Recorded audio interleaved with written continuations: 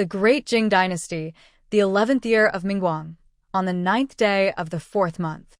In the south, within Yongzhou Prefecture, Fengcheng County, the sky was gloomy, and a fine drizzle fell endlessly. Along the slippery, narrow mountain path leading from Jiangjia village to Songshu Ridge, a long funeral procession slowly approached. The red-lacquered cedar coffin stood out sharply against the gray, rainy backdrop. In Fengcheng custom, black-lacquered coffins were used for those who passed away peacefully. Red-lacquered ones were for those who died young or met an untimely end. So when passers-by glimpsed the red coffin from afar, they sighed deeply. What a pity! Such a fine young girl. Looking closely at the procession, there were men and women, old and young. Their muffled sobs blended together as they walked. At the very front was a thin boy of about 8 or 9 years old, a strip of mourning cloth tied around his head. He held a spirit tablet in one hand and tightly gripped a mourning staff wrapped in spirit paper with the other. His knuckles were turning pale from the force. Step by step, he moved forward, pausing often to glance back at the red coffin behind him. Inside lay his elder sister, the last family he had in this world. The drizzle slid off his bamboo hat and down his face, mixing with his tears until he could no longer tell rain from sorrow. His chest felt icy cold. The coffin was carried up the mountain and set down before the grave, already dug and waiting. The geomancer stepped forward, catching a bright red rooster. He clipped its comb and let its blood drip onto the coffin, chanting prayers for blessing and peace. When the proper moment arrived, 16 coffin bearers used thick hemp ropes to carefully lower it into the shallow, rain-soaked grave. The number of bearers varied by custom, sometimes 4, sometimes 8. Here, there were 16. The geomancer scattered a handful of white rice over the coffin, then handed the shovel to the young boy. According to local tradition, the first spadeful of earth had to be laid by the closest kin. Only afterward could the bearers finish sealing the grave. Yen, go on. Place the earth. Jiang Yen clutched the shovel, trembling all over, his sobs choking his breath. Inside lay his beloved sister. Once the soil fell, he would truly have no family left in the world. As Jiang Yan's cries rose, the women around him, his aunts and cousins, joined in, weeping together in grief. Seeing this, even the men present began to tear up. As the lucky hour was about to pass, the feng shui master urged softly, "Son, the dead cannot return. Please control your grief. If you continue like this, your sister will not be at peace even in the afterlife. Besides, she was a person of great virtue. In her next life, she will surely be reborn into a good family and live a prosperous life." Jiang Yen, lost in thought, finally wiped his tears. With trembling hands, he lifted a shovel of earth and was about to cover the coffin when something strange happened. A sudden clap of thunder exploded across the sky.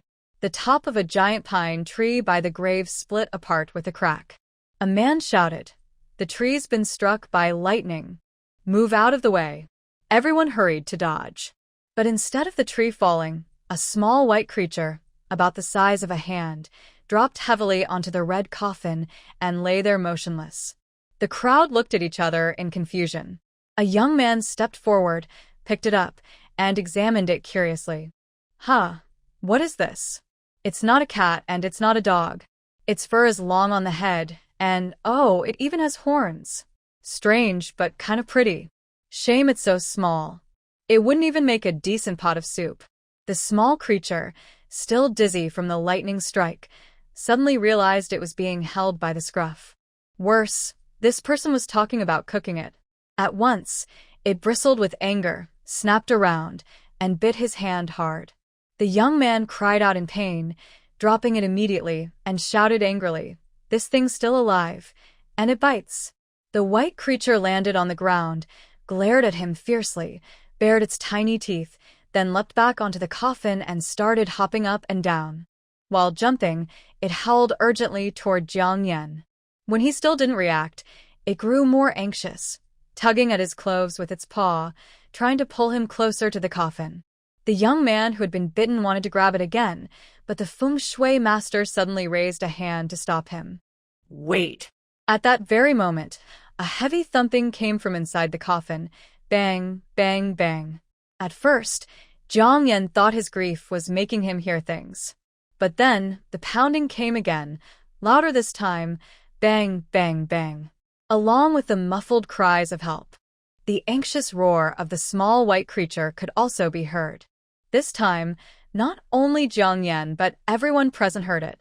No one had ever seen such a strange scene before, and their faces turned pale with fear. A few timid young girls screamed and huddled together. The young man whose hand had been bitten by the little creature stammered in a trembling voice, "Mother, could this be a corpse rising again?" Before he could finish, the old clan leader slapped the back of his head hard. "Nonsense. That's not what's happening. Nuanya is not dead. She's finally recovered. What are you standing there for? Hurry and open the coffin to save her. You young folk know nothing. Do you think our ancestors made us keep the body for 3 days before burial for no reason? That was important wisdom passed down. This little creature is full of spirit. It must have sensed that the person inside was still alive and was crying out for us to rescue her." Hearing the old clan leader's words, the people suddenly came to their senses. In a rush, they hurried to pry open the coffin. But when the lid was nailed down that morning, 7 nails had been hammered firmly in place. With no crowbar at hand, no matter how hard they tried, the group couldn't open it. Meanwhile, the cries from inside the coffin were growing weaker, and everyone grew more anxious. The village was still 4 or 5 li away. If someone ran back to fetch tools, it would be too late. Just as panic overtook them, the tiny white creature leapt onto the coffin lid again. It bit the small edge of a nail sticking out and pulled with all its might. A sharp screech rang out, making everyone wince, and incredibly, the 7-inch nail was pulled out completely. The people were left utterly speechless in shock. Then the little creature pulled out the second nail, the third, until all 7 nails had been removed. The moment the lid creaked open, a pale-faced young woman sat up stiffly, holding onto the edge of the coffin, and let out a long breath. In a weak voice, she said, "I think I still have a chance to be saved." With that, exhausted, she fell back into the coffin. This time, however, she forced herself not to close her eyes, afraid they might bury her again. The crowd hurried to lift her out of the coffin. The men quickly cut a few branches and made a simple stretcher. They covered her with a straw raincoat and carried her down the mountain at full speed. What surprised everyone was that the little white creature also leapt onto the stretcher, curling up by Jiang Nuan's neck. It even rubbed its head gently against her and made soft whimpering sounds, as if afraid of losing her again. On the way, Jiang Nuan tightly held his sister's hand, both sad and overjoyed, speaking in broken words from excitement. "Sis, you came back to life. It's so good you came back. I knew you wouldn't leave me." Sis. Having escaped death and been shut in the coffin so long that she was nearly suffocated, Jiang Nuan truly had no strength left to speak. She could only squeeze her brother's hand lightly to comfort him and tell him not to worry. The group hurriedly carried her to the riverside dock, boarded a boat, and rushed her to the county clinic. The elderly doctor of Renan Hall, with hair and beard as white as snow, took her pulse and said, "No serious problem, just weakness. Has she not eaten for several days to end up like this?" Everyone exchanged confused looks. With red eyes, Jiang Nuan murmured, "My sister hasn't eaten for 3 days." Counting the time in the coffin and the half-day before the accident, it was truly 3.5 days in total. The old doctor glanced at the boy, but, perhaps thinking he was too young, ignored him and instead asked the villagers nearby, "Where are this girl's parents? Even if you value sons more, you can't deny a daughter food. Keep this up and you'll be preparing her funeral." At once he told a young assistant to fetch porridge. "Plain rice porridge, hurry." Jiang Nuan bowed deeply and explained, "Doctor, it's only my sister and me left in the family." The doctor was stunned, then heard the Jiang clan's elder add, "Doctor, it's true. We didn't mean to leave the girl hungry. The matter is complicated." He then explained what had happened in the past few days. After listening, the old doctor stroked his graying beard and gave a long "oh." Smiling kindly at the girl lying there, he said, "So you're the brave young lady who saved people at the riverbank a few days ago. Good girl, truly outstanding, no less than any man. You swallowed water and must have only lost your breath for a while. They didn't understand and mistakenly thought you had passed away. Luckily, you woke up in time, or you really would have been buried alive. It seems that because you've done many good things, even the king of the underworld refuses to take you. Have some porridge and go home to rest well. In a few days you'll be fine. You see, after surviving such a great danger, good fortune will surely follow." Then he scolded the elders. "You people really act recklessly. When someone may or may not have passed away, you must let a doctor examine them first. Look at the trouble you nearly caused this poor young girl. She was lucky to escape drowning, yet she nearly ended up being buried alive by you." These harsh words made everyone blush with shame, and none dared to lift their heads. But to explain what happened, we must go back 3 days earlier. The Foam River, 5 miles upstream from Jiang village, is split into 2 channels by a large sandbank. Because this sandbank looks like a carp, it was named Carp Island. On one side of the river lies Jiang village, and on the other side lies Ganha village. The 2 villages face each other across the river and the sandbank. 3 days ago, the elderly mother of landlord Wang from Ganha village celebrated her 60th birthday. For the occasion, he invited an opera troupe from the prefectural city to perform all day long. When the surrounding villages heard the news, everyone was eager to go and watch. The people of Jiang village also sent a big boat of villagers. Everything was fine on the way there, but on the way back, a big problem occurred. No one knows which troublemaker did it, but someone secretly cut the ropes tying a large timber raft, which had been tied at Ganha village's dock and was about to be sent downstream to Changsha Prefecture. As a result, the tightly bound raft broke apart into 2 sections and floated into the river channel, blocking it completely. It would take at least 2 days to clear it away. With no other choice, the people of Jiang village decided to risk taking the upstream route through Yudo Shoal to return home. Yudo Shoal is also known by the locals as Cursing Shoal. It got this name because it is the most dangerous stretch of water in all 180 miles of the Foam River. The shoal is filled with rocks, the water is swift, and hidden currents swirl beneath the surface. For generations, it has been infamous as a deadly place. Countless boats have capsized there, and countless lives have been lost. There is an old saying, "Cursing Shoal, Cursing Shoal. Out of 10 boats passing, 7 will turn over. The poles break against the Dragon King's hull, and the curses shake the mountains." This shows just how perilous the place truly is. For this reason, people living along the river, unless absolutely forced, never choose that path, except for large timber rafts. But this time there was no other way, so they went through Cursing Shoal. Unexpectedly, disaster struck. Those who grew up by the riverside, whether young men or women, could all swim. But the elderly, young children, and women who married in from other villages were not so lucky. When the boat overturned, Jiang Nuan had just come down from the mountains and was washing freshly dug herbs by the riverbank. Seeing the accident, she quickly pushed her bamboo raft into the river to save people. She was only 13. Even though she was capable and hardworking, her strength was still limited. After pulling a mother with 2 children and then an old man from the water, she tried to rescue a 5th person. But because that person was so heavy, Jiang Nuan was dragged down into the river. Although she could swim, by this point she was exhausted. The current was strong, and a big wave slammed her under, sweeping her away. By the time the young men of the village found her downstream, an entire hour had already passed. She was caught against a floating log, lifeless and silent.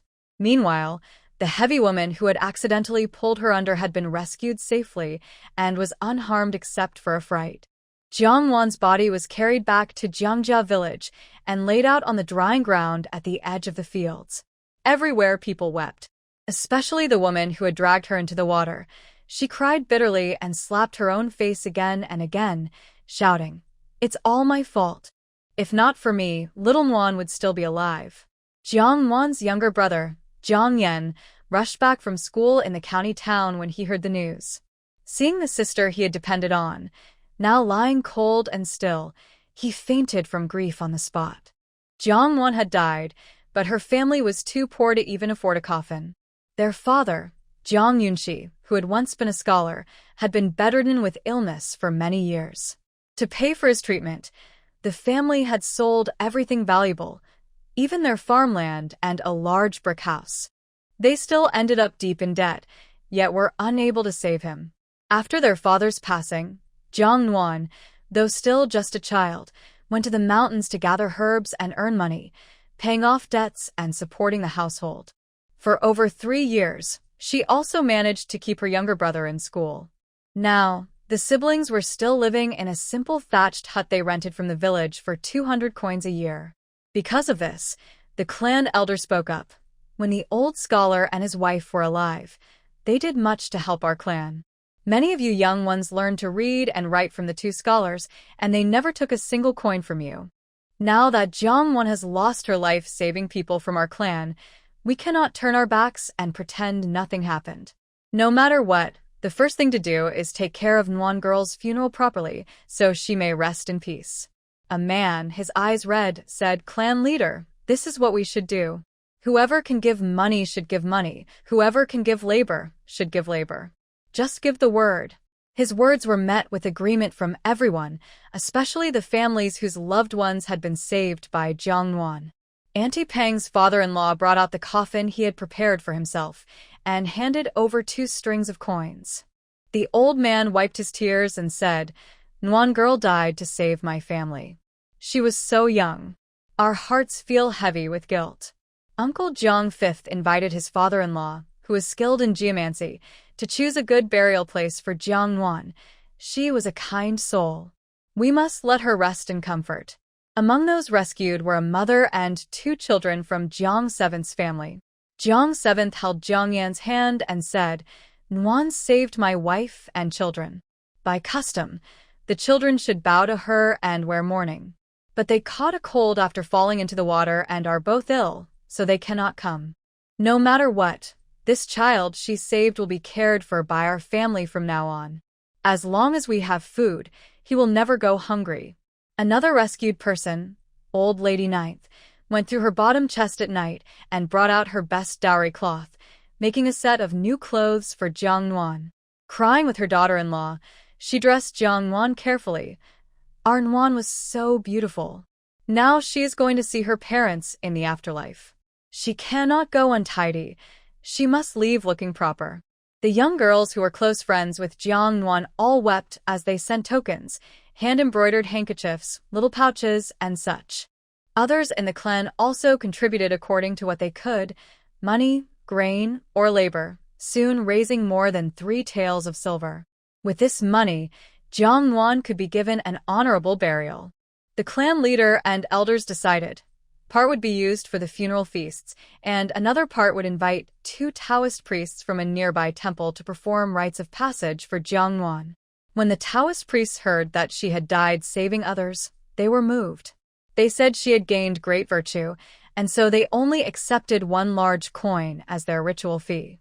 News of Jiang Nuan spread quickly, and people in the nearby villages all sighed with pity. Even the county magistrate in the city, after hearing about her good deeds, was so moved that he sent people with money and gifts for her funeral. After her body was kept at home for 3 days, the day of the funeral came. The whole village gathered. Elderly villagers who could no longer walk far escorted her coffin to the edge of the village. Anyone who could still walk followed the coffin up the mountain. Just when grief was at its deepest, a sudden clap of thunder rang out, and a small animal appeared, pulling the nails from the coffin. To everyone's shock, Jiang Nuan came back to life. It seemed like heaven had shown mercy. The people of Jiangjia village were overjoyed. At the clinic, after drinking some water and porridge, her face was still pale, but no longer deathly white. The doctor prescribed medicine to help her recover and told her to rest at home. No one knew that after her return from the brink of death, Jiang Nuan's mind was filled with memories, strangely familiar, yet not her own. In fact, they were from her previous life. In that life, she had lived in Huagua, a world far more advanced in science and technology than this one. From a rural orphan, she grew into a successful career woman in an international city. Later, tired of city life, she resigned and returned to her hometown. She used her savings from many years of work to renovate her old family house, turning it into a countryside guest house.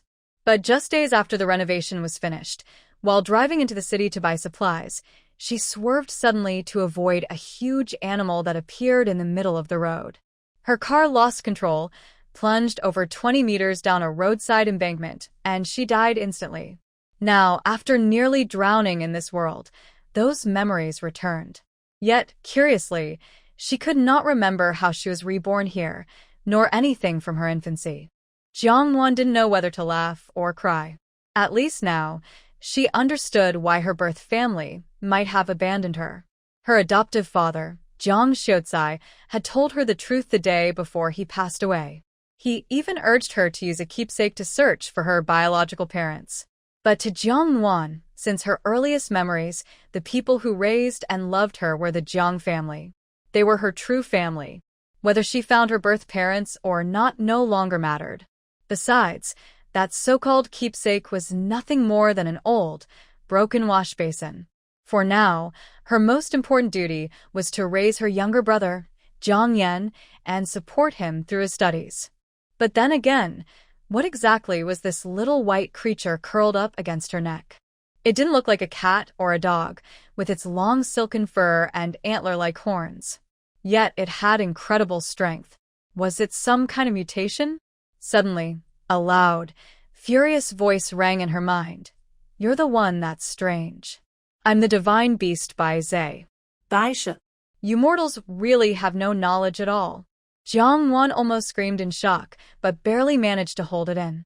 Looking at the furry bundle so close to her, she forced herself to stop trembling. After a long time, she finally lifted one finger and gently poked its round rump. Cautiously, she asked in her mind, "Was it you just now, the one speaking to me? I'm not just some creature." "Wait, that's not right. Well, never mind." The little beast bared its tiny teeth in frustration. "Of course it was me. Who else could talk to you? And listen well, you are to call me Lord by Zhe, the divine beast. If it weren't for me, you would already be gone." Jiang Nuan stared at it for a while, her doubt plain on her face. "I really am grateful you saved me, but can you stop bragging? Legends say divine beasts are huge and majestic. You're only as big as my palm. You could pass for a divine beast's pet at best." The Bai Zhe puffed up immediately. "Who do you think you're looking down on? I know the heavens above and the earth below, and I understand things even spirits fear. Being chosen by me is a blessing earned through 10 lifetimes, so stop being ungrateful." Then it fiercely bit her shoulder, making her gasp from the pain. Jiang Nuan reminded herself this little creature had saved her life, or else she might have slapped it away. Instead, she scolded it in her mind. "Don't go too far. You're still an animal. What if you carry some kind of disease? If that's the case, I'd rather just drop dead now. It would at least look better." The little beast grew even angrier and bit down again. "You're the one with the disease. Your whole family has it. I'm making a life bond with you, silly human." The little beast hadn't even let go yet when someone suddenly lifted it by the scruff of its neck and dangled it over the side of the boat. The young boy glared coldly and threatened, "Bite my sister again, and see what happens." Baze was nearly angered to death by the brother and sister, and was also afraid that Jiang Yan might really throw it into the water. After struggling for a moment, it puffed up in frustration and then stilled, finally behaving. Jiang Nuan laughed gleefully, finally feeling a bit avenged. But after everything she had just gone through, her strength and spirit were still very low. Not long after, she once again fell into a deep sleep. When she opened her eyes again, it was already the next morning. Seeing her awake, Jiang Yan was overjoyed. "Sister, you're awake. Are you hungry?" Just now Auntie Fong sent over a bowl of white rice porridge, saying it would help you recover. It's been cooked perfectly, with rice oil floating on top. Drink it while it's still hot. All right, Jiang Nuan agreed, accepting her younger brother's care. Her body was indeed weak, and she needed nourishment. The porridge was soft and fragrant. As she lifted her spoon, she asked her brother, "Have you eaten yet?" Jiang Yan nodded. "I already had some. I cooked a pot of brown rice porridge with vegetables and ate a big bowl. You go ahead and eat first. There's still medicine brewing on the stove. I'll go watch the fire." After he left, Jiang Nuan picked up her bowl, ready to take a bite. Suddenly, a white puffball darted over, leaping beside the bowl and slurping up a huge mouthful. The next second, it spat everything out with a loud pft, spraying it everywhere. With disgust, it complained, "What is this? It has no flavor at all, so awful." Setting down the bowl, Jiang Nuan gave it a cold look. They say Baze is a sacred beast. You can speak, understand the feelings of all creatures, know the affairs of spirits, and drive away evil. Yet you don't realize how precious white rice is to ordinary people in this world? Seeing it go still, she continued, food is scarce. Life for common people is hard. Even though Fengcheng produces rice, the reality is that most families still have to work year-round just to barely get by. White rice is a luxury. Families only cook it during major festivals, or when an elder or child is sick. This bowl of porridge also shows Auntie Fong's kindness. For you to waste it like that, it's truly wrong. Baze froze, staring at her for a while. Then it glanced at the scattered grains on the ground, and finally lowered its proud head in shame, its snowy tail quietly sweeping the floor. "I'm sorry, I was wrong. I took things too lightly. I won't ever do that again." With that, it went off to fetch a broom to clean up the mess. Jiang Nuan sighed and reached out to pat its fluffy little head. "I'll do it. Just this once, but don't make a habit of it. It's good to admit mistakes and make changes." Baze nodded seriously. But it still complained, "Your family is really too poor. There isn't even a bit of meat." "I want meat." Jiang Nuan laughed. "Yes, my family is indeed poor. Aren't you a mighty divine beast? Why don't you turn some gold and jewels out for me?" Baze jumped up. "How could I? I'm Baze, not some magic-wishing animal." "Exactly. Stop dreaming and start working hard. That way, money will come naturally." "I don't care. You need to recover quickly, earn money, and buy me some meat." Jiang Nuan put her hands on her hips. "So what you mean is, "You're planning to stay with me?" Baze leapt onto the small table, stood up straight, placed its front paws on its sides like her, and bounced its little horn as it stared back at her. "What? You don't agree? I'm staying with you, and you can't drive me away." Jiang Nuan couldn't resist the cuteness of this silly little creature. She reached out and gently tapped its horn. It felt soft and bouncy, like jelly, surprisingly pleasant to the touch. Looking closely, the hair around its head and neck even shimmered faintly with strands of blue light. It was beautiful. "All right, if you want to follow me, then follow. Anyway, I can't afford meat right now." "No problem. If needed, I'll take care of myself." So, when Jiang Yan came back into the room, he learned that his sister had adopted this lovely but sharp-tempered little white beast, and even given it the graceful name Baze. After dinner, Jiang Nuan asked him about what had happened during the days when she had died. Jiang Yan told her everything without hiding anything. Hearing how the villagers had made arrangements for her, Jiang Nuan was deeply moved. Such kind neighbors, they truly cared for her. She swore that if she ever had the ability in the future, she would never forget them. Just then, the voice of the Jiang family's elder rang out from outside the door. "Nuan girl, child, are you awake yet?"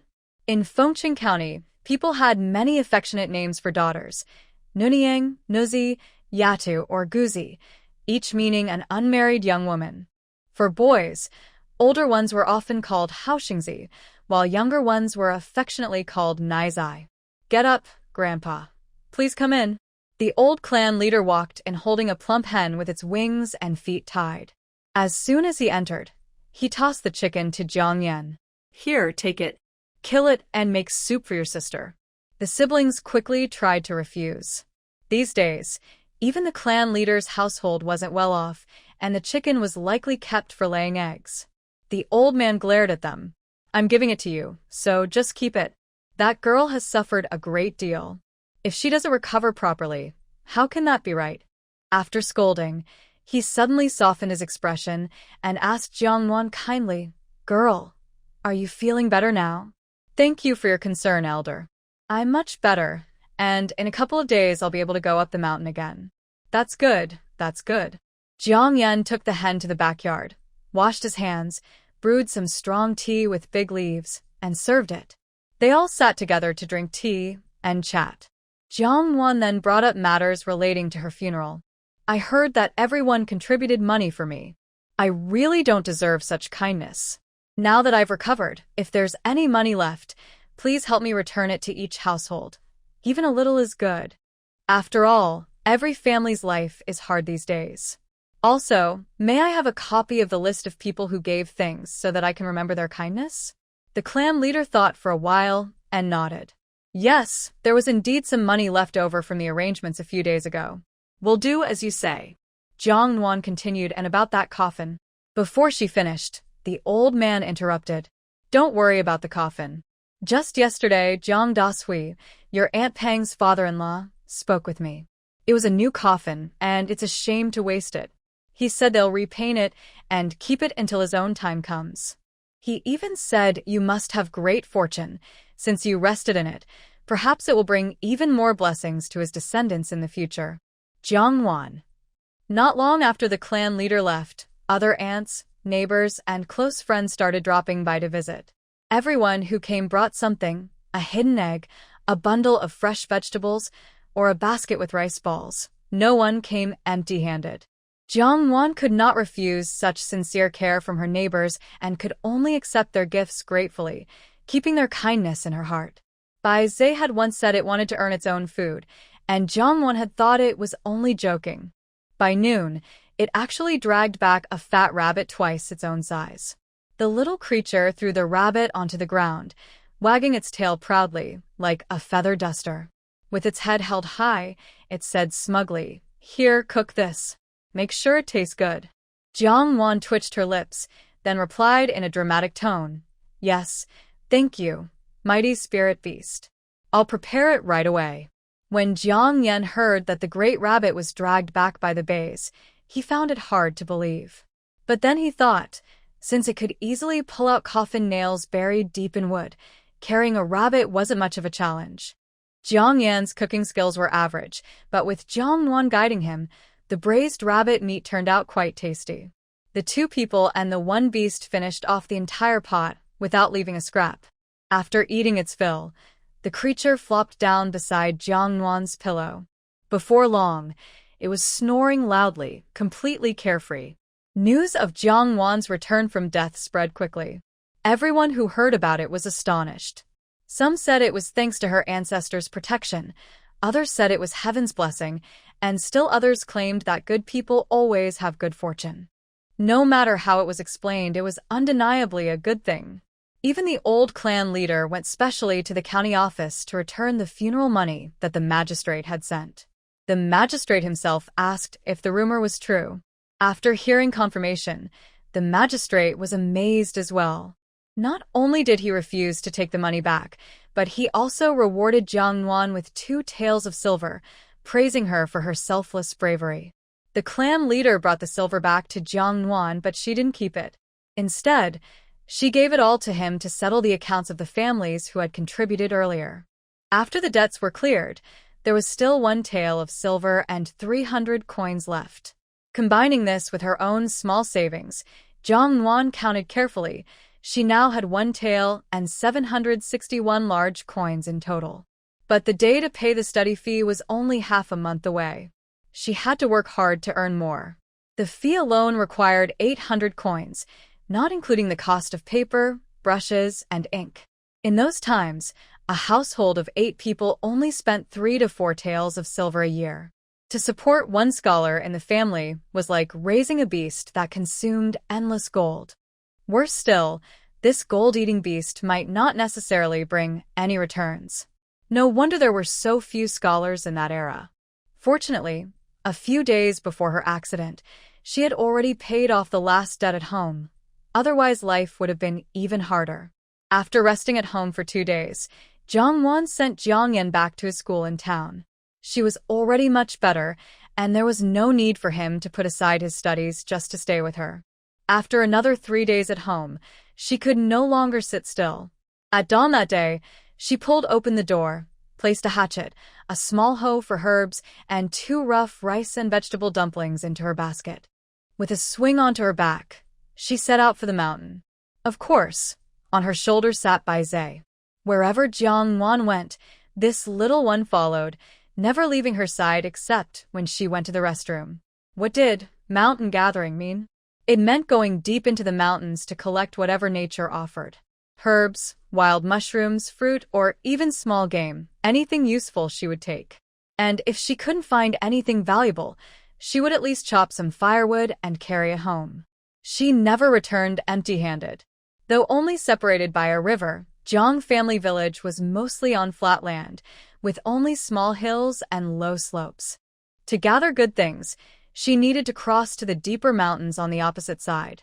For example, the Ox Ridge behind Ganha village, or Tiger Ridge across the river upstream. These were the places Jiang Nuan often visited. On the day of the boat accident, she had gone to Ox Ridge. Today, she planned to go to Tiger Ridge. With Bai Zhe on her shoulder, Jiang Nuan pushed her small bamboo raft against the gentle current, paddling upstream along the riverbank. Bai Zhe always liked squatting on her shoulder, claiming the higher you stood, the better the view. What a show-off. By the river grew thick willow trees, each so large that a person could barely put their arms around them. Some were so big it would take 2 or 3 people together to embrace the trunk. Because of this, the place was called Willow Bay Village. Since everyone there had the family name Jiang and shared the same ancestors, people simply called it Jiang Family Village.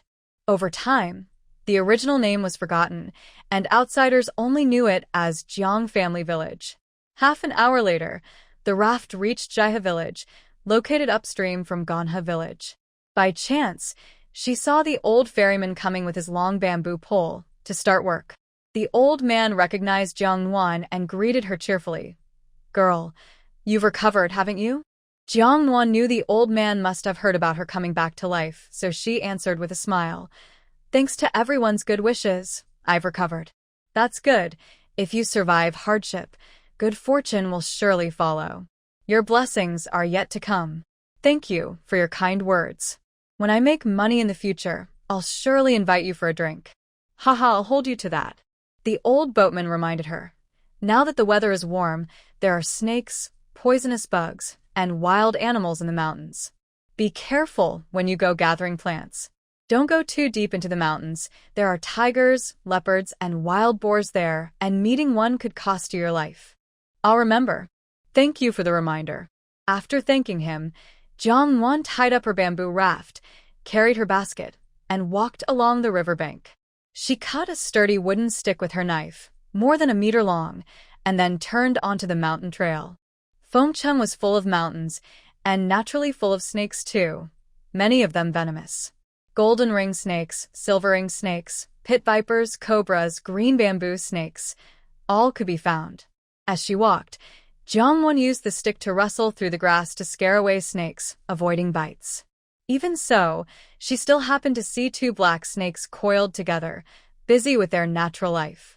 In Fengcheng, snakes were common, and with them came many strange tales. Locals believed that seeing snakes like this was a very bad omen, and feared the snakes would seek revenge. But Jiang Nuan, with memories of her previous life, knew it was just normal animal behavior, nothing else. Still, she followed the customs taught by her elders.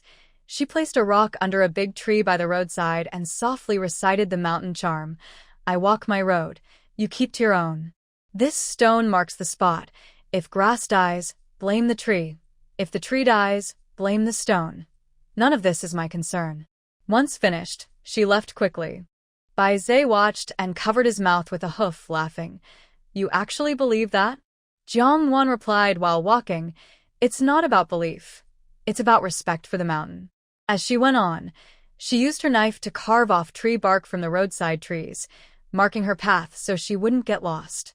Her luck was good that day.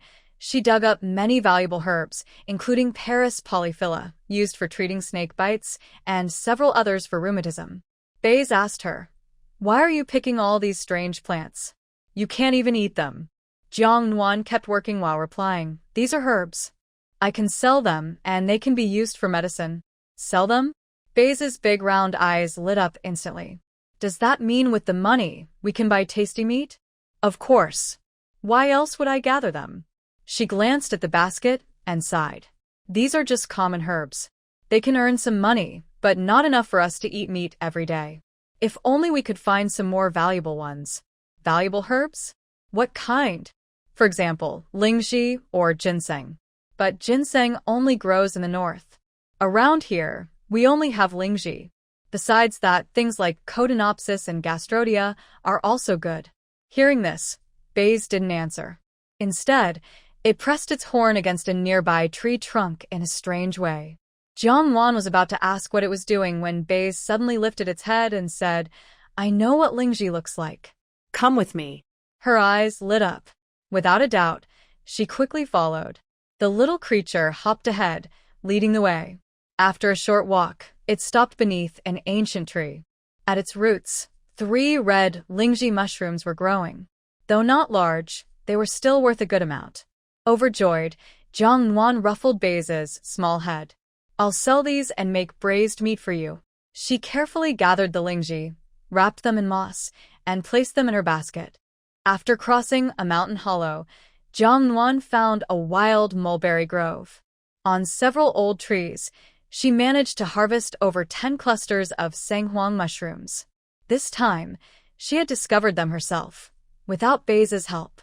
Though not as valuable as lingzhi, sanghuang was still a highly prized medicinal fungus.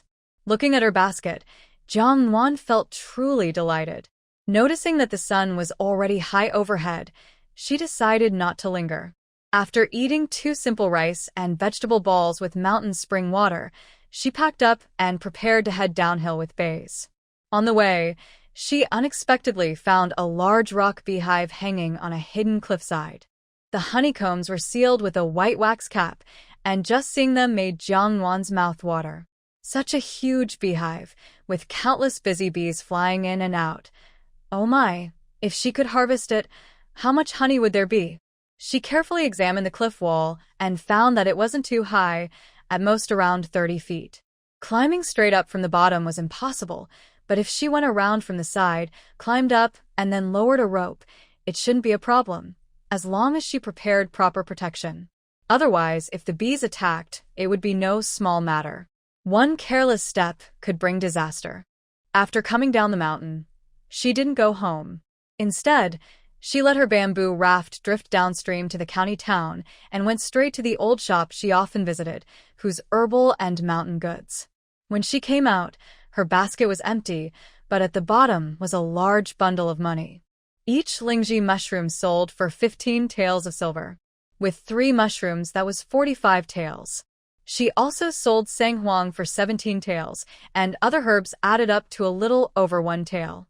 Altogether, she earned 63 taels of silver plus 385 copper coins.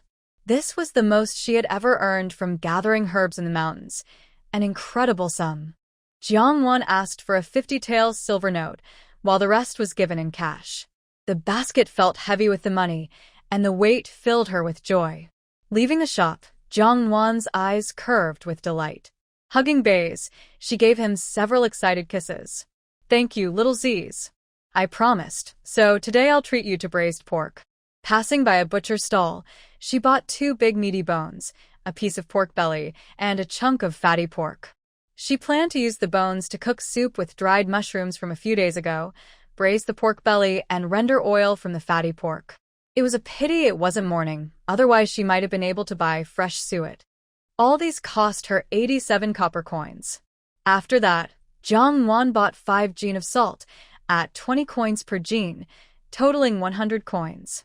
In reference to Tang Taizong's era data, salt was even more expensive than meat, which made her heart ache. Salt in those days was always coarse, yellowish in color, with a bitter taste. Eating too much was unhealthy. She hadn't cared about it before, But now with memories of her past life, Jiang Nuan could no longer accept the bitterness. She intended to refine it herself. Although a little troublesome, it wasn't too difficult, just time-consuming. So she went to the silk shop to buy several feet of fine cotton cloth to use as filter fabric, and then to the tofu shop to buy a bamboo tube of fresh soybean milk. After buying the necessities, she passed by a pastry shop and smelled the sweet fragrance coming from inside. She swallowed hard. She wanted to walk away, but when she saw Bei's already drooling, she finally went in and bought a pound of fresh date cakes. Then she quickly headed to the river harbor, determined not to spend another coin today. In both her past and present life, she could only rely on herself. She had known the hardship and despair of having no money. Even though she earned a little today, there were still too many expenses waiting. Jiang Yan needed to study, and they still didn't have their own house. They couldn't live in someone else's thatched hut forever. She had suffered poverty before, and she was afraid of it. With that thought, Jiang Nuan walked faster. By the time she reached home, the sky was already darkening. First, she grabbed some rice bran and mixed it with vegetable leaves to feed the chickens. To her surprise, there was a new egg in the coop. Happily, she picked it up, planning to steam an egg custard for herself the next morning. Then she went to the kitchen, lit the fire, and started cooking rice while boiling soup. When the rice was ready, the bone and mushroom soup was almost done as well. The rich, milky white broth with chopped green onions smelled wonderful. She also made a big bowl of braised pork. Jiang Nuan ate until she was full, finishing 2 large bowls of rice and soup, burping from being so stuffed. The braised pork was delicious too, but without caramelized sugar, it seemed to lack a bit of flavor. Bei's, however, didn't mind at all. With its head buried in its little bowl, it ate without looking up, muttering that it wanted the same dish tomorrow. After dinner, Jiang Nuan washed the dishes, then began rendering pork fat without resting. By the time she finished, bathed, and was ready for bed, thunder was rumbling outside. Soon heavy rain poured down. She quickly found basins and buckets, placing them under the usual leaky spots in the roof. Listening to the dripping inside the house, her last thought before falling asleep was that once the weather cleared, she had to find some wooden planks to patch up the roof. Otherwise, the rain outside and inside would be too much to bear. The next morning, when Jiang Nuan woke up, the sky was already bright. Bei's was sprawled out on her pillow, fast asleep. The rain hadn't stopped, and the buckets and basins inside were already filled halfway with water. After she poured out the rainwater from the containers one by one and put them back to collect more, she reheated last night's leftover soup and dishes after washing up, counting that as breakfast. By then, Bei's had also woken up. He turned his nose up at such a simple meal, so Jiang Nuan had no choice but to steam a bowl of egg custard for the little one before things finally settled. Since it was raining, she couldn't go up the mountain. Her family had no fields, only a small yard with beans, eggplants, and other vegetables. She was diligent and kept the garden spotless, free of weeds, so there wasn't much work to do there. With nothing else on hand, she decided to purify the coarse salt she had bought yesterday. She dissolved the coarse salt into water, then folded a piece of fine cotton cloth into 3 layers, carefully filtering out as many impurities as possible. Next, she added soybean milk into the pot of filtered brine and simmered it slowly over a small fire. Soy milk worked well in absorbing the impurities from the salt water. Egg whites could also be used, but they were more expensive, so Jiang Nuan didn't consider that option. The evaporation process was very slow. She boiled until nearly noon, using up 2 bundles of firewood, before the brine was finally gone and a clean, snow-like layer of salt appeared at the bottom of the pot. Seeing the fine salt made Jiang Nuan truly happy. She carefully scraped it up and stored it in a small clay jar. Though it wasn't much, it was enough to last her for a while, and she planned to make more for storage when she had time. As for selling it, impossible. In this world, salt and iron were controlled by the government. Selling salt privately was the kind of crime that could wipe out one's entire family. And taking it to the officials as a gift? Without powerful people to support her in court, such a dangerous thing could cost her life before any reward was given. In short, It was best to quietly keep a little for herself. After working all morning, she was drenched in sweat. Jiang Nuan scrubbed the pot clean, heated some water, and took a much-needed bath. She made up her mind. If she went into town tomorrow, she would definitely buy another pot just for heating bath water. After all, using the same pot for both cooking and bathing made her uncomfortable. No matter how well it was washed, it always felt like there was a thin, oily film left on it. Jiang Nuan was still thinking about collecting honey, so she wrapped the oil dregs left from last night's oil making in a dry lotus leaf, took an oiled paper umbrella, and went to the old clan leader's house. The cliff was far too high for her to handle alone, so she planned to find some helpers, and the clan leader's family was the best choice. Since it was raining, nobody was working outside, and people were resting at home. The clan leader's family was surprised to see her come over at this time. They quickly invited her inside, while scolding her a little. Even if you needed to come, you should have waited until the rain eased. What if you get sick from this heavy rain? Jiang Nuan smiled and handed over the lotus leaf bundle. I'm not that delicate. These are just oil dregs left from yesterday. They aren't much, but please don't mind. The clan leader's eldest daughter-in-law, Fang Yuhua, accepted it with a smile and scolded gently. You didn't have to bring anything. Besides, this is something good. You should keep it for yourself. You're already too thin. You should eat more. Jiang Nuan laughed softly. Don't worry, Auntie. I've kept some for myself. More than enough. Actually, I came today because I need your help. She then told them about the large cluster of cliff bees hives she had seen at Tiger Ridge the day before. The place is high, and we'll need ropes to lower ourselves down. I can't do it alone, so I thought to ask you. I checked already. It's a big area, and now it's flower season. Many new hives are sealed white. If we harvest them, we could get at least 100 jean of honey. Honey sells for over 100 coins per jean in the county. This could mean a very good income.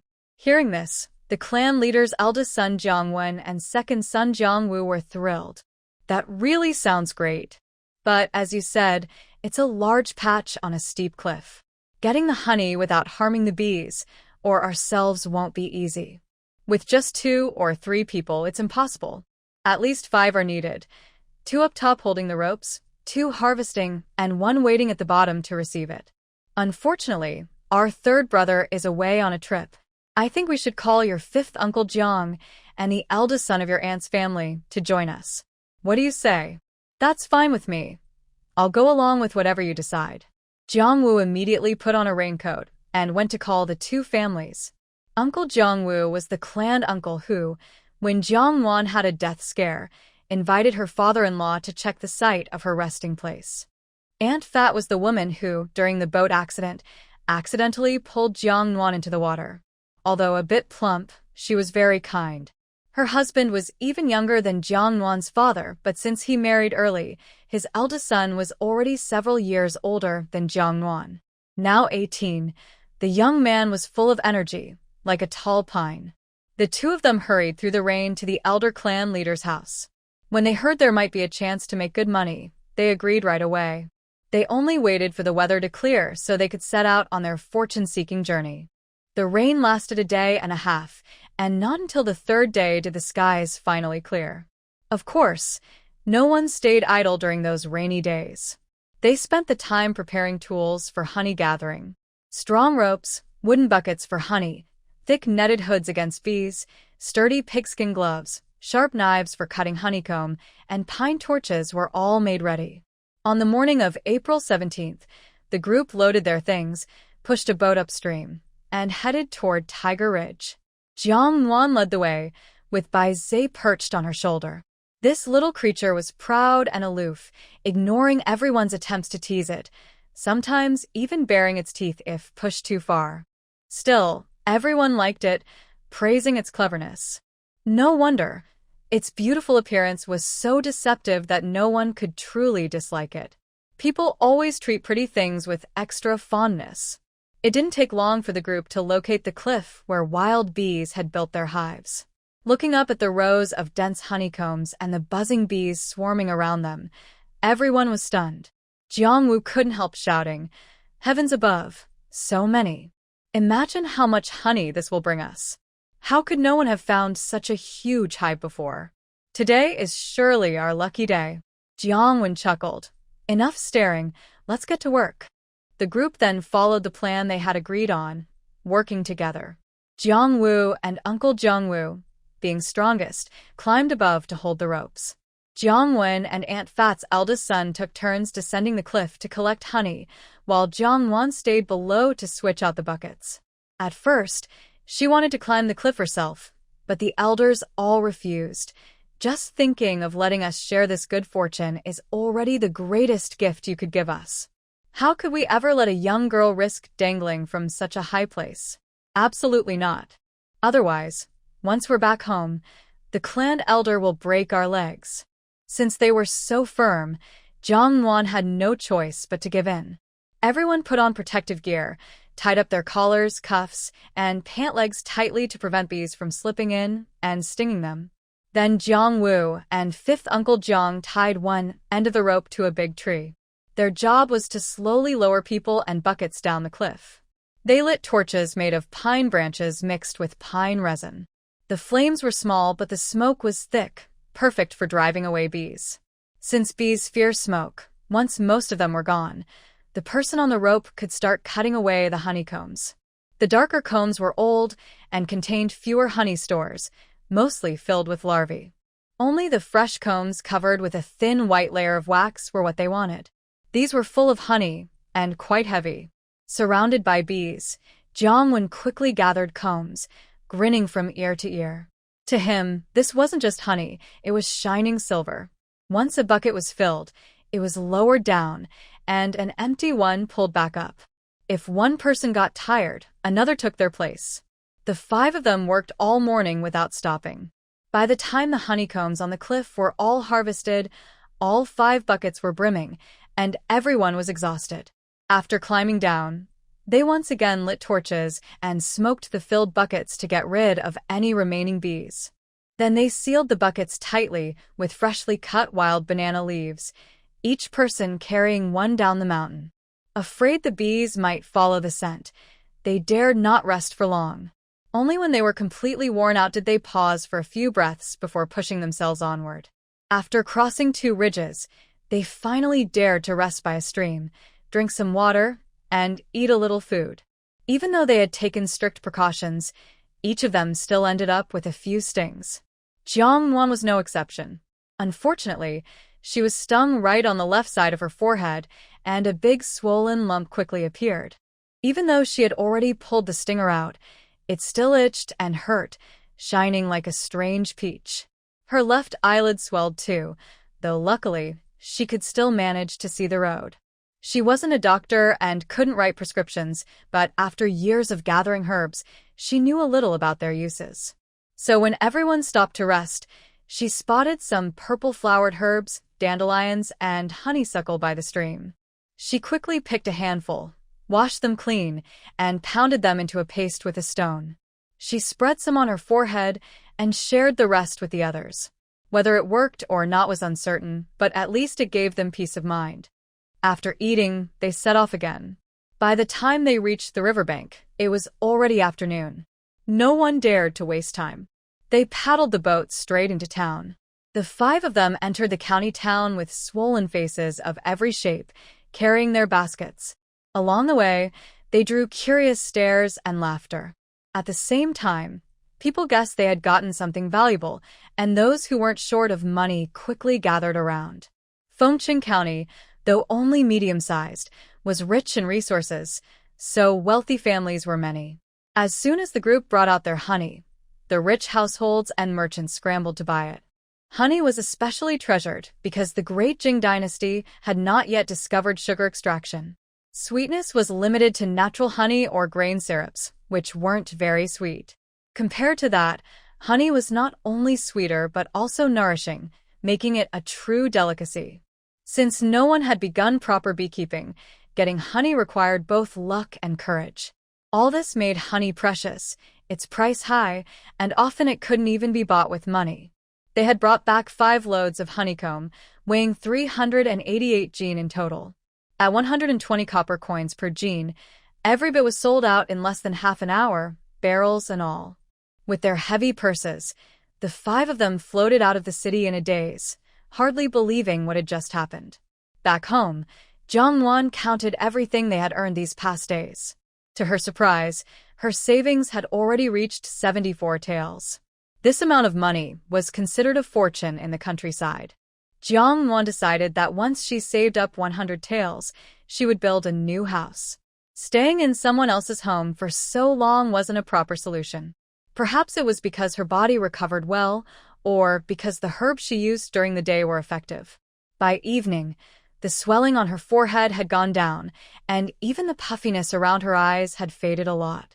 It was truly a relief. After her bath that night, she applied more herbal paste. By the next morning, the swelling had noticeably decreased. The sky was overcast that day, and fearing heavy rain, Jiang Nuan chose not to go up the mountain. Instead, she paddled her small bamboo raft back to the county town. Surprisingly, Bai Zhe didn't follow her this time. The little fellow had sneaked honey while everyone was gathering it yesterday and had eaten too much. Now he was lying around at home, too sluggish to move. Jiang Nuan kept thinking about the large pot she had long wanted to buy. Today, no matter what, she had to bring it home. She was tired of washing in water that always had a layer of oil floating on top. With her household registration papers, she smoothly bought the big iron pot she had been longing for. Iron was truly expensive in those days. Just one pot cost her 550 copper coins. It's recorded that the price of iron pots varied by dynasty and size, so this was taken as an average value. It felt like daylight robbery. No wonder common families usually only had 1 or 2 pots. The price really was too high. The pot was large and heavy. Worried she couldn't carry it, the shopkeeper kindly made her a netted backpack of straw rope tied to a wooden frame. Strapped to her back, it looked like a giant turtle shell, clumsy and heavy. Jiang Nuan thought that if she went into the water like this, she might even compete with the turtle minister for a post in the Dragon Palace. Luckily, no one along the way laughed at her. After all, anyone who could afford such a big pot was surely not short of money. Still, carrying dozens of pounds of iron on her back, bent over with her head down, was far harder than carrying a bamboo basket of the same weight. After walking for a while, Jiang Nuan felt she couldn't take it anymore. She considered hiring a horse cart or an ox cart to deliver it to the pier, even if it meant spending extra money.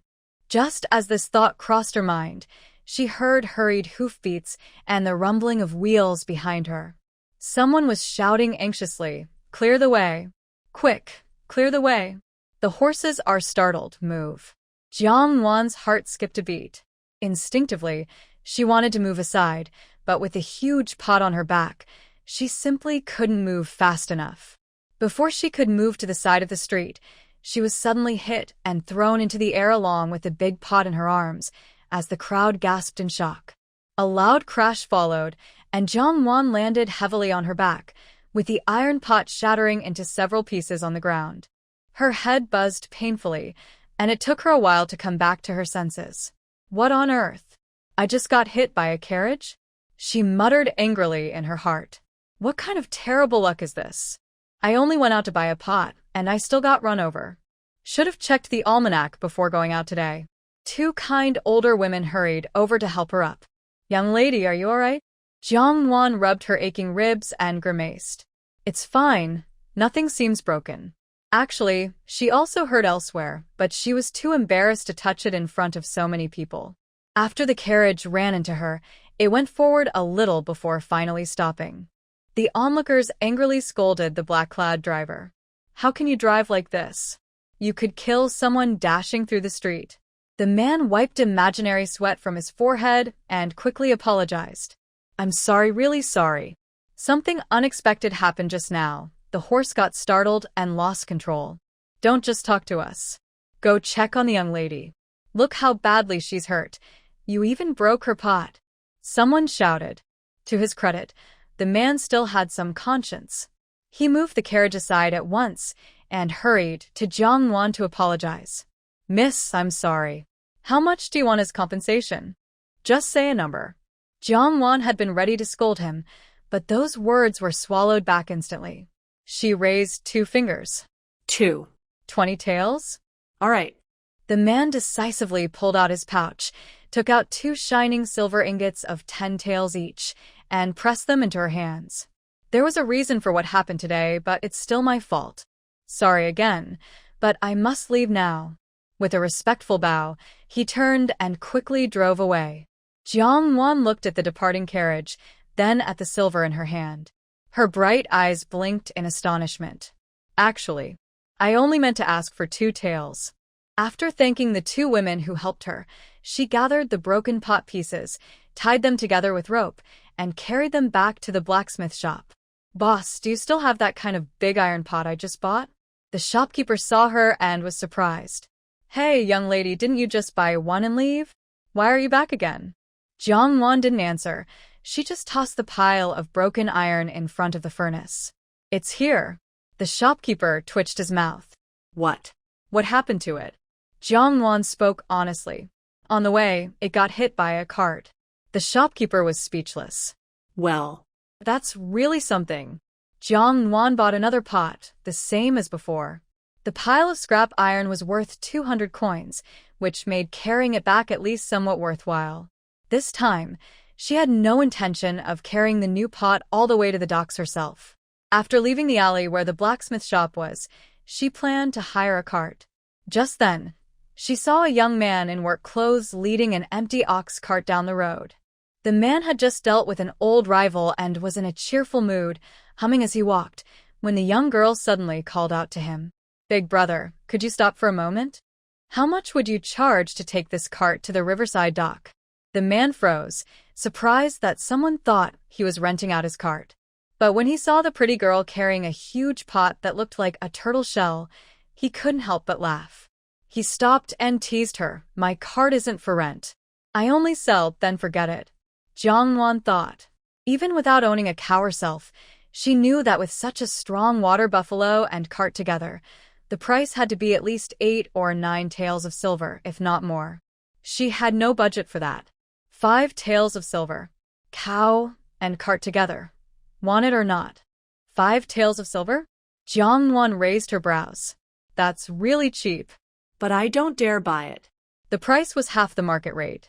There was no such thing as getting something for nothing. Who knew whether the cow was stolen? The young man seemed to catch her meaning and chuckled. Little girl, you're young but already cautious. He pulled out a deed from his chest and waved it in front of her. To tell you the truth, I bought this cow for temporary transport. Now I'm heading back north, and since it's too big to take by boat, I have to sell it here. When I bought the cow and cart, it cost me 10 taels of silver. I saw you struggling to carry such a big pot alone, so I figured I'd give you a fair deal. This is the price. If I take this to the cattle market in the south of the city and shout once, people will fight over it. Believe it or not, little girl, don't miss a good deal. Jiang Nuan's eyes lit up the moment she saw the contract. She reached out with a big smile. I believe you, of course I do. But, can you let me take a look at the contract first? Do you even know how to read? Go on then, take a look. The man in sturdy clothes looked down on her. Jiang Nuan widened her pretty eyes. Both my father and grandfather are scholars. Reading and farming passed down in our family. Do you think I can't read? Fine. Take a look. Jiang Nuan freed one hand to carefully check the contract. It was indeed a cattle deed, but the seal was from the neighboring county. Why is the seal from the other county? The man frowned. So what? Who says a cow cart can't be brought over from there? Besides, if I really stole the cow, would I also steal the contract? That's true. So you're really selling it to me for 5 taels of silver, cow and cart together? A man's word cannot be taken back. All right then, I'll take them. Jiang Nuan pointed toward the street. The county office is just ahead. Let's go there and have the deed reissued. She immediately lifted the heavy iron pot she had been carrying and placed it on the cart. The man turned the cart willingly and went toward the office. At the county office, they changed the contract and silver was exchanged on the spot. When people heard that such a strong ox with a cart was sold for only 5 taels, even the clerks and officers said Jiang Nuan had struck an incredible bargain. Jiang Nuan herself felt proud. It was like good fortune falling straight from the sky. Now that she had an ox cart, she wouldn't need to carry the heavy pot on her back. But her bamboo raft could only be left behind until next time. Since she didn't know how to drive the cart properly, she simply led the cow by hand, planning to exit through the south gate and return home by land. Just outside the gate, she saw fifth great-grandfather from the village carrying a load of woven trays on his shoulders, clearly having come into town to sell them. Jiang Nuan called out to him. The old man turned his head and immediately burst into a smile when he saw her with the eye-catching water buffalo. Nuan, whose ox cart are you leading? Jiang Nuan lifted her chin proudly. I just bought it. Impressive, right? My. That's wonderful news indeed. The old man dropped his load by the roadside and eagerly came over to look at the cow.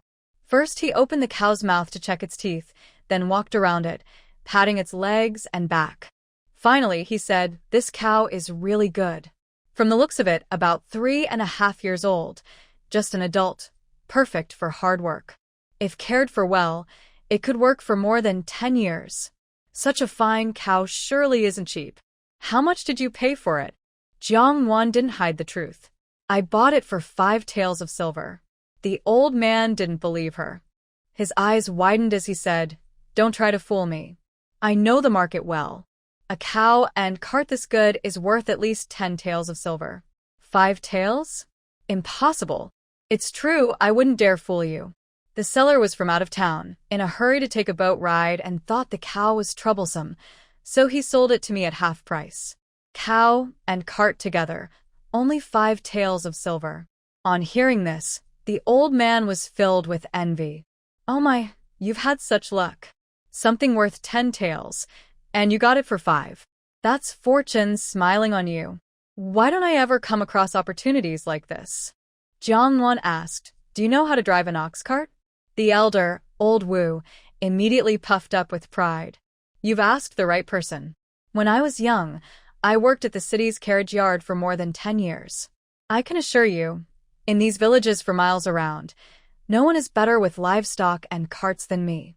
Hearing this, Jiang Nuan smiled. "That's wonderful." She handed him the rope tied to the cow. "I came to the county today to buy a cooking pot, and my bamboo raft is still at the dock. Besides, I don't know how to drive a cart, so I'll trouble you to take us back. Later, I'll treat you to some rice wine. And I'd be grateful if you could also teach me how to handle the cart." The old man was overjoyed. Of course.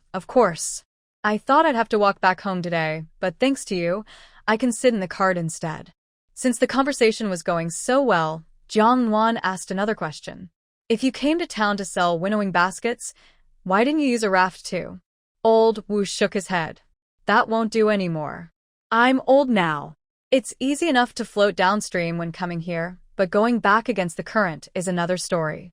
These old arms don't have the strength to paddle upstream anymore." So that was the reason. Jiang Nuan chatted with the old man for a while, then helped put his empty carrying pole onto the cart before returning to town. She bought 2 jars of rice wine, each weighing 5 pounds, and a box of snacks suitable for the elderly. Thinking of how little rice was left at home, she also bought 10 pounds of polished rice, 30 eggs, and a large piece of pork belly. Snacks could be skipped, but since she was still growing, proper nutrition was necessary. Now that there was also a picky little carnivore living at home, meat became even more important. When Jiang Nuan returned, she found her small courtyard surrounded by people. The big water buffalo she had just bought was tied to the loquat tree in the southwest corner of her yard.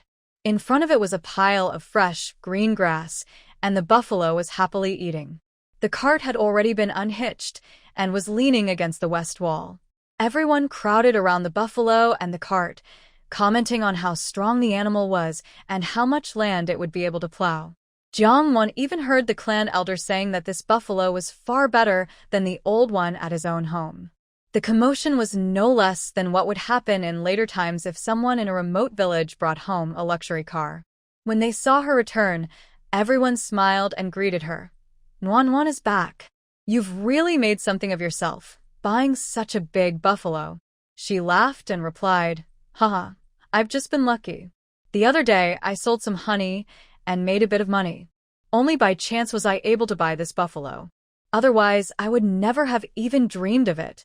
The villagers had already heard from old Zhang Wutai that Nuan had bought the buffalo and cart for just 5 taels of silver, which made them all envious.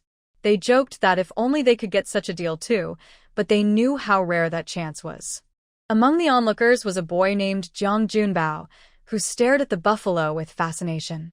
Even at noon, after everyone else went home to eat, he still lingered, peeking shyly from behind the big camphor tree outside the yard. Because of poor nutrition, though he was already 7 years old, he looked more like a 5 or 6-year-old, thin, small, and dark-skinned. Jiang Nuan waved to him. Junbao, come here. He was, like her, a child without parents, living a hard life. Junbao seemed surprised that Jiang Nuan had called him, but after hesitating for a moment, he walked over and said softly, Sister Nuan. Jiang Nuan placed a boiled egg in his hand and gently patted his head with a smile. Do you like the ox? She asked. The child nodded. Yes, I like it. The ox is so strong. It can plow the fields and pull carts. It's amazing. If you want to look at it, do it openly. But don't stand behind it, all right? I'm worried it might kick you. Yes, I know. The child held the boiled egg tightly, swallowing hard, but he resisted the urge to eat it. He asked shyly, Sister Nuan, can I take it home for my little sister and my grandma? Jiang Nuan nodded. Of course. But this one you should eat yourself. I'll prepare some more for them. With that, she led him into the house and found a clean little cloth bag. She poured in some polished rice, about 3 or 4 pounds, and added 5 boiled eggs. Then she went to the back of the house, pulled 2 large plane tree leaves, and wrapped up a big piece of meaty bone to hand to him. Take these home. Ask your grandma to grind the rice into fine porridge for your sister. The eggs can be steamed for her. As for the bone, you can use it to make soup. Seeing so many good things, Jiang Junbao hesitated. His grandma always told him that even though they were poor, they must not take what wasn't theirs. And if someone gave them something too valuable, they shouldn't accept it. Even as a child, he knew how expensive polished rice was. And eggs and meat were luxuries his family couldn't afford. Sighing lightly, Jiang Nuan pushed the bag back into his hands with a smile. Don't think too much. I'm family, not an outsider. Just take it and hurry home. Only then did the child bow politely, thank her, and run off with the bundle, his small figure disappearing quickly down the road. After he left, Jiang Nuan cooked some rice. Then she went to the vegetable patch on the east side of the yard, picked the largest chili peppers, and prepared to make stir-fried pork with chilies. These were the very first peppers of the season, fresh and tender. The water spinach had also grown tall enough. She picked a handful to stir-fry with garlic and dried chilies. Just then, Baze jumped down from the loquat tree with a half-ripe fruit in his mouth. He spat it out impatiently. Bah, this fruit tastes terrible. Jiang Nuan casually glanced at it, her hands moving constantly. Hey, you're finally coming down from the tree? Baze extended his paw and stretched lazily, his back arched high. Isn't it because I'm worried they might steal our cow? Really? I didn't realize you care so much. Baze suddenly puffed up with pride. Of course I do. He looked at the greens Jiang Nuan was holding and immediately bristled. More of this grass again? No, I want to eat meat. Haha, if you love to eat it, then eat it. Jiang Nuan was quick. Soon, she brought the meal to the table. Using natural, organic ingredients cooked over fire, the smell was so good that even celestial beings would jump over walls to get it. As for Baizé, he ate while complaining about why meat had to have other things added. He thought meat should just be meat. Meanwhile, at the Jiangjinbao household, Grandma Wang, Jiang Junbao's grandmother, saw the items her grandson brought home and couldn't help but cry tears of joy. She initially didn't want to accept them because their family was so poor they had nothing to give in return. But seeing her petite and weak granddaughter, she couldn't bring herself to refuse. She reached out, tears in her eyes, and told her grandson, Nuan lost her parents when she was young and is taking care of her younger brother. Even though their lives are hard, she still helps us sometimes. Junbao, you must remember this kind of kindness. When you grow up, you must repay her. Yes, Grandma. I will remember. The young girl was only 13, yet she went out to harvest honey. Was honey that easy to get? She could have lost her life accidentally. In her home village, 2 years ago, someone had been stung to death by bees. You could see the swelling on her head from bee stings, still visible after 2 or 3 days.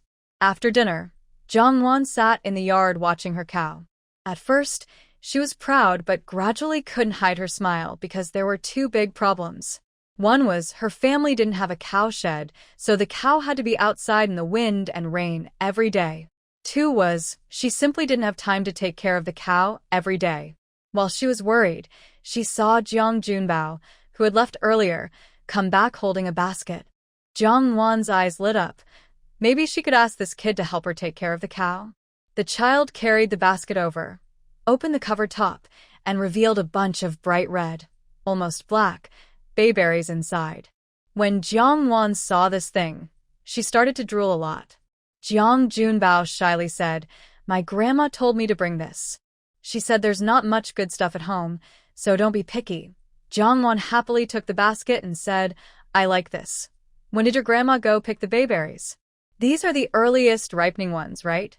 Jiang Junbao shook his head. "I don't know if they are early or not. My uncle brought these this morning. They have many bayberries there." "Oh, I see." Jiang Nuan understood that Grandma Zhang's family is from Yanziling, just upstream of Qingxi, not far from Liucun Bay. There's nothing else there, just lots of wild bayberry trees. Several mountain areas are covered with them. Most are sour, except for a few sweet ones. Even birds don't like to eat them much. If a brave person dares to eat half a gene, they might strain their teeth. It's that tough. So, besides some early taste testers and those eaten by birds, most of the berries rot in the forest. Jiang Nuan thought that if she lived in her previous life, making bayberry wine and selling it could have made her rich. Too bad. These days there's no sugar, so making bayberry wine is out of the question. Speaking of sugar, Jiang Nuan suddenly remembered sugarcane. It's not rare around Fengcheng. Many families grow it, usually eating it as fruit.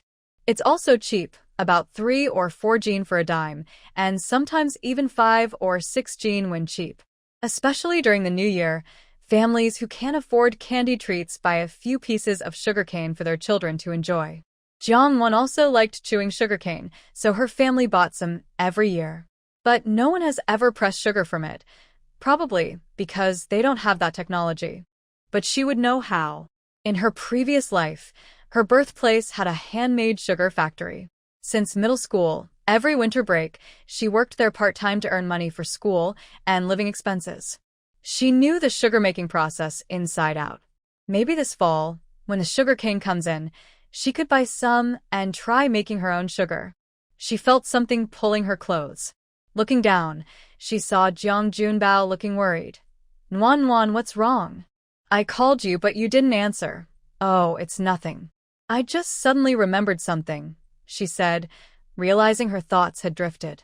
Jiang Nuan pointed to the water buffalo tied to a tree, which was flicking its tail and chewing cud, and asked him, "Junbao, do you have many responsibilities at home? If not, could you help Annie herding the cows this afternoon? I can pay you 5 cents every day." When Jiang Junbao heard this, his eyes brightened immediately. "I want to go, but I need to ask my grandma first." "Of course. Let's go directly to ask her now." A big and a small person went to Jiang Junbao's house. Grandma Wang had just finished feeding her little granddaughter and looked very happy to see them. "Manwan is here." Jiang Junbao, very considerate, brought a small stool for Jiang Nuan. Jiang Nuan took the baby in Grandma Wang's arms and played with him. Because of severe malnutrition, the child, who was over a year old, still couldn't walk. He was so thin like a little kitten, which looked very pitiful. "Auntie, what is my sister's name?" Jiang Nuan asked. Grandma Wang sighed with a bitter smile, sounding a little resentful. "No name yet. We call her Ku's sister because her life is so hard. She lost her father before she was born, and her mother passed away after she was born. She's cursed." Jiang Junbao's father was bitten by a tiger and killed in the deep mountains of Laohu Ridge while gathering herbs with others 2 years ago in winter. The villagers found him only with his head and some bones left. It was a terribly bloody scene.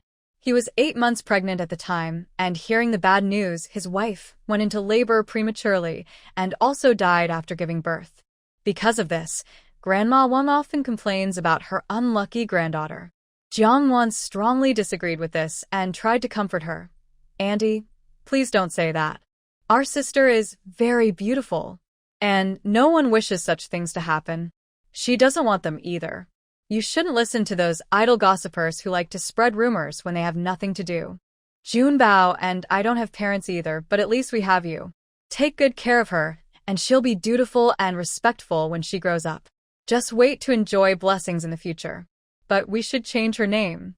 Calling her Ku sister all the time might take away her happiness." When Grandma Wang heard Jiang Nuan say this, she felt a little relieved. A faint smile appeared on her face. "You've got a point. However, my wife cannot read or write and cannot think of a good name.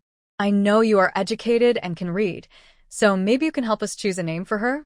Jiang Nuan paused, uncertain. "Is that appropriate?" "Yes, it is. Why not?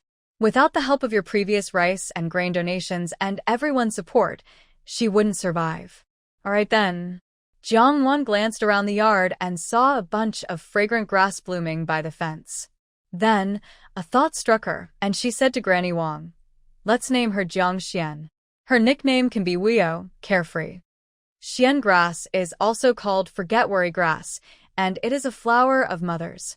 Her mother risked her life to bring her into the world, so she must love her very much. Naming her Xian is to remember her mother. Also, there's a poem. Xian grass may be small, but it stands out. Among scattered leaves, it blooms alone. Each one is a labor of love. Hopefully, she will be strong and resilient to face the unknown future. The old lady didn't understand poetry, but hearing Jiang Nuan speak like that, she knew the name was very good and nodded in agreement. "All right, let's call her Jiang Xian." Jiang Junbao nearby clapped happily. "My sister now has a name, Jiang Xian. It sounds so nice." Everyone cheered briefly. Then Jiang Nuan mentioned today's purpose.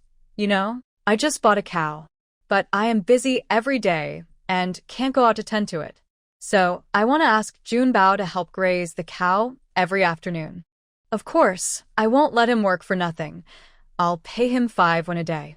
After saying this, she took a purse from her pocket and counted out 60 large coins. Today is April 18th, and there are 12 days left this month. 5 won a day totals 60 coins. "I am giving this to you now, so you can buy some things." The old lady refused. "Just herding a cow? Why should we pay?" No, absolutely not," Jiang Nuan said kindly. "Junbao is careful and suitable for this. Anyone would be happy to ask him. But, well, since the pay is low, others might be reluctant to do this work." After some persuasion, she finally convinced the old lady to accept. Granny Wang knew that Jiang Nuan was secretly trying to persuade her family. Otherwise, earning just 5 won a day for herding a cow would be too good to be true. Such a good thing. She could easily call out in the village, and many old men and children would rush to compete for it. Jiang Nuan also advised Jiang Junbao, "When you're herding cows, you can go find your third uncle, the old clan elder, to keep you company. He brings cows out every afternoon at this time." Hearing this, Jiang Junbao immediately jumped up and ran outside, shouting, Nuan, I know. I will go find him right now." After Jiang Junbao left, Jiang Nuan also stood up to leave. She needed to visit the old clan elder's house to ask about building a cow shed and also discuss repairing the roof. If it rained, the house would leak, and it would get very damp inside. Over time, it would become uncomfortable. When Jiang Nuan arrived, the old clan elder had already taken the cows out. His eldest son, Jiang Nuan, was at home. After hearing Jiang Nuan's purpose, he smiled immediately. "I heard you bought a cow, so I figured you'd come find me. Building a simple shed with wood and bark is easy. Everything is already available. Right now, everyone just finished planting rice seedlings, so we all have free time. Call a few people, and we can finish it in a couple of days." Jiang Nuan then brought up the idea of repairing the roof, wanting to replace the thatch with wooden shingles. Jiang Nuan said, "It won't take much time, maybe at most an extra day." "All right, I'll leave it to you then." As for the materials and payment, once it's done, just tell me the total, and I'll pay you all at once. Just a bit of material money is enough. No need for wages. It's just a small shed. The neighbors and folks don't usually pay wages. They just expect a meal. That would be a real bargain for me. After leaving the elder's house, Jiang Nuan returned home to bring a jar of wine and a box of snacks over to Jiang Wu Taigong's house to ask him to teach her how to drive a cart. When the old man saw the wine, he was so happy his mouth almost reached his ears and quickly agreed. He said he stayed at home every day and that she could come any time she was free. Jiang Nuan was known for being efficient. That evening, he called some available villagers, and early the next morning, they carried materials to Jiang Nuan's house. They started working immediately at the chosen spot, banging and hammering. The uncles didn't ask for wages, but expected to be fed. Jiang Nuan even hired Jiang Wu Taigong's ox cart and went to the county town to buy wine, meat, and bone jars. Back in the village, she also bought a large fat rooster and a big green fish caught fresh from Feng River. Later, household members brought Jiang Wen's wife to help prepare lunch. A big bowl of spicy green peppers with pork and a large fish cooked in soy sauce. A bowl of water spinach, plus a big pot of wild mushroom and bone soup, and a jar of pickled beans from last year. Brown rice fills you up.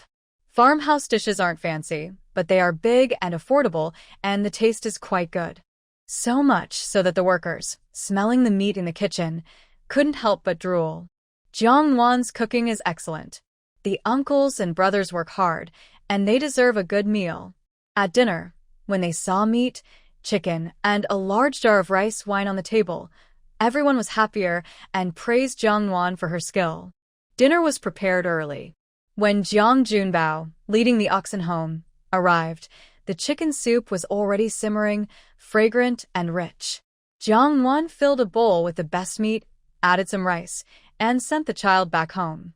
It's hard for a single mother and orphan, so helping out is just right. The men worked quickly. In just 2 days, they built a wide, sturdy cow shed. They also took a day to replace all the thatched roof on Jiang Nuan's house with thick wooden shingles. These wooden shingles are made from the bark of large cedar trees, peeled off in one piece, and very waterproof. The villagers of Fengcheng dried the bark and used it to cover roofs. Though not as good as tiles, it's much better than simple thatch. A newly built wooden shingle roof won't leak for at least 5 or 6 years. Because of the cows and the cow shed, Jiang Nuan hadn't gone up the mountain for several days. Today, the weather was clear. Jiang Nuan tidied up and took Bai Zhe back to the mountain. Today, she took a different path. It's less crowded, so she can gather more mountain produce. Sure enough, within half an hour, she found a large patch of mature kudzu roots beneath a rocky cliff. These roots, when ground into powder with water, can reduce heat, relieve irritability, and quench thirst. They're used for fever, dry mouth, drunkenness, sore throat, and skin boils. Eating them regularly can strengthen the body and balance health. Even in later times, they remain popular. The local herbal shops pay a good price. Fresh roots cost about 6 or 7 cents per jean, roughly half a kilogram. Most importantly, they're sold by weight, which makes it easier to buy in bulk. Overall, aside from the difficulty of digging them out, there's no problem. Not even hard for Jiang Nuan. She quickly dug out a big pile. The thickest roots were as wide as a rice bowl opening and nearly a meter long. Jiang Nuan carefully placed each item into the basket, arranging them neatly. She weighed the load, which was at least 50 or 60 pounds. Thanks to her years of hard work, she had more strength than most young women. Otherwise, carrying this basket down the mountain would have been impossible for her. After packing the kudzu roots, Jiang Nuan stood up and called out to Bai Zhe. The little creature was bored and had run off into the distance while she was digging up the kudzu roots. Jiang Nuan made a horn shape with her hands and called out several times around her. Aside from her echo, there was no response. She tried to sense its location but couldn't feel anything, so she figured it had run far away. Worried it might get into trouble, she started searching in all directions. She decided that next time she brought it out, she would definitely tie it to a rope. Following the mountain ridge, She pushed aside grass and branches, heading down toward the stream valley, just about to cross the creek. Suddenly, she saw a large female wild pig with several piglets crossing the stream toward the bank. She couldn't tell if they were there to drink water or to cross the creek. Her heart beat faster, and she quickly turned around to run back. Only the mother wild boar, acting crazily, charged at the tiger, forcing the tiger to abandon its nearly caught piglet and turn to fight the mother wild boar. The two beasts instantly collided in battle, with tiger roars and wild boar squeals echoing through the forest. The mother boar and piglet screams attracted nearby wild pigs searching for food. Seeing their herd's mother and young ones attacked by the tiger, the wild pigs went into a rage. More adult wild pigs joined the fight, especially the male wild pigs with their sharp, steel-like tusks. They stabbed and tore at the tiger, leaving bloody wounds. Soon, the tiger was overwhelmed, collapsed, and blood pooled everywhere. Only its limbs twitched occasionally. It was likely fatally wounded. Despite that, the wild pigs didn't leave immediately. They circled around for a while, checking that the opponent was truly dead, and then slowly wandered off, snorting. At least 15 minutes later, Jiang Nuan dared to climb down from the tree, wiping cold sweat from her back. She looked around again, making sure there was no danger, then cautiously moved closer to the tiger. She approached and tested the tiger with a stick, finding no movement. It was definitely dead, so she felt relieved and stepped forward confidently. A surge of joy filled her heart. This was a male tiger over 2 meters long, weighing at least 150 kilograms. Its neck was torn open, the carotid artery broken, with blood pooling around, and it looked very tragic. In her past life, this animal was classified as a top-tier beast, meaning anyone daring to target it would end up in prison for a long time, a beast known for its dangerous reputation. But in this era, it was seen as a pest that could be dangerous and even attack people, yet it was highly valuable. Such a large creature, if sold in the town, would pay for her new house. As the saying goes, when two fight, the third benefits. With the tiger and wild boar fighting, Jiang Nuan profit. She was grateful for nature's gift.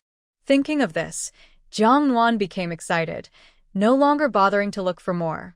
She quickly drew her machete from her waist, chopped some sticks and branches nearby to make a makeshift sled that could be pulled. Then she used a crowbar and stones as levers to pry the dead tiger onto the sled, bound it with vines, covered it with leaves and branches, completing the task very efficiently. It was uncomfortable, but the strong smell of blood made it necessary. If I didn't act quickly, other wild animals might be attracted here, which would be trouble. Then I threw the rope over my shoulder and held the rack with both hands, ready to drag it down the mountain. Suddenly, I saw some leaves moving quickly up ahead. It looked like something was rushing toward us. My heart jumped. I quickly dropped the rack and tightly grasped my axe, keeping my eyes on what was coming. Soon, a white figure darted out from the trees and jumped onto me, launching into a series of angry accusations. "I knew you wanted to leave me.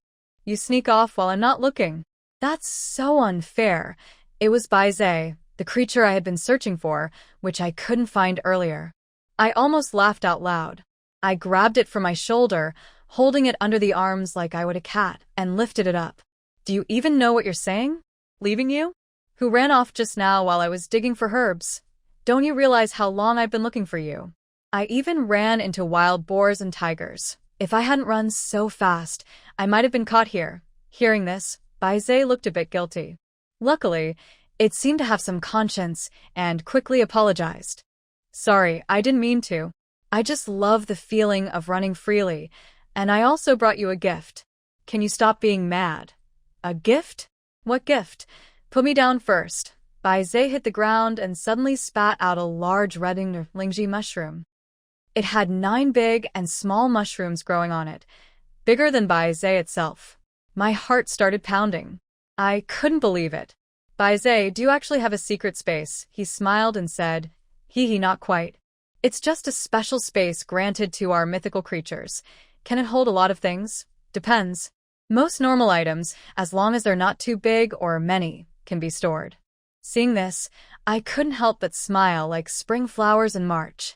I pointed at the dead tiger on the ground and asked, "Can you help me put this tiger inside your space so I can carry it down the mountain? It's just too heavy. If I try to pull it myself, I'd probably get hurt. Since I made a mistake earlier, I should show the proper attitude now." So, reluctantly, I said, "It's okay, but I want to eat braised pork." "Fine. As long as you help me bring it down the mountain, I'll cook a bowl for you." Jiang Nuan took off her worn cloak, carefully wrapped the lingji mushroom in her clothes, and instructed Baze to store the dead tiger in her space. She then retraced her steps to the place where she dug up the ginseng, collected the basket, and after that, carried Baze gently down the mountain. Because they spent too long on the mountain, by the time they reached the riverbank, it was already noon. There was no one at the ferry pier. Even the old boatman who rowed the boat had gone home for lunch, which made it easier for her to act. Jiang Nuan asked Baze to place the dead tiger directly on the bamboo raft, then she pushed it downstream quickly toward the county town. When they arrived at the county bus station, she was suddenly at a loss because of the many layered stone steps leading into the city. The tiger was so heavy, and there were so many steps. She couldn't carry it up no matter what. But with everyone watching, she couldn't let Baze take the things back, or she would be thought a monster and burned. She thought about asking 2 people to help carry the load, which was just paying them a little extra for work. Just then, she saw a large, luxurious 3-deck boat parked not far away. At the front, there were 2 very elegant lanterns with the character "Ing" written on them. Jiang Nuan guessed it was a private boat belonging to a wealthy family. A person who looked like a steward was on the shore, giving orders to many blue-clad servants who kept carrying things onto the boat. Seeing the steward, Jiang Nuan's eyes lit up. She didn't bother to find helpers anymore, jumped down from the bamboo raft, and ran toward the big boat. When she got close, she first bowed to the steward. "Good sir, I am a girl from Fengcheng County. Today I was lucky to find something good." The steward was a bit annoyed by the interruption but saw that the girl, dressed plainly, was polite, so he didn't embarrass her. He only frowned slightly and asked, "Where are you from, girl? What do you want from me?" Jiang Nuan smiled and said, "I am a mountain picker from Fengcheng. Today, I had good luck on the mountain and found something special. I see your ship is very grand, so I thought it must belong to a noble family. This thing I brought should be suitable for a noble family like yours, so I took the risk to ask. If not, then no problem." The servant became interested after her quick words and asked, "What good thing do you have?" Jiang Nuan didn't hide anything and leaned close to his ear, saying, "It's a tiger." The servant was shocked inside. "Are you serious?" Jiang Nuan nodded. "How could I lie to you? The tiger is right here at the dock." She pointed at her bamboo raft. "It's right there. If you don't believe me, you can come and see for yourself." Seeing that she wasn't joking, the servant handed the booklet in his hand to the assistant nearby. "You watch this. I'll be back soon." Jiang Nuan took him to her bamboo raft. Lightly, she lifted a corner of the leaves and branches, revealing the large beast underneath with black and yellow markings. "Please take a look." The servant's heart pounded. "It really is a tiger. Did you catch it?" Jiang Nuan shook her head. "I didn't do it myself. It's just good luck. I happened to find it fighting with a wild pig herd and took the chance." "That's good luck for you. Also, such a big animal for a young girl to bring it down from the mountain is impressive. Tigers are rarely seen in full. If he reported this, it would be a great achievement, and his master would surely give rewards." So he said, "I can't decide this. Please wait here a moment. I'll report to my master and ask him to make the decision." Jiang Nuan nodded. "Understood."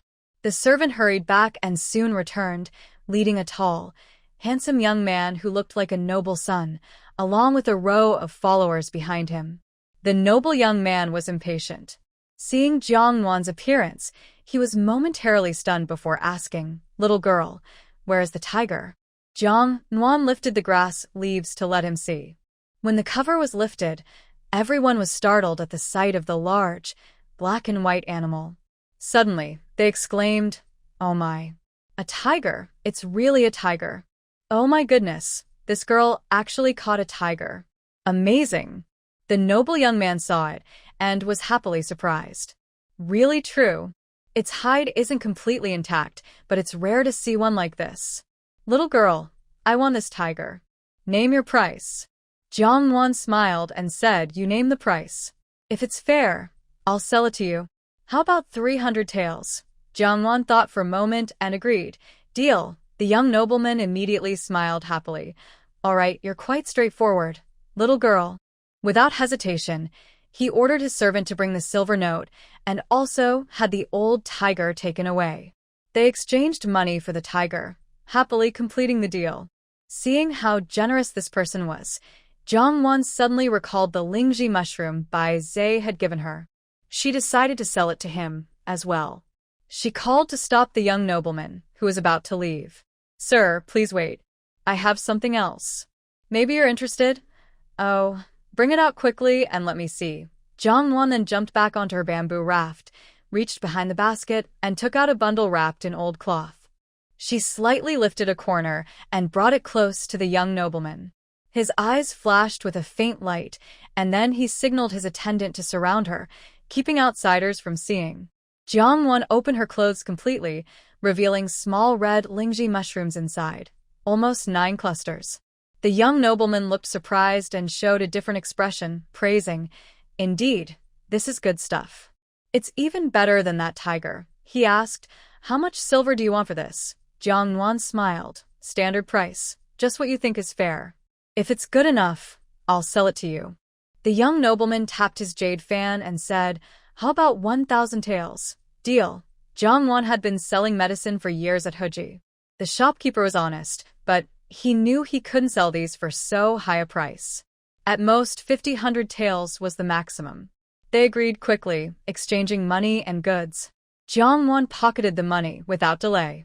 She untied the boat's rope, pushed the bamboo pole into the water, then suddenly thrust hard.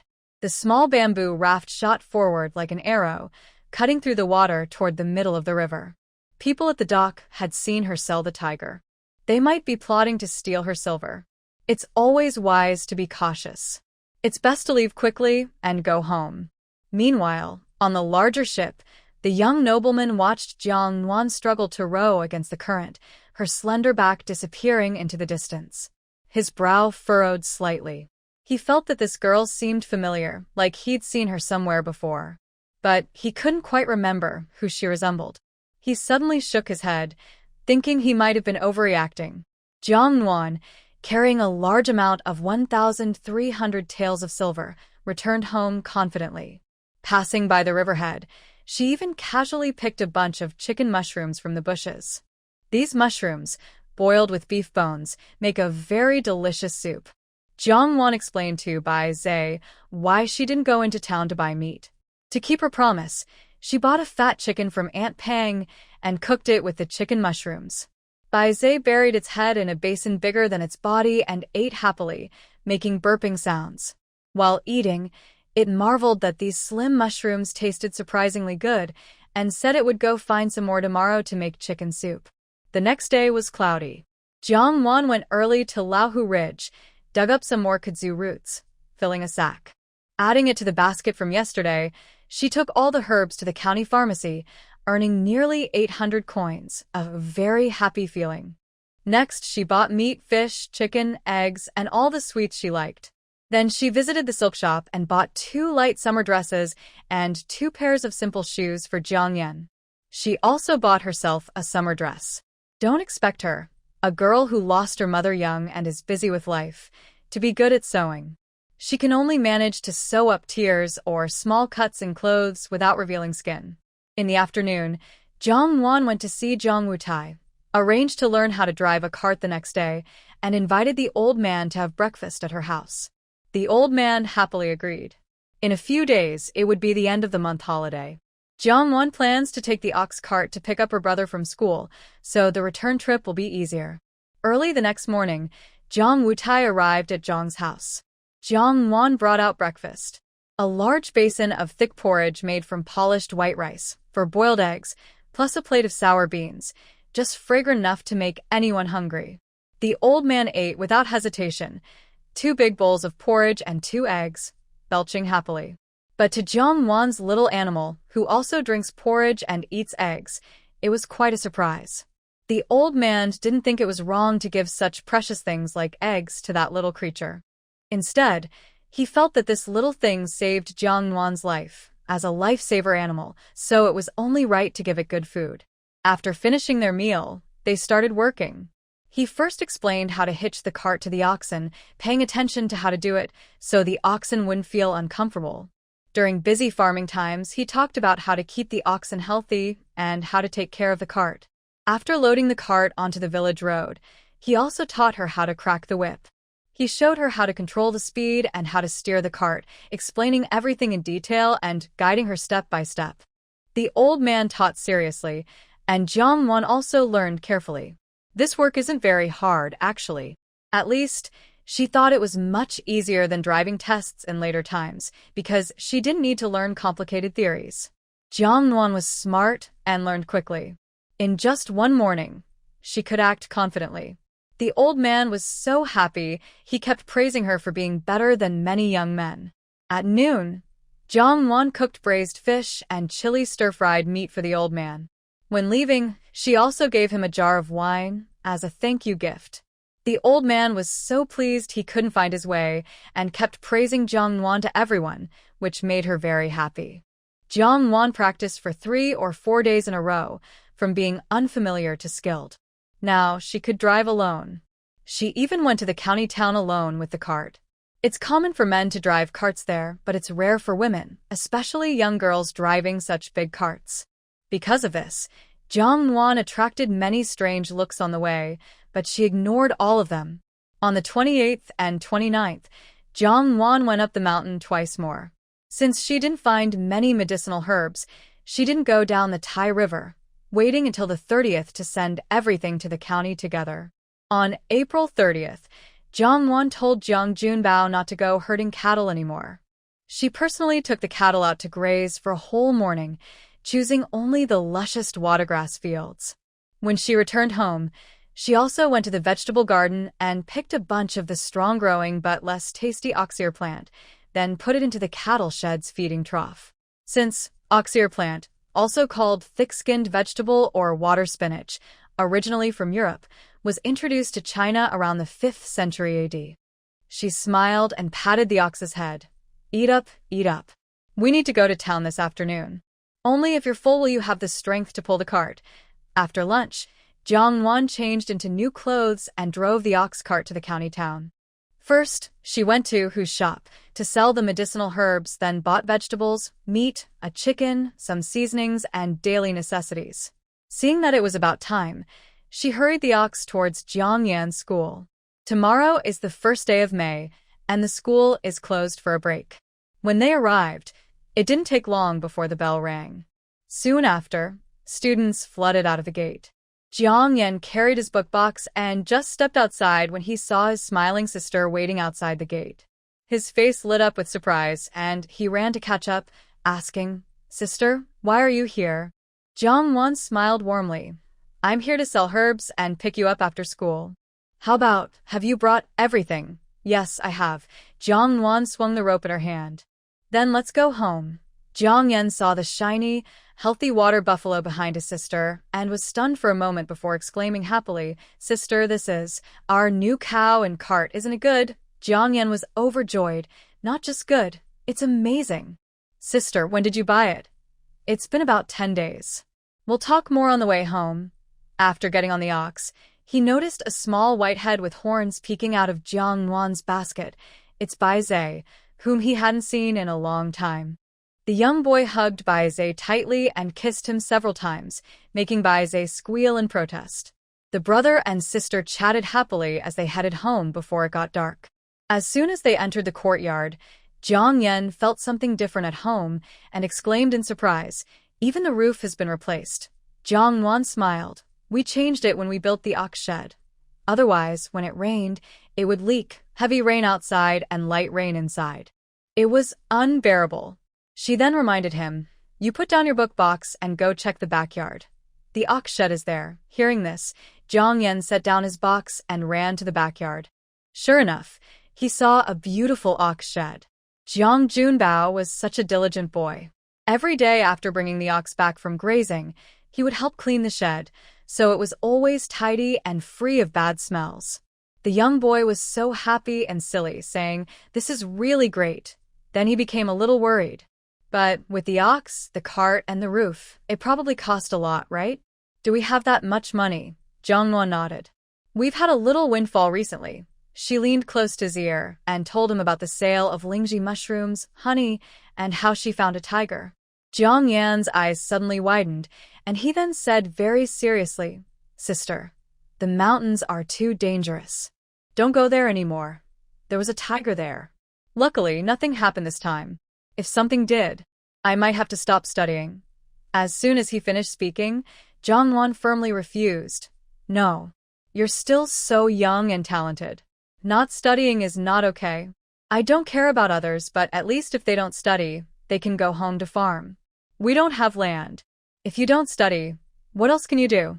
You can't just become an apprentice or follow me to gather herbs from the mountain." "I absolutely disagree." Seeing her brother's silent face, Jiang Nuan felt she might have been too harsh. She then softened her tone. "Don't worry too much. Encountering wild animals is rare. I've been gathering herbs on the mountain for years, so I have plenty of experience. Let's do this for now. I promise. Once we find other ways to make money, I won't go up the mountain again." Jiang Nuan changed the subject. "I plan to visit the clan leader tonight to ask about building a house. Although we just replaced the roof, it's not truly ours, so living there doesn't feel secure. We need to have our own house." Jiang Yan had no objections to this. Jiang Nuan prepared a hearty dinner. There was a big bowl of braised pork, a plate of garlic stir-fried green beans, and a bowl of egg drop soup. Despite the generous portions, with Baze, the little foodie, there was no worry about leftovers. Both of them and Baze ate happily. After dinner, Jiang Nuan carried a 5-pound jar of rice wine and a box of snacks. Then, together with her brother Jiang Yan under the cover of night, they knocked on the clan leader's door. The clan leader was very pleased to see the siblings. Though they were orphans, they relied on their own hard work. They never took advantage of others nor caused trouble, and often helped the weak in the village. Everyone liked such honest people. After a few simple words of greeting, Jiang Nuan straightforwardly explained her purpose. "Grandpa, I want to buy a piece of land to build a house. Please help me choose a suitable spot." The clan leader was surprised to hear this. Buying land and building a house is a big deal. "Do you have enough money?" Jiang Nuan nodded. "A few days ago, when I was gathering herbs on Tiger Ridge, I happened to see a fight between an old tiger and a wild boar. The tiger never fought the wild boar. It was pushed to death. I got a small benefit from it and sold some silver in the county town. Adding to what I earned from selling herbs and honey, I calculated that building a similar house would just be enough. Now Jiang Yan is grown up. Early next year, he will take the Imperial exam for young scholars. We can't just keep renting other people's houses anymore. It doesn't look proper." The old clan leader nodded and said, "That's right. Yan is a good student and will be someone important in the future. We can't delay him." The old man paused and added, "A few days ago, I went to the county town and heard someone talking about a young girl selling a tiger's head. Turns out it was you, but you, girl, are really brave. You dared to go near a tiger. You deserve your luck." He then asked Jiang Nuan, "Do you have a good piece of land in mind?" Jiang Nuan said, "I think the land beside our house is very good. It's big, has a clear view, and is close to the spring well, so water would be easy." The old clan leader sipped his tea. "That land is nice, but it's big. Building on it will cost a lot." Jiang Nuan insisted, "The bigger the land, the better. If we don't use it all, that's okay. We can also fence it and grow vegetables. All right, since you've made up your mind, I'll go ask the village head tomorrow. Just wait for my news." The plans were set. To avoid disturbing the old clan leader's family, the brother and sister sat for a while and then left. After they left, the old clan leader's eldest daughter-in-law, Fong, said, "Father, Yunqi's brothers are really talented. The girl is capable, and the boys study hard. In the future, they'll probably be scholars." The old clan leader smiled happily. "That's for sure. Their grandfather was a scholar, and so was their father. How could they be bad?" He sighed and said, "But I admire Nuan Nuan the most. When our little girl lost her parents, She fought hard to keep the family going. She even sent her brother to school. In our village, not many families can afford that, and few are willing to send their children to school. But she did it. Of course, our family doesn't count. I'm not the type to read books. I fall asleep at the sight of them. Our descendants? They're each more useless than the last. It's truly like rats in a trap. One after another, they let the family down. Especially the third grandson, the youngest of the old clan leader's grandchildren, who was sent to school to learn to read. Instead, he climbed over the wall to fight with others, which caused the teacher to send him back home. It was really embarrassing. Sigh. The old clan leader was angered and spoke a few angry words, then changed the subject. It's so hard to gather mountain land. Not to mention the dangers of sun and rain. The mountain is full of poisonous snakes and fierce beasts. Many people have lost their lives there throughout history. Your father, Junbao, was just bitten by a tiger. If he had other options, no one would want to do that work. Just look at Nuan's hands. How can they seem like those of a girl in her teens? She's always getting new cuts and scars. Does she have any good flesh left? So, you shouldn't think that others are just lucky and earn more. It's all blood and sweat, risking life for money. Besides, we are all part of the same clan. The younger generation works hard, and as elders, we should support them whenever we can. Our two boys are not unkind either. If they succeed in the future, our family will also benefit. The younger family members nodded repeatedly. Dad, we understand. Back home, everyone washed up. Just as Jiang Nuan was about to go to bed, Jiang Yan knocked on her door and handed her a small box. Sister, this is for you to wash your hands with. Jiang Nuan took the box and saw it was hand ointment for scar healing. At the pharmacy, this small jar costs 38 coins, which isn't cheap. Looking at the ointment, Jiang Nuan smiled. Thank you, I like it very much. But I don't want you to cut into your food allowance just to buy this. Jiang Yan shook his head. No, I didn't use my food money. I earned this by copying books for others. Jiang Nuan was surprised. Really? Our Yan is so talented. Her praise made Jiang Yan happy, but he also blushed a little. He scratched his head and said, Sister, go to bed early. I'll go back and sleep now. Then he ran off. Jiang Nuan looked at the opposite room and at the ointment in her hand, suddenly smiling. This was one of the best gifts she had ever received in her life. This kid, he didn't raise him in vain. The old clan leader was quite efficient. The next morning, he came to inform her that the land could be sold. The homestead was worth 2 liang, 3 fun, silver per mu. Jiang Nuan agreed, and the clan leader went to reply to the village head. That same day, the village head brought people to measure the land, which was a total of 2 mu, 6 fun, and 5 li. The total price was 6 taels, 9 copper coins. The village head decided the price, subtracting a small amount, leaving 6 taels of silver. Jiang Nuan seemed to remember something and asked, Can I buy the house I currently live in? If so, I want to buy it along with the land. The village head replied, It can be sold, but why would you want to buy so many places alone? Jiang Nuan smiled and said, I've lived here a long time and have developed feelings for it. The village head nodded. If you want it, the land costs the same here, 2 taels and 3 fin per mu.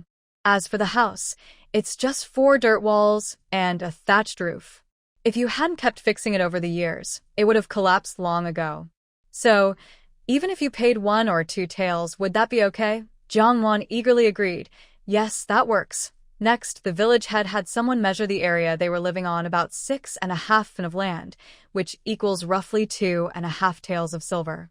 Together with another piece of land, the total was about 8.5 taels. Jiang Nuan paid the village head 10 taels. 8.5 taels was for buying the land. The rest was to help him with the paperwork at the government office and for good fortune, and if there was any left, she would invite him to drink wine. The village head praised Jiang Nuan's smart planning. He happily took the silver and left with his team. After seeing off the village head, Jiang Nuan turned around and took a jar of wine and some cloth to visit the old clan elder to thank him for helping with the paperwork. The elder accepted the wine, but refused the cloth. Young girl, you should dress more nicely. Look at these clothes, patched up and patched again. "If you don't mind looking rough, I find it hard to watch," Jiang Nuan said casually. "Old grandfather, I go up the mountain every day, and even if I had new clothes, I wouldn't be able to wear them. Then wear them at home." "I don't care, I don't want this cloth." Jiang Nuan couldn't help but laugh and sigh, but had no choice but to take the cloth back. She secretly thought, once the paperwork was finished and the house was built, she would invite the old grandfather to a good meal. Jiang Yan took Bai Zhe and followed Jiang Junbao to take care of the cows all afternoon. When they returned, Jiang Yan carried a big bundle of firewood on his back, and in his hand, he held a large soft-shelled turtle that weighed about 5 or 6 jin. They had gathered the firewood while taking the cattle out, dividing it into 2 bundles, each carrying one home. Bai Zhe caught the turtle, insisting on bringing it back. He wouldn't leave without it. Jiang Yan had no choice but to grab a few long grass tendrils and string the turtle onto them for the journey home. Additionally, he collected more than 10 soft-shell turtle eggs. He gave the eggs to Jiang Junbao, asking him to take them home and cook them for his little sister. Nowadays, soft-shell turtles are not rare. They are often found in riverbeds and sandy areas. However, because their shells are hard and their meat is scarce, and due to issues with seasoning and cooking skills, most people, including Feng Cheng's people, do not like to eat them. They usually only catch them when there is nothing else to eat. Before Jiang Nuan simulated drowning to fake her death, she didn't like these turtles either. But after regaining her memories from her past life, she realized that not eating such good food would be a waste. "You asked Jiang Yan and Bai Zhe. Shall we chop them up and add them to tonight's dinner?"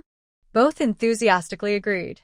That night's dishes were plentiful: braised soft-shell turtle, spicy bitter melon stuffed with filling, stir-fried green beans, and a spicy stir-fried small fish dish. The two of them and the animal were thoroughly satisfied and burped happily. The braised soft-shell turtle received unanimous praise. Jiang Yan happily said, "I never knew this thing could taste so good when cooked. Looks like I should go to the river and catch some more to eat when I have free time." After dinner, Jiang Yan took the initiative to clean up the table and wash the dishes. Influenced by Jiang Nuan, he didn't have the usual airs of a scholar, pretending to be noble. In his view, scholars who only read dead books and don't do physical work or understand farming are not worth much. When Jiang Yan went to wash dishes, Jiang Nuan helped her brother pack his bag for school the next day inside the room. The 2 new summer outfits and shoes must be packed, along with this month's tuition and pocket money, totaling 1,500 coins. Out of this, 800 coins are for tuition, and the rest are for stationery and daily expenses. In the past, due to family financial difficulties, they could only give very limited pocket money. Jiang Yan was considerate and rarely bought unnecessary things, spending only on essential stationery and basic food. He saved money by avoiding unnecessary purchases, even helping to copy books in the bookstore. Now that the family's finances are a bit better, Jiang Nuan didn't want her brother to live so plainly anymore, so giving him more pocket money became very important. The next day at school, Jiang Yan saw a large pouch of silver coins under his sister's clothes, and he was both touched and amused. She was really worried he wouldn't have enough food. The village chief managed affairs and had arranged the land deed on the 2nd day of the new year. Soon they would start building the house. Jiang Nuan went to see the old clan leader to discuss her requirements for building the house. The old village chief shook his head and said, "The house you want is very fancy. Most of us in the countryside build simple houses with ordinary blue bricks. Yours looks like the style of a wealthy city family, and they probably can't build it. You'd better go to the county town to ask around." Jiang Nuan also thought the old chief made sense, so she didn't insist further. The next morning, Jiang Nuan took a cart into the city, heading straight to whose mountain goods and medicinal shop to ask about the construction team. The shopkeeper of whose mountain goods and medicinal shop knew Jiang Nuan very well. Seeing her empty cart, he joked, "Jiang Nuan, today you're not selling herbs, just bringing an empty cart. What are you up to?" "I don't have any candies for you to eat." Since no one else was in the shop at the moment, Jiang Nuan leaned on the counter. Smiling, she said to the shopkeeper, "No candies." "Shopkeeper who, I know you have many contacts, so I want to ask you about something. Come in and tell me." shopkeeper who invited her in and arranged tea and sunflower seeds for her. "Tell me what you want to know. If I can help, I won't refuse," he said. Jiang Nuan was polite. "Honestly, I bought a piece of land yesterday, and I want to build a decent house. But our village chief said there aren't any suitable construction teams in the countryside, so I came to ask in the city. Tell me what kind of house you want to build." Jiang Nuan explained her requirements. After thinking for a moment, shopkeeper who said, "Your house isn't very big, but considering your needs, most village teams can't handle it. I know someone who definitely can. This person is called Zhou Mingfang. When he was young, he apprenticed under a master builder from the capital and learned skilled craftsmanship. I heard that during the previous emperor's time, he even helped build a royal residence. However, later, because of some issues involving his fellow apprentices, he had no choice but to return to Fengcheng. He's a good person and very talented. But wealthy city families often avoid him, so there aren't many who dare to hire him for building houses. He's a hardworking craftsman, and life is really tough for him. If you don't mind, maybe you could ask him," he explained. Jiang Nuan smiled upon hearing this. Not at all. Since he can safely return home, that means he hasn't been involved in any complicated city affairs. What is there to fear for a simple villager like me? Besides, Your Majesty the Emperor still discriminates among families and clans when sentencing. What clan do I belong to? Storekeeper, who was amused by Jiang Nuan's words. You really dare to say that, but you're quite insightful. All right, since you've made up your mind, I'll help set up the introduction for you. Go to Sherban Street, Mo Pan Alley, and walk straight to the end. The house with blue bricks and carved floral patterns on the wall on your left at the alley's end is the one. Jiang Nuan looked at Storekeeper, who thoughtfully and joked, "It seems that you are on good terms with Master Zhou." Storekeeper, who was not embarrassed by being exposed, and chuckled with his beard. "We get along well enough. Sometimes, when we are free, we share a small drink." Jiang Nuan nodded politely. People tend to associate with similar folks. Being friendly with someone like you, the character must be good too. "Thank you, Storekeeper who. When things are settled, I'll invite you for a drink." Of course, of course." Storekeeper who explained that Zhou Mingfang's alley was small and a bullock cart couldn't get in. Jiang Nuan decided to leave the cart at the herbal shop's backyard and walk there directly. It's not far from the herbal shop, only about a 15-minute walk. Jiang Nuan found the place and knocked on the door. An amiable middle-aged woman with fine eyebrows and fair skin answered. Jiang Nuan smiled and asked, "Auntie, is this where Master Zhou Mingfang lives?" The woman nodded hesitantly. "Yes, he's my husband." "Miss, are you here to see him? I was referred by Storekeeper, of whose store. I want to build a small house." Storekeeper, who said Master Zhou is both talented and trustworthy, so he asked me to come and ask. "Please, may I have your consent?" The woman's face lit up with joy. "I see. My husband is at home. Come in, miss." No wonder it was the house of a master builder. As soon as Jiang Nuan entered the yard, she clearly felt a special difference.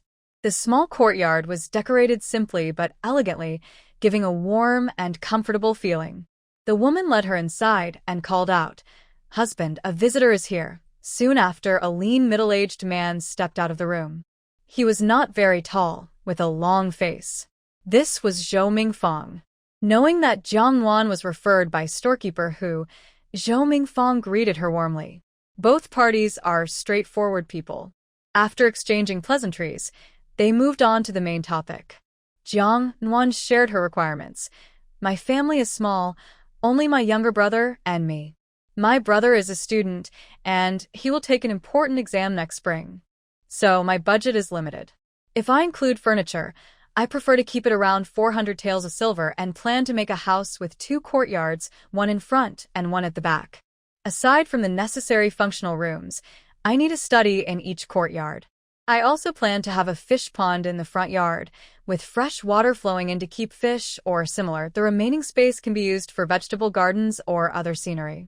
You are an expert in this field, so please help me plan it. The key point is the washroom, which needs to serve as both an outhouse and a bathroom, with flowing water." Jiang Nuan explained her modern ideas for bathrooms based on her later knowledge, showing him some sketches she had drafted these past days. Clearly, Zhou Mingfang was very interested in this new kind of washroom. After studying it for a while, he said, "It can be built, but the cost will be higher." Jiang Nuan, being single-minded, said, "My budget is limited, Master Zhou. You can decide." What could Zhou Mingfang do? It's rare to find someone willing to spend a few hundred taels on building a house in the countryside. Since she has requirements, he has to take responsibility for solving them. However, he needs to see the site in person before drawing plans and providing a reasonable budget. Jiang Nuan agreed and arranged to visit the site at Jiang Family Bay tomorrow. Overall, the meeting was quite pleasant. The plans finalized, Jiang Nuan politely declined Zhu's family's invitation to stay for a meal and took her leave. The next morning, Zhou Mingfang arrived on time. When he saw the land Jiang Nuan bought, he was very pleased and said, "You've made a good choice. Behind is a high slope, and in front is flat farmland with no obstructions. To the east is a spring that never dries up, which is very good feng shui. Building a house here will bring noble people." He promised to start work today and said, "I will send you the drawings within 2 days at most." Jiang Nuan trusts his skills. Since it was not easy for him to come all this way, she definitely reserved a meal for him. She invited the 2 sons of the old clan leader and 2 elder members of the clan to join her for the meal. She also asked the clan leader's eldest daughter-in-law to help prepare a hearty meal to entertain Zhou Mingfang. At the end, he personally drove the ox cart to respectfully send people back to the city. Tomorrow is the Dragon Boat Festival, so the school will be on holiday. He also plans to go pick up Jiang Yan. In just a few days, the family gained a new large piece of land. Not only that, but even the courtyard where they currently live was bought by their sister. Jiang Yan was happy, but also felt sorry for her hardship.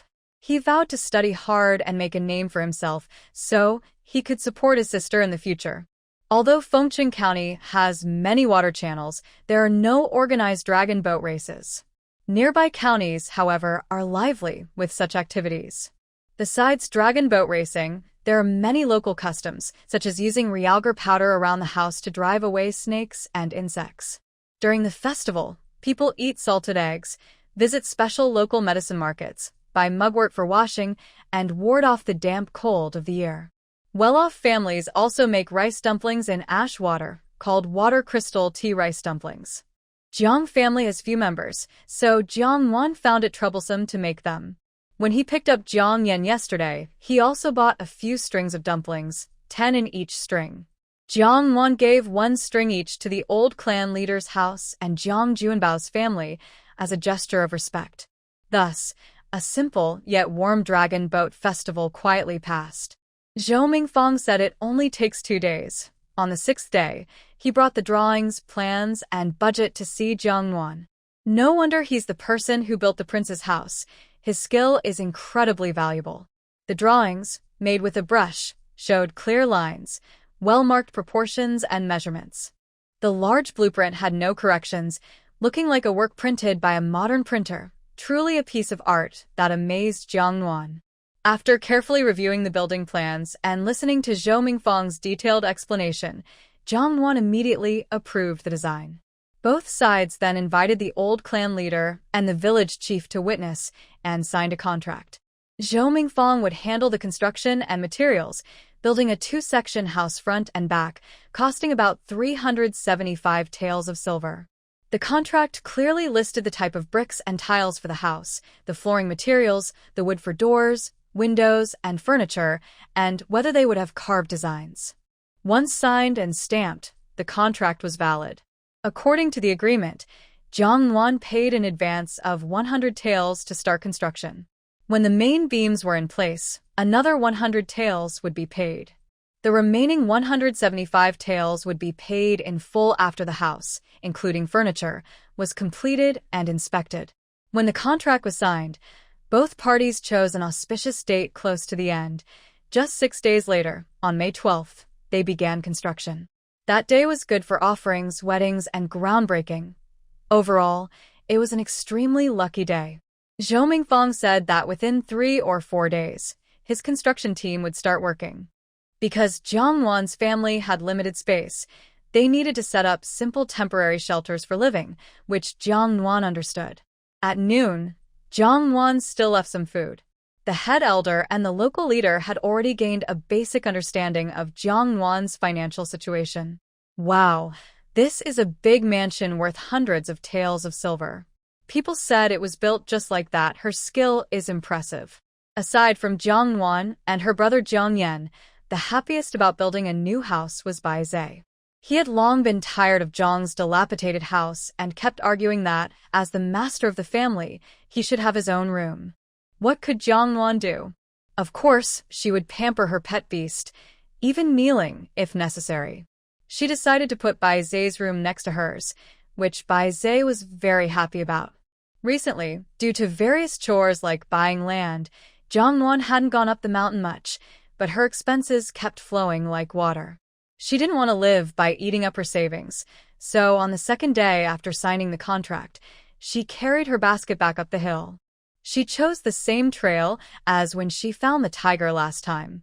Knowing there were fierce animals around, Jiang Nuan stayed very cautious. Any slight movement, and she would quickly toss down her basket and climb a tree. She only climbed down when she was sure the danger had passed. Because of this, she was often mocked and looked down upon by the mischievous beasts. You've got only so much courage. Climbing trees is quite good, better than monkeys. Maybe you should give up being human and become a monkey instead. Jiang Nuan sneered. It's not impossible. But monkeys don't cook braised pork or braised soft-shell turtles. Perhaps we should just skip those dishes from today onwards? Her food-loving pet was caught in its vulnerable spot and didn't dare to argue again.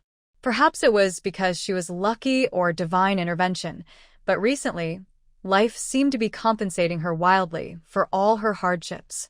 When she climbed onto an old tree to hide for the third time, she unexpectedly pulled down a cluster of yellow lingji mushrooms, growing together in various sizes, with about 5 caps in total.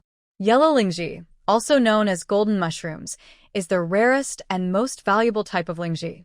Looking at its size, although it can't compare to the one Bai Zhe found last time, it should still sell for a good price. In addition, she also gathered 2 big handfuls of tepi shirhu from the stone wall by the stream. This plant is called fairy herb and is also quite valuable. She found some broken bone supplement, also known as broken bone grass, which is used to heal bone injuries.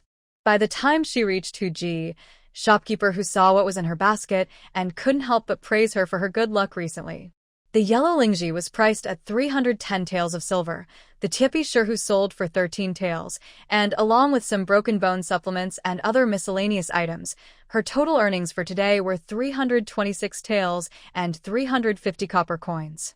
Of course, she wasn't always lucky. The next day, when she took a different route up the mountain, she didn't find any rare herbs. She only collected some common herbs, which could sell for about 20 to 30 copper coins.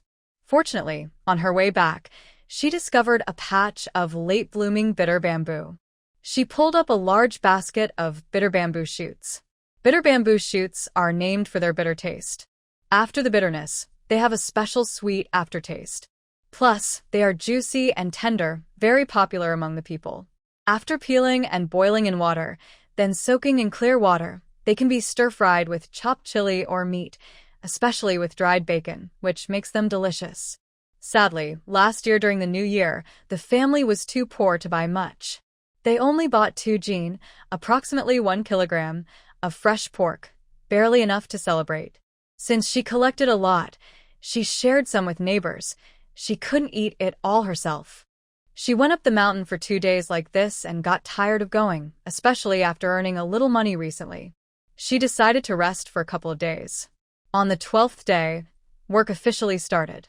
On the 10th, Zhou Mingfang brought a construction team and loads of building materials into the site. They were busy cutting grass and setting up temporary shelters. Although Jiang Nuan had delegated most of the house building, she still needed to take care of some small matters.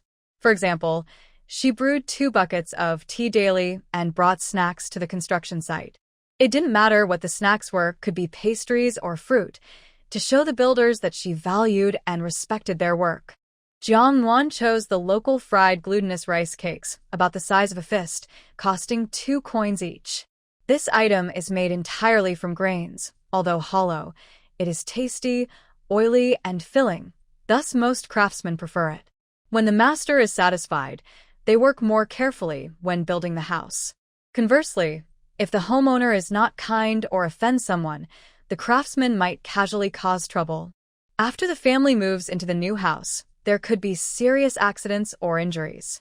Among the craftsmen, carpenters and stonemasons are especially skilled. For example, if a carpenter is insulted, they might carve a small figure and hide it behind your doorpost. Hiding a figure behind the door can cause madness or misfortune, and the owner might face serious trouble. Even more intense, some might place a few coffins above your door as a curse. There is a poem that says, "One coffin for one person, 2 coffins for 2 lives." The larger costs more, while the smaller costs less, miss out on blessings or face misfortune. In general, such acts can cause deaths or even lead to a family losing its descendants. Note: our family has a carpenter who often shared ancient stories about traditional trades. Just look, don't take it seriously, we believe in science. In short, these secrets are not for outsiders to know. Hence, the homeowner respects skilled craftsmen, be they carpenters or stonemasons. On May 12th, the construction begins. Jiang Nuan prepared all the offerings and rituals according to Zhou Mingfang's instructions, setting up a shrine at the foundation of the new house. He invited the village head, a few elders, and the local leader as witnesses. Other villagers who could come also attended. As the only son in the family, Jiang Nuan also took leave from his teacher for this important day. When the auspicious time arrived, they lit firecrackers, incense, candles, and paper money. Zhou Mingfang loudly recited a blessing. "Honorable Master, lead the way, set the foundation just right." Jade and gold adorn the surface, building a grand, bright hall. Descendants' names are inscribed, whether civil or martial officials. Crystals and jewels are everywhere. Congratulations to the host on building a beautiful hall. When the foundation is secure, work can continue smoothly. The owner feels happy, and prosperity and happiness will follow. After the recitation, he handed Jiang Nuan a shovel decorated with red silk. Jiang Nuan was to dig the first shovel of earth along the white lime-painted line, marking the official start of construction. Starting the house requires a feast, so they would invite people for a meal. In the past few days, Jiang Nuan had already invited the village elders and relatives to prepare tables and ingredients. Now, she only needed to cook everything fresh. They used fresh, wide river fish, whole chickens, large pieces of braised pork, 3 seasonal vegetables, and plain white rice to satisfy everyone. Once the big pot was boiling, a strong aroma spread throughout the village, making everyone drool with hunger. The adults worried that the children might not understand and could be tempted by the smell, so they pushed them away from the feast and kept their children at home early. Jiang Nuan was a considerate person, so she bought extra ingredients to prepare more food. Leftover dishes from the feast were divided among the uncles and elders helping out, and some were also taken home for Jiang Junbao. Although the country was peaceful these days, most families were not wealthy, and meat might only be eaten once a month. Jiang Nuan's dishes and meats for the celebration were very good, so no one disliked them. In fact, everyone was very grateful. With the construction of the new house starting, Jiang Nuan returned to school, while Jiang Nuan continued gathering herbs in her mountain. In her past life, she had read novels where female protagonists traveled to ancient times and made salt, glass, cement, and soap.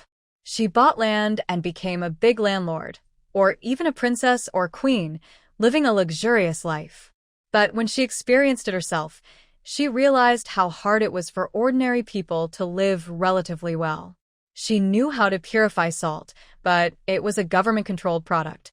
Private trading was considered a crime punishable by death for the entire family. Proposing a secret recipe and gaining government approval wasn't easy. It was more like dreaming. If the recipe was submitted a day earlier, her entire family could be wiped out that very night. Considering such huge risks, she wondered if officials would try to seize control of such profits. She knew roughly how to make glass and cement, but the theory was very different from reality. In ancient times, conditions were limited. Creating these materials required a lot of manpower, resources, and money. It took many trials to succeed.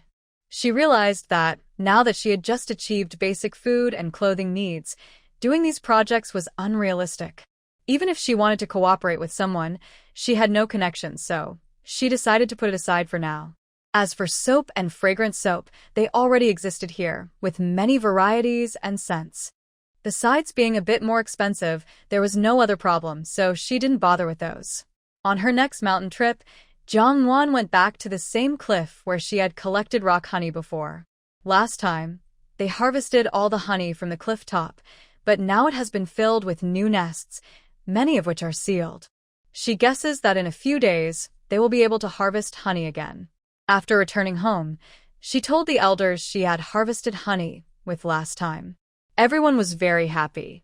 They agreed to first finish their current tasks and go up the mountain in a few days. On May 17th, the 5-person honey harvesting team set out early in the morning to collect honey. Exactly 1 month had passed since the last harvest. After a whole day's work, each person kept a small part for themselves, and the rest was sold. They shared more than 6 taels of silver equally. Though less than last time, everyone was very happy. Because of the experience of being stung before, Jiang Nuan was more careful this time. She applied a foul-smelling plant juice on all the skin that the clothes didn't cover.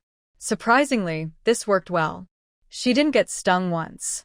The others also learned from her and decided to put some on their faces next time they harvest honey. Honey smells nice, but the sting of the bee's poison is very painful and itchy.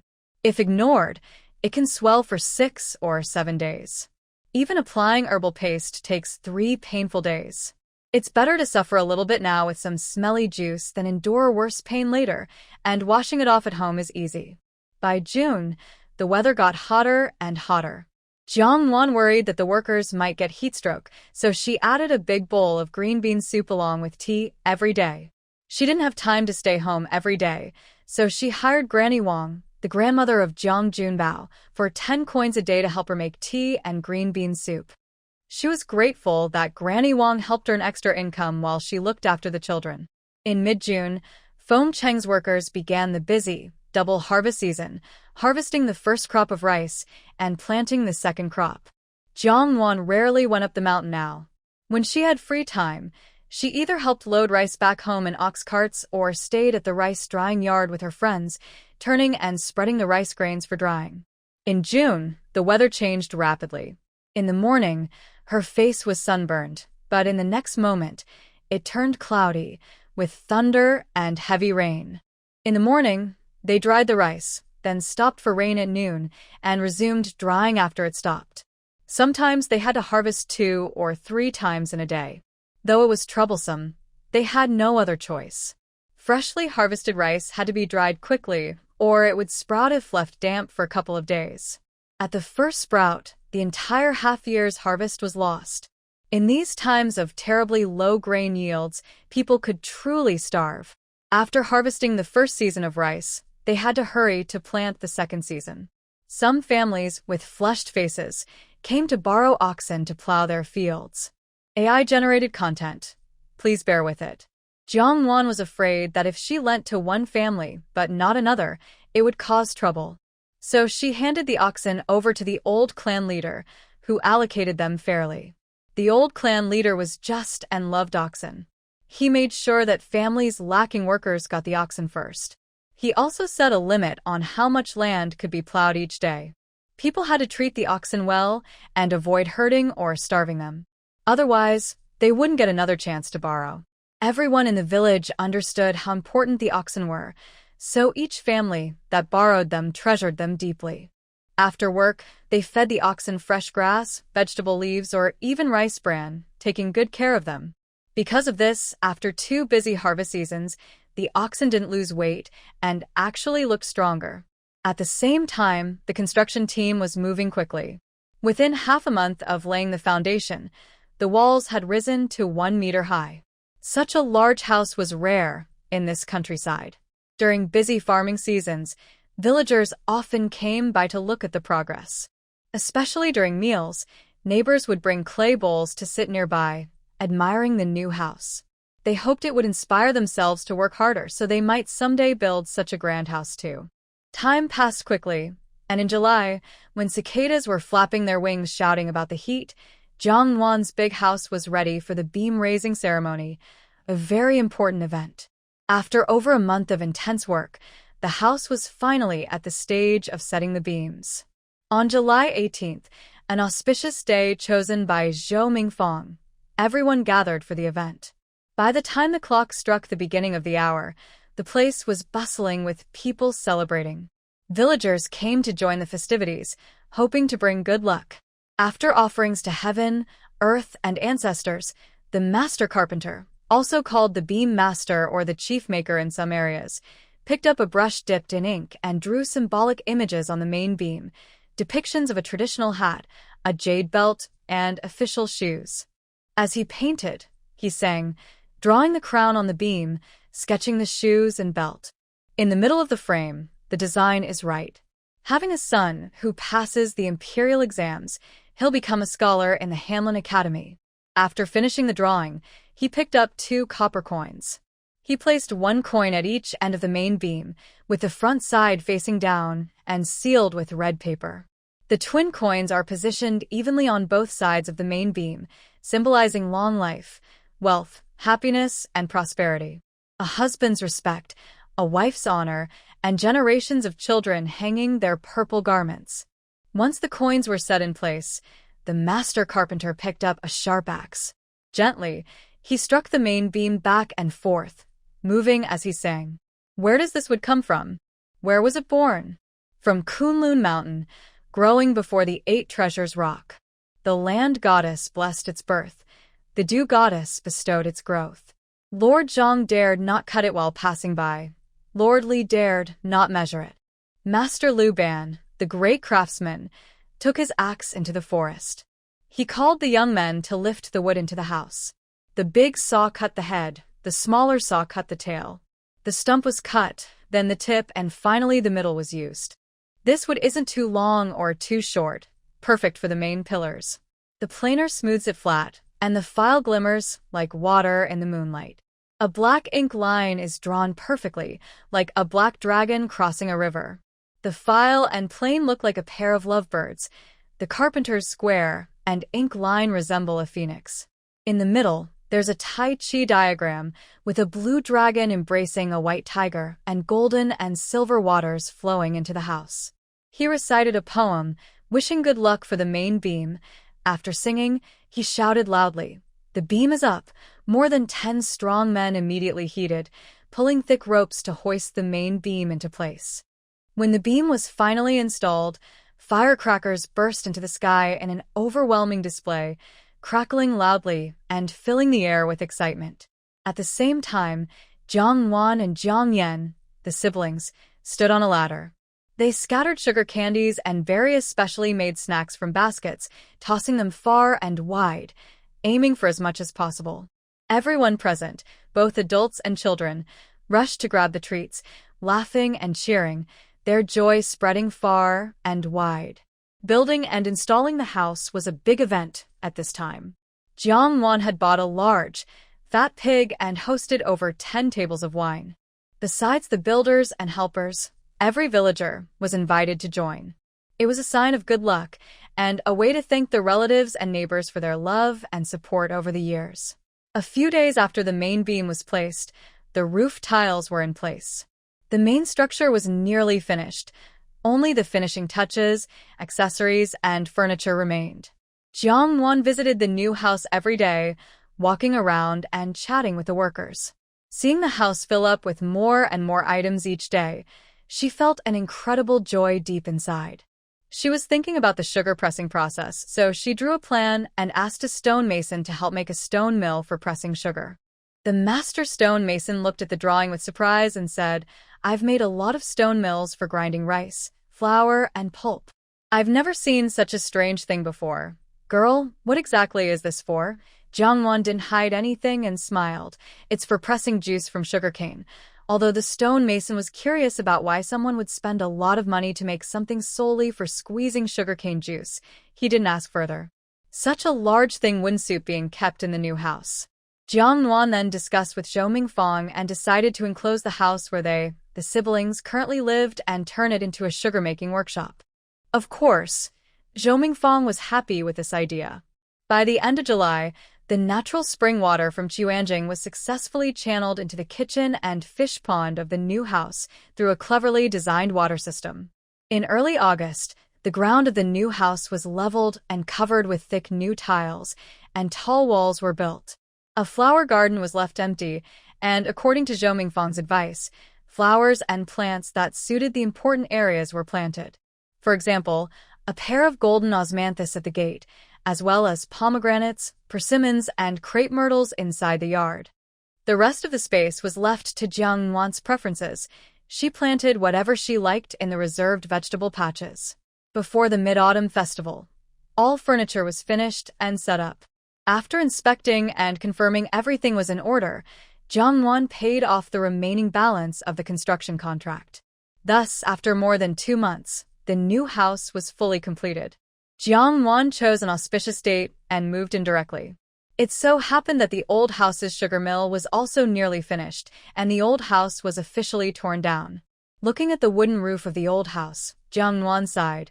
I wish I had built the house earlier, so I wouldn't have renovated this one. Fortunately, the old house materials could be used later, so it was not a big loss. The hard furnishings of the new house were completed, and soft furnishings were added. The bedding and quilts in the old house were old and patched up over the years. Now that she was moving to a new home, Jiang Nuan didn't want to make herself uncomfortable and decided to buy all new items. She even grew several pots of orchids inside the house. When Jiang Nuan's group of friends visited her house, they were filled with admiration. "Warm, your new house is so beautiful and grand. I wish I could live in such a lovely house someday." Jiang Nuan comforted them. "You are all talented and look great. Living in a house like this is just a matter of time. It might even be a bigger and more beautiful mansion someday." Her words made the girls laugh, but only to a small extent. They admired her, but didn't feel jealous.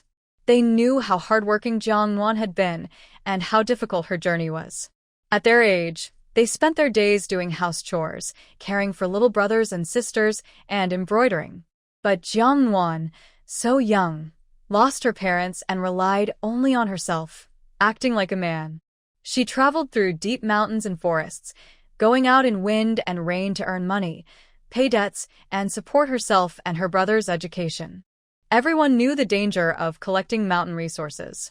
For example, 2 years ago, Grandma Wang's son, Junbao, was attacked and eaten by a tiger while collecting mountain herbs.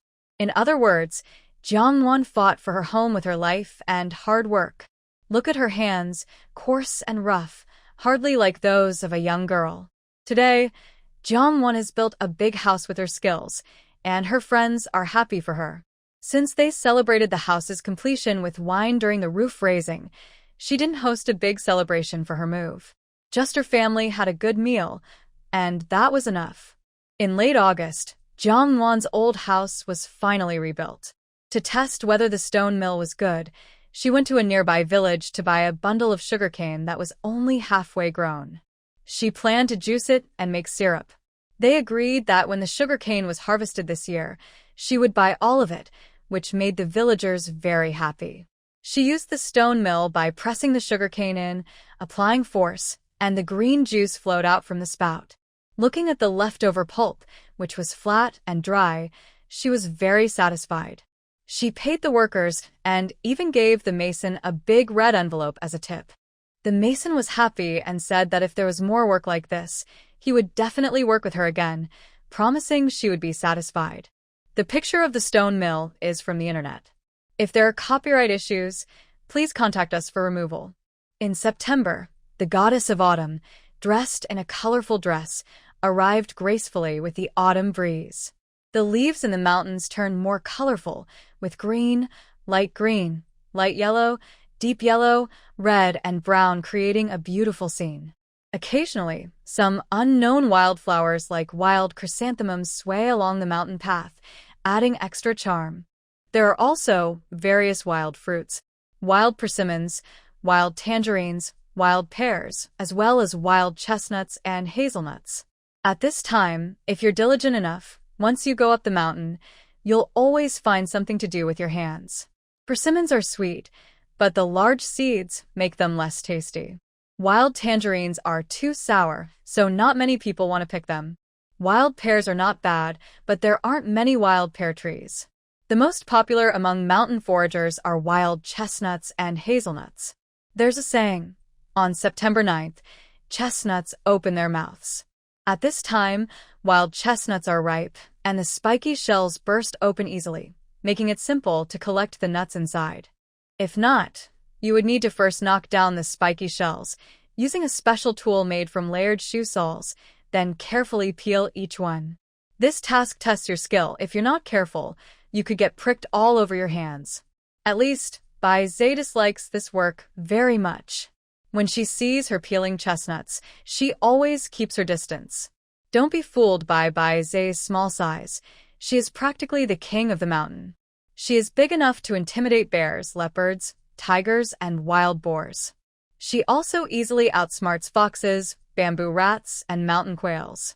When Jiang Nuan is too busy to buy meat, Bai Zhe takes care of her own food. Every time she goes out, she brings back some animal. Sometimes a rabbit, sometimes a wild chicken, and once even a wild pig weighing over 100 jin. She's quite impressive. Moreover, she is Jiang Nuan's most loyal bodyguard. Before every hunt, she urinates around the base of the trees near Jiang Nuan. The surrounding wild animals smell her scent and avoid the area, keeping Jiang Nuan very safe. Because of this, no matter how stubborn or mischievous Bai Zhe is, Jiang Nuan loves to pamper her. Over the past few years, Jiang Nuan has been up in the mountains almost all year round. She knows exactly where wild chestnuts and hazelnuts grow. Every day, she can pick up 50 or 60 jin of chestnuts, which is just limited by her speed, not the amount of nuts available. The adults may be busy with farm work or chopping trees at the woods, so they usually don't have much free time to go. The girls in the village, however, often have free time. Jiang Nuan feels very jealous when she sees many chestnuts she collects every day. She doesn't expect to sell them. Just adding a small snack at home makes her happy. One evening, a few young girls in their teens come to Jiang Nuan's house. Shyly, they ask if she can take them to gather chestnuts once. There are many of these on the mountain, but only for a few days. If you go at the wrong time, there won't be any left, and only squirrels or some small animals will benefit. Jiang Nuan happily agrees, saying, "Of course. But you need to ask your parents first. If they agree, I will take you tomorrow." The girls are very happy and immediately go home to ask their parents. When the elders hear they are going with Jiang Nuan, they agree right away. In the eyes of these elders, Jiang Nuan's skill at gathering from the mountains over the years is like she is a legend. The next day, at dawn, 5 people gather at Jiang Nuan's house. She leads everyone to the chestnut forest they visited yesterday. This forest has over 100 wild chestnut trees, some as thick as buckets. The canopy is full of fruits, many of which have already cracked open, leaving black chestnuts scattered everywhere. Jiang Nuan has been gathering here for several days but hasn't finished because new chestnuts keep falling daily. The arrival of the girls scares away many squirrels. These little creatures are lively and cute, and the girls all like them. Their main concern is wild boars, but Jiang Nuan has already told Bai Zhe to watch out. She said to keep him calm and promised to give him a bowl of his favorite braised pork when they return. The girls pick up the fallen chestnuts on the ground and almost finish collecting them all. Then they start to handle the burrs hanging on the trees. Since there are many of them today, Jiang Nuan divides the work so they can collect more chestnuts and split everything evenly when they go home. Everyone agrees happily. Jiang Nuan and another girl, Xiao Mei, who is good at climbing trees, work together to knock down the burrs. Yanzi and Manhwa, along with an older sister, handle peeling the chestnuts. They use special finger covers made from old cloth shoes to hold the burrs. Sharp scissors help to cut, pry, and shake 1 or 2 chestnuts, then fall out. Of course, the easiest way is to burn the burrs. Aside from how the roasted chestnuts look, setting a fire in these cool, crisp mountain woods is definitely a dangerous act. Everyone was busy until the sun almost set, and only then did they hurriedly pack up and start descending the mountain. Because they collected so many, they couldn't carry them all at once. They had to carry part of the load first, then go back for the rest. After many trips back and forth, they finally brought all the chestnuts down the mountain. When the girls' bamboo raft reached the small dock at Jiangjia village, it was already getting dark. A group of worried men with lanterns was waiting at the dock. It was clear these men were the girls' fathers. Their elders had finished work and, noticing it was getting late and their daughters hadn't returned, they came looking for them. Just then, the raft landed. The men quickly pulled the rope and tied it to a stone post on the dock, finally feeling relieved. "You've finally come back. If you didn't, we'd have gone along the river to look for you," Yanzi happily replied. "There were so many chestnuts on the mountain. We got so excited that we forgot the time." The men jumped onto the bamboo raft to help carry the girls' loads onto land. When they saw how heavy they were surprised. "Oh my goodness, there are so many. How did you manage to carry this all the way?" "We just carried it back and forth," the girls replied casually. The men patted their daughters' shoulders and said, "Next time, carry less. This many is exhausting. Come on, let's go home." With that, they dumped the heavy baskets onto their backs and grabbed another sack, walking quickly toward the village. Their daughters happily followed behind. Honestly, Jiang Nuan, walking behind, really envied them. She had no parents in her previous lives, so if her father was still alive now, he probably would have come to pick her up too. Or maybe she didn't need to work so hard at all. Sensing Jiang Nuan's downcast mood, Bai Zhe, unusually gentle this time, nudged her face with his head as a silent comfort. Some of the girls who had been walking ahead turned around and pulled her along. They all started jogging forward, and their cheerful laughter echoed far and wide. Jiang Nuan decided that she would stop feeling overwhelmed for today. When she weighed the chestnuts at the village, they totaled over 450 pounds. Each person received more than 90 pounds. There are so many chestnuts that we probably can't eat them all. Everyone keeps a few for themselves, and the rest will be sold the next day at Huji. At a price of 3 silver coins per jean, each person can earn 270 large coins. Jiang Nuan, tired, opens the big door and sees the house is dark and empty. She frowns and asks Bai Zhe, who is on her shoulder, "Little Zhe, do you think I should find someone to watch the house? Isn't it lonely to be alone all the time?" "Maybe it's not good." Bai Zhe strokes his chin and thinks for a while, then offers a helpful suggestion.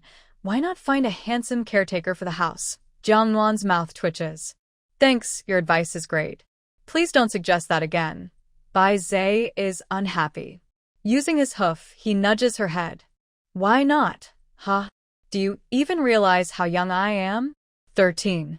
In my previous life, I was like a middle school student, still a minor. Could you be more reliable? You said that's your past life. From this world's rules, girls can marry at 15 or older. Many girls your age already start to consider marriage. They are them, I am me. I make my own choices. Whether I marry in the future depends on me. Nobody can force me. All right. I support you. Your attitude sure changes quickly.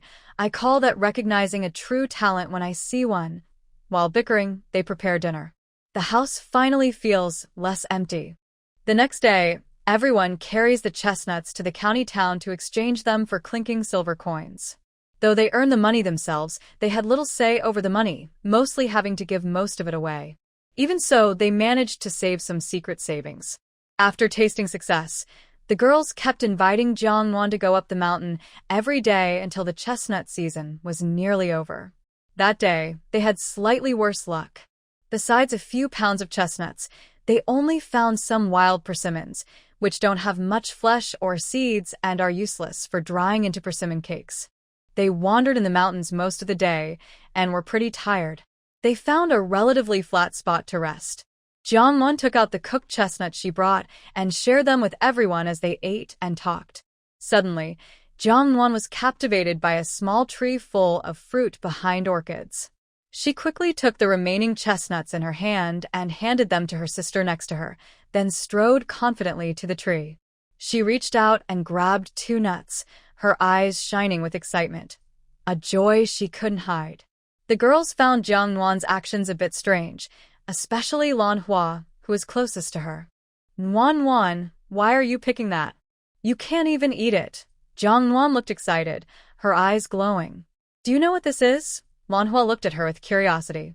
Everyone knows it's a tea bud. This thing can't be eaten either. Cutting it down for firewood is considered a bother, plus it makes a lot of smoke. And it's everywhere, growing all over the hills. It's really annoying. Jiang Nuan was very surprised. You said there are lots of these in the mountains. I've never seen them before. Manhwa pointed across the river, to the other side where Jiang's village was located. She pointed to the nearby rolling hills on Yanzi Ridge. How could you not have seen them? Just look at those 15 or so hills filled with this stuff. The biggest ones are as thick as buckets. This tree is very dominant. Where they grow, other trees can't grow tall. So, there aren't many wild animals or hunters in that area either. Have you never been there when you walked in the mountains? Jiang Nuan was silent. I really haven't been there before. No wonder you didn't know. When she heard that the hills were full of these plants, Jiang Nuan was overjoyed. She felt like she saw a shining mountain of gold waving to her. This plant is called the oil tea tree. Its fruit is green with dark red. The tea oil tree and its fruit look like this. When mature, after being exposed to sunlight, the black seeds inside are taken out and pressed to produce tea oil, a high-quality plant oil. The oil tea seeds look like this. The oil inside is clear and shiny, with a fragrant smell, and is rich in essential amino acids needed by our bodies. Its nutrition is comparable to Western olive oil.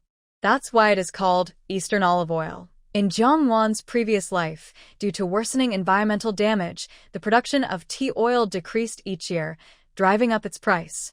Market prices could reach 70 or 80, even over 100 yuan per jean, making it a luxury that ordinary people couldn't afford.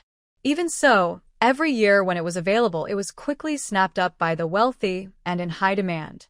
Jiang Nuan is very confident and sure that no one has discovered the value of this place yet. If she can be the first to extract tea oil from it, just thinking about it excites her. She spreads some camellia flower buds in her palm and shows a few young women, saying, "In about a month, the frost will come. Go back and tell everyone. After the frost, pick these buds, let them dry and crack open, then collect the tea seeds inside and dry them. Bring them to my house. It's 2 coins per jean. I will buy as much as you have." The young girls cheerfully stand up, excited. Warm, are you serious? Of course. When have I ever lied? Manhwa asks her. What use does this stuff have? Jiang Nuan shakes her head. I can't tell you for now, but you'll know later. They stop asking and go silent. They're happy to get this news, so they don't want to stay on the mountain anymore. They wish they could grow wings and fly home to tell everyone. Seeing the tea oil trees makes them feel kinder and more fond of them. These trees are worth their weight in gold.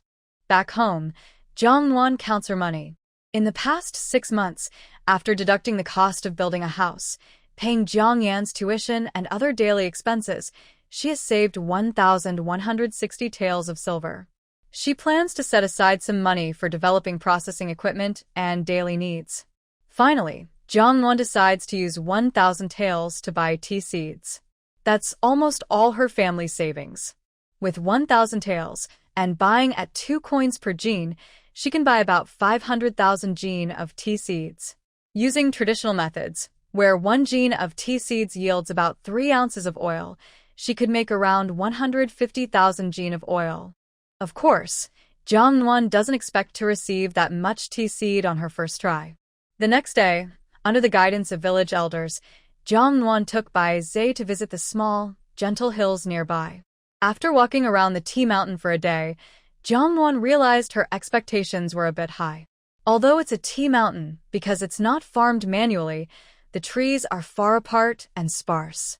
She estimates that if she picks all these small hills, at most she will get about 100,000 jean of tea seed. After returning home, people kept coming to ask if it was true that she was collecting tea seeds. When she confirmed it, everyone happily left.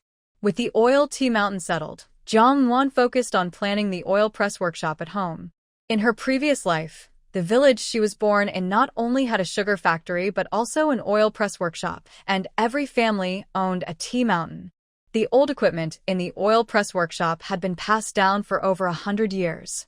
Every year, watching the elders press tea oil made a deep impression on Jiang Nuan, even after many years and 2 lifetimes.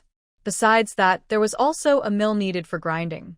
After the tea seeds are dried, they must be ground into powder before steaming, and only then can the oil be pressed. This world doesn't have modern crushers. Everything relies on manual labor or animal-powered grinding. If the amount is small, it's manageable, but large quantities would make manual grinding very tiring and greatly increase costs. Jiang Nuan didn't want to use these methods. She planned to use a water mill instead. Jiang's village is located beside a big river with a clear stream running through it. Although the stream isn't wide, there's plenty of water flow, making it perfect for building a water mill. By constructing a small dam and installing a water wheel, it could work efficiently. This water mill could be used not only to grind tea seeds but also to mill grains, beans, and wheat. In the future, grinding and flour making in the village would become much easier. Most importantly, this device saves time and energy, and it can run all day and night without rest. Only a fool would ignore it. To build the water mill, Jiang Nuan first needed the villagers' approval, since the stream belonged to everyone. She thought it wouldn't be a big problem. Indeed, when she discussed her plans with the village elder, he immediately agreed happily. He praised her cleverness, saying, "Such good stuff, and it's because you young ones have bright ideas." Even so, the elder called a few respected village elders for a small meeting. They all agreed the project was feasible, and the proposal was approved by everyone. They even offered advice on where along the river it would be best to build the mill for maximum benefit. With the village and site decisions settled, Jiang Nuan then focused on the oil press workshop. To make transportation easier, the workshop couldn't be too far from the mill. After walking around the village, she finally chose a gentle slope about half a mile from where she planned to build the water mill. This place was originally the site of an old house belonging to a local gentry family. It was abandoned after a big fire many years ago. Now it is overgrown with wild grass, and its original appearance is no longer visible. Jiang Nuan went to see the clan leader again. She paid 12 taels of silver to buy the land, planning to build a warehouse and a pressing workshop. On the day the land deed was officially registered, Jiang Nuan took Bai Zhe to inspect her new property. Surprisingly, Bai Zhe found a large jar and a dull-colored jewelry box among the ruins of broken bricks and tiles. Despite that, Jiang Nuan immediately recognized the jewelry box as having inlaid mother-of-pearl designs. Looking around to make sure no one was watching, she quickly opened the box and saw it was filled with beautiful jewelry. The shiny gems sparkled, making Jiang Nuan's heart beat faster. "I'm rich now. I'm rich." She then opened another jar, which was filled with silver ingots of various sizes, and inside, she even saw some gold. She only took a quick look and hurriedly closed everything. She told Bai Zhe to store both items in her special space. Jiang Nuan was so happy she hugged Bai Zhe and gave him lots of kisses, making the tiny creature almost roll its eyes. It tried to push her face away with its front paws and Zhengjia, loudly protesting. "Ah, Jiang Nuan, enough. Stop slobbering on my face, it's so dirty." Unfazed by its protests, Jiang Nuan continued to show her love. "Little Z's, I really love you so much. From now on, you can eat as much braised pork as you want, I promise." Poor Bai Zhe, after being cleaned, desperately wiped its face with its paws, crying out in frustration. "Ugh, now I feel dirty, Jiang Nuan. You're such a crazy person." Back home, after shutting the door, Jiang Nuan carefully emptied the jewelry box to count the items inside. There were about 50 or 60 pieces, including hairpins, combs, hairpieces, earrings, bracelets, rings, and pendants. All made from gold, silver, jade, pearls, and even emeralds and sapphires. Even if she wasn't an expert, she knew these were very valuable items. After counting the jewelry, she also emptied the silver and gold bars from the jar. She found over 600 taels of silver and an additional 50 taels of gold. The exchange rate was 110, meaning 1 tael of gold was worth 10 taels of silver. Looking at the inscriptions engraved beneath Yuanbao's bottom, I found they were from the era of the great prosperous dynasty's former emperors or even from the Taizu period. They are all coins circulating in the market, though some are from previous dynasties. Jiang Nuan thought that if necessary, she could even melt them down into jewelry. She guessed these items were buried treasure from the previous owner of this property, probably a woman, from decades ago. Since Jiang Nuan had just bought the land and was preparing to build a watermill, oil press, and planned to buy tea seeds in the future, her expenses were huge. She was worried about running out of money, but suddenly heaven sent her an unexpected big sum of money. It was like winning a $5 million lottery in her past life. She almost woke up laughing from her dreams. All this good luck was brought by Bai Zhe, the auspicious beast. No matter what, he could find treasures among the rubble. Since Bai Zhe came to her side, Jiang Nuan felt her luck had improved greatly. She kept her promise, and the same night cooked a big pot of braised pork and a whole chicken to treat Bai Zhe, making him look very happy. Confident and full of energy, Jiang Nuan then went to find Zhou Mingfang the next day. After seeing her series of rough sketches, Zhou Mingfang praised her for being smart and perceptive. He said it was a pity she wasn't a boy. If she were, he would accept her as a successor. He also gave her many practical and professional suggestions. Jiang Nuan revised her drawings based on his advice. Later, they found Master Zhang, the stonemason who had helped her make a sugarcane crusher last time. Master Zhang liked Jiang Nuan very much. She was not only clever but generous, and she respected craftsmen deeply. Working with her was very pleasant. When he saw her drawings, he said, "No problem, I can make it. But the wooden levers need to be crafted by a carpentry master." Zhou Mingfang added, "That's no problem, I'll take care of it." Then he asked Jiang Nuan, "Girl, when do you want to start work?" "Of course, as soon as possible." So Zhou Mingfang took out his handwritten secret manual, looked it over, and calculated. He said the best day to start would be 3 days later, on September 20th, an auspicious day for worship, setting up the bed, and laying the foundation. Jiang Nuan immediately decided that work would start on September 20th. Because Zhou Mingfang had another project underway, he and his team, especially the workers, were a bit short-handed. Jiang Nuan wondered if she could find some young workers herself, about 20 people. She thought this wouldn't be a big problem. Now that the second crop of rice in the fields had been harvested, the village elders were free. She could pay a little extra and find some people easily.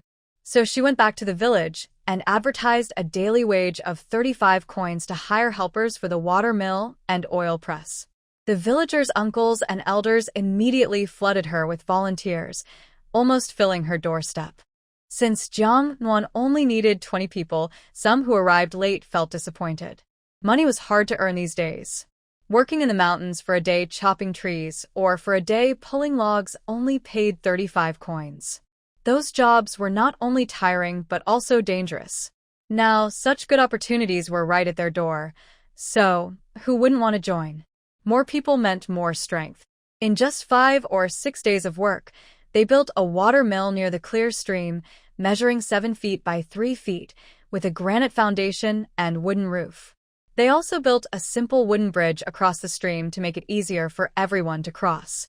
A few meters upstream from the mill, they used bamboo cages filled with small stones to build a tiny reservoir, making the water flow faster.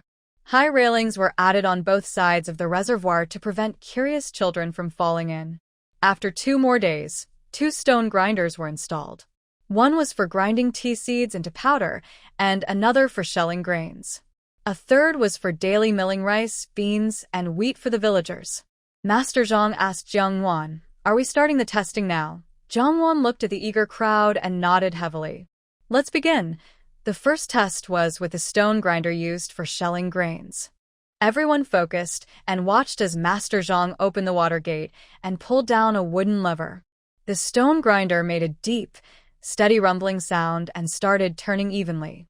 Jiang Nuan poured the rice she had prepared into the round hole at the center of the grinder made for shelling grains, then pushed the wooden screen below it. White rice and husks separated automatically along 2 sliding channels. The rice was clean and intact. Seeing this, there was a moment of silence in the mill, then cheers of excitement almost knocked the roof off. The village elder's face lit up with a big smile, like a sunflower. "This thing is really good. The milled rice is complete and clean, even saves us from using a sieve. It's much better than manual pounding. Not only does pounding take a lot of time and effort, but it also crushes many grains. With this, our village will save so much work in the future." He then praised Jiang Nuan. "Nuan girl has done a great favor for our village. Grandfather thanks you on everyone's behalf." Other villagers also agreed and nodded. A woman said gratefully, "Nuan Nuan, thank you.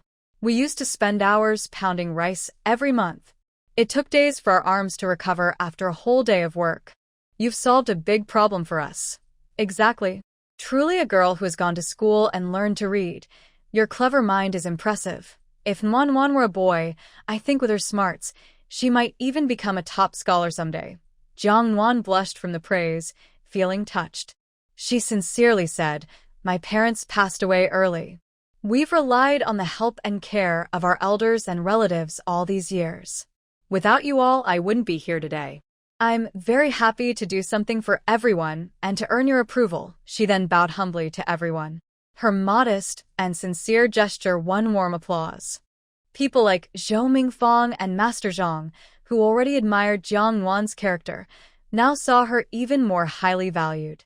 After grinding the rice, Jiang Nuan poured it into a stone mill designed for rice and wheat flour. The resulting flour was white and fine, and the stone mill proved to be perfect. The final test was for the tea seed mill.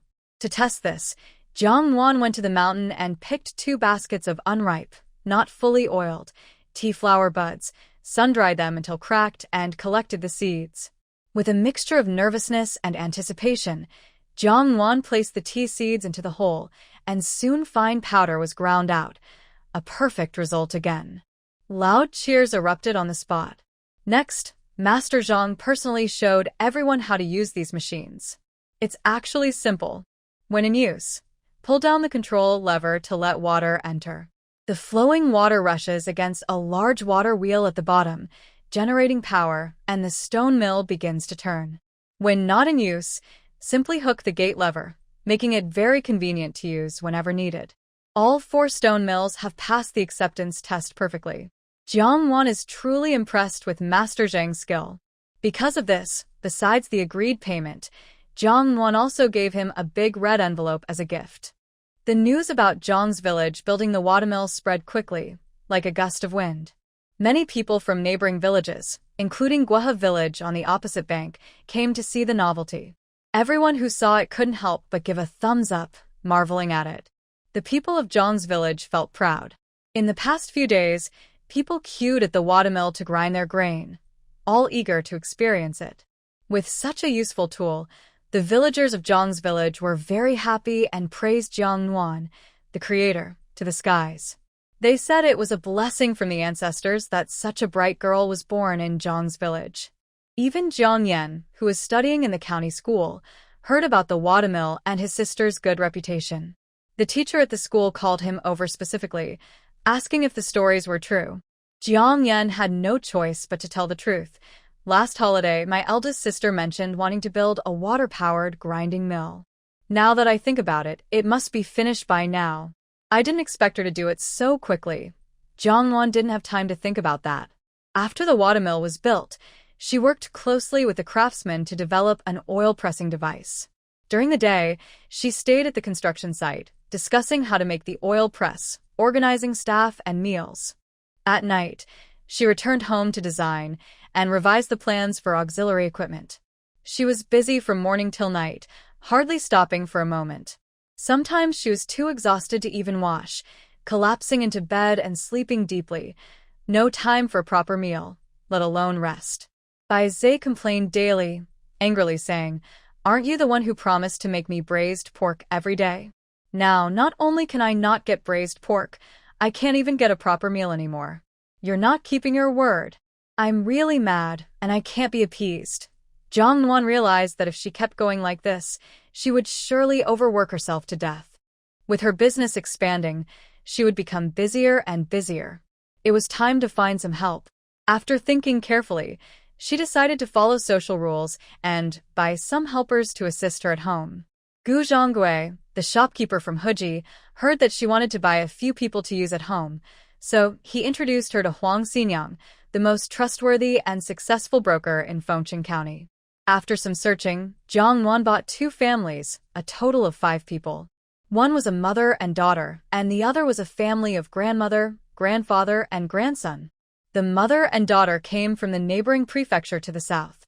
The daughter's name was Duku, which is also the season of Duku, and she was originally a second-class maid in a noble lady's household. That lady was quite romantic and ran away with a poor scholar when going out to worship Buddha. The master's family blamed the maid in the lady's room and sold all of them. Her mother used to be the cook's wife in that household and was also sold. Jiang Nuan decided to buy them because she saw that the girl was clever and lively, so she could stay nearby as a maid and help with personal chores. Additionally, her mother, Lady Sun, was skilled at cooking, so buying them wouldn't be a loss. Jiang Nuan liked the name Duku very much, so she didn't want to change it. The other family, grandparents and grandson, came from Yongzhou Prefecture.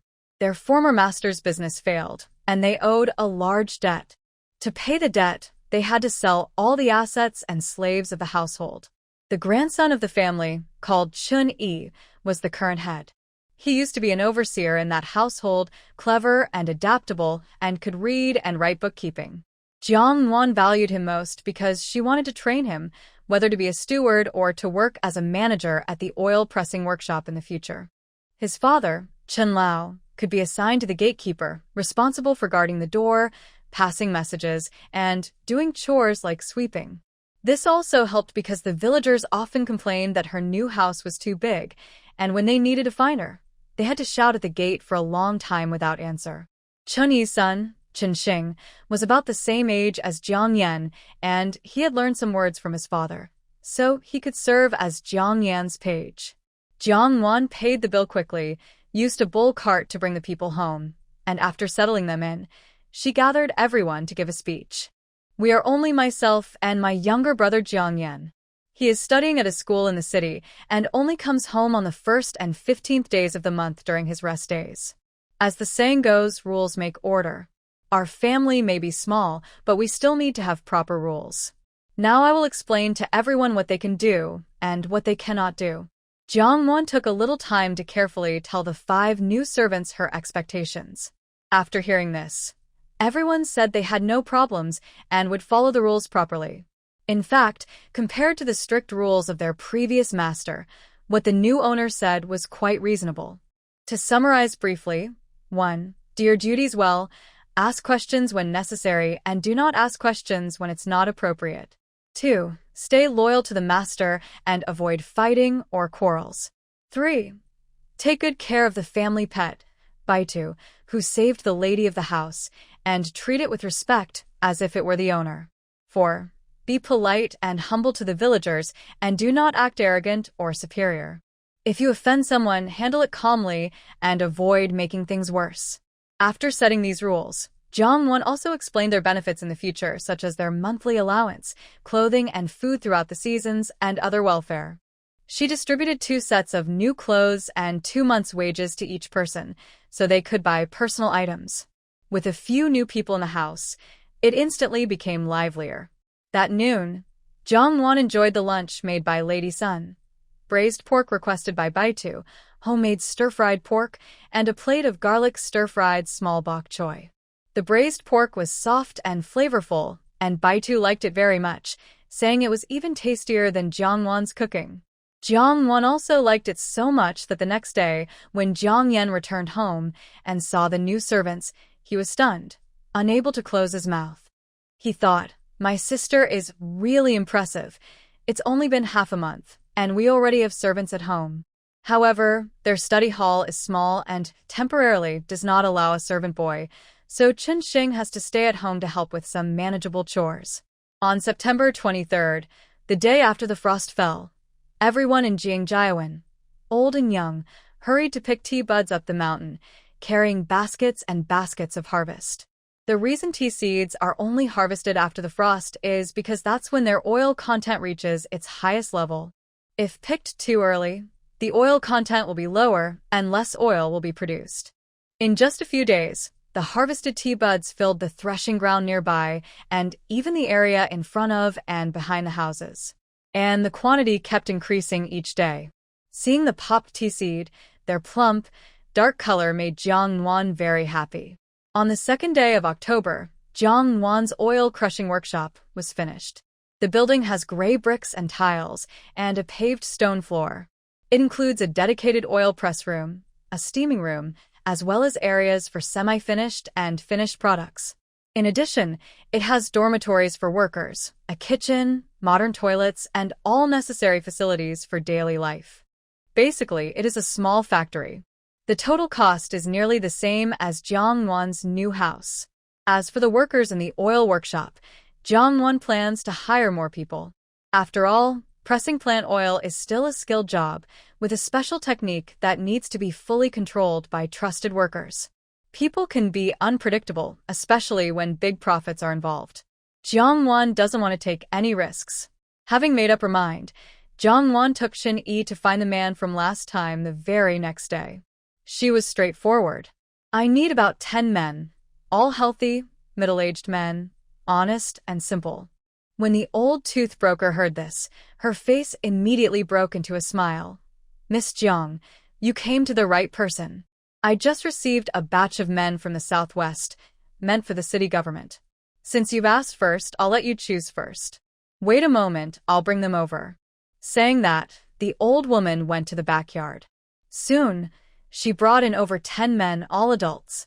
They lined up neatly, heads bowed, apparently well-trained. Jiang Nuan chose 10 men who looked clean, with no mud under their fingernails. She asked them, "Can any of you read?" "Yes, miss," answered a young man in his 20s, with a large scar across his left cheek from his mouth to his temple, which looked intimidating. Perhaps because of the scar, he seemed a bit unsure of himself. Jiang Nuan stepped forward and asked, "Can you count?" "I know a little," he replied. Jiang Nuan nodded and turned to Huang Xinyang, saying, "These are the ones." After some bargaining, she paid 12 taels of silver per person to buy their contracts. Jiang Nuan entrusted these 10 people to Chen Yi for arrangement, placing them in the oil mill's dormitory. She also made sure to organize supplies like rice, flour, meat, vegetables, and oil properly. Now that there are more people, there are more tasks, and a single ox cart is no longer enough. After leaving the shop, Jiang Nuan went to a nearby place close to the dock and booked a small boat that could carry about 10 people. This was for easier trips to the county seat for shopping or transportation. She paid a deposit of 5 taels of silver and agreed to pick up the boat in half a month. She also wanted to visit the cattle market and buy a horse-drawn carriage, but today was not market day, so she would come another day. When Jiang Nuan returned home, Bai Zhe was happily eating from his large special bowl. When he saw her, he made a small sound but quickly lowered his head to continue eating. He had finished a big bowl of braised turtles quickly. After eating, he curled up and lay on the Imperial couch, hugging his round belly, and let out a loud burp. His little tail wagged proudly as he looked at her casually. "You're back," he said with a carefree glance. Jiang Nuan reached out to scratch his chin and belly, smiling and a bit annoyed. "Can you eat less? If you keep eating like that, you'll become a ball of fat," she said. The little creature raised his eyelids indifferently. "I'd be happy to be fat. Besides, I am a divine beast. How could a divine beast get fat?" Since Lady Sun came to the house, Bai Zhe had become less interested in going out. He stayed at home every day, staring at Lady Sun during all 3 meals and insisting on having meat at every meal. This made Jiang Nuan's household expenses increase rapidly, mostly because of him. Of course, Jiang Nuan only said this jokingly. As long as it didn't affect his health, she was happy to spoil him. Since the staff at the oil mill was in place, Jiang Nuan arranged for everyone to begin adjusting and preparing the equipment. Once the setup was complete, they started testing the oil extraction process. They ground the dried oil tea seeds into fine powder, steamed it in a pot, then pressed it into round cakes. These cakes were neatly placed into a large circular wooden press and began to be squeezed tight to extract oil. At first, their methods were unsuccessful. The steaming process was not enough, or the cakes weren't pressed properly, causing them to fall apart midway. Various problems led to failure in their attempts. Jiang Nuan was not discouraged. She led everyone to try again and again, gaining experience and making small improvements each time.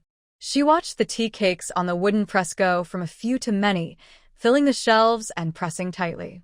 The tea cakes were squeezed with great force, causing bright, fragrant mountain tea oil to pour down like a waterfall into the oil trough. Then, the oil was filtered through a special filter and flowed directly into jars. By this time, the pressed tea cakes had dried out and could no longer hold any moisture. She weighed them again and calculated, finally reaching her goal of extracting 2.5 ounces of oil from each pound of tea seeds. This traditional oil extraction process took 4 days. During this time, Jiang Nuan and the workers worked tirelessly day and night. When they were hungry, they ate together from large, simple ceramic bowls, taking big bites. When they were tired or sleepy, they went home for a short rest and then came back to work again. The whole place was filled with the smell of tea oil. Working closely together for days made the workers at the oil mill develop a deep respect for the young new owner. They found her to be hardworking, kind, generous, principled, modest, and extremely smart. From their initial nervousness when they arrived, they now genuinely admired her. Jiang Nuan carefully assigned tasks to everyone. Every group of 3 people had a specific job. One steamed the tea mash, another pressed the tea cakes into molds, and another extracted the oil. The whole process was arranged in a production line to increase efficiency. They worked 4 hours a day, 2 in the morning and 2 in the afternoon. During lunch, they could rest for an hour. They also had 2 days off each month, with a monthly salary of about 500 coins. If their work improved, the pay could increase. The workers, who were bought as laborers on contract, never imagined that their daily working hours would be so short, with days off and a steady monthly wage. They kneeled and bowed to Jiang Nuan, calling her a kind lady and thanking her for finding such a good master. Seeing this, Jiang Nuan was a bit surprised and quickly told them, "My home isn't strict. As long as you are loyal to the Jiang family and work hard, I will not treat you badly." The workers happily agreed. The mountain tea seeds were successfully pressed, and the purchase of tea seeds officially began. Only then did the villagers realize that the mountain tea seeds Jiang Nuan had them pick could be pressed for oil. Everyone admires Jiang Nuan for making good money, but they also have to respect her knowledge, vision, and courage. She deserves to earn this money. After all, this stuff has been growing openly on that mountain for many years. No one ever thought that something people dislike so much could really produce oil. Plus, building such a large oil press with equipment and workers costs a lot, more than they could earn in a lifetime. They really can't be jealous. Jiang Nuan asked Shurqiu, the man with a scarred face, to lead 2 others in recording the weights and settling the villagers' payments for tea seeds. Shurqiu was surprised and very excited by Jiang Nuan's trust. He has no known name or family and has been wandering with a group of beggars. When he was about 7 or 8, he was begging on the street when a kidnapper covered his mouth. After being raised for a while, he was cleaned up and sold to a wealthy family. Later, because he was smart and quick, he was chosen to be a book boy for the young master, which is how he learned to read. That family's young master was quite useless, not good at studying, but he knew a lot about fighting chickens and dogfighting. One day, he got into a fight with another young master over fighting chickens and was accidentally stabbed to death. Shurqiu, because he failed to protect his master, was beaten badly by his owner's family and almost used for burial. The scar on his face was left from that time. Because of his ugly scar, buyers always thought he was unlucky and no one wanted him. After several transfers, he finally arrived in Fengcheng County. The new owner not only didn't mind his looks but also trusted him to manage the accounts and money. This trust was something he never dared to imagine before. He secretly vowed to do his best to repay the master's trust. In just a few days, the collected tea seeds filled half of the finished product warehouse. Villagers made a lot of money from selling tea seeds, so they became even more eager to go out and find more. The tea on the mountain was gone, so they looked elsewhere. This work was safe enough for men, women, and children. Carrying 100 gen of tea buds to dry could produce 25 gen of seeds. At 22 cents per gen, that's 50 cents. With a large family and quick hands, some could get 100 gen or more in a day, around 200 to 300 cents. It's much better than working hard to cut trees or clear terrain for mountain owners. Many wives even informed their families, and soon the news spread quickly.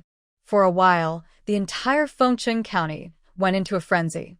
Over the next month, many people rushed to Jiangjiakan to sell tea seeds every day. On the road to Jiangjiakan, carts pulled by oxen, people carrying baskets, and others walking back and forth with big and small bags were everywhere. All of these folks came to sell tea seeds. Luckily, it was deep autumn with little rain, or the muddy road wouldn't have held up under the heavy traffic. Near the small, rough dock by Jiangjiakan's river, it was strangely packed with small boats and bamboo rafts, which was quite a rare sight. Jiang Nuan had a clever idea and put up a notice at the tea seed collection spot. It announced that starting around November 20th, they would begin harvesting sugarcane, paying 2 coins per unit, and ask the sellers of tea seeds to help spread the word. Some people selling tea seeds also grew sugarcane at home, and they were overjoyed at this news. One said, "Wow, this is great. It saves us from having to sell tea seeds at the county market for little money. Standing in the cold wind all day, not earning much, and getting freezing cold. Miss Jiang really is a kind person." Because the oil mill was very busy, even Bai Zhe, who usually stayed home eating and sleeping every day, couldn't sit still anymore. He came to supervise at the tea seed collection warehouse.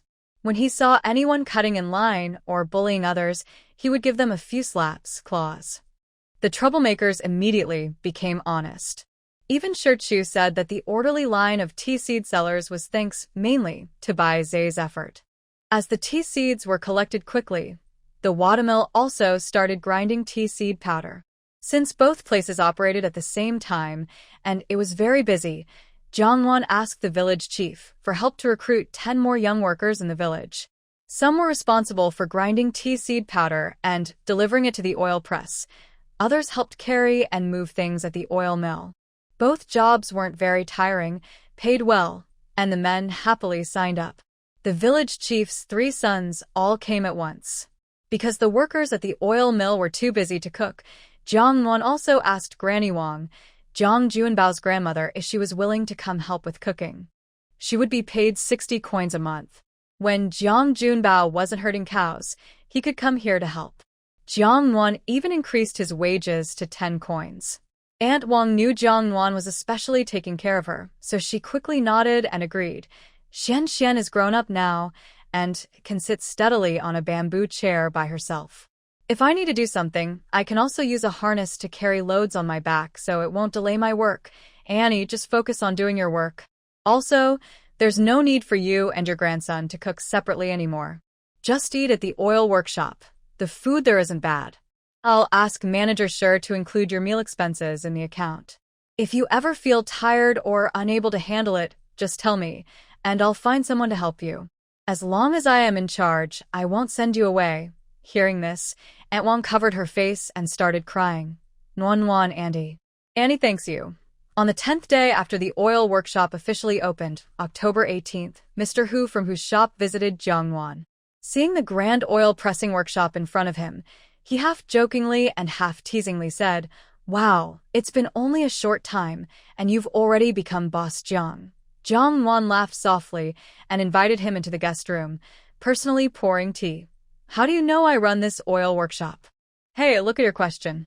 Half of Fengcheng County's tea buds are sent to you. If I didn't have some news, I wouldn't be able to keep my position as shopkeeper." The two exchanged a few jokes, then Mr. Hu explained his visit. "You see, I've traveled a long way to come here. Don't just sit and drink tea. Hurry up and bring out something good for me to see." "Why are you in such a hurry?" Jiang Nuan replied calmly. "Anyway, go get a jar of finished oil from the warehouse." "The small jar is fine." "Yes, young lady." The worker responded and soon returned with a jar of oil. Jiang Nuan took a small wooden hammer to break the seal of the clay lid, then pulled out the stopper. A pleasant, unfamiliar smell of oil immediately filled the entire guest room. Jiang Nuan then brought over a long-handled bamboo bowl and a white porcelain bowl, scooping some of the oil into them for Mr. Hu to observe better. He carefully sniffed the aroma and said, "The scent is pure and fragrant. The oil looks slightly yellow, clear and bright, clean and transparent, so it's good quality. However, I'll need to personally test the taste to be sure. This is easy. I'll ask the cook at home to make you a few fresh dishes using this oil," shopkeeper, who is quite generous. Upon hearing this, he immediately smiled happily. "In that case, I humbly accept your kindness. As long as you don't mind, it's perfect. We had planned to invite you for drinks last time, and today I'm making good on that promise." Jiang Nuan sent someone to pass the message that Lady Sun would prepare some dishes, saying it was to invite a distinguished guest for dinner. Since it was still early, the two of them enjoyed some tea. At Hu's shopkeeper's request, Jiang Nuan also gave him a tour of the oil pressing workshop. Seeing how clean, tidy, and well-organized the workshop was, Hu's shopkeeper was very impressed. His desire to work together grew even stronger. He asked her, "How do you plan to sell this oil?" "1 tael of silver per pound." "What? 1 tael per pound?" Hu's shopkeeper's eyes widened. "That's so expensive. Are you trying to make a fortune?" Jiang Nuan didn't argue. She simply smiled and said, "Don't be fooled by the fact that this is wild, natural oil. A single tea seed pod produces only about 2.5 caddies of seeds. 1 pound of tea seeds can produce at most about 2.5 caddies of oil. I previously visited the largest mountain tea area and roughly estimated that they could harvest up to 100,000 jin of tea pods. Adding in other harvests from different places, the total could be around 180,000 to 200,000 jin of tea pods. For calculation, let's use 200,000 jin.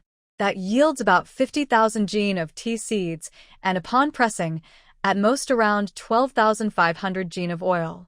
I plan to keep some of this oil for myself, so roughly 12,000 jin can be sold externally. Mountain tea oil is rich in nutrients that are good for health.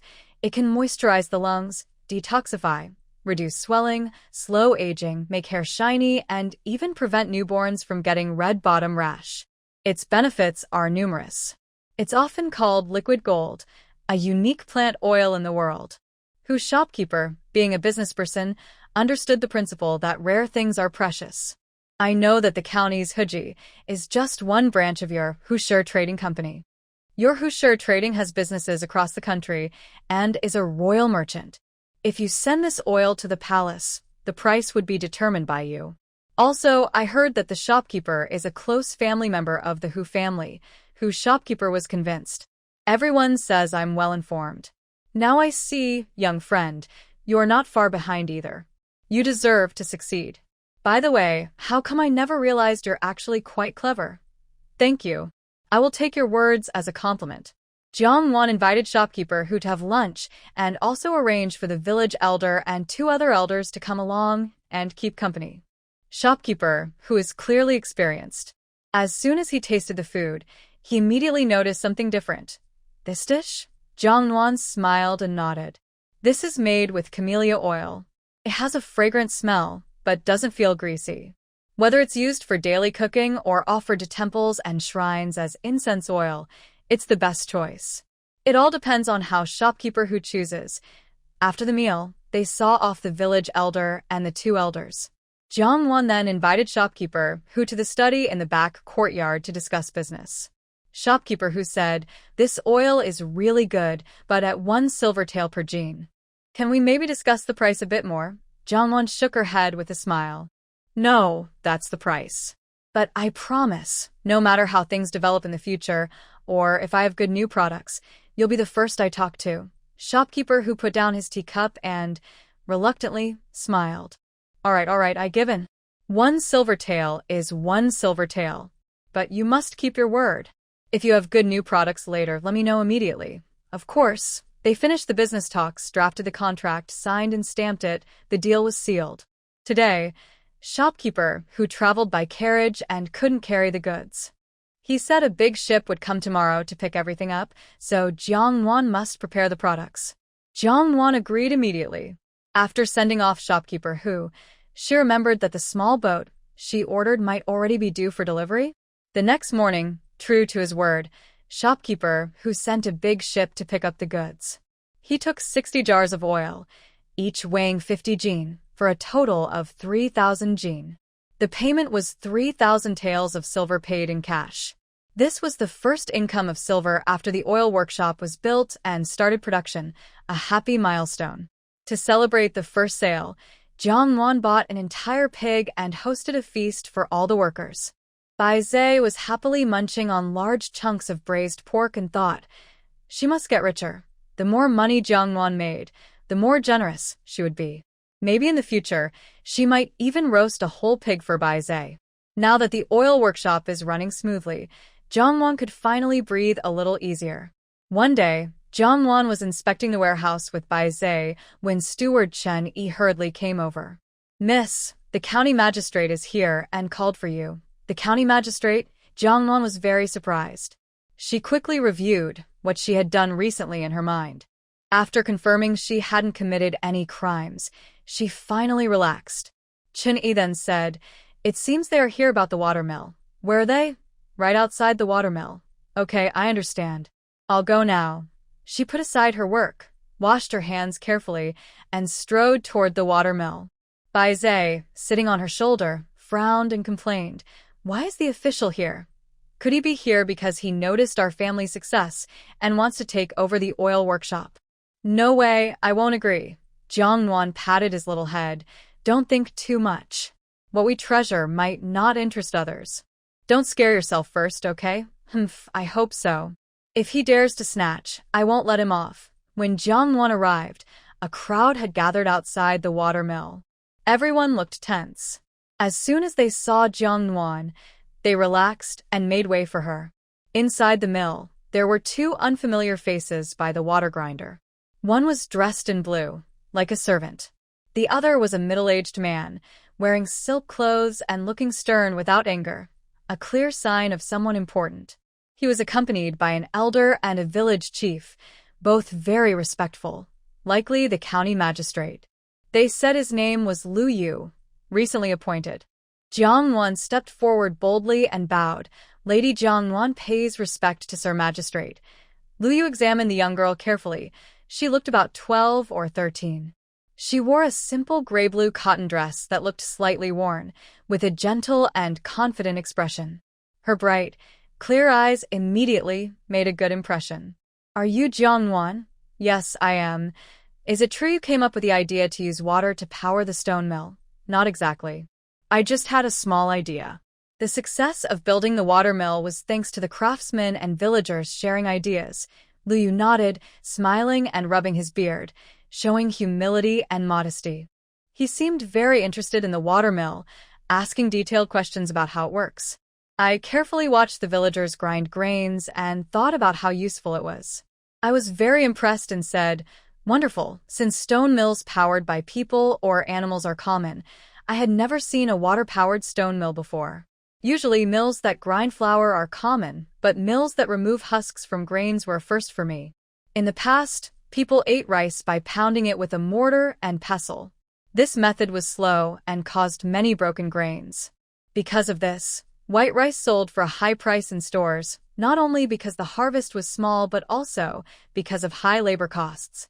Lu Yu asked her how she came up with such a clever idea. Jiang Nuan felt a bit shy and said, "It's all my personal interest."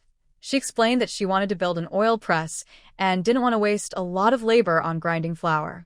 Lu Yu was not amused and instead became interested in the new plant oils. He asked to visit her oil press. Her parents agreed, so she led the way. Only the clan leader and village had accompanied them. Other villagers were too afraid to come along. In this feudal time, common people naturally feared officials. When facing County Magistrate Lu, they dared not speak loudly or breathe too loudly to avoid causing trouble or punishment. Jiang Nuan took her oil press as the host and guided the magistrate through the whole place. She explained how they chose raw materials and the process involved, making Lu magistrate nod in understanding. After the visit, it was already late, and Jiang Nuan couldn't let the magistrate leave hungry. She suggested, "It's almost noon. If you don't mind, please come to my home for a simple meal. We can eat and chat. Luyu was pleased and agreed happily. The clan leader and village head stayed as well. After asking about any food restrictions, Jiang Nuan asked Madam Sun to prepare some local specialty dishes and good wine. Everyone ate and talked. The food is simple. Please don't mind, Jiang Nuan said. Luyu seemed in a good mood. He said, I think the food is quite nice. The tea oil used makes the dish fragrant without being greasy. It feels fresh, and that's a good thing. He had already heard many things about Jiang Nuan from the clan leader. Born into a scholarly family, after the early death of his parents, he took on the heavy responsibility of caring for the family. He taught his younger brother and saved hard from mountain gathering to send him to school. He is generally kind to others, often helping orphans and weak villagers nearby. He even risked his life to save a fellow villager. With such intelligence and good character, Luyu greatly admires him. After drinking a few rounds, Luyu asked Jiang Nuan, I see your watermill is a very good invention, saving a lot of manual and animal labor. If promoted in southern lands or places with plenty of water, it could greatly benefit many common people. I earnestly ask, Miss Jiang, could you kindly give a copy of the design plans to the court to help the people? Jiang Nuan had no objection. The things we make are meant for people's use. It's a blessing for us common folks that you think of the wider world. I will copy an extra set of the plans and give them to you. Also, there's something I need to tell you, she continued. Similar to the water mill, a water wheel with slight adjustments can also be made into a water pump. It can lift water from lower sources continuously to higher levels, useful for irrigating the fields in hilly areas. Hearing this, Luyu was immediately very happy and stopped eating. If that's really so valuable, quickly bring the plans. Jiang Nuan smiled. Please don't rush, sir. Finish your meal first. Later, I will draw the water pump plans, and tomorrow I will send both sets to the county office. Luyu calmed down. Yes, that's right. I got a bit impatient. Let's eat. After lunch, everyone rested briefly, and Luyu prepared to return to the city.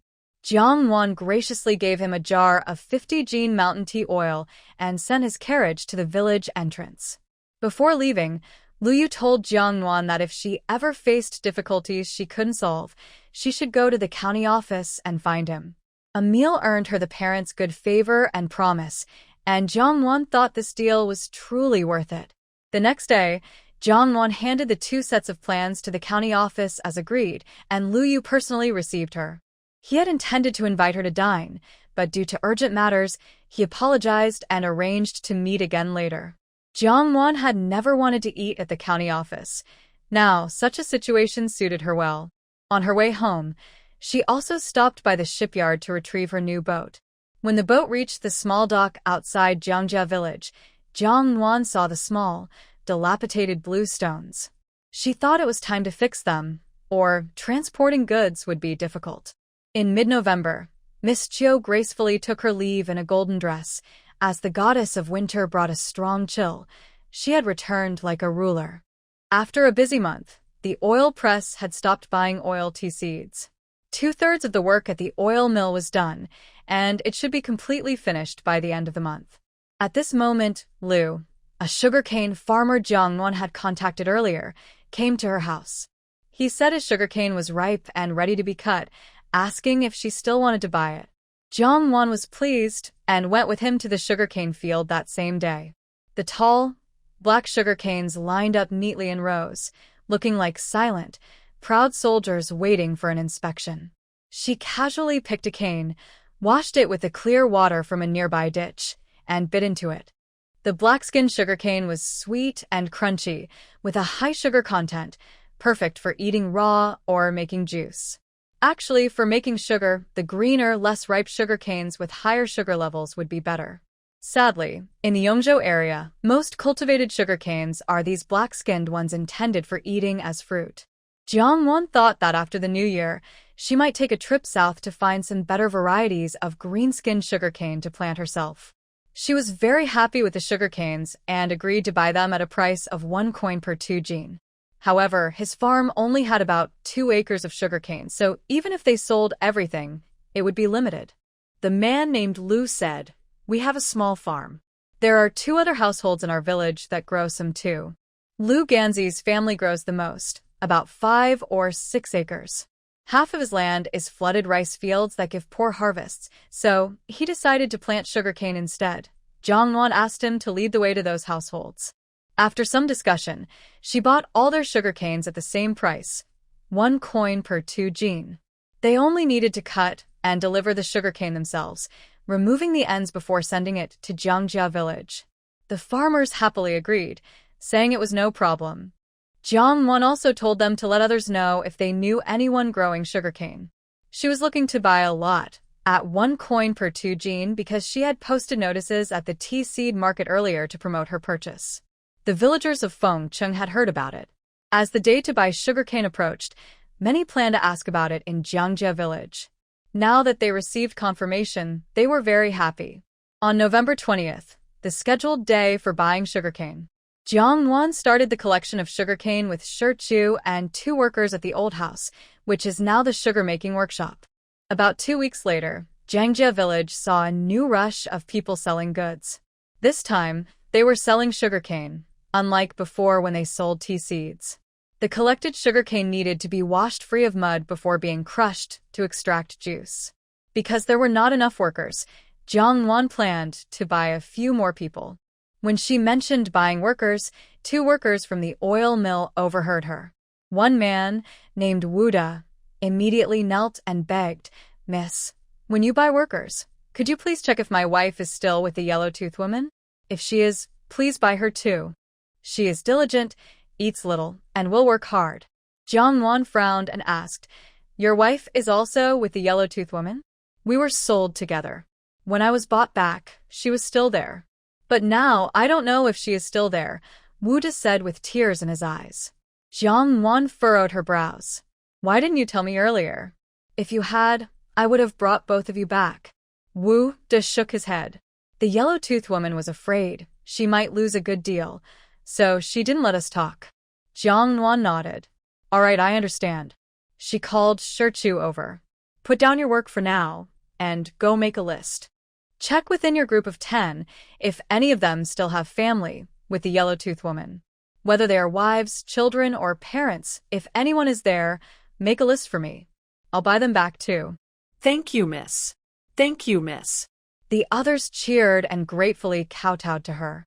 At first, Jiang Nuan didn't expect so many to want to be bought free and work.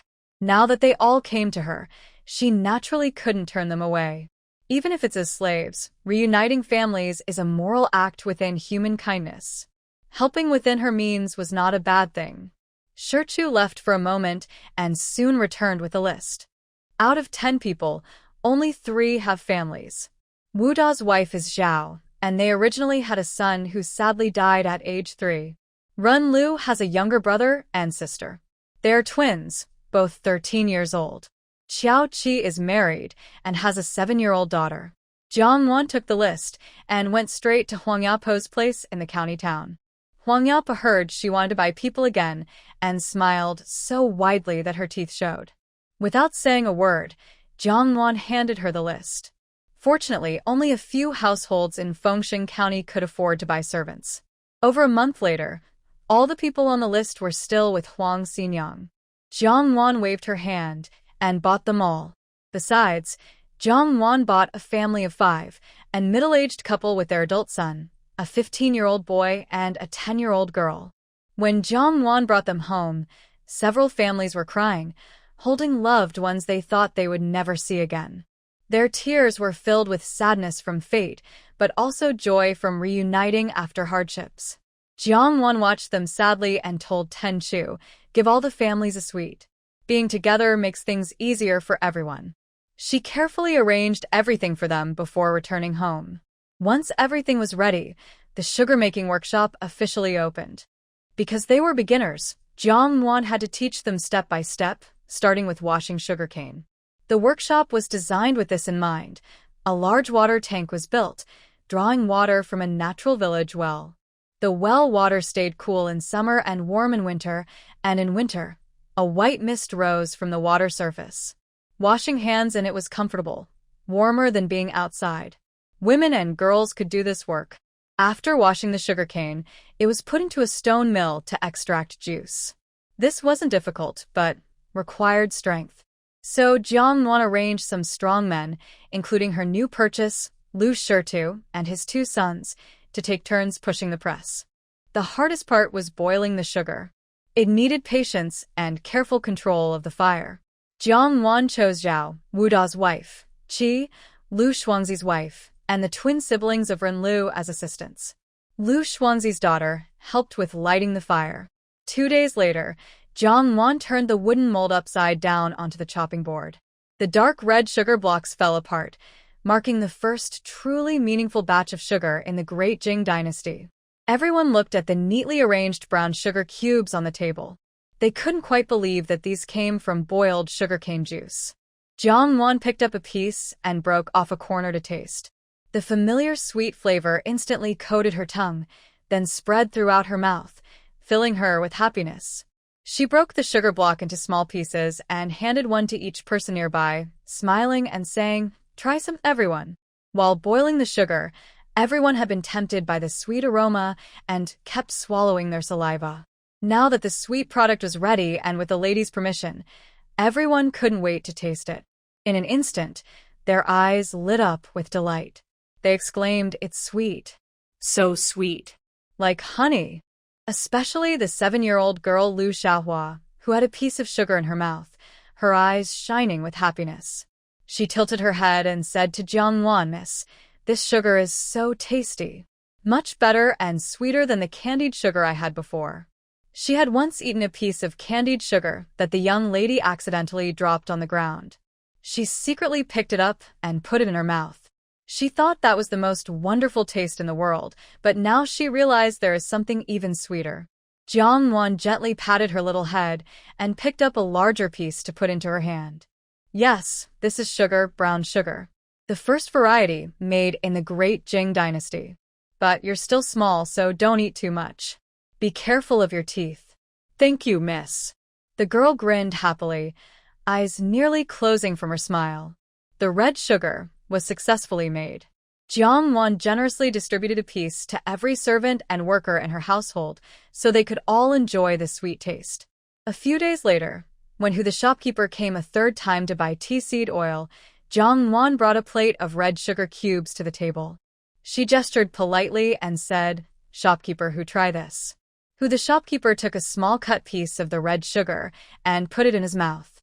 The rich, pure sweet flavor exploded on his tongue, and he was stunned. "Is this sugar?" Jiang Nuan smiled and nodded. "Yes, I want as much as you can make. At the moment, we've only produced less than 2,000 jin. Like Sanchayo, this is a one-of-a-kind item in the world. However, it costs more, 2 taels of silver per pound." After Jiang Nuan explained the benefits and wide uses of brown sugar, shopkeeper became even happier. Jiang Nuan added, "This thing is good everywhere, but it's not heat-resistant. It melts easily if it gets too hot, so don't leave it in the sun." Shopkeeper noted this carefully. Hearing that the raw material for the brown sugar is sugarcane, which is common but not very popular, he was even more convinced. "Wow, I really don't understand how your mind works. Truly impressive. Young people are amazing." The total batch of sugar weighed 1,800 jin, earning 3,600 taels of silver. Including the last batch of sanchayo, tea seed oil, which brought in 5,200 taels, their total silver was 8,800 taels. Besides the treasures she and Bai Zhe had previously found, Jiang Nuan had over 14,000 taels of silver in her hands. In this rural village, she was definitely a rich lady, but that was still not enough. Once the brown sugar was ready, white sugar followed soon after. White sugar, with its snowy white appearance, was called frost sugar and was more popular in the market than brown sugar. For white sugar, Jiang Nuan used a limited sale approach. For every 1,000 jin of brown sugar, only 100 jin of white sugar would be sold. The price to shopkeeper, was 5 taels of silver per jin. Jiang Nuan was confident that if they transported these to the capital, the price would at least multiply 5 to 10 times. This targeted the top-ranking nobles and wealthy people of the Great Jing dynasty, and she wouldn't cheat the poor. Jiang Nuan made her money, but also looked after her family. While purchasing sugarcane herself, she encouraged the uncles and brothers in the village to go together and buy sugarcane from neighboring counties or even farther south. The price she paid was 1 small silver coin for 2 jin, which was fair. If they went outside, they could earn 5 to 8 times that price, bringing it back to sell to her, surely making a good profit. Returning before the new year would be a lucrative opportunity to make a substantial amount of silver and have a prosperous year. She also told them not to worry about the color of the sugarcane. Whether black-skinned or green, she would buy any kind. Knowing many families couldn't afford the money up front, Jiang Nuan offered to lend silver in advance, as long as they signed a promissory note. The clan members of the Jiang family were smart and took her advice. A few people quickly gathered in groups, borrowed silver from Jiang Nuan, packed their belongings, and headed out to different places. Jiang Nuan clarified the way for them. If they don't follow the correct path, they deserve to remain poor forever. Jiang Nuan made such a big effort because she knew sugar business might only last for 1 or 2 years. Since ancient times, salt, iron, and sugar have been national strategic materials controlled by the government. In the Great Jing Dynasty, salt and iron are fully under state control. Her sugar just entered the market and hasn't gained much market share yet. The court hasn't responded. Once the court notices, her free sugar making and selling days might be over. Since the officials haven't found her yet, she plans to produce and sell as much sugar as she can. To increase capacity, Jiang Nuan hired the same stonemason as before, offering him a large sum of money to quickly make more sugarcane grinders. Meanwhile, the Hu family business quickly delivered the sugar to the capital, causing a big stir once it was available. The rich and powerful in the city eagerly bought the sugar and took pride in having it, even talking about it in their leisure time. Some clever people also inquired carefully about the origin of the sugar. However, the Hu family members kept quiet. No matter how they asked, they only learned that the sugar, like mountain tea oil, came from the south. No other details. By the end of November, all the tea seeds in the oil workshop had been pressed, and the workers became idle. Jiang Nuan then brought everyone to the sugar-making workshop. Now the new grinders had been finished. With these new helpers and the skilled workers' improved techniques, sugar production was several times faster than before. Shopkeeper, whose trips to Zhang's village, originally every 10 days, became every 5 days. And each time he came to pick up goods, he brought not only a large sum of silver, but also a generous gift. The gifts included fine wine, brightly colored silk suitable for young girls, a variety of pork, chicken, fish, eggs, and other carefully chosen items. Currently, Jiang Nuan is Hu's greatest benefactor. Thanks to her mountain tea oil and sugar, Hu's business profits kept rising steadily. Moreover, these two products helped him build good relationships with many influential people in the city. Because of this, the family head wrote him several letters praising him highly, saying that after the new year, he would be appointed as the head of the 13 businesses in Yongzhou Prefecture. He estimated that by the end of the year, his share of profits could increase many times over. Such a generous and lucky god of wealth, how could he not be worshipped? As the lunar month of December arrives, the villagers who went out to harvest sugarcane are gradually returning. Large boats carrying sugarcane are transported by water to Jiangjia village, filling the entire sugar-making workshop with sugarcane. Fortunately, the oil mill area has now been cleared, so there is no worry about storage space. This busy period lasted until the 23rd day of the lunar month, the day before the small new year. Jiang Yan's school holiday has started. Because the sugar workshop is short-staffed, he was immediately asked by his sister to help with bookkeeping upon his return. The young boy is still not used to being called young master by the household servants and helpers. He feels a bit shy and awkward. The elders in the village tease him kindly. Young Master Jiang, be more generous. You'll get used to it sooner or later. How about we trade places? Trading is impossible. His sister is so outstanding and has created such good living conditions for him. As his younger brother, he cannot fall behind too much. He must work hard to adapt and keep up with his sister's pace. Master Bays is usually a caring and cautious person, always wandering around the sugar workshop, diligently supervising. In truth, he openly steals sugar to eat. Jiang Nuan fears that eating too much sugar will harm his teeth, so he doesn't allow him to eat a lot. In Bei's view, Jiang Nuan is quite a worrywart. He's an ancient divine beast. An ancient divine beast. Have you ever heard of a divine beast from the past that lost its teeth from eating too much sugar? As for the workers in the sugar workshop, most know that Jiang Nuan is Bei's beloved pet and life-saving creature. So, they generally turn a blind eye to Bei's sneaking sugar. Moreover, Bei's is truly adorable. Who doesn't like something so cute? Of course, even in happy days, problems can still arise. That night, the workers in the sugar workshop were startled awake by a scream from the front, accompanied by rushing water sounds. They immediately realized a thief had entered the workshop and quickly grabbed something, rushing toward the noise. Running while shouting loudly, "Someone's coming! There's a thief in our house!" When they shouted out, everyone was instantly awakened from sleep. Lights in various rooms flickered on one after another. The men hastily threw on their cotton coats, grabbing whatever was at hand, anything as a weapon, and rushed outside. Before long, she caught the two thieves stuck in the water pond, clumsily trying to climb out. There was no need to be polite to thieves who broke into the house to steal. One man immediately kicked, pushing the two thieves back into the pond. He cursed loudly. "Damn you, crazy or what? You're stealing on our turf. I could have knocked your heads off." He shouted all sorts of curses, never repeating himself. Because they thought their tools were too small, the men threw them aside and grabbed nearby sugarcane, swinging it fiercely into the water. The sugarcane was over 2 meters long, thick and strong. Hitting someone with it felt like hitting wood. It was very painful, causing the victims to shiver. The two thieves could only cry and beg for mercy as they hid on the other side of the water. But no matter how large the pond was, it couldn't stop people with lots of sugarcane from surrounding it. Soon, many broken sugarcanes could be seen in the water. Sugarcane is long, but fragile and easy to break. With just a little force, it snapped. It wasn't satisfying to hit people with, because it broke too easily. Fortunately, Zhang's family was calm. Seeing most of the thieves' sugarcane damaged, they finally let go of their sugarcane.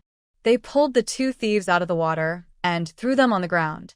Initially, they found out that the two thieves were local troublemakers who had been lazy most of the time and hadn't earned any money. With the new year approaching, their pockets were still empty. They were thinking of finding some shady deals to get through the holiday. After some thought, the two decided to target Jiang Nuan's sugarcane processing workshop. Unfortunately, because they weren't familiar with the workshop, they didn't even manage to steal anything before slipping and falling into the big water tank used for washing the sugarcane. The Jiang siblings were awakened in the middle of the night by a loud cry. Someone had broken into the sugar workshop. As for such people, Jiang Nuan was not polite. She coldly said, "By morning, go notify the village head or the clan leader to come and take them. If they don't come, just tie them up and take them to the authorities. For now, give them 2 sets of dry clothes to change into." It wasn't that she was overly merciful. She didn't want them to freeze to death in her sugar workshop before the new year. That would be too bad luck. Jiang Nuan also reminded everyone to stay alert during the night. As the new year approaches, many dishonest thieves are likely planning to steal again.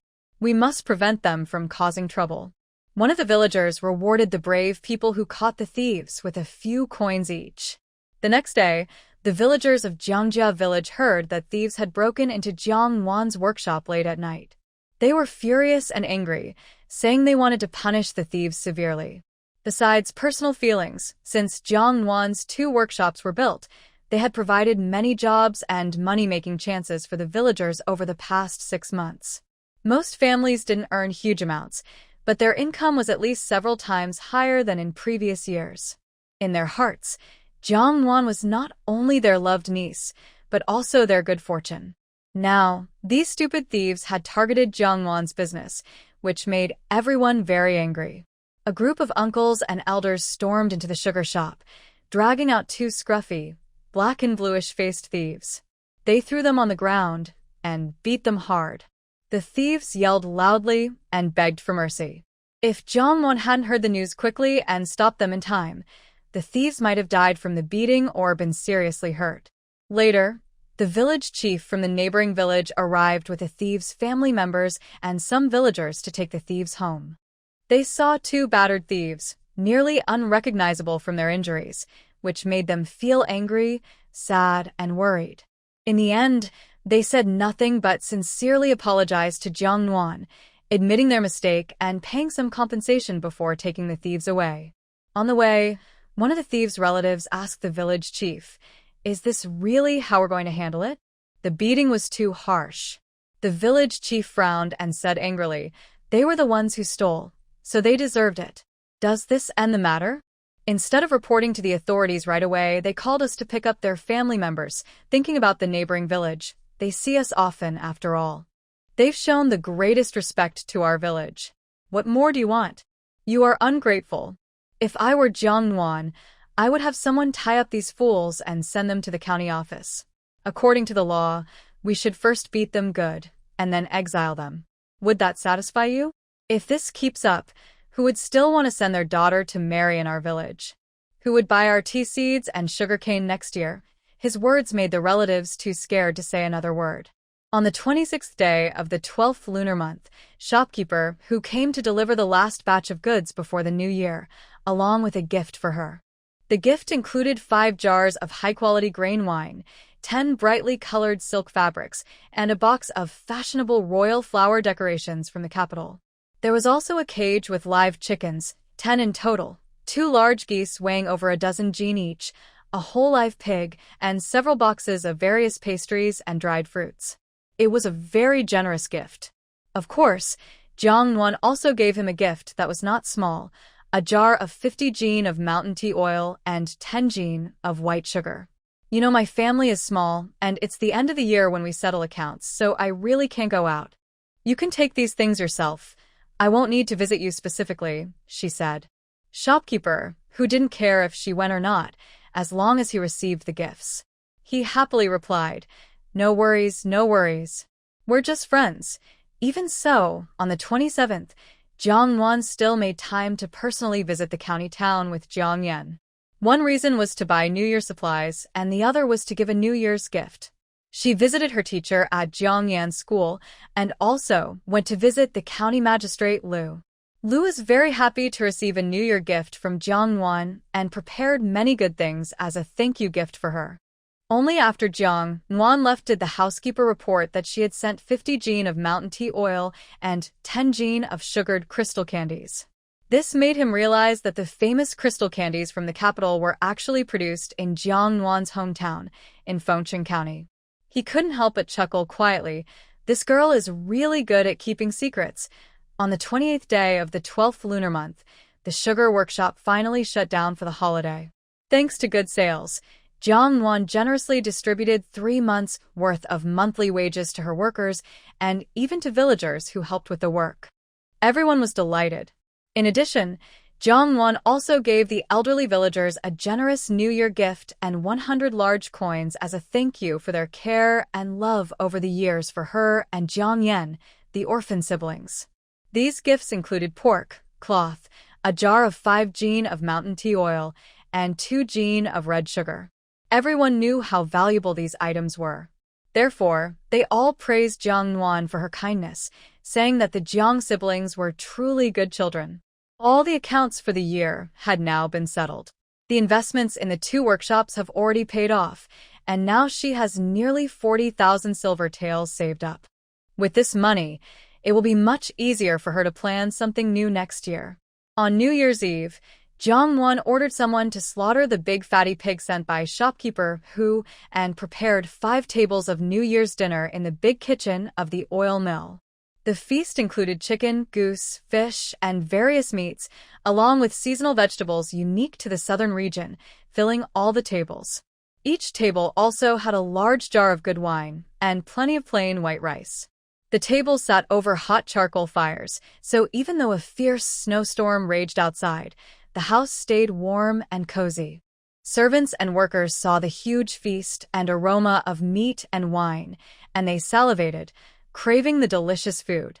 However, Since the head of the household hadn't returned yet, they had to hold back their hunger. Soon after, Jiang Nuan and her brother Jiang Yan went to the ancestral hall to pay respects.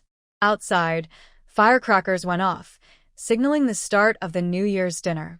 Jiang Nuan and Jiang Yan sat at their own table. At this moment, they both stood up and raised their cups of wine.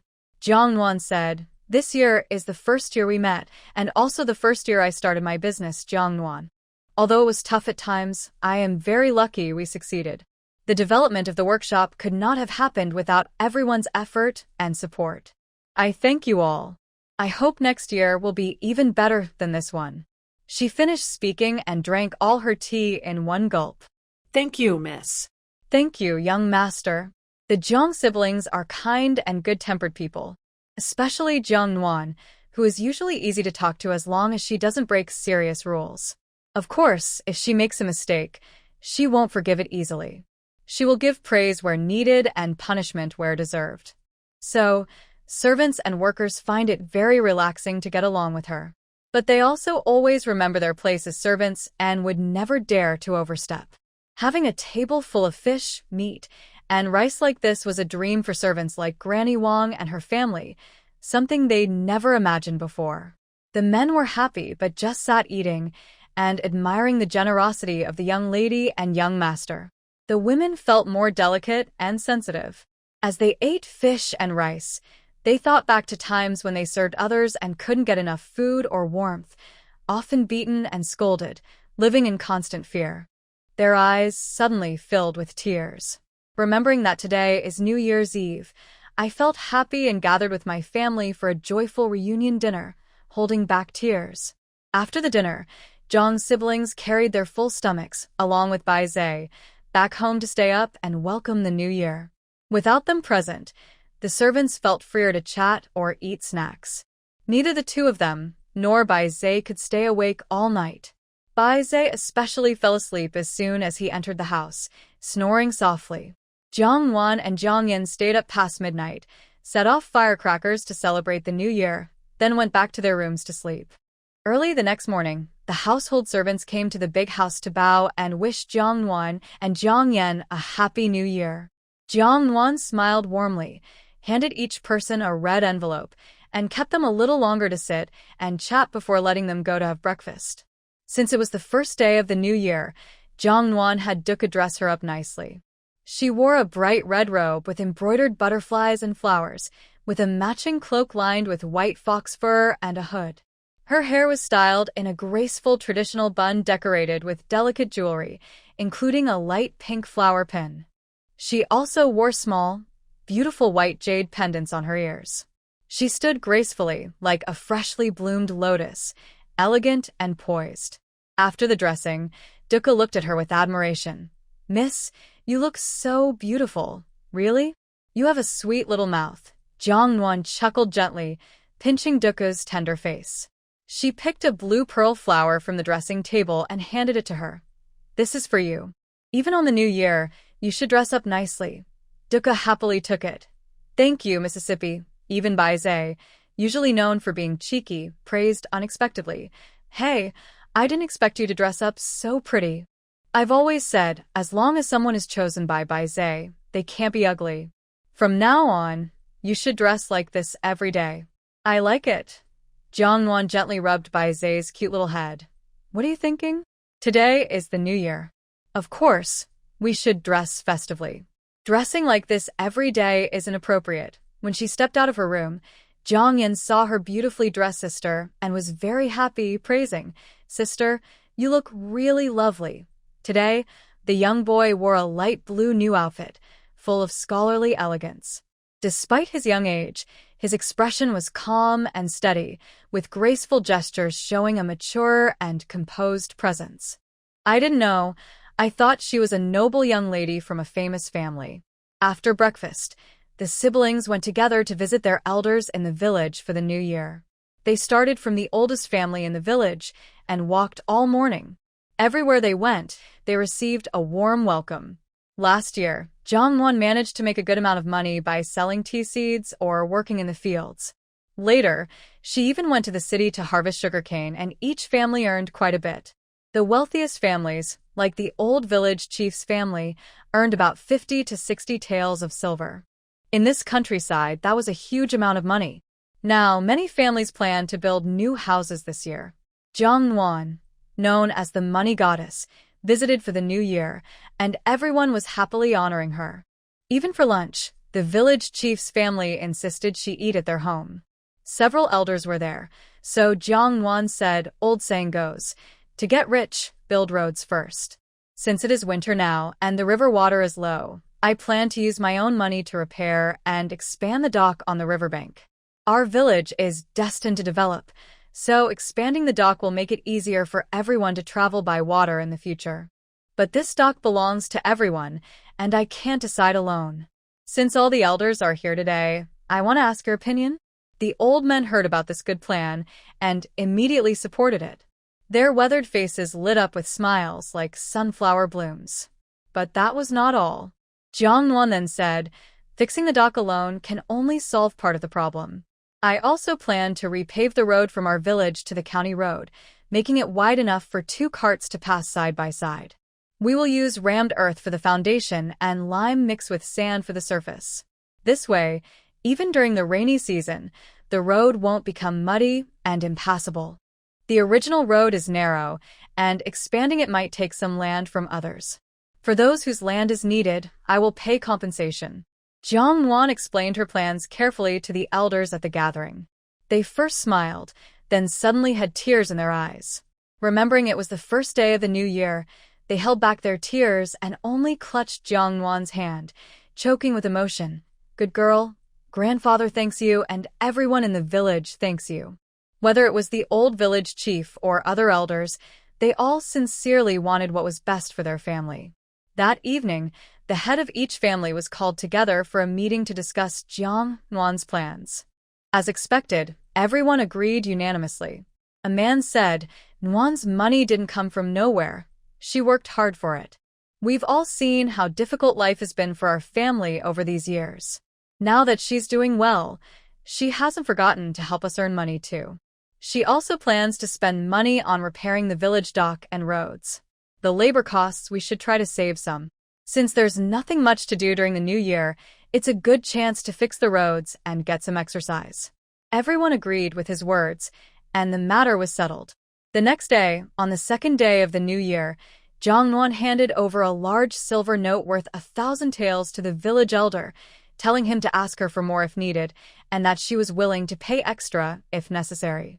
She told him, I don't oppose everyone working together to fix the roads. But the materials for the dock and the roads must be of good quality. Don't choose cheap materials just to save money for me. When the roads and dock are finished, the village children and grandchildren can all use them. Jiang Nuan knew this made sense, and the village elder understood it too. Now that Jiang Nuan had said this, he felt more confident about the project. Still, to be cautious, Jiang Nuan asked Zhou Mingfang to help design the dock berths and village roads. Zhou Mingfang was very talented and skilled in road building. He went straight to Zhang's village with some masons, inspected the site, and by the 3rd day, he had drawn detailed plans. Since the villagers would contribute their labor, Jiang Nuan left the material arrangements to Zhou Mingfang. Starting with the new year, they received a big task, an auspicious beginning. Zhou Mingfang was very happy and assured Jiang Nuan that he would finish the work well. Having worked with Jiang Nuan several times before, he trusted her. On the 6th day of the new year, Jiang Nuan's sugar workshop started operation. On the 8th day, the construction of the riverside dock also began. In Zhang's village, people carried hoes, shovels, and baskets. Men, women, and even young teenagers, all gathered by the river whenever they had free time. Although Jiang Nuan's family spent a lot of money, they also sent Jiang Yan and even took the family's ox-drawn cart to the work site. Elders advised Jiang Yan to go back and study, saying, you want to become a scholar and official someday, so you can't do such rough work. Jiang Yan said very seriously, I am also a member of Jiang village. When the village builds the dock and the roads, I should do my part. Moreover, my older sister often says that hard work is equal in value regardless of a type. We should study, but not just by memorizing. Knowing how difficult people's lives are will help us achieve great things in the future. The elders listened and felt very touched. Good young person, with this attitude, you will surely have a bright future. Because the ox cart was taken away to the dock construction site, transportation of goods between here and the workshop became harder. Just then, the first ox and horse market of the year was held in the county town. Jiang Nuan decided to invite Jiang Wutai to come along, and they bought a new cart and a horse-drawn carriage. This made traveling much easier. Since they now had an extra horse and a cow, Jiang Nuan was worried Jiang Junbao might be too busy. She asked Old Chen, the gatekeeper, to help feed the animals. With enough help, plus guidance from Zhou Mingfang and the stonemason, the dock's construction went smoothly. By the Lantern Festival, the Jiang village dock looked almost finished. It was wide and spacious at first glance.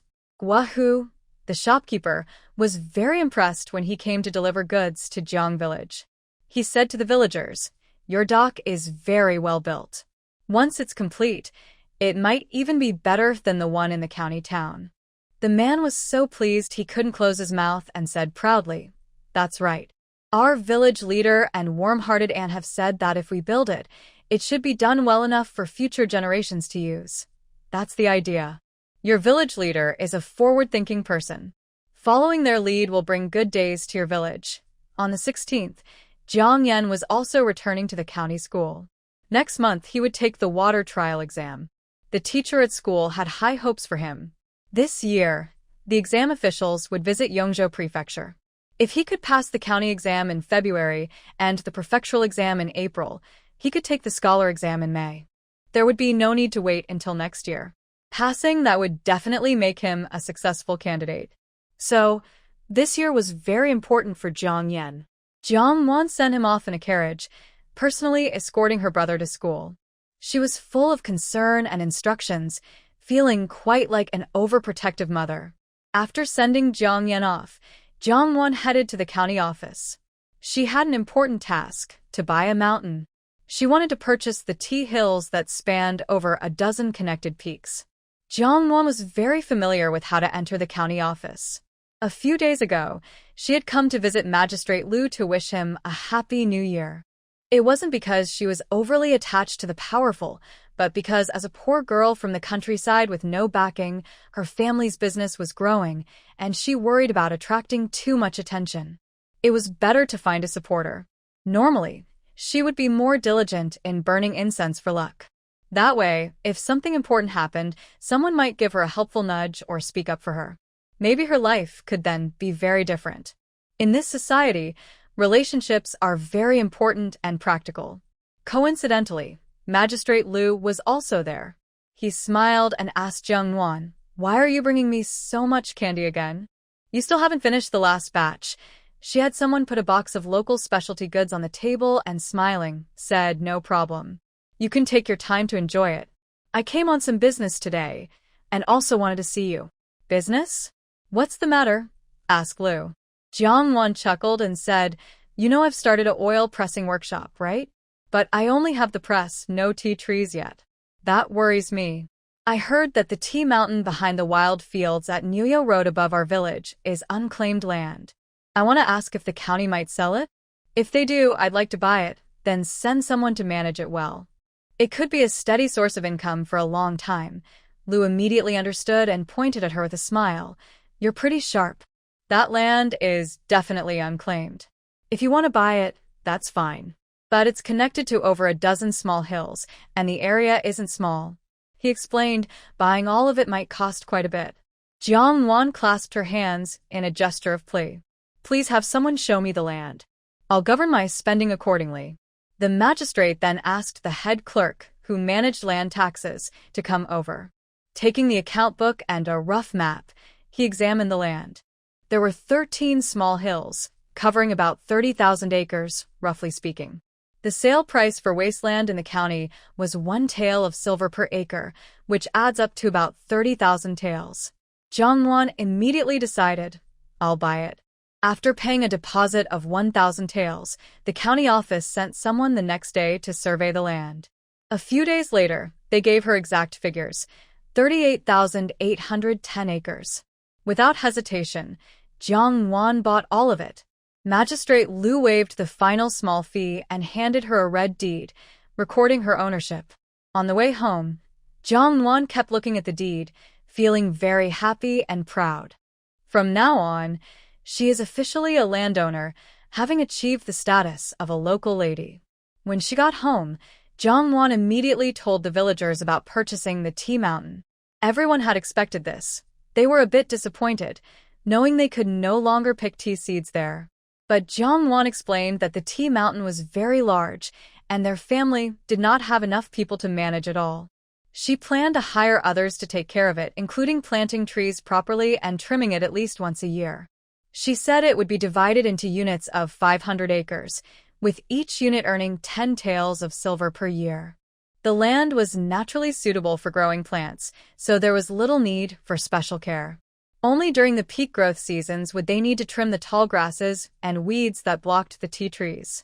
These tasks could be done during the off-season, which was much better than looking for odd jobs around town.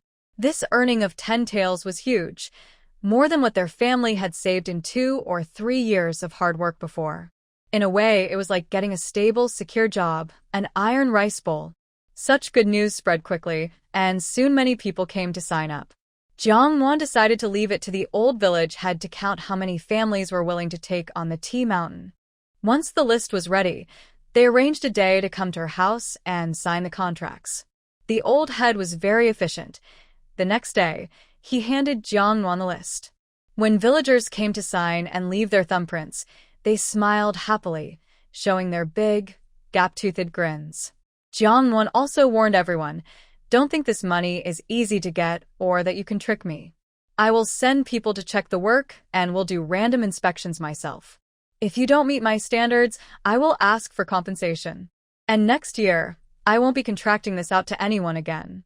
She made sure all these rules were written clearly in the contract, in black and white, so no one could deny later. Although villagers were simple and honest, rules are necessary to keep things in order. The total tea mountain covered 33,800 acres, divided into 68 units. Apart from Jiang Juanbao's family, other families received 1 unit each. Even so, not everyone managed to get a unit, but that wasn't a big problem. Many of the wives in Jiangjia village were married from neighboring villages. When they visited their families, it only took a day before everything was taken care of. The day after the second day of contracting the tea mountain, Jiang Nuan bought nearly 400 acres of farmland from the county's merchant shop. This land is slightly low-lying, and it gets flooded easily after rain. Growing rice there doesn't yield good results, so it was considered secondary land. As a result, it remained unused for over a year. After learning this, Jiang Nuan bought it at a very low price, planning to plant sugarcane on all of it. Last year, some village elders went south to Wuzhou Prefecture and bought 2 large ships worth of green-skin sugarcane. Jiang Nuan saw they were excellent varieties, so she kept the best stem sections as seed for this year.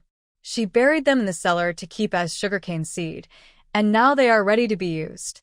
In addition, she bought a piece of farmland of over 600 acres, all good land.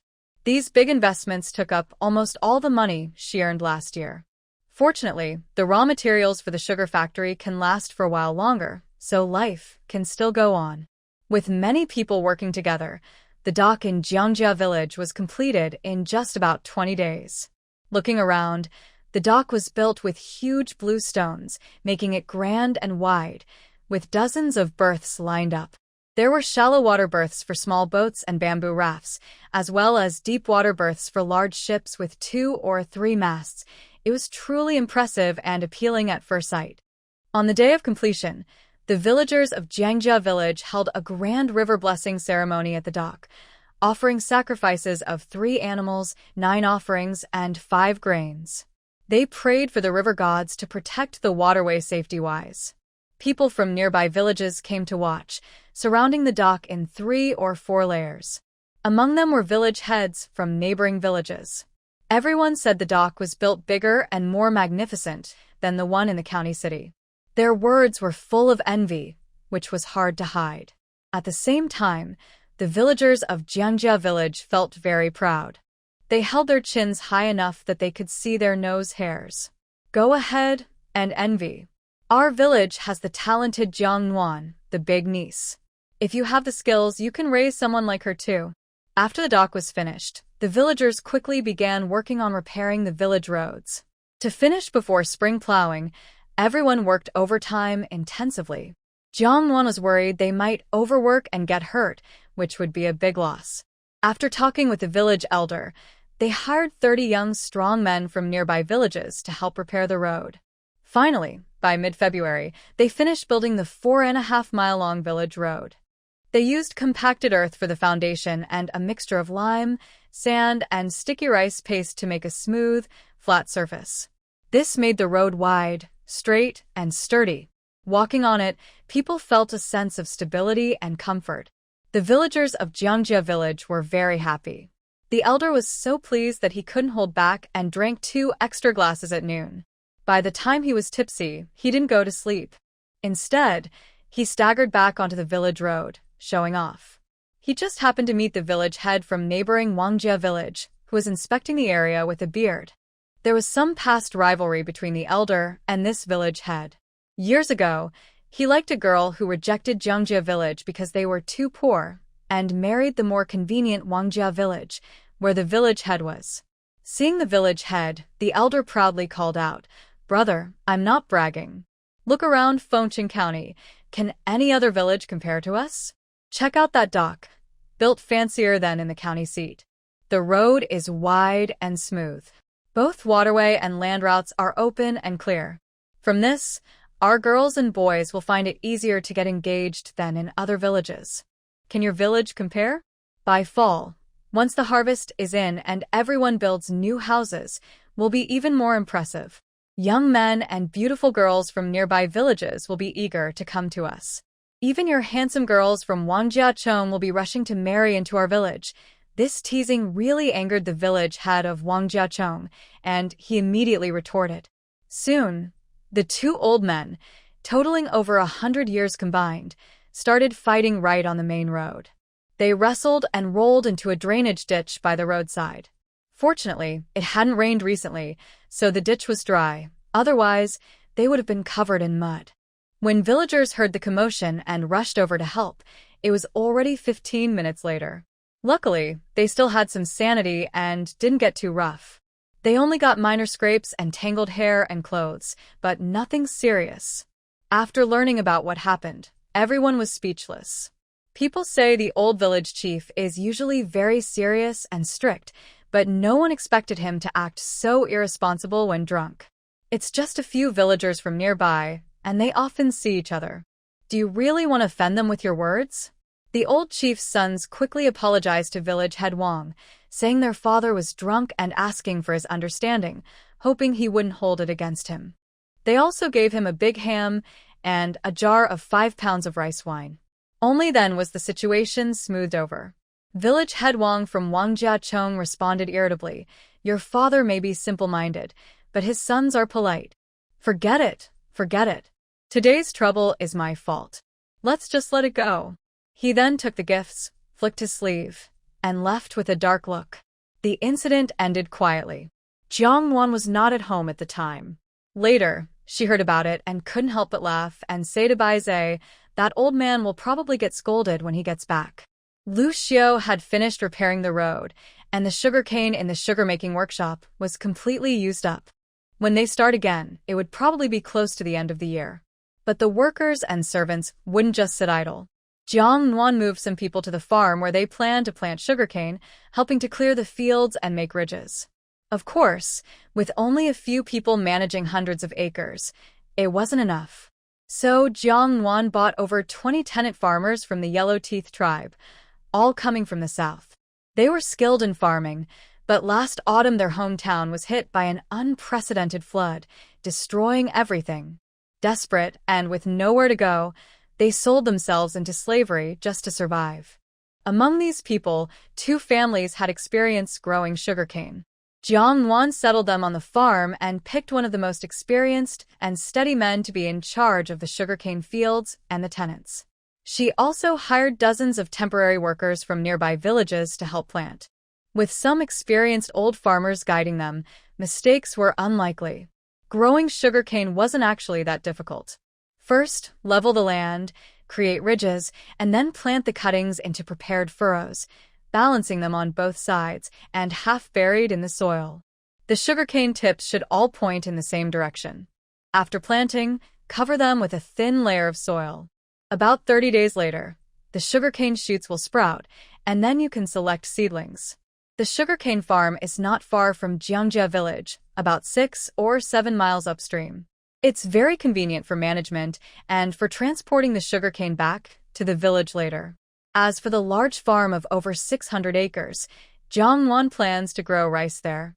She dislikes the rice varieties of this era and complains to Bai Zhe, saying, "The rice is tasty, but the yield is too low. It would be great if we could use hybrid rice." Bai Zhe, chewing a delicious chicken leg, mumbled, "Hybrid rice? Regular rice is available. Do you want some?"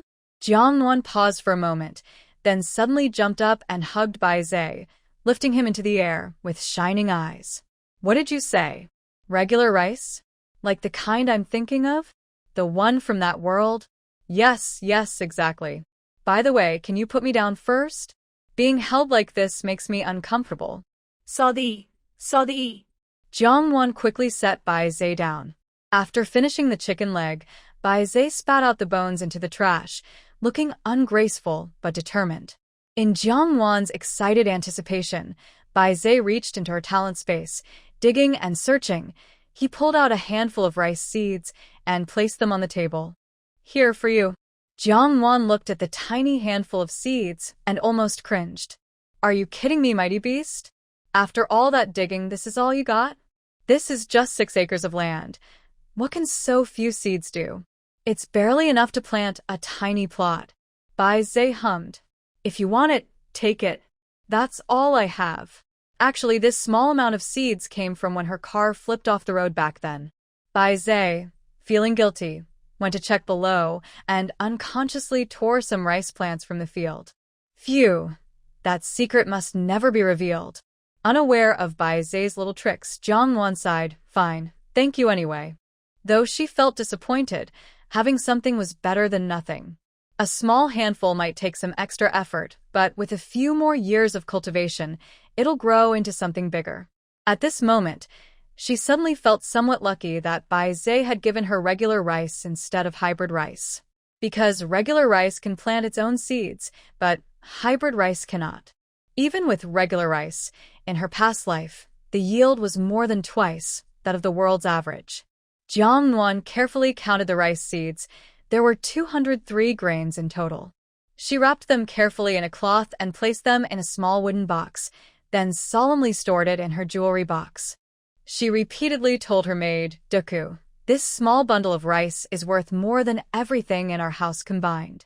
In the future, whether the people of our great Jing dynasty can have enough to eat depends on this. You must watch it carefully, keep it safe, and don't let anything happen to it." Duku, the maid, didn't quite understand what was special about this small handful of rice compared to others. But since Miss Jiang specifically told her, there must be something unique about it. So every day during cleaning, she paid special attention to whether it was still inside the jewelry box. Until the rice patties were ready, Jiang Nuan personally took charge of sprouting the seeds. She used chopsticks to carefully pick each grain and evenly plant them into the rice fields. This was a small, dedicated plot of land, guarded especially by someone. And every 2 days, she would go to check on it herself, watering and fertilizing it with such care that it rivaled her care for her own face. On February 19th, while Jiang Nuan was inspecting the fields, a young servant hurried over, panting for breath. He looked very happy and said, Miss, hurry home. The county magistrate has sent someone here, saying there's a royal reward decree from the emperor. It will arrive in an hour, and they're calling you back to receive it." "What? A decree from the emperor?" Jiang Nuan wondered what she could have done to suddenly be honored by the emperor. She remembered Bai Zhe reminding her, "Fool, did you forget last year when you showed the watermill and waterwheel plans to Magistrate Liu? Most likely, he submitted them to the emperor, who found them useful and awarded you." Oh, I almost forgot about that. Quickly, she tidied up and rode a carriage back home. When she entered the village, She saw from a distance that her house was crowded with people, standing shoulder to shoulder around the doorway. Seeing her return, everyone smiled and congratulated her. Jiang Nuan responded a few times and quickly entered the house. She saw the butler, Chen Yi, directing the servants to sweep and clean everywhere. Meanwhile, the chief attendant of County Magistrate Lu was sitting in the flower hall, with the village chief and the elder head of the clan sitting nearby. Jiang Nuan exchanged greetings with the chief attendant. He respectfully said, "My master is on his way here following the emperor's decree. Please, Miss Jiang, take a quick bath and change clothes, then set up the incense table to receive the imperial order." This was Jiang Nuan's first time experiencing such an event, and she had no experience whatsoever. Fortunately, the chief attendant of County Magistrate Lu was seasoned and capable, guiding Jiang Nuan to set up the incense table. She was very grateful for his advice. Quickly, she handed him a small purse. "Thanks to your help today, I want to offer you a drink. Please accept it." He modestly refused. "I dare not. Helping Miss Jiang is our honor." He took the purse, tucked it into his sleeve, and kept humble, but inside he was quite pleased with Jiang Nuan's politeness. After bathing, changing, and dressing up nicely, Jiang Nuan was ready just as the magistrate's carriage arrived. Behind it, there was a long procession of officials and guards beating drums and making noise. Following behind was a large crowd of villagers come to watch. The Jiang family's gate was wide open. Jiang Nuan led her whole family out to greet the visitors. After exchanging a few words, they invited the guests inside. In the main hall, a fragrant altar had already been prepared. The magistrate nodded with satisfaction and brought out a yellow scroll embroidered with gold thread, the Imperial decree. "Jiang Nuan, you may receive the decree."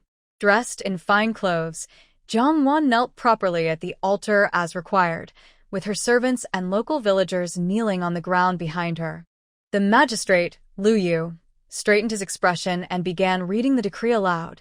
"By the emperor's command, there is a person named Jiang Nuan from Fengcheng County, Yongzhou Prefecture, known for her quick wit and virtuous character." The decree was somewhat lengthy, elegant in wording. In summary, it praised her for contributing watermill and water wheel blueprints to agriculture and water management, and officially commended her with a decree. Basically, this was a formal recognition letter, kind of a hollow praise without any actual reward. Even Bai Zhe was complaining. "Wow, this emperor is so stingy. Even just a house or a piece of wasteland as a reward would be nice." There was nothing more to say, yet we still had to prepare a good feast and give 10 taels of silver as a reward. This was a huge loss for us.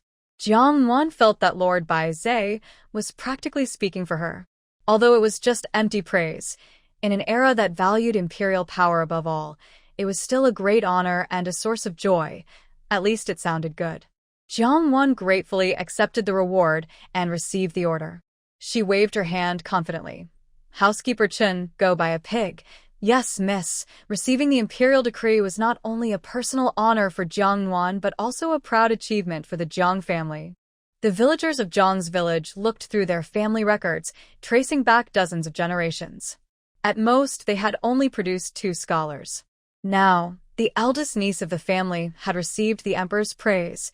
How could they not be overjoyed? Everyone felt proud and smiled so widely they almost couldn't close their mouths. As soon as the decree was read, young people set off firecrackers, making loud explosions and filling the sky with noise. Everyone was celebrating happily. After Jiang Nuan authorized it, the decree was carefully kept and placed in the ancestral hall by the village chief and a few elders, worshipped on the altar. Because of this, the Jiang family was lively for 2 full days. When news spread, people from 10 or even 20 miles around admired and envied Jiang Nuan, while nodding their approval, praising her as a truly good girl. After sending Magistrate Lu away, Jiang Nuan put this matter out of her mind. Right now, nothing was more important to her than Jiang Yan's imperial exam for a scholar's rank. February 21st was Jiang Yan's exam day. Jiang Yan didn't feel much pressure himself, but Jiang Nuan was more nervous than him. like parents sending their children to take important exams in her previous life. Jiang Yen took 5 exams, and Jiang Nuan waited outside the examination halls for all of them. Fortunately, Jiang Yen performed very well. A few days later, his results came out, and he passed the county exam. But this was just the beginning. After passing the county exam, he had the provincial exam held in the provincial capital in April. Then, in May, there was another test. Passing all 3 big exams was necessary to become a scholar, known as Xingyuan. Later, there were other titles like Jiren, Gongshi, and Jinshi. In short, the civil service exams in this era were very long and tested one's mental strength. Jiang Nuan's good mood was completely gone the day after she returned home because of a frustrating incident. That day, when Jiang Nuan came back from patrol, she had just gotten off the horse carriage and was about to enter her house when a fat woman, whose origins were unknown, blocked her at the door. The fat woman was dressed brightly in red and green, holding a decorated handkerchief made of embroidered cloth, looking very festive. Behind her, there were 2 young attendants dressed as servants. When the fat woman saw her, her eyes lit up instantly. She hurried forward to ask, "Miss Jiang Nuan, are you Jiang Nuan?" Jiang Nuan nodded without understanding. "Yes, I am Jiang Nuan. Do you need something from me?" The woman confirmed with a smile that grew even brighter. "My family name is Wu, known as Grandma Wu. I am here on behalf of the wealthy Zhou family from the town to talk about marriage for their young master." The Zhou family's young master is quite handsome. She hadn't finished speaking when Jiang Nuan interrupted her. "Marriage? Miss Wu, I am 13 years old by Chinese age, 14 by Western age, and I haven't come of age yet. I don't plan to get married for now." The fat matchmaker shook her handkerchief with a giggle. "Oh, Miss Jiang, that's not quite right. In a rural family, being 13 or 14 means you're a grown girl, old enough to consider marriage. Sorry, but that isn't me. I have a younger brother to take care of, and I don't plan to marry yet." The matchmaker seemed unable to understand her refusal.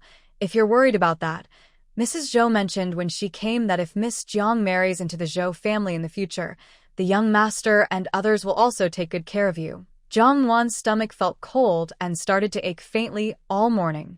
She was already somewhat irritable. Thinking to go home and drink some hot soup, she never expected to be stopped at her door by this chubby matchmaker who spouted nonsense. The pain was getting worse now, hurting in sharp, intermittent waves. She frowned impatiently and cut her off again. "I told you, I'm not of age yet and not considering marriage. Don't you understand human language?" She continued aggressively. "I, Jiang Nuan, never thought about letting others support my little brother when I was poor and has nothing. Now that my family is successful, I definitely don't need anyone's fuss. Go back where you came from and don't block my way." The fat matchmaker didn't expect Jiang Nuan to be so disrespectful and was red-faced from being rebuffed. "You little girl, how can you be so ungrateful? The Zhou family is a big household in the city, with assets in the capital too. Looking at you, rural girl, is a blessing you've earned in 3 lifetimes." Before she finished speaking, a small white creature jumped onto her head, loudly growling and scratching her fiercely. The sharp claws made the fat matchmaker scream loudly, her hair all messy. White Zay scratched and scolded, shouted, "I'll scratch you to death, you foul-mouthed thing. Is it okay for you to insult our Nuan Nuan? She can marry whenever she wants. I don't want her to marry, but I would still raise her. Who are you, an outsider with no connection, to interfere?" The matchmaker's screams attracted 2 passing women and also drew the attention of the people inside the house. Just as Do Ko opened the door, she saw the fat matchmaker and her group. Her eyebrows immediately furrowed. She let out a loud "ah," grabbed a large broom, and rushed out to hit her fiercely. While hitting, she cursed, "You old busybody, I told you my lady isn't here. How dare you block the door and stop her? I'll beat the shameless thing out of you." And what's the deal with the Zhou family? A family of greed and wickedness. Their son is a gambling addict, leaving the Zhou family a hollow shell. You people are trying to look down on our girl because she lives in the countryside, thinking you know everything, huh? If you want to look at her, ask if her servant girl is willing. The 2 passing women, who initially were confused, quickly understood the situation after hearing this. They realized that the fat woman and her companions were not friendly visitors. They instantly became very angry. "I'll tear apart this wicked woman, deceiving the Jiang family. Today, if I don't teach you a lesson, I won't be worthy of being Jiang's daughter-in-law." Doko was only a year younger than Jiang Nuan, but was very fierce and lively. With White Zhe and the two new women joining the fight, the situation quickly turned overwhelmingly against them. Even the two young men working for the fat matchmaker were caught and beaten thoroughly by Jiang Nuan's coachman and the arriving butler Chen and others. By the time Jiang Nuan called for a stop, these three were covered in injuries, their faces and noses bruised, looking like colorful pigs' heads. Especially the fat matchmaker. Her face was scratched and bloody, her hair torn into a messy nest, with several strands pulled out, blood seeping from the roots. The colorful clothes on her body were torn apart by the strong-willed girl Duku and two women, turning into very fashionable tassel designs. It was quite a sight. The two young men lying on the ground cried out in pain, and the plump matchmaker covered her large face like a bloodied bun, sobbing loudly. "You've gone too far. I will go back and tell the Zhou family, and you will just wait for their revenge." After shouting, the plump woman pointed at the two women and said, "And you, the people from Jiang village, are all bad. I want to see whose daughter dares to marry you after today's thing gets out. And who do your village girls marry?" Jiang Nuan sneered coldly. "Threatening me? Huh. Do you think Jiang Nuan is easily frightened? Come on, try to take revenge. If I frown even once, I'm not called Jiang." She stepped in front of the plum matchmaker, crouched down, and looked directly into her eyes with a fierce gleam. "Don't even think about ruining my reputation or that of Jiang village. The decree of praise from the emperor is still kept in Jiang's ancestral hall. Do you want me to take it out and read it to you? Smart, clever, kind, and virtuous. That's what a good woman should be. If you don't want to face big trouble, be accused of disrespect, have your head cut off, and your entire family exterminated, then go ahead and spread lies outside. I'll be watching to see what happens to you." The matchmaker was so intimidated by Jiang Nuan's aura that she covered her face in fear and was silent for a while. Then she remembered that Jiang Nuan had been officially honored by the emperor. Realizing this, she immediately used a trembling voice to call out to the two young men, "Let's go. Quickly, let's get out of here." As she said this, she struggled to stand up and turn around, running away. The two young men saw this and hurried after her. Because they had been beaten and injured, they couldn't run fast. They could only support each other and head toward the river pier. Oh dear, the people of Jiang village are really too frightening. They dare not come again.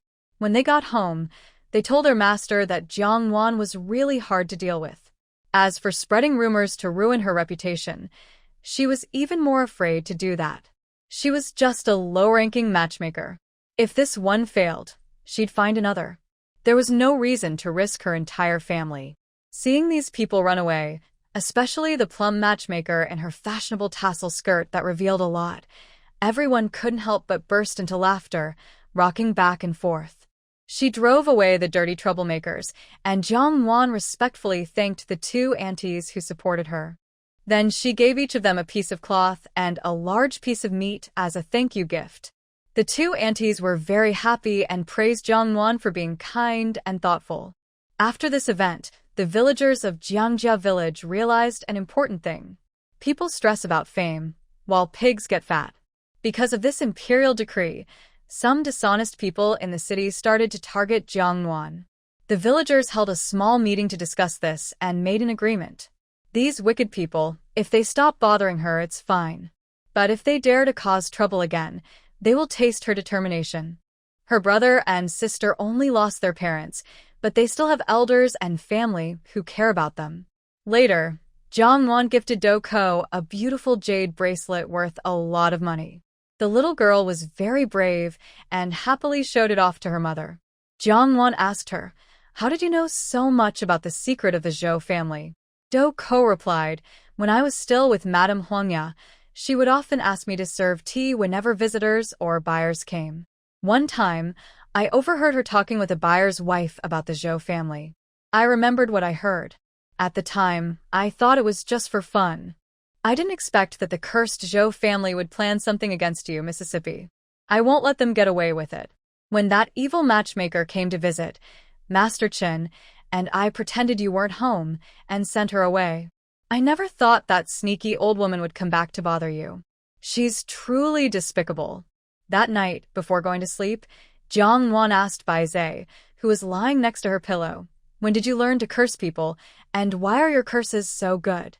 Bai Zhe yawned and shifted his head against Jiang Nuan's neck, mumbling, "Last year, when we were gathering tea seeds, the women selling tea seeds argued fiercely over the lineup.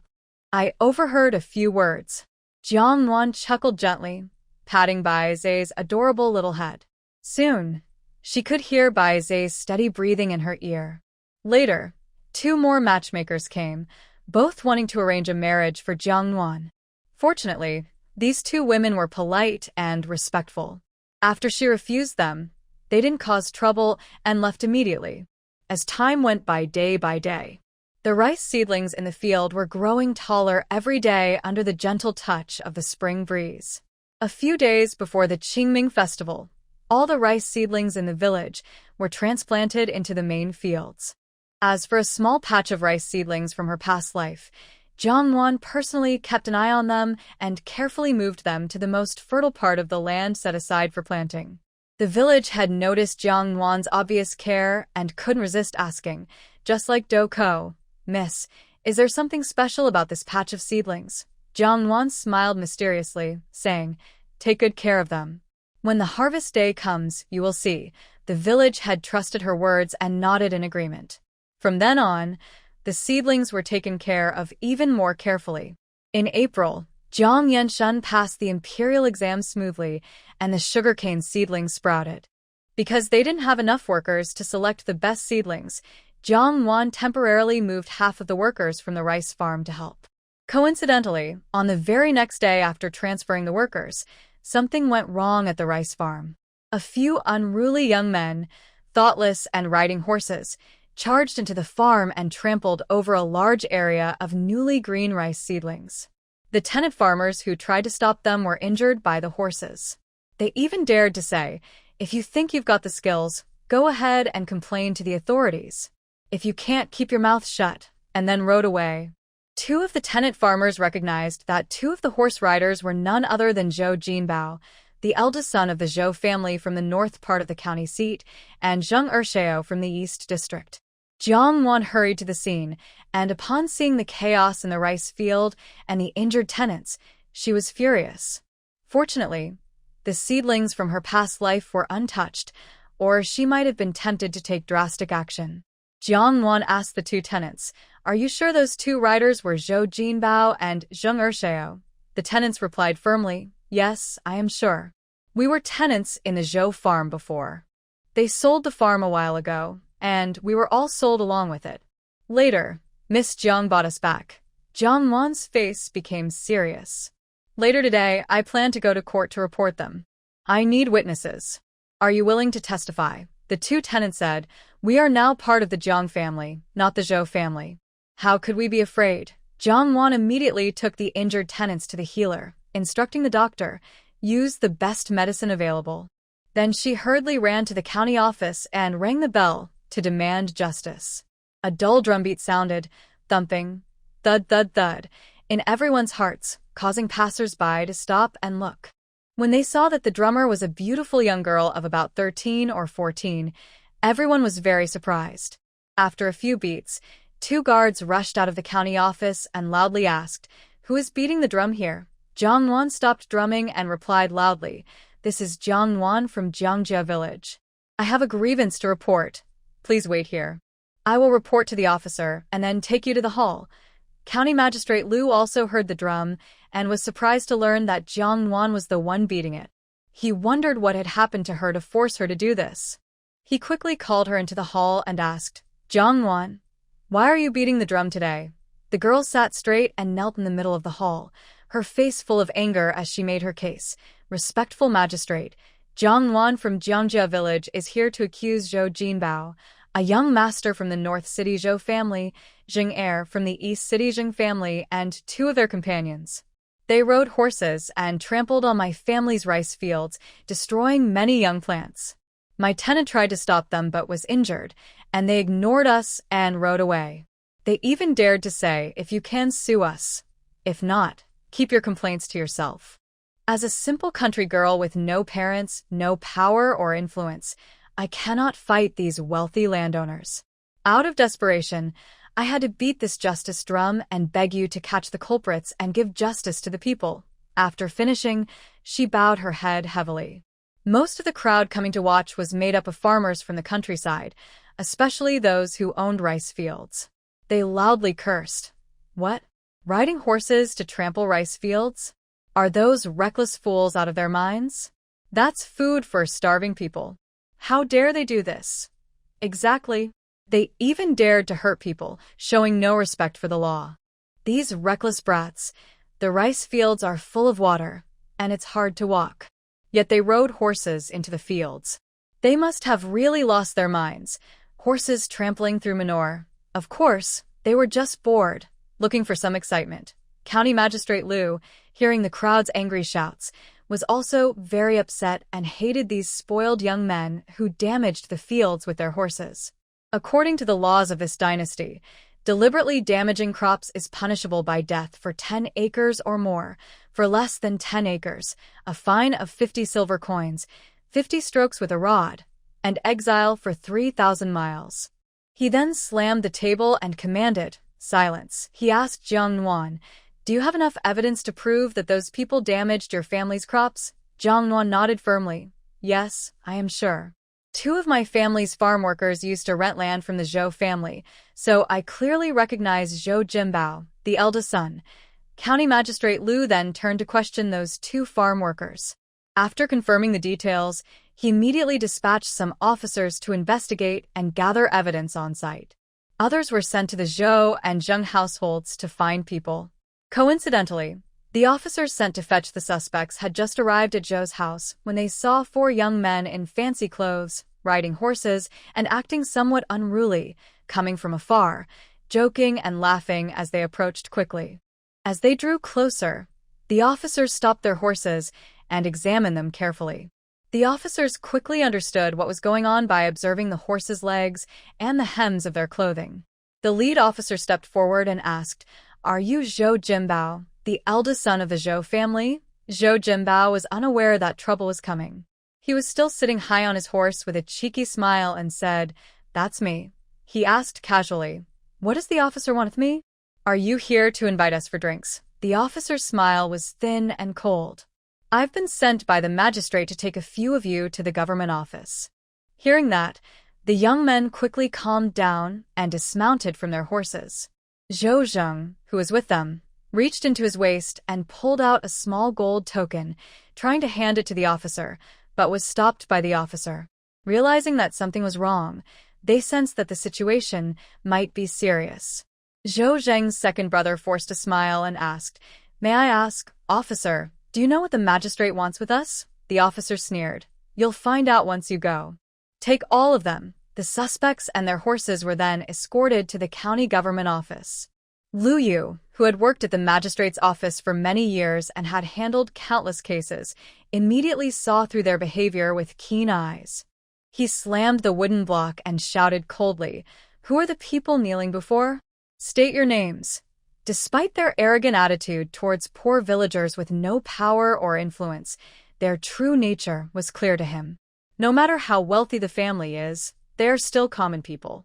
When faced with officials, they naturally feel fear.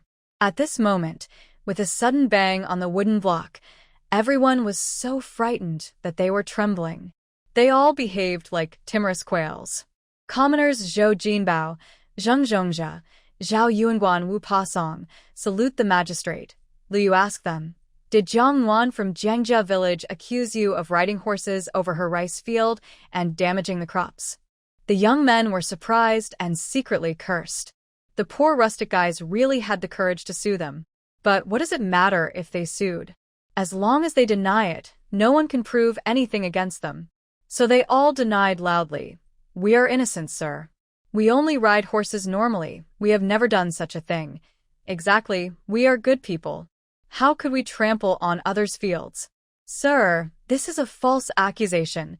Lu Yu saw that even at this point they still wanted to deny it and got even angrier. How dare you? Even when facing death, you still dare to lie. Your horse legs are covered in mud, and the hems of your clothes are spattered with dirt. Recently, the weather has been clear and dry, and the roads are clean. If you were walking normally, you wouldn't have dirt on you. It's obvious you trampled the rice fields with your horses. At this moment, 2 tenants from Zhang's family bravely stepped forward to speak. Sir, it was these 4 riding horses and trampling our rice fields. We tried to stop them, but they refused and even injured 2 of us. The injured are now in Renan Hall at the south of the city. If you don't believe it, you can send someone to check. A question and you'll know. The 4 young men froze in their tracks after hearing this. Zhou Jinbao was the most unwilling.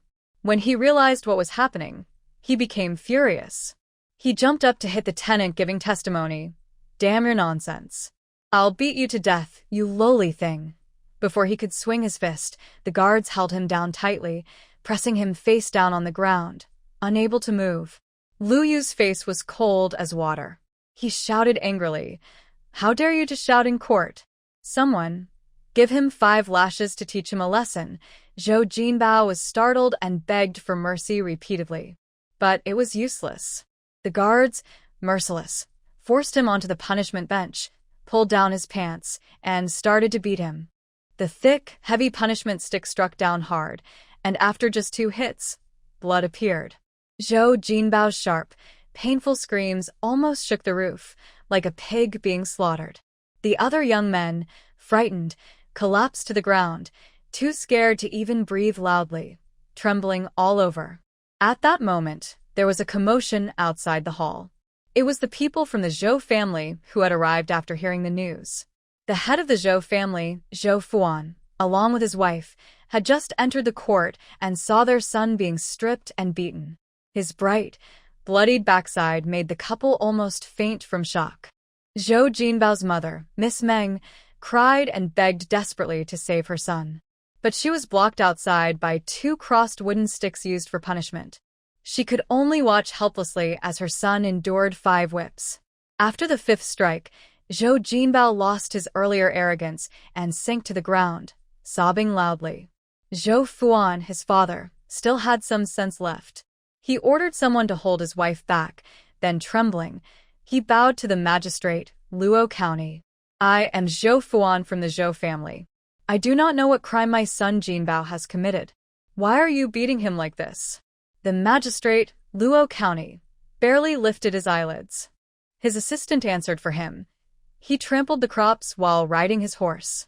Hearing this, Zhou Fuan immediately felt dizzy. His body swayed as if he might faint. "It's over, it's all over." Zhou Jinbao was the only son of the Zhou family. He was born in wealth but was lazy and irresponsible, only knowing how to fight chickens and dogs every day. He was sent to school for just 2 months, but was expelled for bullying classmates and breaking rules. His father couldn't do anything but hire tutors for him, though it was useless. They had already driven away several teachers. Now, he could barely recognize a few characters, let alone understand the law. He didn't understand the law, but his father, Zhou Fuan, did. He knew damaging seedlings was a graves crime. If it involved more than 10 acres, it was punishable by death. People didn't know much about this magistrate's background, but some had heard rumors. He used to be a high judge in the Justice Department, known for being fair and honest.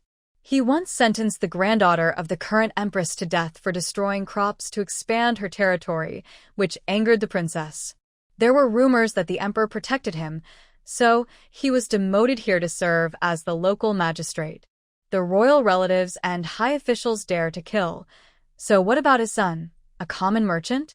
Now that he is in his hands, is there any way he can survive? The Zhou family is doomed. After this show of force, the remaining 3 people no longer dared to deny anything and confess their crimes fully. Zhou Jinbao said that racing horses on the flat ground was boring, so he suggested stepping on the rice fields. Zhou Jinbao was just punished and was suffering greatly. Now, being betrayed by his good brother, he was also upset. He shouted, It was my idea. You all agreed. Especially you, Zheng. You said racing horses was boring, so we each put in 50 taels of silver to bet. The winner takes all. Zhao San and Wu Dahu, you two were the ones who got hurt by the crash. Especially Wu Dahu, you even whipped someone. I saw it clearly. Suddenly, the people started pointing fingers at each other, a chaotic fight like dogs biting dogs. The crowd below heard this and was furious. These scoundrels only did it for excitement by racing and trampling on the crops, which made everyone hate them. An old farmer couldn't hold back and cursed loudly. Those crops are the livelihood of our people. You live in fancy clothes, eating well and not hungry, while we rely on those crops to produce food, pay taxes, and feed our families. You, short-lived fools and losers, dare to ruin the crops just for fun. I curse you all to have a terrible end. He then took a handful of leftover yellow leaves from the market and threw them at the people. This caused the crowd to become even more unruly and angry, throwing all kinds of things at those men. Jiang Nuan was worried she might get hit, so she quickly stepped aside. The scene in the hall became chaotic, resembling a market, with officials unable to control the crowd. Eventually, Magistrate Lu used a wooden gavel to calm everyone down. He announced a temporary break, asking those going to the rice fields to gather evidence to return before continuing the trial. A smart officer quickly took a broom and dustpan to clean the area. Just as they finished, the Zheng, Zhao, and Wu families arrived, crying loudly and begging, but the officials harshly suppressed them. When it was time to resume the court, a servant woman came out from the back of the hall and brought hot tea for Jiang Nuan and the others. They even brought a chair for her to sit and rest, probably at the special request of County Magistrate Lu. Jiang Nuan was very pleased inside, secretly thinking her previous efforts had not been in vain. After waiting about half an hour, the people responsible for collecting evidence finally returned. County Magistrate Lu called the court again.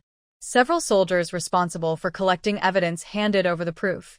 Sir, after counting, these 4 people's destruction of seedlings amounts to about 6 acres and 70 square feet of farmland. Some of the seedlings can still be saved, but most of them have been thoroughly trampled by horses and can't be rescued. Even replanting is too late for the season. Now that both witnesses and evidence are present, these 4 cannot deny their guilt. In the end, County Magistrate Lu sentenced them to 30 blows with a cane under the Great Jing Law, fined 50 silver coins each, and exiled them to a cold and harsh land in the northwest after 1 month. At the same time, they had to compensate Jiang Nuan for the loss of the seedlings on 6 acres and 70 square feet of farmland, as well as the cost of medicine and nutrition for the tenants, totaling 50 silver coins. These 50 coins were shared equally among the 4 families. The total penalty of 50 coins plus the original 50 coins fine each added up to exactly 250 silver coins. This number seemed like mockery, just a few 250 coins. Once the verdict was announced, a group of executioners surged forward. They dragged one of the men onto the torture bench, stripped his pants, and began beating him, executing the punishment in turn.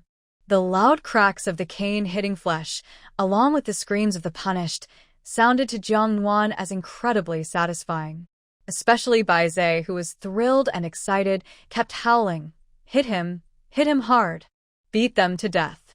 Damn it, you let them ride over our rice fields without punishment. If not now, then when? In contrast, the families of the criminals were crying loudly. Those unfamiliar would think their sons had been executed on the spot. But that was also close. After 30 strikes, at least the injuries would be serious. They would stay in the jail recovering for a month, and just when they got better, they would be exiled to the northwest. A real tragedy. But who asked them to be so lawless? Their reckless actions would only lead to severe consequences, as they deserved. After the 4 people finished their punishment, they were immediately taken away to custody, and County Magistrate Lu declared the court adjourned. The families quickly arranged to find doctors, but only Zhou Jinbao's mother, Ms. Meng, brought someone and blocked Jiang Nuan at the courthouse door. She said fiercely, "Are you Jiang Nuan?" Jiang Nuan was not afraid at all. "Yes, I am Jiang Nuan."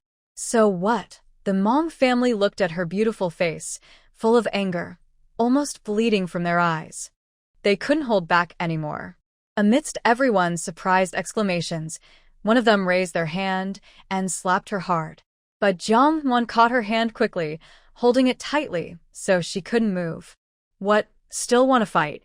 You sent people to bully me at Jiang family's village last time, and I haven't paid you back for that yet. Now your family members are causing trouble again? Do you think I am easy to push around? Just as Jiang Nuan was about to teach her a lesson, a loud shout suddenly came from behind her. That shameless woman from the Zhou family. Try to hurt our girl, and see what happens. I will tear your skin. Jiang Nuan froze and turned around. It was the villagers from Jiang family's village. There were dozens of men and women holding tools like hoes, iron shovels, and wooden sticks. They looked fierce and aggressive, ready to fight. Clearly, they came to stand up for someone. In that moment, Jiang Nuan suddenly wanted to cry. Before she could think twice, tears started to fall uncontrollably. She also loosened her grip on Mong's hand. She was usually not such a fragile person. The villagers had only seen her cry at her parents' memorial hall.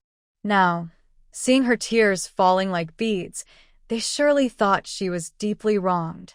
So they quickly gathered around her, shielding her. Girl, don't be afraid. We are here. These bastards won't hurt a hair on you.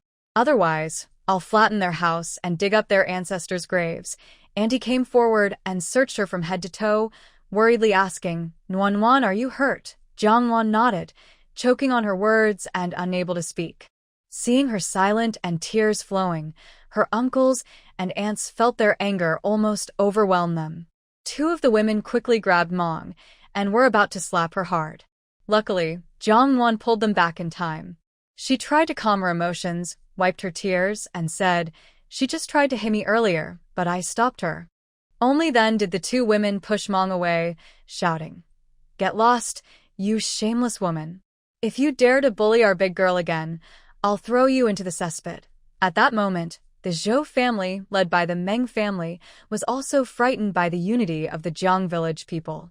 Seeing the situation, they quickly turned around and ran away. They were afraid that if they ran slowly, they would be dealt with by the people of Jiang village. No wonder the fat matchmaker looked so scared when she returned. At first, I thought she was overreacting, but now I see she wasn't lying. After driving away the Zhou family, Jiang Nuan sincerely bowed deeply to thank the villagers. Thank you, elders and relatives. Thank you for supporting me. God knows how tough it was when she had to stand alone against unfairness and threats from bad forces. Turning around, she saw a group of simple villagers standing firmly behind her. They had no power or status, but their kindness protected her, using their shovels and sticks as weapons to keep her safe. She realized she was never truly alone. There were so many elders who cared for her. They were her strongest armor. How wonderful! The clan leader laughed cheerfully. Young girl, I'm glad you're okay. Don't carry everything alone next time when similar things happen. Jiang village, and we are here for you. If it gets worse, we'll face it together. Brothers united, obstacles broken. We won't cause trouble, but we're not afraid of it either. Jiang Nuan nodded with tears in her eyes. All right, Grandpa, I'll remember. After all this, I heard that Jiang Nuan was going to the clinic to see the injured tenant returning to the village. The villagers didn't stay long. There was work in their fields, and they were busy. They had no time to stay in the town. They reminded Jiang Nuan to take care of herself and to be cautious, then left again. Things at the government office were quickly reported to Magistrate Liu, including the conflict between Jiang Nuan and the Zhou family. Magistrate Liu and his trusted officials sat in the study, looking at today's files while chatting. One officer said, Jiang village has Jiang Nuan as its leader. With their unity and help, their future will surely be bright. As for the Zhou family, instead of winning acceptance, they resorted to insults and cheating. That's disgusting, and they got what they deserved when they were beaten. Also, the Zhou family's intentions were not pure. They wanted to take control of Jiang family's property, or so they hoped the daughter would agree. From what I see, Jiang Nuan is just a clever fox hiding under a rabbit's coat. She's well aware of all the tricks the Zhou family has up their sleeves. However, to be fair, this young girl had developed many clever tricks at such a young age. I don't know who taught her. County Magistrate Liu put down his teacup and smiled. She is an orphan girl, and she also has a younger brother to support. Without parental protection, she struggles to survive. Over time, she has become quite resourceful. As for the Zhou family, with such bad character and poor morals, it's no wonder they raised such a wicked son like Zhou Jinbao. When the top beam is crooked, the bottom will be tilted. The Zhou family is now in decline, just nearby. Sir is right. After sending away the villagers, Jiang Nuan was about to go to the medical clinic to see the 2 injured tenants. As she turned to leave, she suddenly realized something was missing from her shoulder. Her mind went blank for about 2 seconds, then she shouted, "Where is Bai Zhe?" It was still there when they were beating the drum in the hall earlier. Now, where did it go? Jiang Nuan looked around with her companions, but didn't see any sign of the beast. She closed her eyes and carefully sensed in her heart. When she confirmed it wasn't dangerous, she decided to leave with it. She told the 2 tenants, "Let's go. We're not looking for it anymore. It will come back on its own after playing." One tenant hesitated and asked, "Miss, can it find its home from so far away?" "Don't worry, it can do it," Jiang Nuan replied. "It's a divine beast, Bai Zhe. As long as it wants to, it can go anywhere in the world." Among the 2 injured tenants, one had a broken rib, and the other had internal injuries. They both needed some time to rest and recover. Jiang Nuan gave each of them 5 taels of silver as compensation for their family's trouble. She also rewarded those who had tried to stop the trouble, giving each of them 2 taels.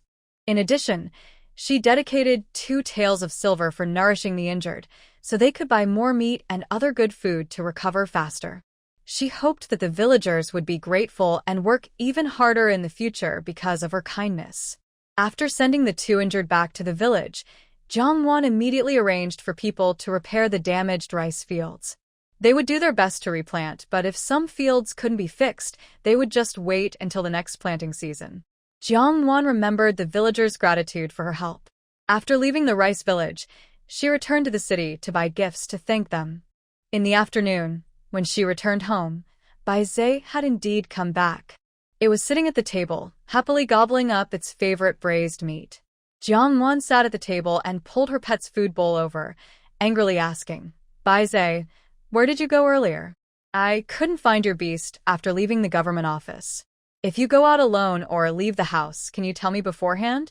Going silent and suddenly disappearing is really unfair.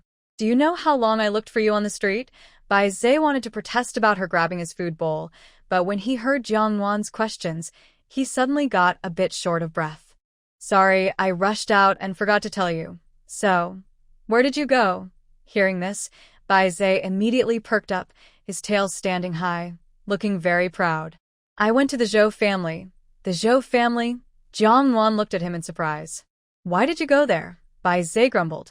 "That mean woman's son trampled our rice fields. She also wanted to hit you. I stand up for you. When I got angry, I decided to give her a small lesson. And then I followed her to her house, and while she was in the toilet, I threw a string of firecrackers into the pit, blowing up her toilet. You should have seen how funny the scene was. Fireworks flying everywhere, and she was screaming in the yard." Jiang Nuan sighed, thinking this creature was hopelessly crazy. She quietly pushed Bai Zhe's food bowl back. "Eat your food." Bai Zhe looked at the scene in front of him and the braised pork and suddenly thought, "You." The next morning, after Jiang Nuan finished inspecting the farmland, she returned from the county town with a boatload of supplies. There are 47 households in the village. Except for her housekeeper Jiang Juanbao's family, there are 46 others. Yesterday, almost everyone sent someone over, some even sent more than one person. For example, the old village chief's family. The old man himself came along with his 3 sons. The villagers are kind and loyal. Jiang Nuan couldn't forget their kindness. After bringing the supplies home, she took her servants to visit each family and deliver thank-you gifts. Each family received 5 jin of pork, a roll of fabric, a jar of good wine weighing 10 jin, 2 jin of red sugar, and a large box of snacks. This gift was quite valuable. The villagers happily accepted the gifts. Although they complained about her spending too much, inside they praised her for being thoughtful and organized in her kindness. However, on the other hand, if she hadn't been confident, she wouldn't have built such a big family business as a young woman. Jiang Nuan didn't tell Jiang Yan about this to avoid affecting his studies. Still, Jiang Yan heard about it from others and took a day off to visit her at home. Especially since he heard that his older sister had recently been rejected by the Zhou family for marriage and was treated badly, which made him even more angry. He only regretted that he was too young and powerless, and that his sister had to protect him all the time. He secretly vowed to study harder, so he could serve as an official in the future and support his sister. In April, Yongzhou Prefecture entered the rainy season. The rainy season, as the name suggests, is the time when yangmei, Chinese bayberry, ripens, and it often rains for most of the month. Even on rainy days, the villagers of Zhang's family village are busy. They wear raincoats and straw hats, carrying hoes, leaving early and returning late. They are either working in the fields or on the tea mountain. They might prune greenery or plant seedlings. The seedlings are plentiful on the tea mountain, so no need to buy more. They just dig out the denser areas and plant in the sparser spots, which takes some effort. The eldest niece said that the contracted farmers would receive 10 taels of silver as their annual wage. If the tea seed yield reaches a certain amount that year, she would also share part of the profits with everyone as a bonus. This measure made everyone more eager to manage the tea mountain carefully. After all, who doesn't want to earn more money? While the villagers were busy taking care of the tea mountain, Jiang Nuan was busy taking people to pick yangmei from the back mountain at Yanzikou to make yangmei wine. They washed the fresh yangmei and soaked it in salt water for a quarter of an hour, then rinsed and drained it. Afterwards, they put it into a clean ceramic jar, layering yangmei and rock sugar. Then they poured high-quality rice wine over it, sealed the jar tightly, and waited for it to ferment. The yangmei wine was ready. There is another, more complicated way to make it, which results in a richer, sweeter, and fruitier yangmei wine, better suited for women to drink. The yangmei are washed, pitted, and mashed into a thick juice, then mixed with rock sugar or white sugar at a ratio of 10:1 or higher. Then they put it in a jar to ferment for about 1 to 2 months, opening it periodically to release gas. Otherwise, with its fiery temperament, it might burst unpredictably. After the fermentation was complete, the fruit sank to the bottom of the jar, and the juice mixed with sugar to form a rich, sweet wine. Then, they used cloth to squeeze out the remaining fruit and remove impurities. After boiling and cooling, they sealed the bottles, allowing the wine to be stored for a long time. Just for reference, it's not recommended to try this at home. Zhao and Sun looked at Jiang Nuan, who was pouring large amounts of sugar into the wine mixture as if it were nothing. They felt distressed to see her waste so much. They secretly thought, our young lady really is bold and generous, just like a sugar shop owner. Jiang Nuan and her group worked hard for 5 or 6 days to make a large amount of yangmei wine, filling an entire cellar. This was made by a computer AI, so everyone just looked at it and didn't take it seriously. She planned to keep some of the wine for herself and sell the rest, which could bring in a good income later. Amid the busy days, April passed quickly, and May was halfway through. Jiang Yan was about to take his final exam for the scholarly official title. The exam was scheduled for May 18th in the examination hall of Yongzhou Prefecture. This year, only 2 students from Fengcheng County had qualified for the final stage. Jiang Yan was one of them. They needed to arrive in the city a few days early to prepare. Originally, the county school head was supposed to lead the team. However, 2 days before departure, a close relative of the head passed away, so they had to replace him with a teacher from the county school. That teacher, unfortunately, fell ill with diarrhea and was so weak he could hardly stand. Without the teacher, they couldn't be guided by someone from the county school and had to go to the city on their own. Jiang Nuan naturally didn't want Jiang Yan to travel alone. She arranged things at home and decided to go with her brother to support him. The trip from Fengcheng County to Yongzhou took more than 200 miles by water, which would take 2 days by boat.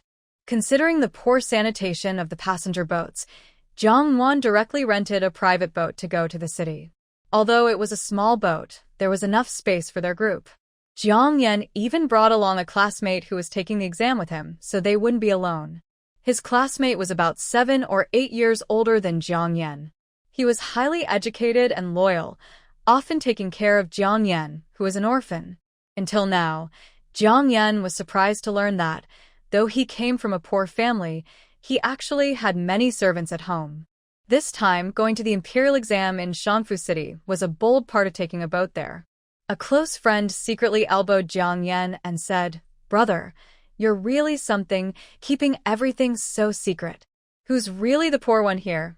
Even so, he was happy for his friend. A group of 5 left Fengcheng County on May 16th and arrived at Yongzhou Prefecture's dock by the evening of May 17th. After entering the city, Jiang Nuan chose the best inn nearby the exam courtyard. She rented 2 top-level rooms and settled in, waiting for the exam in 2 days. For this trip to Shangfu City, Zhang's brother and sister brought along the housekeeper Chen Yi and his son Chen Xing, along with a young maid named Duku and Bai Zhe, making 5 people and 1 beast. Chen Yi's former owner was from Yongzhou City, so he was very familiar with the area and could help Jiang Nuan handle some small matters. Chen Xing served as Jiang Nuan's servant boy, taking care of his daily needs. During the day, Jiang Nuan and his friends stayed at the inn studying, while Jiang Nuan took Bai Zhe and Duku wandering around the city. She bought many interesting things, including a big box of beautiful headbands. It was said to be styled after those from the capital, which Jiang Nuan planned to share with her village friends. As for Bai Zhe, the foodie, it was a foodie who loved to eat wherever it went, snacking from street to street. It enjoyed jujube cakes, osmanthus cakes, sticky rice snacks, crystal dumplings, and various fruits and desserts, as well as roasted chicken and barbecue. There was nothing it didn't like. Jiang Nuan also enjoyed spoiling it, buying whatever it wanted, including some valuable dried fruit and snacks. She ate some herself, and if she liked the taste, she would bring a portion back for Jiang Nuan. Others might think she was wasteful or a bit crazy for spending so much money, but she didn't care. She believed animals she raised deserved her love and attention. On May 18th, Jiang Nuan successfully entered the exam hall. Everyone patiently waited 2 more days until the results were posted outside the exam court. Jiang Nuan's name was listed, and he was first, the top of the list. He was also the youngest scholar in Yongzhou history. The news spread quickly, and many praised him as a prodigy. Jiang Nuan's friend also took the exam and became a scholar himself. When the innkeeper heard that the top scorer was from his inn, he felt very proud. Not only did they celebrate with firecrackers, but they also waived Jiang Nuan's room fees for several days, showing great generosity. The day after the exam results were announced, a group from Feng County left the city amid everyone's envy, heading back to Feng City. This time, they still used a hired boat to return. Jiang Nuan originally wanted to find a small passenger boat similar to the one they came on, but all were booked. So she chose a large double-deck, double-mast ship instead. However, today luck was not on their side. Halfway through, the sky suddenly darkened. Soon after, a storm broke out on the river. Strong wind and heavy rain battered the boat, making loud crashing sounds. Fortunately, the passenger ship she rented was big and stable enough. If it had been a small boat, such strong wind and rain could have easily caused it to sink. Yet, for safety, Jiang Nuan ordered the captain to steer the boat ashore and take shelter. This part of the river was a canyon, with cliffs on both sides, leaving no place to dock. Everyone could only brace themselves and keep moving forward through the storm. At this moment, another strong gust of wind hit, knocking over a small passenger boat just ahead of them. It couldn't withstand the storm and suddenly tipped over into the water. People inside the boat fell into the river, screaming and shouting, but their cries were soon drowned out by the wind and rain. Seeing this scene, everyone was shocked and scared. Jiang Nuan didn't hesitate at all and quickly ordered the captain, "Hurry, steer the ship over to rescue them." The captain was a brave man, experienced in navigating the water, and there was an unspoken rule among sailors. That rule was, in case of a shipwreck, everyone must help, regardless of the reason. The people in the water saw Jiang Nuan's large ship floating nearby and desperately called for help. The captain quickly brought the ship close. Besides the main captain and a few crew members responsible for controlling the ship, everyone else, including Jiang Nuan, ran out of the cabin. They split into groups and, braving the storm, threw rescue ropes with floating objects into the water. When those in the water grabbed onto the floating ropes, they were pulled up desperately. After a dangerous and daring rescue, all 8 people in the water were finally pulled onto the ship. Although everyone used their fastest speed, an elderly man still ran out of breath. His 2 loyal companions held his body and cried loudly. Jiang Nuan wiped the rain from her face, pushed him away, and shouted, "Stop crying. There is still hope. Just do as I say now." Jiang Nuan personally knelt nearby, clasped her hands together, and performed CPR on the old man. She also directed her 2 aides to pinch his nose and blow air into his mouth for artificial respiration. Though everyone thought this method was quite shocking, they had no other good options. They could only try this desperate measure. Fortunately, the old man choked on water for only a short while. After a few coughs, he spat out water and opened his eyes. Everyone immediately cheered, "He's alive! He's alive!" This method actually works. Seeing the man recover, Jiang Nuan heaved a big sigh of relief and plopped down on the ground, unable to get up for a while. Butler Chenny arranged for someone to take him to a vacant cabin for a change of clothes. The old man was rescued, but the storm outside was still ongoing. Everyone remained alert, constantly watching the sea outside. Half an hour later, the wind and rain gradually subsided. Their boat left the canyon and docked at a small town ashore. Only then did everyone relax their tense hearts. Jiang Nuan booked the only small inn in the town for everyone to bathe, change clothes, and eat. She also called the only local healer in the town to examine the old man. Meanwhile, she arranged for some medicine to dispel wind and cold, and the innkeeper boiled a medicinal soup for everyone to drink. After such a long ordeal in the rain, everyone was exhausted and anxious. So, after a quick meal and taking the medicinal soup, they each returned to their rooms to rest. The next morning, the condition of the man who had nearly drowned was much better. However, because of his age and the hard experience, his spirits were somewhat low. When Jiang Nuan and Jiang Yan came to see him, the old man, despite everyone's protests, supported himself with the help of 2 aides and came out to bow and thank the Jiang siblings. He said, "My family name is Gung. Thank you, 2 kind rescuers. Your great kindness will forever be remembered. I will repay you one day." The old man was about 50 or 60 years old. Despite being unwell and looking pale, he still carried a gentle, refined air. He wore dingy, ill-fitting light gray cotton clothes. Jiang Nuan recognized that the clothes belonged to steward Chenny. There were no clothes shops in the small town, so he could only wear them as they were. The brother and sister didn't dare be overly bold. They bowed and said politely, "Old sir, please don't worry. Meeting is fate. Just focus on recovering." The old man shook his head. "I heard about what happened yesterday. We've never met before, but in that situation, you risked sinking your boat to save us. That's a great act of kindness. If it weren't for your wisdom, my life might have ended there." Gung is truly thankful. The old man was not only elegant in appearance but also spoke like a wise elder, very different from ordinary people. Jiang Nuan asked him, "What are your plans now? Will you travel with us, or do you have somewhere else in mind?" The old man said, "I was traveling here to visit an old friend in Fengqing County. But now, after this disaster, I have lost all my luggage and belongings. Luckily, I was saved by you 2 young friends and managed to keep my life. Since we are heading in the same direction, I politely ask if you could help me get to Fengqing County. I will be very grateful." Jiang Nuan laughed and said, "What a coincidence. We are from Fengqing County.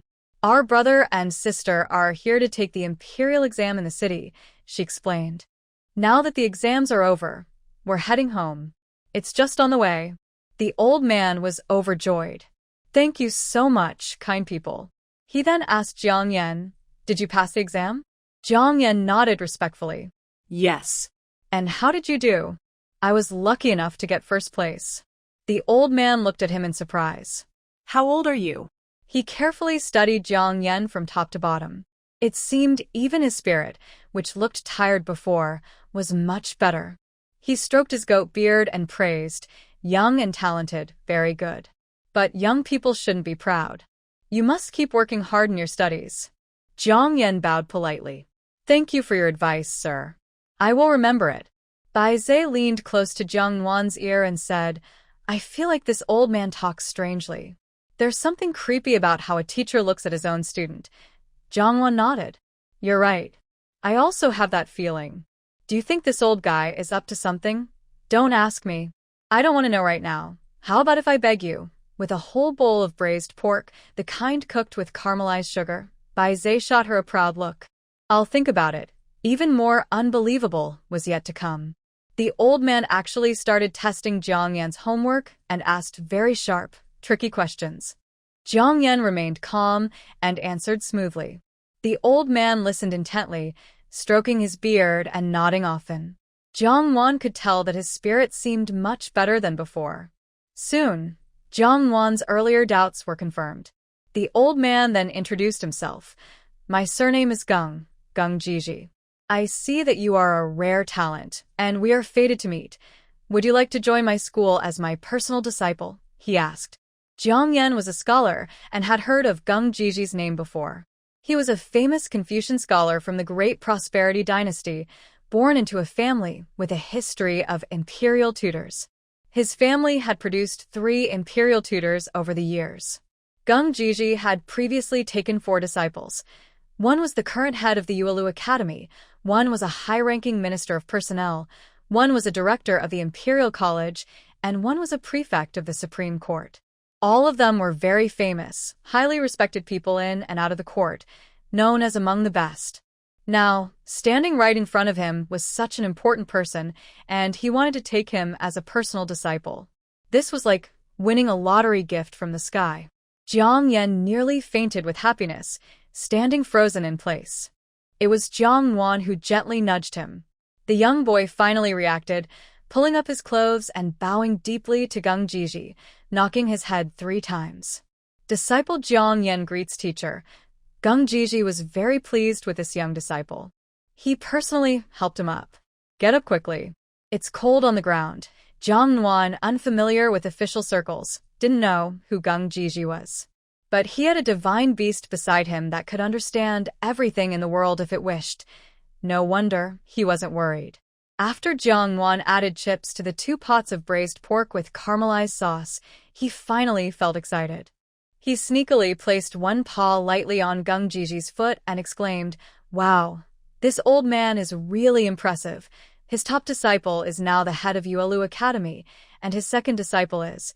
After hearing about these 4 remarkable disciples of the old man, Jiang Nuan was so shocked he almost couldn't believe it. Feeling so excited, he almost exploded. To Jiang Nuan, just being the head of Yuelu Academy is enough to impress others. In the past, the Great Jing Dynasty had 4 big academies, one of which was Yuelu Academy in Shaoqing. Back in his previous life, the head of such an institution was like the presidents of Peking University or Tsinghua or Harbin Institute of Technology, really important figures. And such an impressive person was just his disciple, let alone other officials like ministers or senior judges. There's an old saying, a famous teacher produces excellent students. A teacher able to cultivate so many talented disciples is even more impressive. Now, this remarkable person was planning to accept Jiang Nuan as a closed-door disciple. Not grabbing this opportunity would be really foolish. Jiang Nuan decided that if he could get the great scholar Geng to stay at his place for a while, teach her well, and let her support the old master, that would be perfect. He thought so, and asked directly. Geng the scholar happily agreed to return home with the young disciple. Anyway, he currently had nothing, his clothes were borrowed from others. If the young disciple's family was compassionate and wanted to show filial piety, that would be just perfect. Jiang Nuan planned to hold a grand and formal disciple acceptance ceremony when they returned. He wanted to give Jiang Nuan a proper introduction and acknowledgement as his disciple because, after all, they hadn't even shared a single cup of tea during the ceremony, and Jiang Nuan felt it would be too unfortunate if the old master remembered this oversight later. What Jiang Nuan thought, Gung the scholar did not know.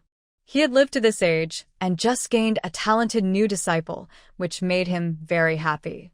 When he was in a good mood, the gloomy days of yesterday were mostly gone, and his health improved greatly.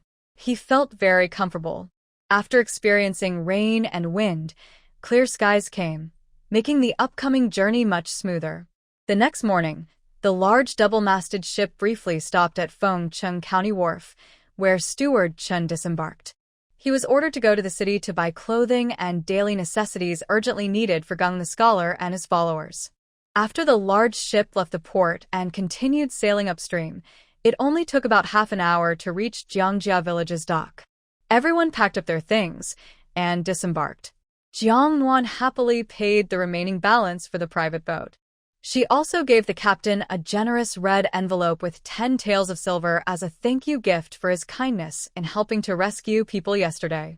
If it weren't for him and his sailors, her group wouldn't have been able to get through the storm so smoothly or save the group of scholars from the river. Because of his help, Jiang Yan was able to become a disciple of such a remarkable teacher, and the captain and his crew also played an important role. Jiang Nuan was never stingy to such kind and good-hearted people. The captain didn't expect that such a young guest would be so generous. He cheerfully accepted her red envelope and wrote down his address in the city for her. He told her that if she ever needed help in the future, just come to him, and he would give her the best prices.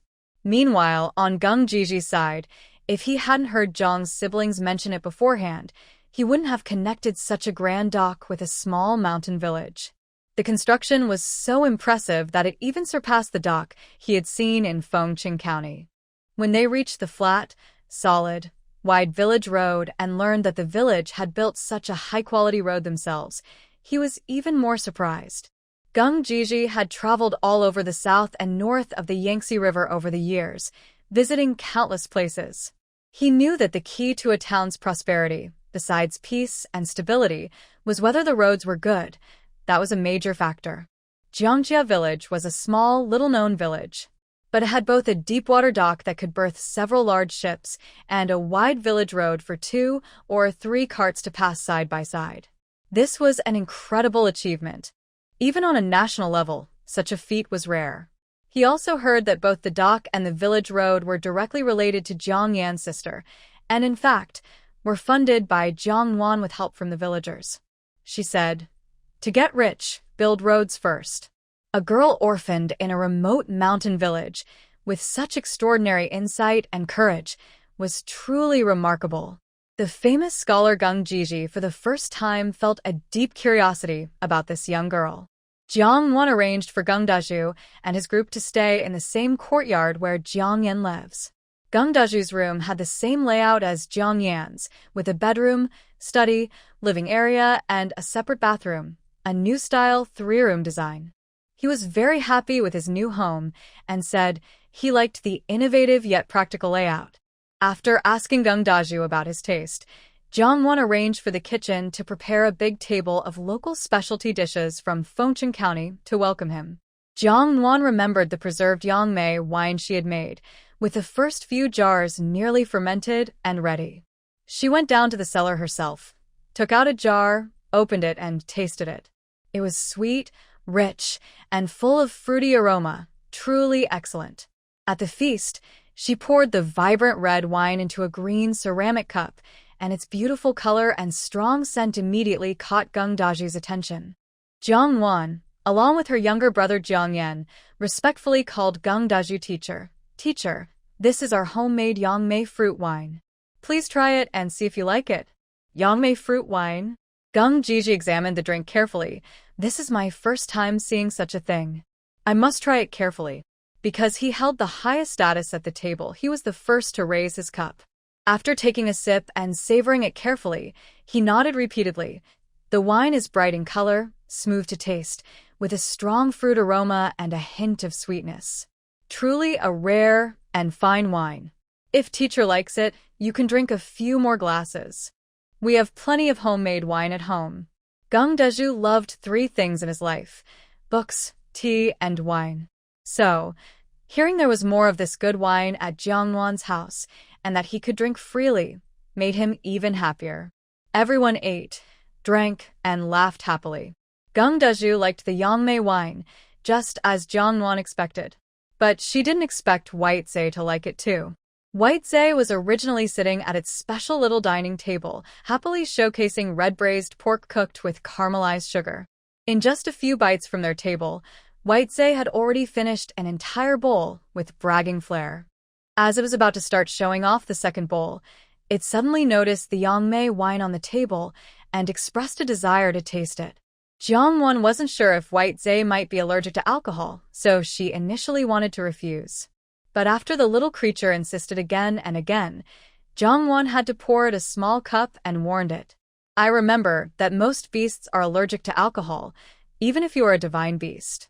It's best to be careful. First, try a small sip and don't drink too much. After a while, once you're sure you're okay, then you can drink more.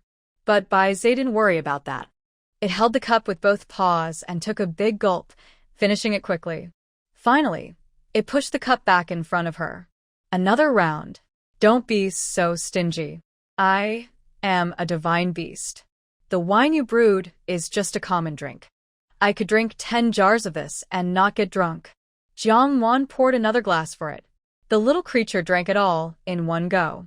Seeing that it seemed fine, Jiang Nuan arranged for someone to bring a whole jar just for it and let it have its fun. But after everyone finished eating and sent Geng the scholar back to his room to rest, they turned around to find that the wine jar on Bai Zhe's special little table had fallen to the ground. The jar's opening was blocked by something white, which was furry and kept trembling now and then, like it was trembling from a sudden chill. Jiang Nuan looked at the fuzzy thing for a long time. Finally, she couldn't hold back and squatted down, grabbing the furry mass and pulling it out hard. There was a crisp pop. A small, pinkish, plush toy-sized toy was pulled out of the jar. Nuan knows that he or she might get angry. Jiang Nuan's eyes twinkle. If you tell me, I promise I won't tell her. No, I won't tell her. Yes, I won't tell her. It's our secret. Okay, I'll tell you. She was actually caused by me in her past life. As he says this, he sits on the ground and starts crying loudly. It wasn't on purpose. I was fighting a unicorn in the heavenly realm. It couldn't beat me, so it went to find its brothers to help. I didn't lose, just fell into the human world. Nuan was just passing by in her car when this happened, and then Jiang Nuan grits his teeth with anger. Then, she tried to avoid you by hitting the steering wheel hard and fell off a mountain, which took her life, right? Yeah. How do you know that? No, that's not right. Why do you seem so much like Nuan? Maybe you should think about that? I don't know. Hiccup. Before he finishes, he suddenly falls flat on the ground, sleeping peacefully, with his limbs sprawled out. Jiang Nuan raises her small hand high, but finally can't bring herself to hit him. Instead, she angrily pokes his chubby tummy. Forget it. I'll deal with you after you wake up. She then picks him up and takes him back to her bedroom. At first, Jiang Nuan was angry and didn't want to take care of him. But when she saw he hadn't woken up all day, she got worried, afraid he might have alcohol poisoning. That was a jar of fermented plum wine with rice wine, so it had a strong effect. After he slept for a whole day and night without waking, Jiang Nuan made a quick decision to take him to the county's Renan Hall to see a doctor. The doctor was the same old man as before, who remembered Jiang Nuan very well. At first, he thought Jiang Nuan had some kind of problem. But when he realized she was here in such a hurry just to get her little pet checked, he looked at her with a bit of surprise. What's going on? I'm a proper doctor, and you're treating me like a veterinarian? Jiang Nuan smiled politely. Haha, they say desperate times call for desperate measures. I had no choice.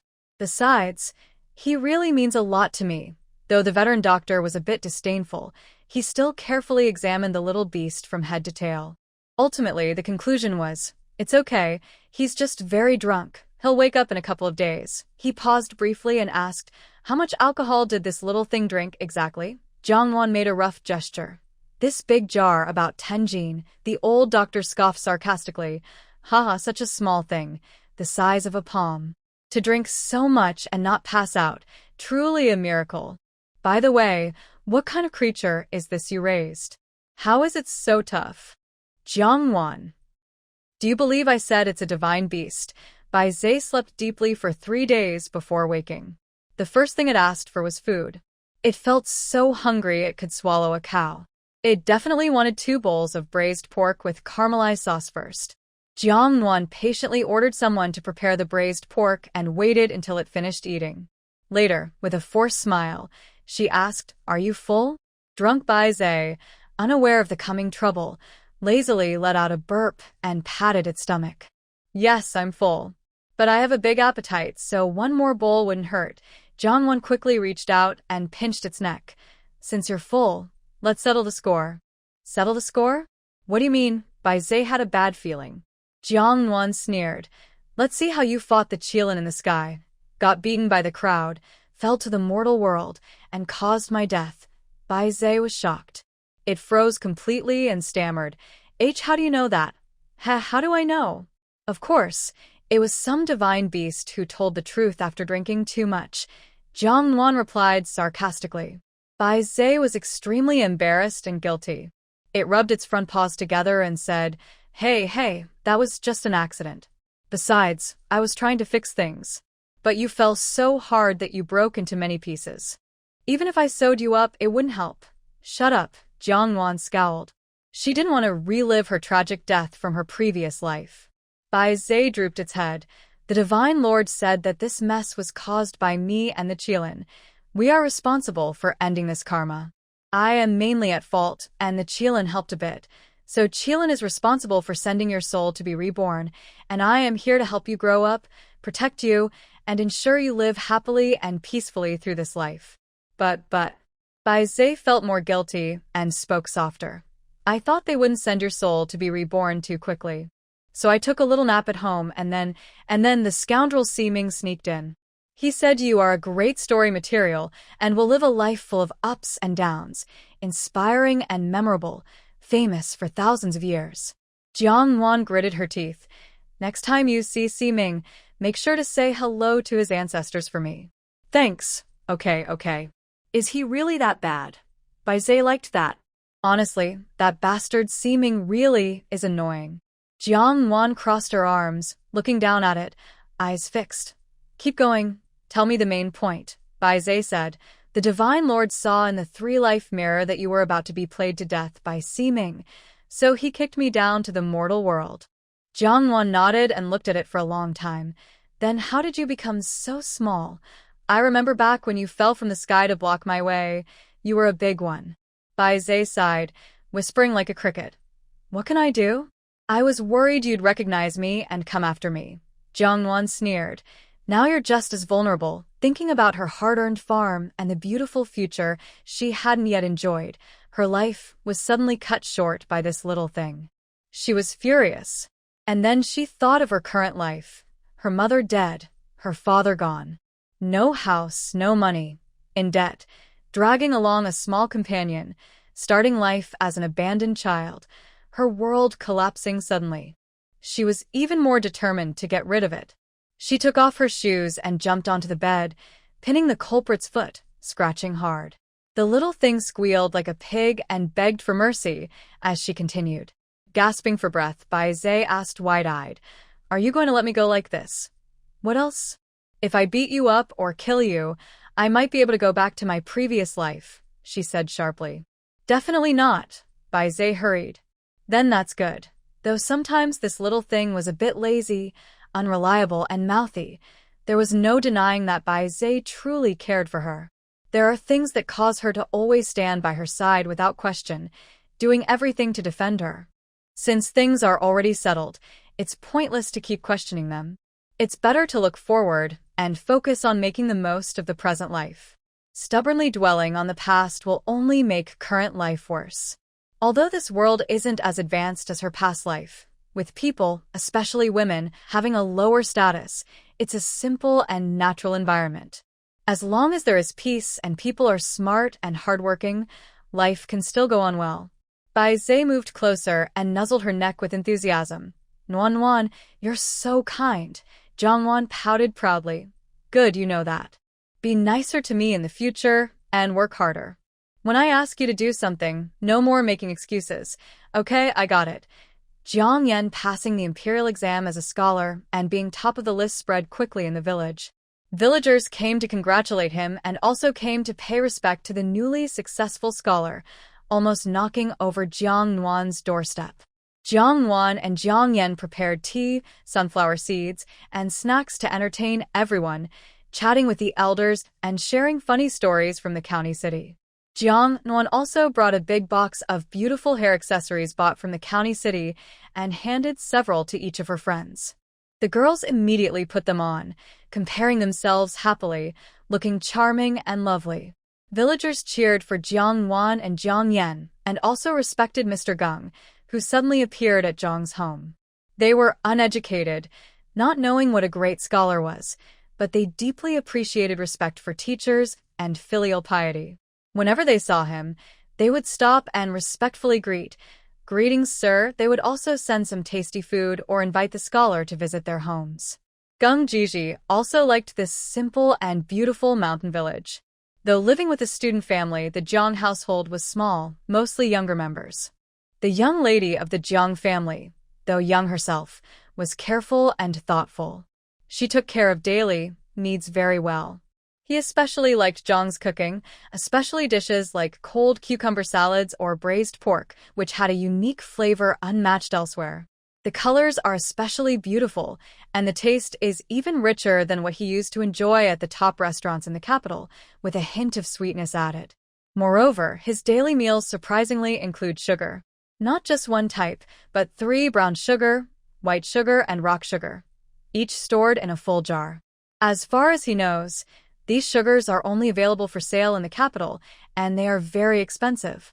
Whenever the Hu company receives a shipment, it's usually sold out within an hour, and they are priceless on the market. Also, yesterday, the palace attendant told him that in the kitchen, Jiang's cooks are using very rare mountain tea oil to cook. This oil, in the capital, sells for 7 or 8 taels, sometimes even 10 taels per pound, making it one of the most luxurious oils. Although the Jiang family is modestly wealthy, spending so much each day makes him feel uneasy about the teacher's position. Furthermore, they are almost 2,000 miles away from the capital, so he wonders where they could have bought these things. Today, when the Jiang housekeeper brought more sugar to the study, he couldn't help but tell Jiang Nuan what he thought. I heard that your family uses mountain tea oil to cook every day, and there's sugar every day too. These things taste wonderful, but they are quite costly. It seems you've gone to a lot of trouble to acquire them. You and your sister are working hard to earn and save money, so there's no need to spend so extravagantly just because the teacher is staying here. Jiang Nuan immediately smiled and respectfully replied, "It's my mistake for not explaining clearly, sir. Both the sugar and the mountain tea oil are produced by our own family. When my sister distributes the goods, she reserves enough for our family's use, so please don't worry, teacher. Feel free to enjoy them." Geng Jiji was so shocked he could only describe his feelings as surprise. What? You're saying these sugars and mountain tea oil are all produced by your family? Yes, sir. We have a mountain tea oil workshop and a sugar-making workshop.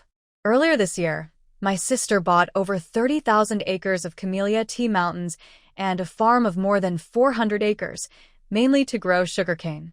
If you're interested, I can take you to visit these 2 places. They are right in the village, just a short walk away. Geng Dara was naturally interested and immediately asked Jiang Nuan to lead the way. After visiting 2 workshops, he was very moved when Jiang Nuan spoke about Jiang Nuan's difficult upbringing and the hardships of starting her own business. People say that the oldest brother is like a father and the eldest sister is like a mother.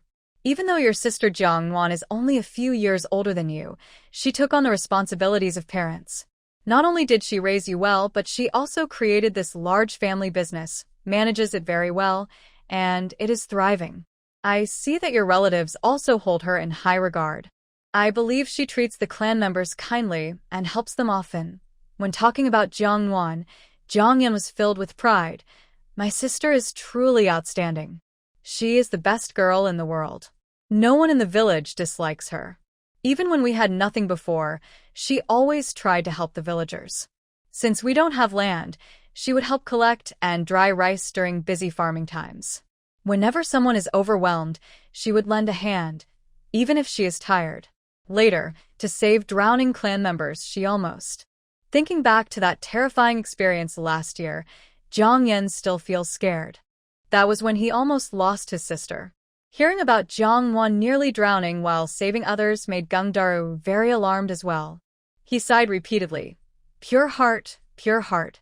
No wonder your clan members love her so much. As the master and apprentice left the workshop, they walked and chatted, accidentally arriving at the watermill by Qingxi River.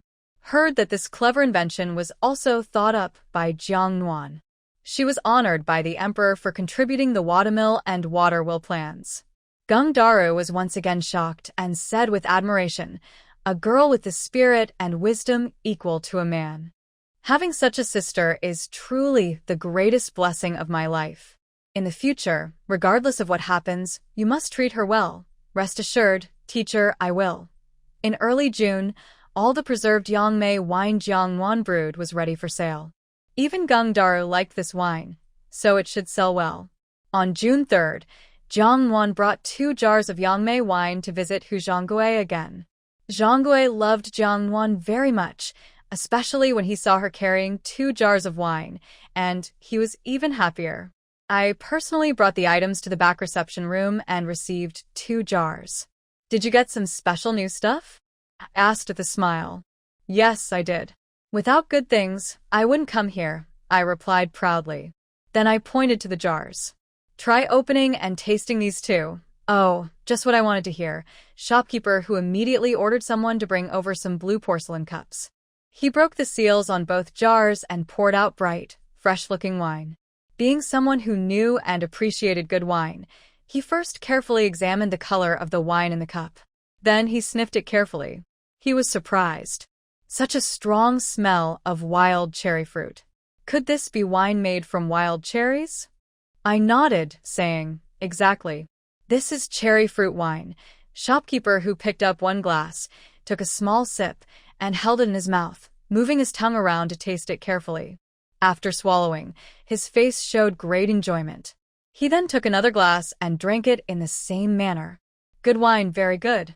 Its color is bright and beautiful, the fruit aroma is strong, and it leaves a long-lasting aftertaste. He pointed at the jars. The jar on the left has lighter-colored wine. It has a stronger, full-bodied taste with a powerful aftertaste, more suitable for men. The jar on the right has darker wine, softer, purer, and milder, more suitable for women. Hearing this, I laughed out loud. Shopkeeper who, you have such a keen sense of taste. Just based on your words, I feel like bringing good wine here is worth it today.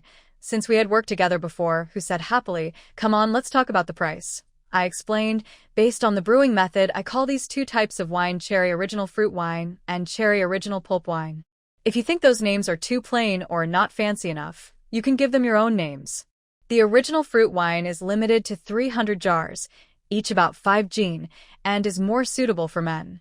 The pulp wine is rarer, only about 200 jars, also 5 jin each, and is more refined and mild, more suitable for women. Shopkeeper who was surprised and asked, wow, that's expensive. Can we negotiate the price? I smiled and said, you probably noticed I added a large amount of rock sugar to both types of wine. Rock sugar prices, as you know, are not cheap at all. For example, I sell brown sugar for only 1 or 2 silver coins per pound. When you transport and sell it in the capital city, the price jacks up 7 to 10 times. Rock sugar would be even more expensive. Honestly, you make much more profit than I do. Don't you think so? Shopkeeper, who didn't expect Jiang Nuan to know so much about this and felt a bit embarrassed. He chuckled and said, all right, I'll sell it to you at this price. But as usual, this wine is only for you to drink or give as a gift. No second sale. Of course, you know what kind of person I am, Jiang Nuan replied confidently. The deal was made, and Jiang Nuan left happily. The next morning, shopkeeper Hu and his people came to take away the whole boat of wine. 300 jars of original Yangmei wine, costing 30 taels each, totaled 9,000 taels. 200 jars of pure brewed wine, costing 40 taels each, total 8,000 taels. Together, the total earnings were 17,000 taels. Duca looked at how well the wine sold and asked Jiang Nuan, "Miss, can we make more next year?" Jiang Nuan didn't answer directly but asked her, "Do you think rice is more expensive during a good harvest or a bad harvest?" Duca was puzzled why her young lady asked that, but she honestly replied, "Of course, rice is more expensive in a bad year. During a disaster year, rice prices soar, and even with money, you might not be able to buy any.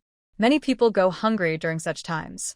"Why are rice prices so high in disaster years?" Jiang Nuan asked. "Because of the damage from the disaster.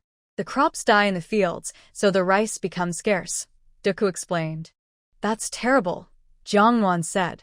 "But what does that have to do with us brewing Yangmei wine?" "Oh, I understand. The miss means that scarcity makes things more valuable. If we brew too much of the same wine, it won't be worth so much, right?" Jiang Nuan nodded happily and patted the little girl's head. "Fortunately, you're not too clueless." After June arrived, the weather grew hotter day by day. When Jiang Nuan returned from the county, she saw children splashing and playing in the nearby river, their small bodies like fish chasing each other in the water. Moreover, in the willow grove by the river and on the sandbar, children, both boys and girls, were busy with buckets catching crickets and digging for cicada nymphs. There were especially many boys. They were sun-darkened, looking like mudfish. I often hear the village women and older ladies shouting and scolding on the street, complaining about unripe wild peaches being spoiled by mischievous children. Jiang Nuan feels that if things go on like this, it's not a good idea. Maybe we should build a school in the village and keep the children there. Not all of them need to become top scholars, but at least they should learn a few more words. While eating, she shared this idea with her younger brother Jiang Yan and Gengdaru. Both of them fully supported her idea, especially Gengdaru, who praised her for having long-term vision and called her act a great kindness. That afternoon, the siblings went to see the old clan leader to talk about building a school for the village. The old clan leader was surprised and happy when he heard this. But then he hesitated and said, "Building a school is easy. The village has plenty of land. But, sir, buying brushes, ink, and other supplies is the bigger problem. Although life has gotten a bit better in recent years, we can't afford all the extra costs for every child's education. Most families here, except a few, have several children. And especially those with many brothers who haven't split up their land, when only part of the children go to school, there will be complaints at home." Jiang Nuan smiled and said, "We've thought of these problems before coming here. Since it's a village school, all children of the right age should be able to attend, including girls. We will cover all the costs for building the school, hiring teachers, and buying supplies. Of course, the supplies and books will be limited, so we shouldn't waste too much. Also, I plan to buy a nearby farm and give it to the clan as an inheritance. The income from that farm will be used to pay for the school's ongoing expenses. Do you think that's okay?" The old clan leader was stunned by Jiang Nuan's plan, and then tears filled his eyes. He held her hand, overwhelmed with emotion, and couldn't stop crying. "Girl, thank you. On behalf of all the clan members, thank you. Your family is truly admirable, really admirable." That evening, as the people of Zhang's village finished their work and prepared for dinner, the village bell rang. The bell signaled an important event concerning the entire clan, so everyone dropped their chopsticks and rice bowls and hurried toward the ancestral hall. Everyone hurriedly ran to the gate of the ancestral hall. They saw the elder sitting high on a stool, holding a bronze gong, smiling happily. Everyone knew something good was about to happen. When most people arrived, the elder suddenly struck the gong loudly with a dong sound. Then he loudly shouted, "No talking now, be quiet. Listen to me." The old chief's face was full of wrinkles, smiling like the sun. "Today I called you all here to announce something important. I know you haven't eaten yet, and I haven't either. But what I am about to tell you is more important than eating. You should all listen closely. Please tell us quickly. Don't keep us from going home to drink." The elder cleared his throat and said, "Today Nuan and Yanzi came to see me. They want to build a school for our village and ask a teacher to come teach the children to read and write. All children over 5 years old, boys and girls, can go to school. In the first year, The teacher's salary and the children's supplies will be paid for. Also, she will buy a farmland for our village to keep as our family property, the elder repeated Jiang Nuan's words. At first, there was silence. Then suddenly, the crowd erupted like a huge wave. Oh my God, our village is going to build a school. I never dared to dream of this before. Exactly. It will be a school for our children, and in the future, all children in our village can go there. Wow, if our village has a school, we will be the first in Fengcheng County. Later, when children want to get married, people from other villages might come to us. Yes, especially now. With our current conditions, the nearby villages are very jealous. Once the school is built, who can stop us? The children were the happiest, jumping and clapping and shouting. Wow, now we can go to school and learn. Now they didn't have to just envy others anymore. They could also read and write. A young girl, full of hope, pulled her mother's sleeve and asked, "Mom, after the school is built, can I go in and learn to read and write?" Her mother gently touched the young girl's head and firmly said, "Of course she can." Your warm-hearted older sister said that girls are also allowed to attend school and learn. You are truly fortunate to be in such an unprecedented good time. Her grandmother also smiled happily, saying, "Go ahead, you and your two older sisters should go. Study hard, learn to read and write. I don't expect you to become as talented as warm-hearted sister, but just knowing how to read and write will make your future husbands look at you with more respect. And later, you can teach the next generation. What a good thing that would be." The old lady looked both envious and emotional. People of your generation have good luck. If only we had been able to read back then, my life would have been different. Her husband, standing nearby, heard her and grinned, asking, "And if you couldn't? What would you be like then?" The old lady angrily shot him a look. "I definitely wouldn't marry an old thing like you. You're so annoying everywhere, humph." That night, many people stayed awake thinking about the upcoming school building. They kept tossing and turning in bed, dreaming of the new school. The next morning, many showed dark circles under their eyes but looked bright and cheerful, smiling happily. When they met each other, they mostly talked about the soon-to-be-built school. The village elders gathered and discussed for a long time. In the end, they decided to use the highest, widest, and flattest piece of land in the north part of the village for the school. Because of this school project, Jiang Nuan approached her old friend Zhou Mingfang and asked him to help design and build it, sharing her ideas and suggestions. At the same time, Jiang Yan also mobilized his contacts, offering generous conditions. He requested former county school headmasters and teachers to help find 2 suitable gentlemen to teach at Jiangjia Village School.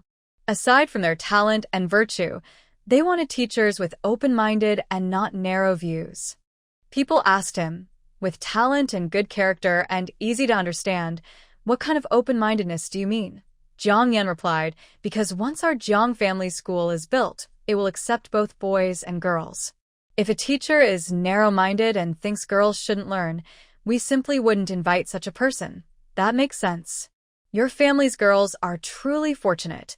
As for why Jiang Yan asked former county school teachers and the mountainhead to help find teachers, rather than teacher Geng, the great scholar, he had his reasons.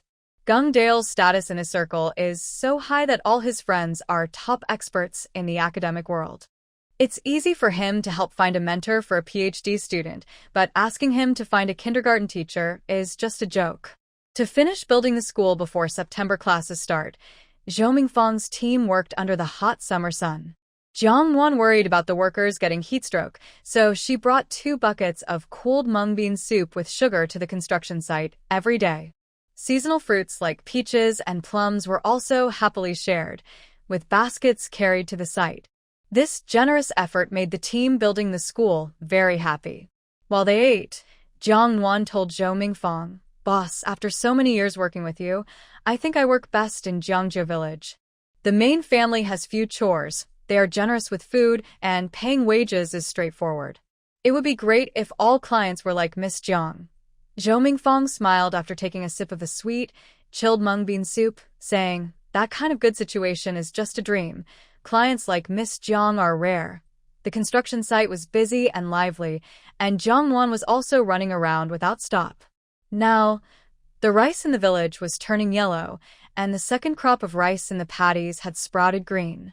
In a few days, it would be the busy season for harvesting and planting, racing against the weather. When Jiang Nuan saw tenant farmers washing their tools and washing baskets, she suddenly remembered she had forgotten something. Things like foot-powered threshing machines and windmills. That afternoon, she went home and started drawing plans in her study, planning to ask Magistrate Liu for help bright and early tomorrow. Making the wooden parts for these machines wasn't hard. Zhou Mingfang's team had skilled carpenters who could do it easily. The difficult part was the iron gears, which had to be specially made at an iron shop. Since her estate was so large, she would need at least 10 threshing machines, meaning 10 sets of gear components.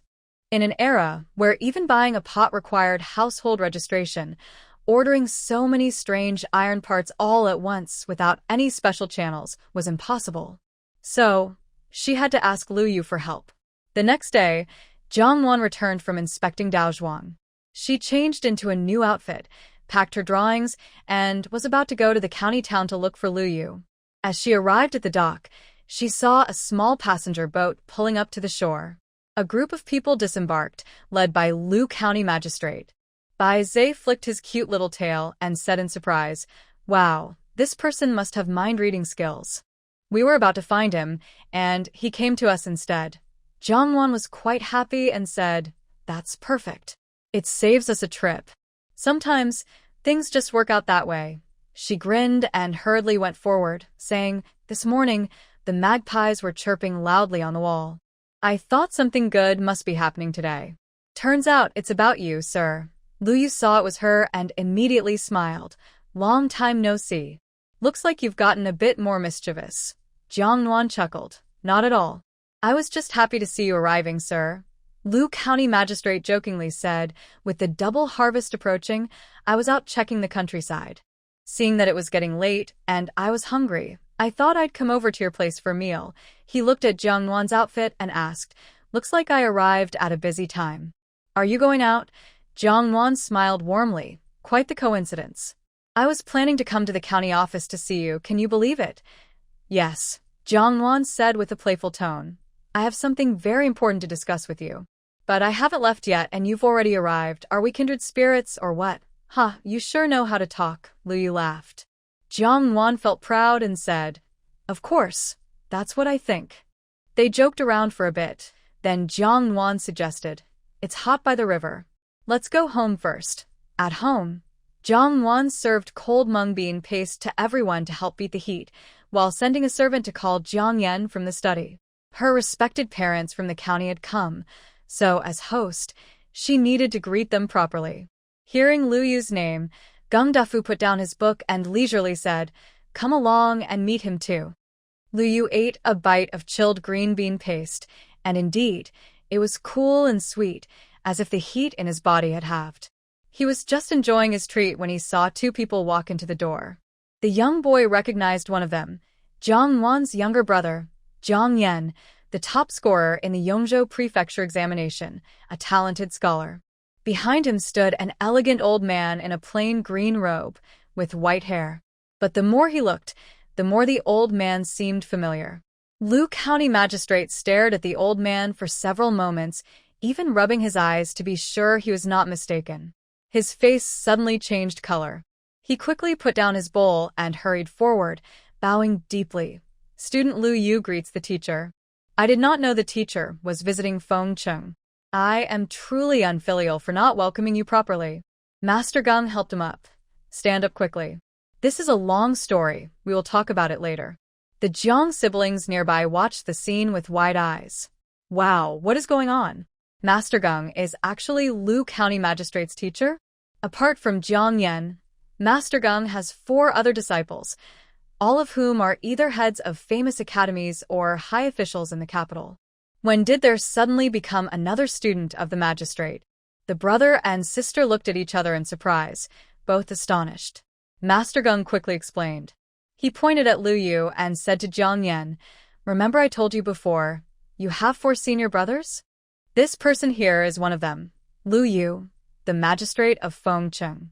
Lu Shi is originally a Grand Minister Justice, but due to some things, he was appointed as the magistrate of Fengcheng. Your family should be quite familiar with him. The Jiang siblings nodded in realization, understanding the situation. After introducing Lu Yu, Master Geng pointed at Jiang Yan and told Lu Yu, "This is my newest apprentice in the sect." He was the top scorer in the Yongzhou prefecture exam. Jiang Yan, you can call him Jiang Shidi, junior brother. Jiang Yan quickly stepped forward to bow to Lu Yu. Greetings, senior brother Lu. Wishing you good health and happiness. Lu Yu returned the greeting between brothers. Jiang Shidi. Master Geng was very pleased. He held the two men and said, "You brothers will be disciples in Fengcheng, and you should support each other in the future. Especially you, Bo Chung Lu Yu's courtesy name.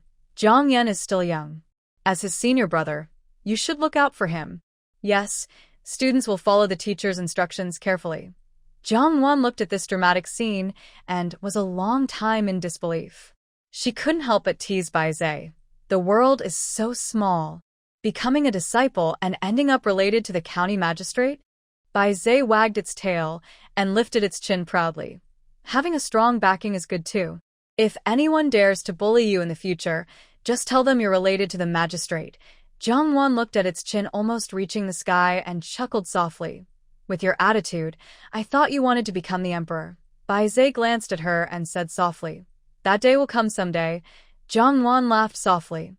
"I don't have that much face." When master and disciple met, they naturally caught up on old times.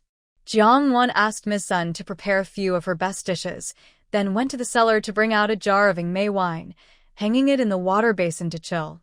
When the three of them had finished talking, lunch was ready. Everyone ate and talked happily. Lu Yu especially liked the Yingmei wine and asked Jiang Nuan, "Is this wine homemade?" "It's really special," Jiang Nuan smiled. "Yes, it's homemade. Yingmei wine just made recently. No wonder it has a rich fruit aroma when you drink it. If you like it, I'll give you 2 jars when you leave." Lu Yu felt a bit embarrassed. "In that case, I'll gladly accept." Jiang Nuan also mentioned wanting to organize a formal apprentice ceremony for Jiang Yan, but Geng the scholar firmly rejected it. "No need to do that. It's just formalities. I didn't make my senior brothers do it, and I won't require Jiang Yan to do it either. Bowing is enough."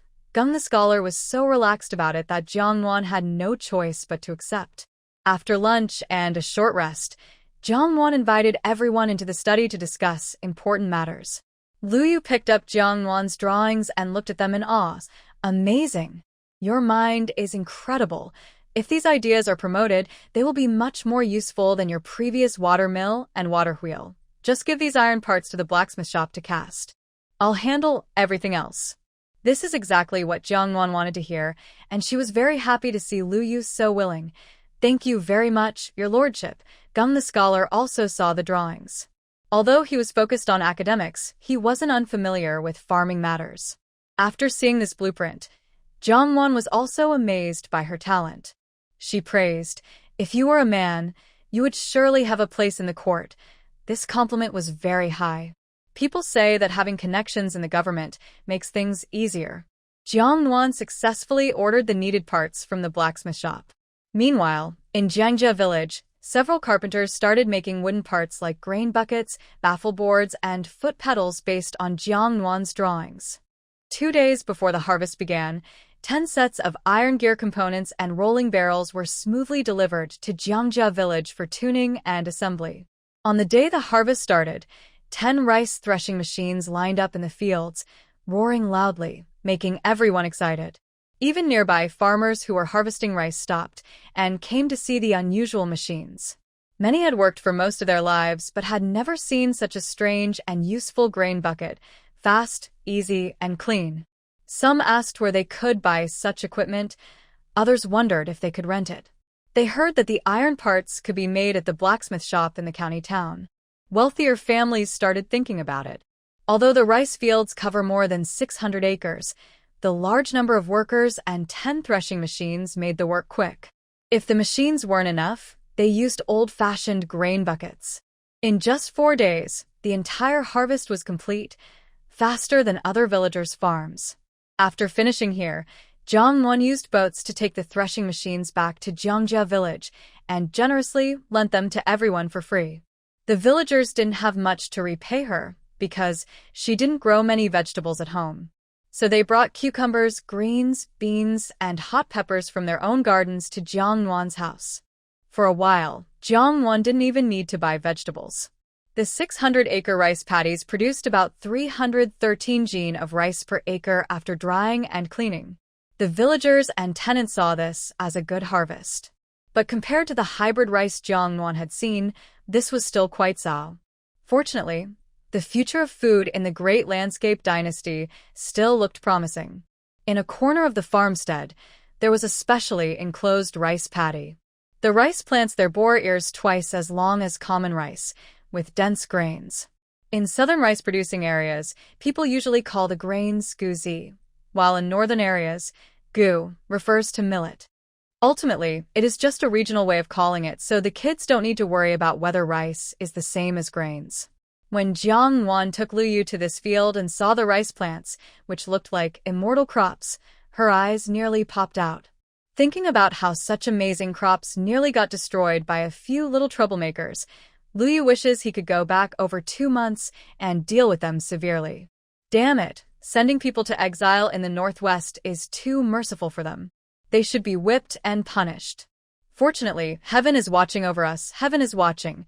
The county magistrate was so excited he kept circling this small patch of rice. Occasionally, he squatted down lovingly to touch the grains and sniff the sweet scent. His passionate, enchanted expression was as if he was facing a perfect beauty, almost as if he were bewitched. Suddenly, he slipped and fell into a nearby stream, getting completely soaked, which finally brought him back to his senses. He wiped water off his face, roughly twisted his sleeve, and excitedly grabbed Jiang Nuan's wrist to give her a warning. Nuan, this rice is our hope for the future of the Great Jing Dynasty. You must protect it well. Don't let anyone ruin it, understand? If anything happens, come to me immediately. Absolutely, absolutely. Don't worry, Lord Lu. After the harvest, I will send you the yield report. His repeated assurances finally persuaded him to leave to change his clothes. Jiang Nuan personally led people to harvest this small patch of rice and let it dry separately. They blew away the chaff from the grains and, after weighing it, the tiny plot of less than 3 centimeters wide yielded nearly 23 jin of rice. In total, roughly 750 jin per mu. After calculating this, everyone present couldn't believe it. Oh my God, over 700 jin per mu. That must be divine-grade rice. If such good rice were planted widely, not just 2 crops a year, just 1 crop a year, no one would go hungry. Exactly. Now I understand why the young lady values this small patch of rice so much, so that's it. Unfortunately, these 20-some jin of seeds can't be used to plant a second crop this year. Jiang Nuan smiled warmly to comfort everyone. If we can't plant a second crop this year, there's always next year. If next year doesn't work out, there's always the year after. Don't be afraid. That's right, young lady. So, this year is not over yet, and everyone is already looking forward to next year. Jiang Nuan repeatedly told the tenant farmers, a common man is innocent, but having treasures can cause trouble. Before I officially announce this matter, do not share it outside, to avoid attracting robbers. Remember that? The tenant farmers nodded repeatedly. We understand, don't worry, Miss Dongjia. After the rice harvest, Jiang Nuan sent someone to deliver a letter to Magistrate Lu, honestly reporting the yield of the rice. When Magistrate Lu received the letter, he was very excited for a while, then immediately sent a secret report to the capital. After bringing home the 20-plus jin of seed grains, Jiang Nuan first stored them in the cellar, then thought it was not safe, so she hid them in her bedroom. She even locked them in a special box. Bai Zhe was quite annoyed and complained, "It's just a few grains, is it worth it? I haven't seen you treasure gold and jewelry this much." Jiang Nuan smiled sweetly and rubbed his cute little head. "You don't understand. These are worth much more than gold or jewelry." Bai Zhe shook his head. "Fine, do as you like. The human world is too complicated. Animals don't want to understand." After the double harvest, the grapes here also ripened and began to be sold in large quantities. Jiang Nuan bought over 10,000 jin of high-quality fresh grapes from a mountain villager who made a living growing fruit trees.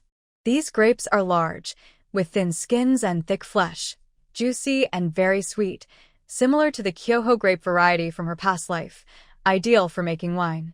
Making grape wine is similar to making fermented plum wine, not very difficult. For fermentation vessels, Jiang Nuan chose clay jars.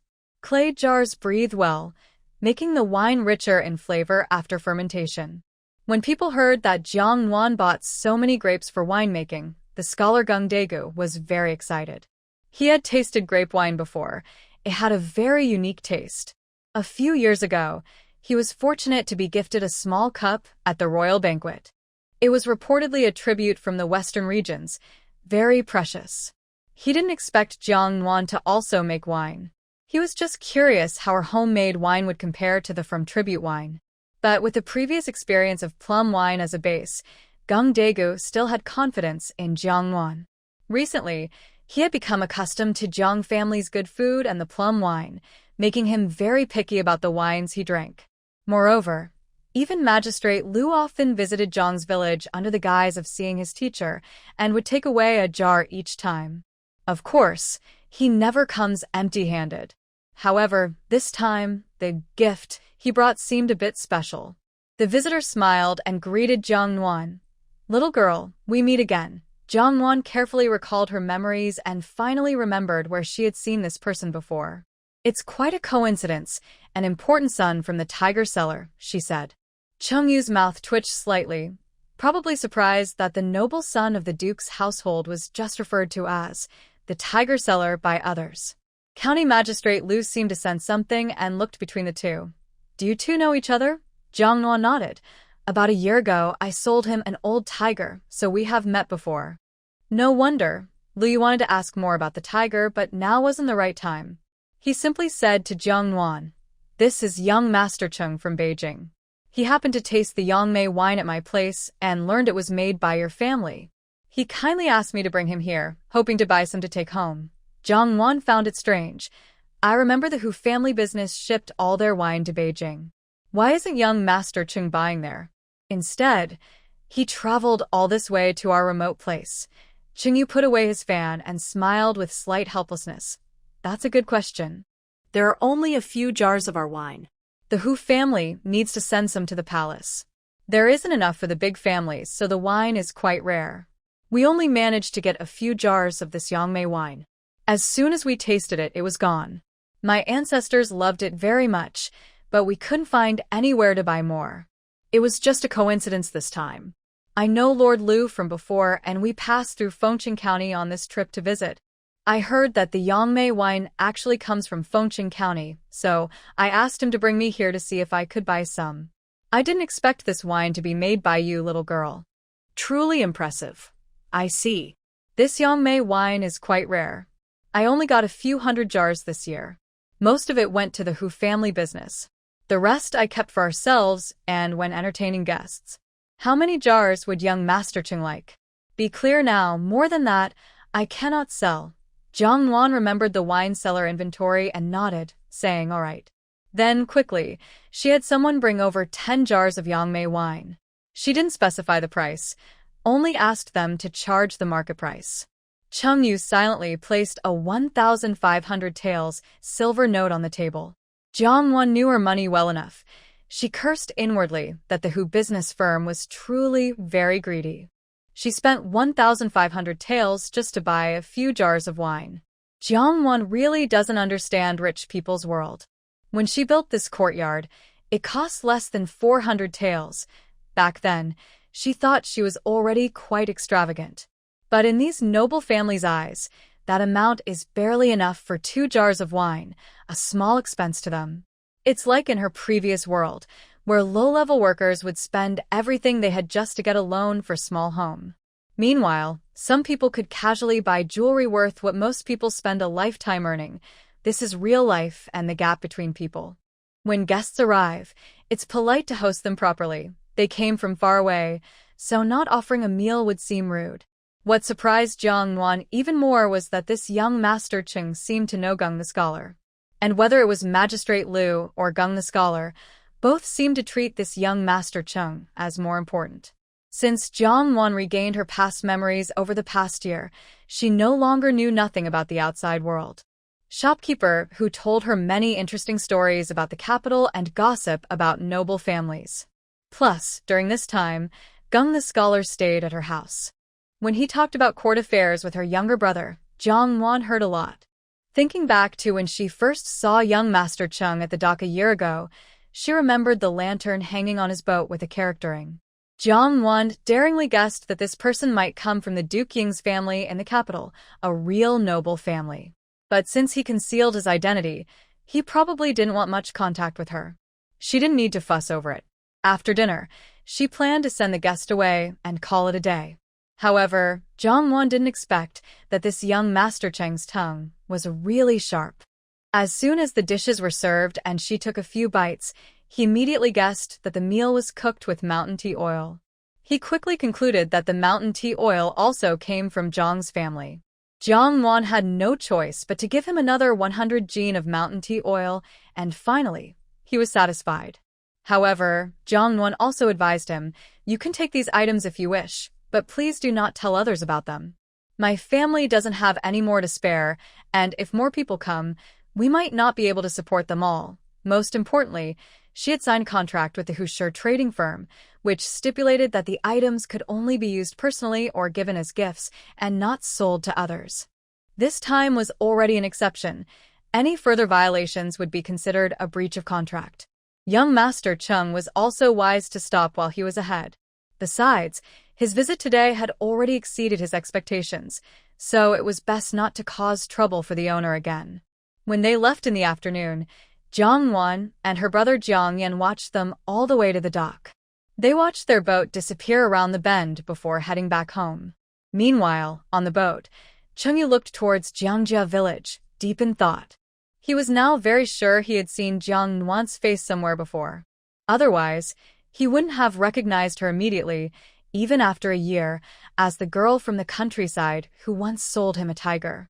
Perhaps it was because of that strange little animal she had with her, but what stuck most in his mind was her face. However, compared to a year ago, she had grown a bit taller and looked even more stunning. But where exactly had he seen her before? For Jiang Nuan, yesterday's events were just a small episode and quickly forgot. She and her servants had been busy for 7 or 8 days making grape wine, filling up the wine cellar that had been mostly empty. If all went well, she would earn some money in 2 months. Right now, the village school was already under construction. The villagers, whether busy or free, liked to come here to look around, especially the elders and men who lived nearby. At dinner, they would bring big, rustic ceramic bowls filled with steaming food.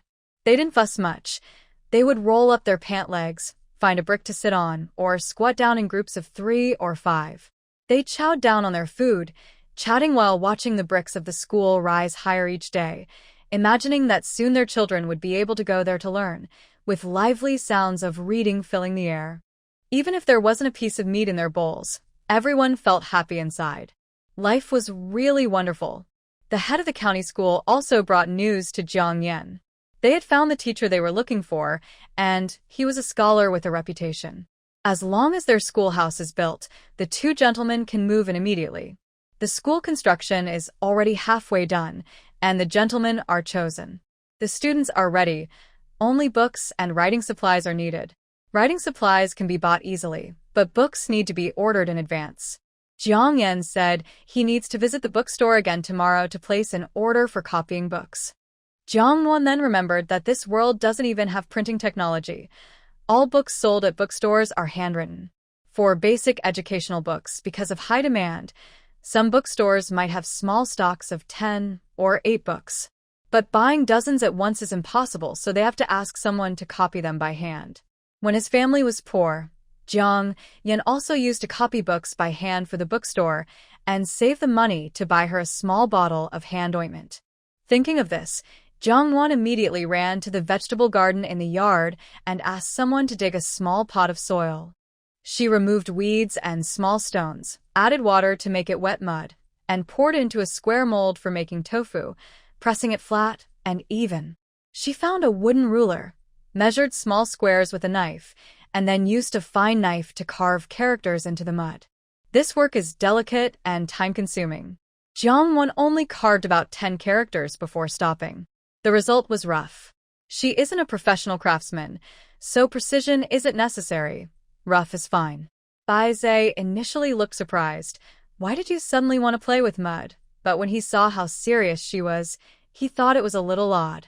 When she started carving characters on the mud with a small knife, he understood. Oh, I get it. You're trying to make movable type for printing, right? That's a clever idea. Then, with a mischievous grin, a bad idea popped into his mind. He reached out with his dirty hand and roughly patted her head, smearing mud all over her face. Wow, you've actually got a clever side. Bai Zhe was caught off guard. Don't say it like that.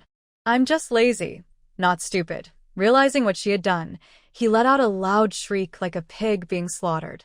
Ah, so dirty. I am no longer clean. Jiang Nuan, I will kill you. For a moment, Bai Zhe's loud screams filled the yard, matched by Jiang Nuan's wild laughter. One person and one animal caused a chaotic scene in the yard, chickens and dogs scared away. Housekeeper Chen Yi was seeing her young lady act so childlike for the first time, and she felt both happy and comforted. In the eyes of others, her young lady is clever and strong. But few people realize how difficult her life really is. Without help from elders, she has built a big family business alone, while also raising her younger brother. Often, everyone else is already asleep, but her room's lights are still on. Chen Yi watches this with deep sympathy and admiration. She only hopes that her young lady will have smooth days and always smile happily. After playing with a toy animal for a while, Jiang Nuan carefully takes out the carved mold for drying. When dry, she uses fire to burn it on the stove. However, because she used the wrong kind of clay and the craftsmanship was rough, many molds were damaged, leaving only 3 complete ones. But she thinks that's enough. As long as she can clearly express her meaning, it's fine. She's not showing off her skills, just using what she has.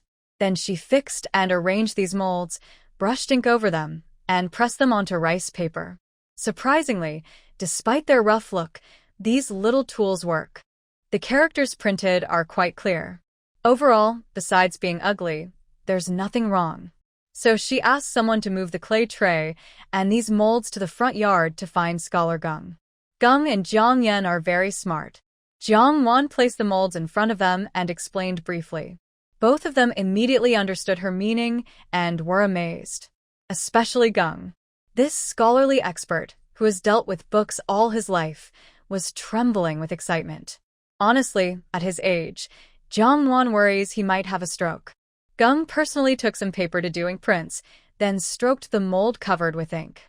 He sincerely praised, Nuan girl, I don't know how your mind works, but you came up with such a good idea. I rarely admire anyone, but you are one of the few. If you trust me, I'll handle this matter. I'll make sure it's done well. Jiang Nuan was glad to hear that. With Geng's character, she wasn't worried he would take credit. On the contrary, with his status and influence, if this project spreads successfully, she will gain even more benefits. There was no time to lose. The next day, Geng the scholar took Jiang Yan to the county office to see Lu Yu. I don't know what they said, but Lu Yu soon sent some people and a boat to escort Geng the scholar and Jiang Yan to Yongzhou Prefecture. Since this matter was handled by Geng the scholar, Jiang Nuan didn't bother to worry about it anymore. News arrived from the grain shop that 2 more villages had put up signs indicating they were now open for business. Jiang Nuan remembered that she still hadn't decided on the land she promised to her relatives, so she made time to go look at it. She really liked one of the small farms, which was about 160 acres and all good land. It was right on the riverbank opposite Zhang's village, just a single pole across the water. In the future, managing it daily or transporting grains would be very easy. Jiang Nuan decided to buy it on the spot, spending nearly 1,200 silver taels, and the next day, she handed the red deed to the village head. She also told him that the farm still had a season's worth of grain, so he should arrange for someone to manage it. He was so happy and generous that he was beaming with joy, and he insisted that Jiang Nuan stay for dinner at his house before leaving. Since Geng the scholar and Jiang Yan weren't home, Jiang Nuan decided to go back alone. Respectfully accepting the invitation didn't seem wrong. For this meal, the older man even had his eldest daughter-in-law slaughter a hen that was laying eggs. In the capital city, in the Imperial study, Emperor Mingguang handed a sealed letter to the crown prince. Here is a secret letter from Liu Yu of Fengchun County. Read it and tell me what you think. Crown Prince Li Rongheng carefully examined the letter with a serious but slightly excited look. Father, I believe Liu Dad. He is honest and hates lies and falsehoods the most. And since this concerns the country's foundation, it's very important. Since he saw it with his own eyes, it should be true. Emperor Mingguang stroked his beard and nodded slightly. I hope so too. Then, send a letter to Liu Yu, telling him to keep a close eye on that young girl. Next year, he must cultivate the high-yield grains for me, and I will reward him greatly. Yes, father. Li Rongheng looked at the letter again and said, the owner of this divine seed is really clever. Recently, she designed and made the rice harvesters and windmills, which are now being promoted in Fengchun County. I saw myself at the Ministry of Works Crafts workshop a few days ago.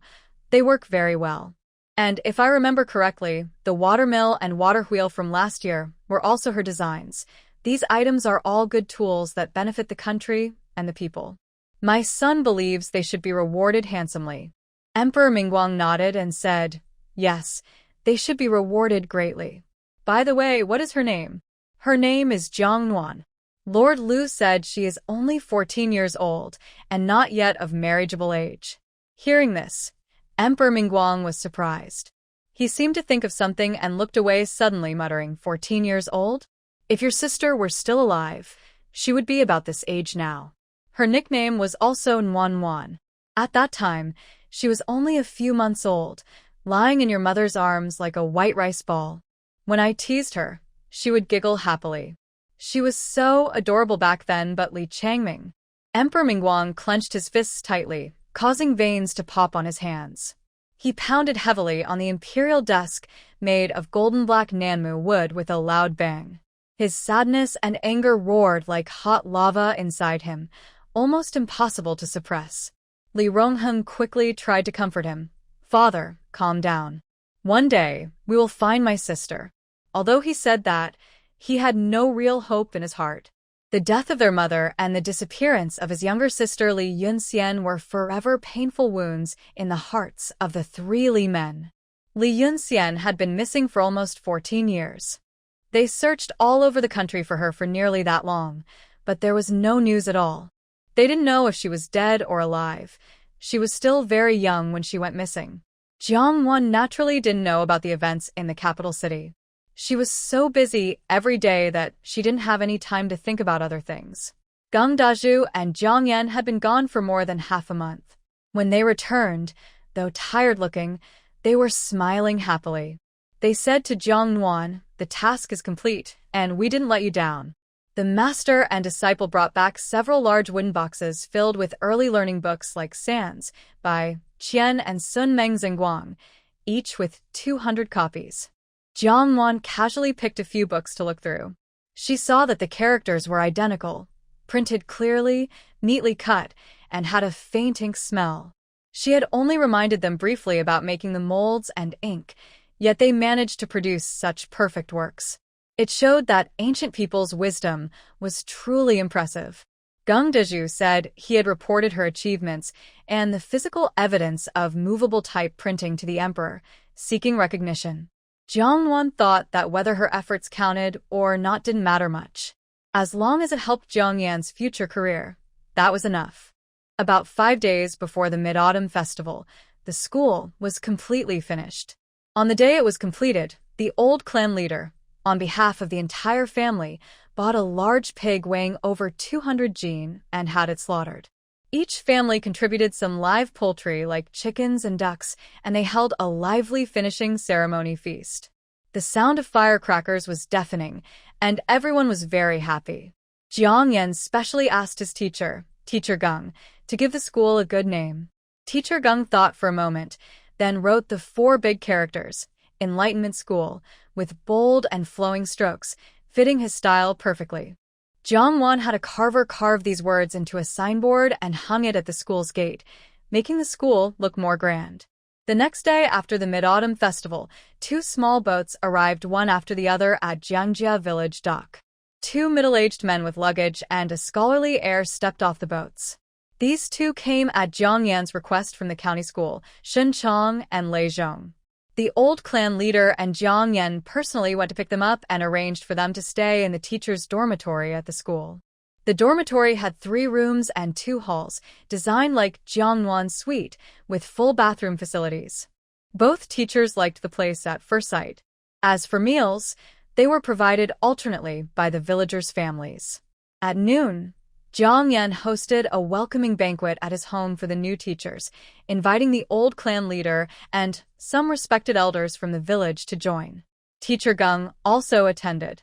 He introduced himself simply as Jiang Yan's teacher and didn't mention his own background. Even so, the 2 new teachers bowed politely to him, respecting him as a great scholar and teacher of a talented young prodigy. The school was scheduled to start on August 18th. The day before the school opened, the children grabbed brooms and cloths and hurried into the school. They swept the floors, tables, windowsills, and the teacher's dormitory until everything was spotless. On the first day of school, Jiangjia village was more lively than during the New Year.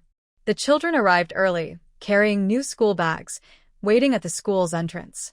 When the gate opened, they rushed in like a swarm, with more than 128 children, far exceeding expectations. There are both boys and girls, but boys are still the majority. Zhang Junbao is one of them. At first, the child thought he wouldn't be able to go to school because he had a task to tend the cattle for Jiang Nuan. However, on the day the school was finished, Jiang Nuan called him over and gave him a beautiful slung satchel.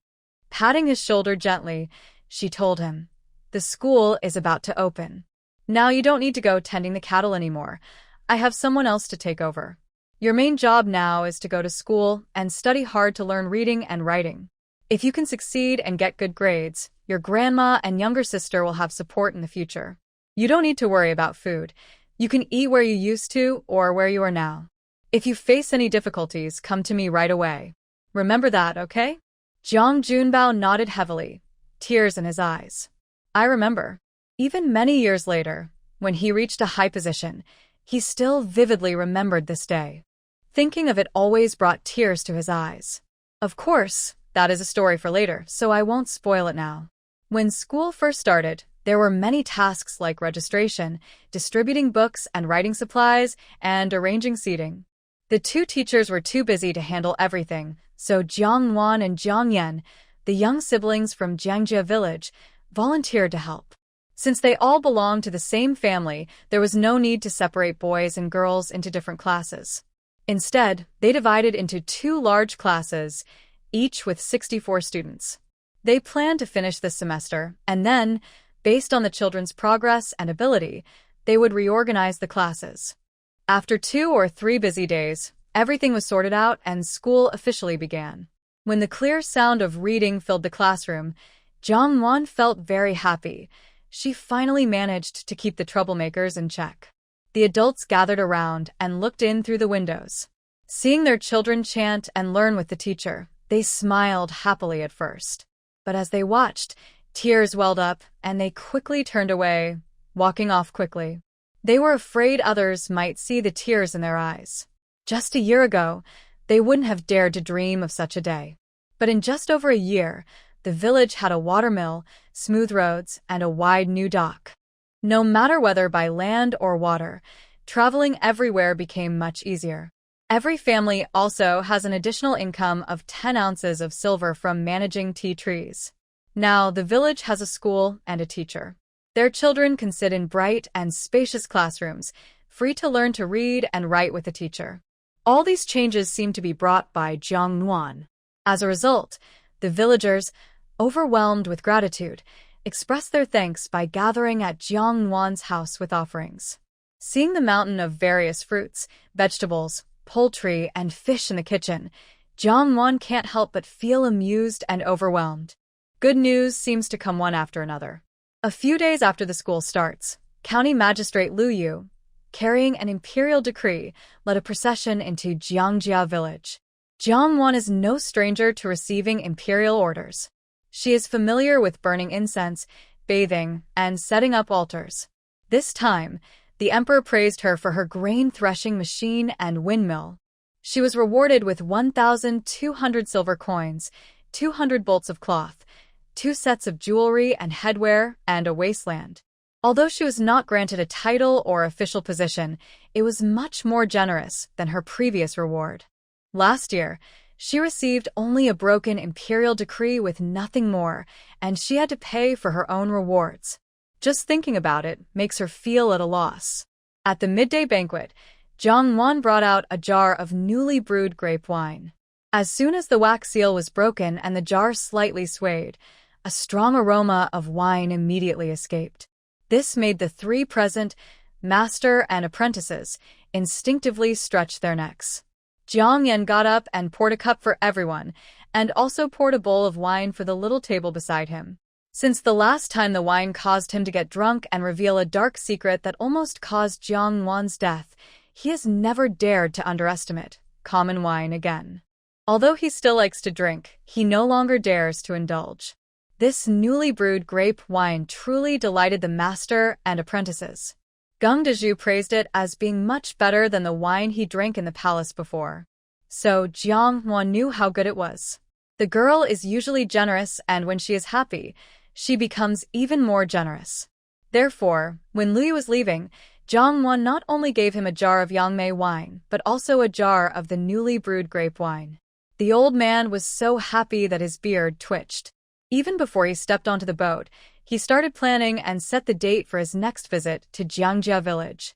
Luckily, Jiang Nuan didn't know what this person was thinking. Otherwise, she would have taken back everything and maybe even kicked him out on the spot. Jiang Nuan from Jiang village received a royal decree of praise, and the news spread quickly throughout Fengcheng County, causing quite a stir among the people. In this remote place, Fengcheng County, not a single official of the 5th rank had been promoted in over 300 years based on local records. Now, someone young and unmarried had received a royal reward. This was truly big news. For a time, people talked about it everywhere, at tea houses, during meals, and Jiang Nuan's fame even reached neighboring counties. Everyone in Jiang village was proud of her. Especially outside, whenever people discussed Jiang Nuan's achievements, they couldn't help but show pride and tell others. I'm from Jiang village. The Jiang Nuan you're talking about is my niece. This always earned her a look of admiration. Manager who heard the news first and immediately went to give congratulations. As a close business partner of the Jiang family, Jiang Nuan's happiness was also his. He initially planned to bring gifts and then leave, but Jiang Nuan suddenly pulled him aside. Got some good stuff again. Do you want some? He brightened instantly and spoke in his hometown dialect. What good stuff? Wine. What? Wine. Realizing his voice was too loud, he quickly lowered it. His eyes sparkled with excitement, impossible to hide, the kind made from grapes. Jiang Nuan nodded. Yes, that kind of wine made from grapes. Want to taste some? Yes. Manager, who was overjoyed. This little girl was like a treasure for him, a real benefactor. He couldn't believe she actually made grape wine. Jiang Nuan personally took a jar of the wine from the cellar and poured a glass into a blue ceramic cup. Manager, who carefully tasted it, rich and full-bodied, with a strong fruity aroma and a long finish. Truly good wine. Honestly, compared to bayberry wine, I believe most people prefer this one. Of course, grape wine has a low yield. Over 10,000 jin of grapes only produced about 3,000 jin of wine. It's rare and precious, a unique treasure. Therefore, Jiang Nuan didn't hesitate to raise her price. 10 taels of silver per jin. This price surprised shopkeeper who, "Are you trying to rip us off?" Jiang Nuan chuckled softly. "Do you think this stuff is really that good? I can only offer you 3,000 jin at most. After you take it back, you can customize some bottles of wine to package it, calling it Western Region Tribute. This price is not set in stone for you." Shopkeeper, whose eyes widened. "How do you know it's called Western Region Tribute?"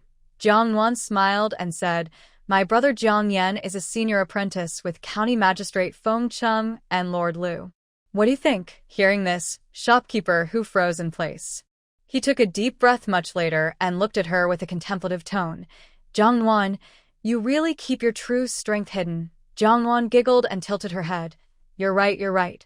Shopkeeper who knew that after Jiang Yan won the top spot this year, he had found a teacher, and that teacher was currently living in the Jiang family.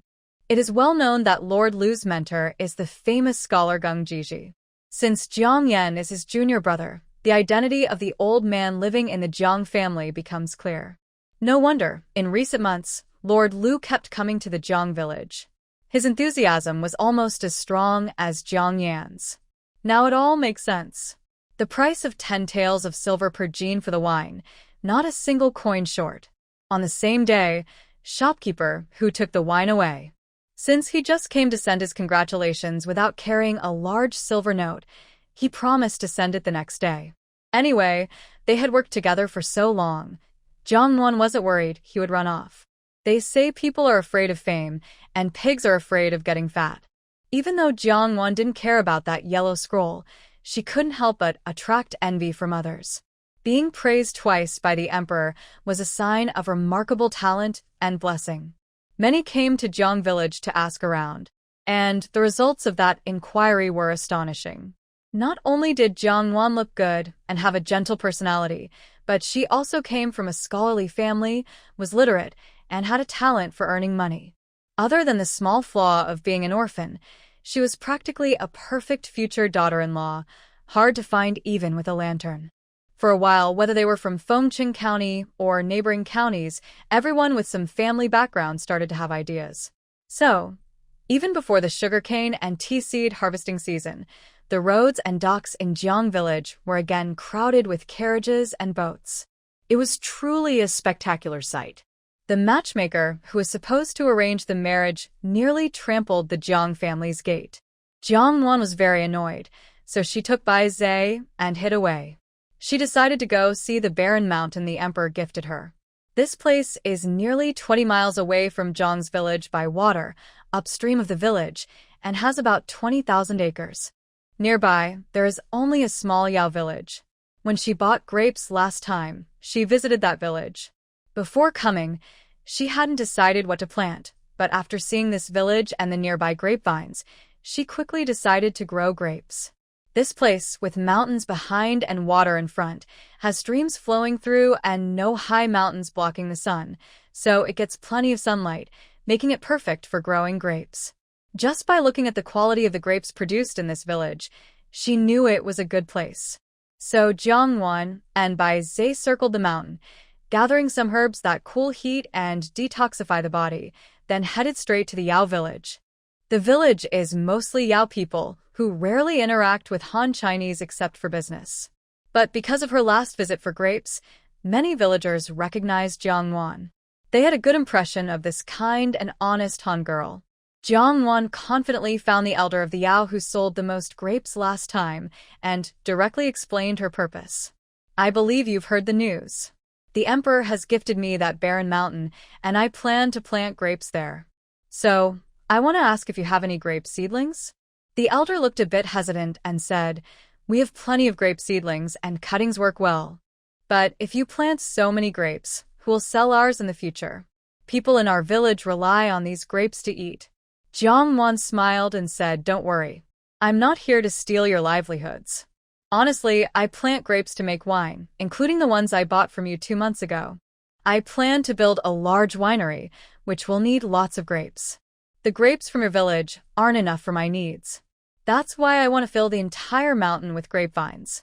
Despite this, the elder still felt unsure and asked, If you have your own vineyard, will you still want our grapes? Of course. The grapes your village produces are very good quality. Why wouldn't I want them? If you don't feel assured, I can sign a targeted sales agreement with you. From now on, I will buy all the grapes in your village. Moreover, if you agree, I plan to hire someone from your village to take care of the vineyard. The man suddenly looked up, his eyes shining with surprise. Lady, is what you said true? Of course. If you are willing, you can also sign an employment contract with me. We are Yao people without land, only a few mountain areas. Usually, we survive by collecting herbs, hunting, and planting fruit trees. If Nuan can hire us to manage the orchard and give us a steady income, that would be perfect. Jiang Nuan is quick and decisive. Once she made her decision, she quickly wrote 2 contracts, one for the grape purchase in the village and another for employment. She hired most of the Yao people in the village with a high annual wage of 8 taels of silver per person, making them responsible for taking care of the orchard, with a manager sent by her. The contract states that besides the 8 taels of silver per year, if the grape yield exceeds expectations, they will receive a share of the extra profit. This way, they will be more dedicated to managing the vineyard. The planting season for new grape seedlings has passed this year, so they'll have to wait until next year. But clearing the land and building a settlement also takes time. Right now, it's a good season for land preparation, cool and clear. The day after signing the contract, the Yao people happily took their tools and headed to the hillside to begin clearing and land preparation. Jiang Nuan stayed in the Yao village for 3 days, while Bales wandered around the mountains for 3 days. During this time, Bales chased mountain chickens, rabbits, and even ventured deep into the mountains to find tigers and leopards to fight, having a wild time. On the evening before heading home, Bales even brought back a mountain peak over 3 meters long to let Jiang Nuan make dragon and phoenix soup for it. The most dangerous part was that the creature was alive and very fierce. As soon as Bales loosened his mouth, it moved its body, raised its upper body high, and lunged at Jiang Nuan. Jiang Nuan screamed, grabbed a hoe nearby, and swung it with all her strength, hitting the vital point of the snake. Then came several loud thuds as the snake was struck again and again. The snake twisted a little and finally stopped moving completely. Baizhe looked at the dead snake with a confused expression. He frowned and wondered why Jiang Nuan had decided to kill it. Wouldn't it have been tastier if it had been cooked alive? He looked up and saw Jiang Nuan's face was full of cold frost. Suddenly, he shivered and realized how foolish his actions had been. He quickly forced an awkward smile and said, "Hee, sorry about that. I forgot you're afraid of snakes. I promise I won't do it again." Jiang Nuan gritted her teeth and said sharply, "I won't dare. But I think you were being pretty brave. Right now, I don't want mushroom and chicken soup. I want to eat Baizhe braised snake meat. What do you think?" Baizhe's fur bristled all over, and his tail whipped wildly, feeling very distressed. This was trouble. Nuan was angry now. She said, "No, Baizhe, snake meat doesn't taste good. Calm down. Just stay calm." After saying this, she took a few quick steps back, then suddenly darted away as if a mythical creature was chasing her. Baizhe ran as fast as he could. Jiang Nuan looked at the dead snake on the ground, feeling furious. What kind of trouble had she gotten into? Why had she ended up with such a lazy, greedy, and forgetful partner beast? She wondered if this was some kind of fake. Could she send it back? Baizhe never got to enjoy the dragon and phoenix soup he had hoped for. The little creature ran out and only came back at dinner time, sneaking around suspiciously. Jiang Nuan caught a glimpse of the small white figure out of the corner of her eye, but didn't say anything. She just watched to see what it was up to. After dinner, it was completely dark outside. The small village had no entertainment, and everyone went to their rooms early to rest. Baizhe jumped through the half-open window into Jiang Nuan's room. He saw her lying on her side in bed. Her fair face was half hidden in the dim yellow glow of the wild boar oil lamp. She was breathing steadily, and it was unclear if she was asleep. Baizhe walked back and forth on the floor, feeling restless. He wagged his tail and finally decided to face the problem directly. He jumped onto the bed, gently pawed at Jiang Nuan, and tried to wake her cautiously. "Nuan, are you asleep?" Jiang Nuan's eyelids fluttered slightly, and she continued pretending to sleep. He realized he had made a mistake and sincerely apologized. "Sorry.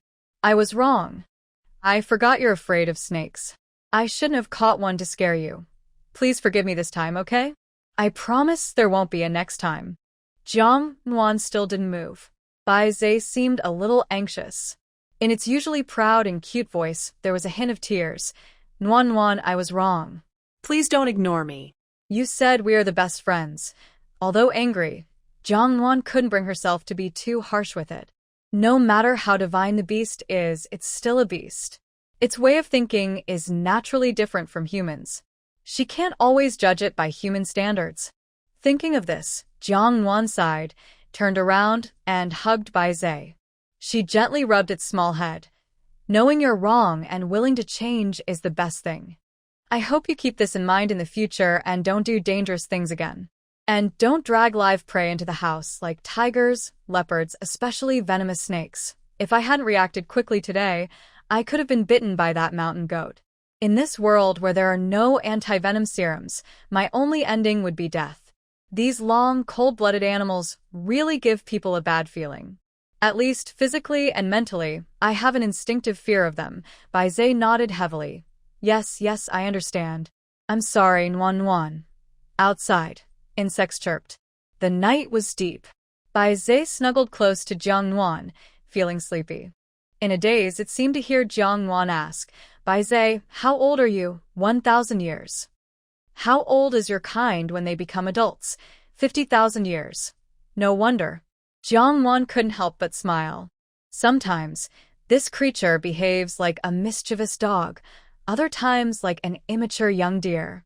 It doesn't seem like the all-powerful divine beast from legends, but rather like a newborn divine animal baby. After a simple breakfast at dawn, Jiang Nuan and Bai Zhe set off on the way home. Today, many small boats and bamboo rafts were docked at the pier.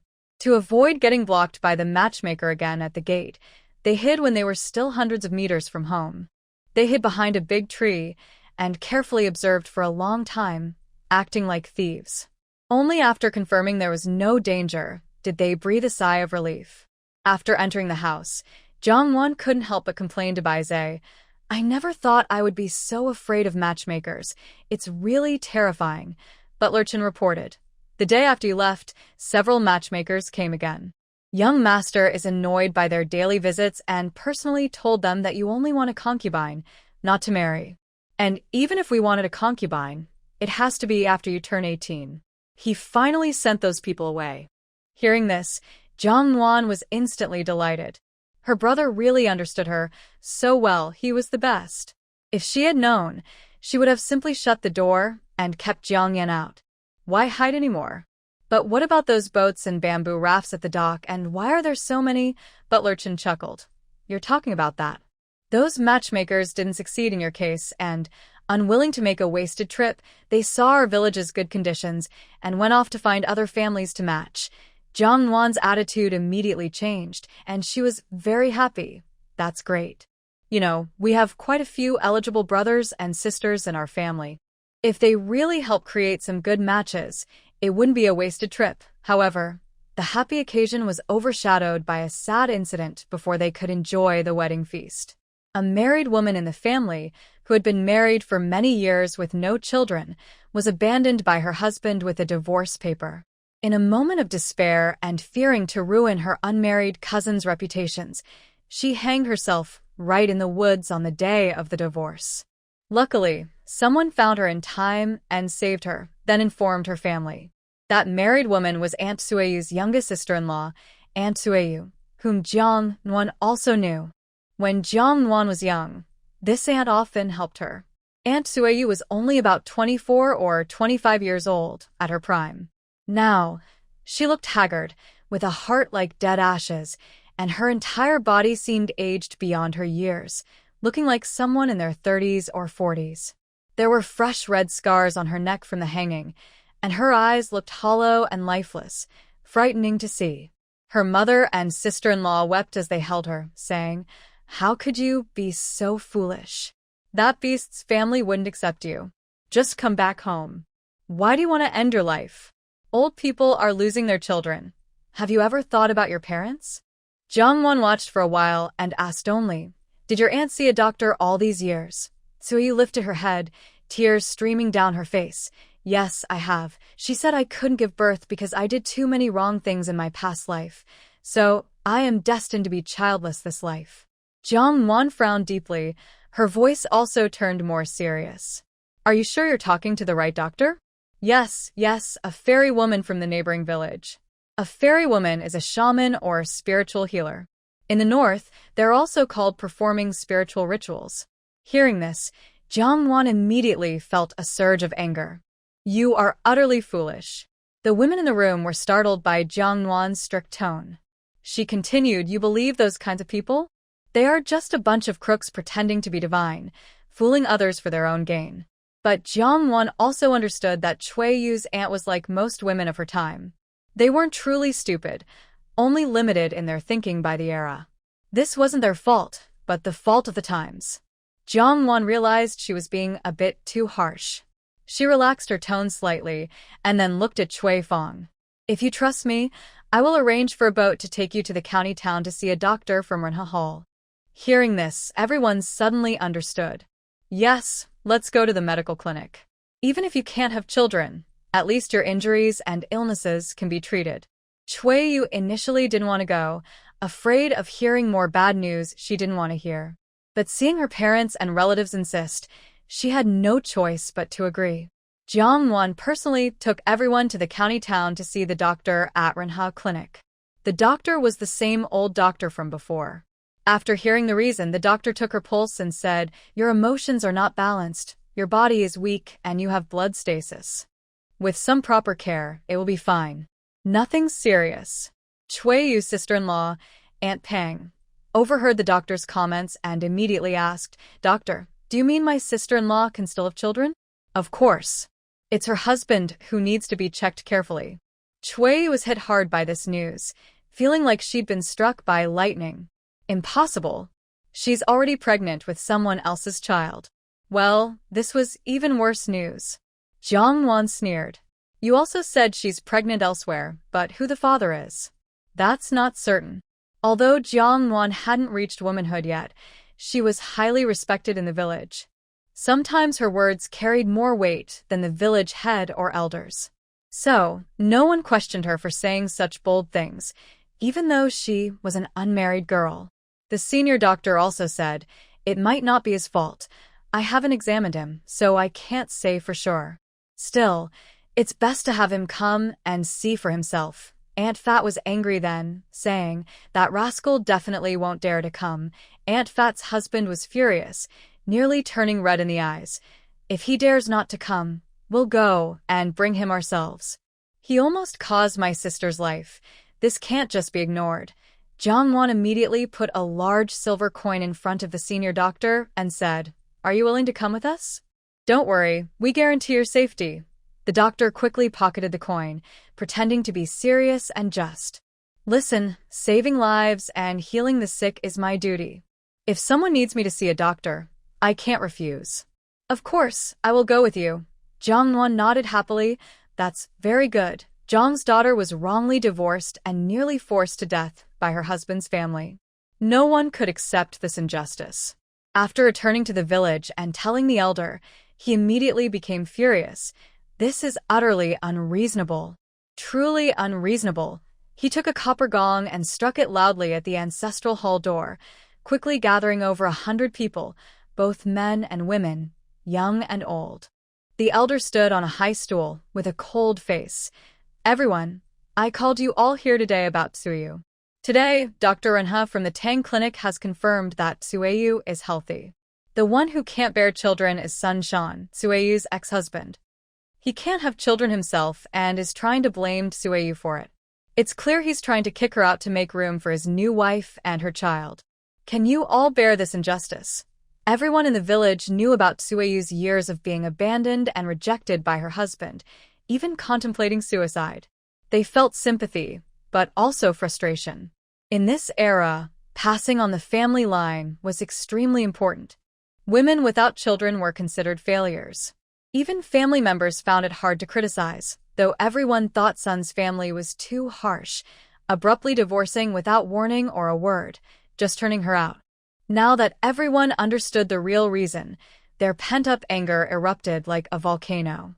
In a moment of sudden rage, he shouted, "Damn it! I absolutely cannot tolerate this." An impulsive man cursed loudly. That Sun Shan guy is nothing. He dares to harm our Jiang family's daughter. Let's run through his things and teach him a lesson. If we don't give him some punishment, he won't realize how powerful our Lord Marshal is. Another uncle agreed. Exactly. This huge trouble has fallen on us. If we stay silent and don't stand up, everyone will think our Jiang family's girl is easy to bully. Anyone might come and push her down. That's right, the old clan leader said firmly. Since everyone is upset, let's go back now and get ready. We'll meet here in 15 minutes and go to Baijiako to seek justice for Tzu. Seek justice. Seek justice. Everyone shouted before rushing away quickly. They were probably going home to prepare their weapons. Jiang Nuan also went home to gather 20 strong workers, ready to leave together. To her surprise, Jiang Yan wanted to come along. Jiang Nuan asked worriedly, "We're going to cause trouble. If things get out of hand, do you think it might hurt your future career?" Jiang Yan said firmly, "It won't. That family can't cause big waves. Besides, I am a part of Jiang village too. I got to where I am today thanks to my sister's support and the help of everyone in Jiang village. Now our aunt who married outside the clan needs help, but I, as her nephew, am hiding in the back, afraid to act. What kind of man am I?" Jiang Nuan was very pleased and patted her brother's shoulder, saying, "Good, Yanin has grown up. I respect your decision. Let's go together. With so many of us, even if a fight happens, we should be able to protect you." Jiang Nuan then called Duku, "Go to the study and help me pack pens and ink." Duku looked confused. "Miss, we're going to fight. Why bring pens and ink? To write a letter of separation." "A letter of separation?" Jiang Nuan sneered. "Writing a letter of separation isn't just their family's trick. If they can write it, we can too." That scoundrel, who probably can't have children and cheats on his wife, dared to insult our Jiang family's daughter. If I don't slap a letter of separation on his face, I'll be ashamed to be related to him. I'll keep his surname, but he's just a scamp. Although Duku couldn't fully understand Jiang Nuan's words, she got the general idea. She was also very creative, and just thinking about the scene made her excited, as she grinned from ear to ear. "Yes, Mississippi. The servant will prepare immediately." Bai Zhe was even more eager to cause trouble, jumping excitedly on Jiang Nuan's shoulder. "Let's cause some chaos. You write the divorce paper and I'll go pull his pants down so he'll bully our family no more." "Thanks, but no need to pull his pants down. I don't want to get blinded." Jiang Yan, standing nearby, was stunned when he heard Jiang Nuan tell Duku this. "Sister, is that okay?" Jiang Nuan snorted. "Why not? In the Jing dynasty, the law doesn't say women can't divorce. Once we finish dealing with that scoundrel, you can write the divorce letter yourself. As a scholar, your handwriting is precious. Letting that bastard have his way is too cheap." Jiang Yan was surprised by his sister's boldness, although he couldn't hear Bai Zhe's voice. Otherwise, his worldview might have shattered. This time, the Jiang village sent out about 70 or 80 people. Besides a few women and Jiang Nuan, everyone else was strong and brave men. Each held a tool: hoes, rakes, shovels, sticks, poles, all kinds of weapons. They loaded onto a carriage and 3 ox-drawn carts, led by the old clan leader and several elders, heading aggressively straight towards Baijiakeng. Baijiakeng was a small village with only over 200 people, all of different surnames. Such a large show of force was hardly seen before. The village chief was an old man with white hair and beard, over 50. When he heard that these visitors were from Zhang's village, his face turned pale with fear.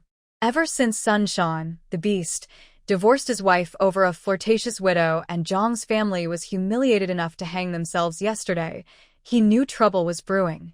He didn't expect Zhang's family to come so quickly. With so many people, if they caused trouble, they might even destroy Baijiakeng, maybe worse, even cause deaths. Thinking of this, the old man cursed Sun Shan harshly in his mind. But he was the village chief, and no matter how unwilling, he had to force himself forward, stopping the crowd. He tried to reason.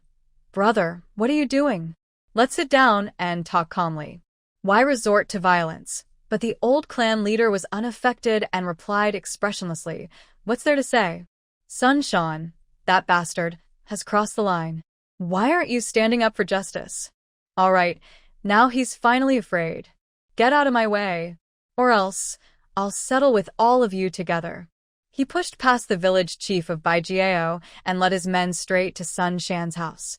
The people of Baijiao could only watch helplessly as the group stormed into the village, heading directly towards Sun Shan's home. A villager, scared, asked the old man, "Chief, what should we do? Do we need to do anything about this?" The village chief gave him an angry glare and cursed. "Do something? What can we do? If you're so brave, go ahead. I've already warned the Sun family not to do this. Jiang's daughter is from the Jiang family. You know how united the Jiang village folks are. That little bastard Sun Shan wanted to marry that widow at all costs, insisting on divorcing Jiang's daughter. He should have known there would be consequences for such actions. Just watch. Old Sun won't get away with this." After speaking, the village chief angrily brushed his sleeves and quickly followed the Jiang family villagers. Meanwhile, over at Jiang Nuan's side, they reached Sun's house and started smashing things without hesitation. Hammers, hoes, and shovels flew everywhere, smashing the mud wall of the yard until it collapsed with a loud crash, causing the ground to shake slightly. The gate was also broken into pieces and trampled on the ground by the crowd. The commotion attracted neighbors from around, who came out to see what was happening. Seeing the chaos, they immediately realized that Jiang's kin had come for revenge. Everyone shrank back and only dared to watch from afar. Inside the house, the Sun family was gathered around the widow, their daughter-in-law, and young grandson. Hearing the loud sounds outside, they were terribly frightened, nearly jumping out of their skins. They opened the door and looked outside, and were instantly stunned by what they saw. The Sun family knew Jiang's family might come, but they didn't expect so many people to arrive. Their legs trembled and they squeaked, "What are you trying to do? Please don't cause trouble. We're not easy to bully." Seeing a grown woman in the house, Jiang's family understood immediately. "Oh, so the widow just hanged herself yesterday. And today you just waltz in? Isn't your family just rushing to cause trouble?" The old clan leader didn't say a word, just made a gesture, and a dozen strong men immediately surged forward. They held down the 4 people inside, dragged them out, and pinned them to the ground, unable to move. Before the absolute power, no matter how they struggled or yelled, it made no difference. Sueyu's 2 older brothers stepped forward, grabbing Sun Shan's hair and, with disgusted faces, slapped him hard several times. Sun Shan let out pig-like screams, his mouth spilling blood, and he spit out several white, new-looking teeth, feeling dizzy. Then they dragged him like a dead dog in front of the old doctor. "Please help, sir." The old doctor also disliked dealing with such dirty matters. Since he had also received a large gold ingot from Jiang Nuan, he didn't hesitate and reached out to check Sun Shan's pulse. After a few breaths, he released his wrist and said, "His kidney yang is weak, and his essence is depleted. He is unlikely to have children." The doctor's words caused a loud surprise among everyone present. Sun Shan and the 2 old people of the Sun family were stunned, their faces full of disbelief.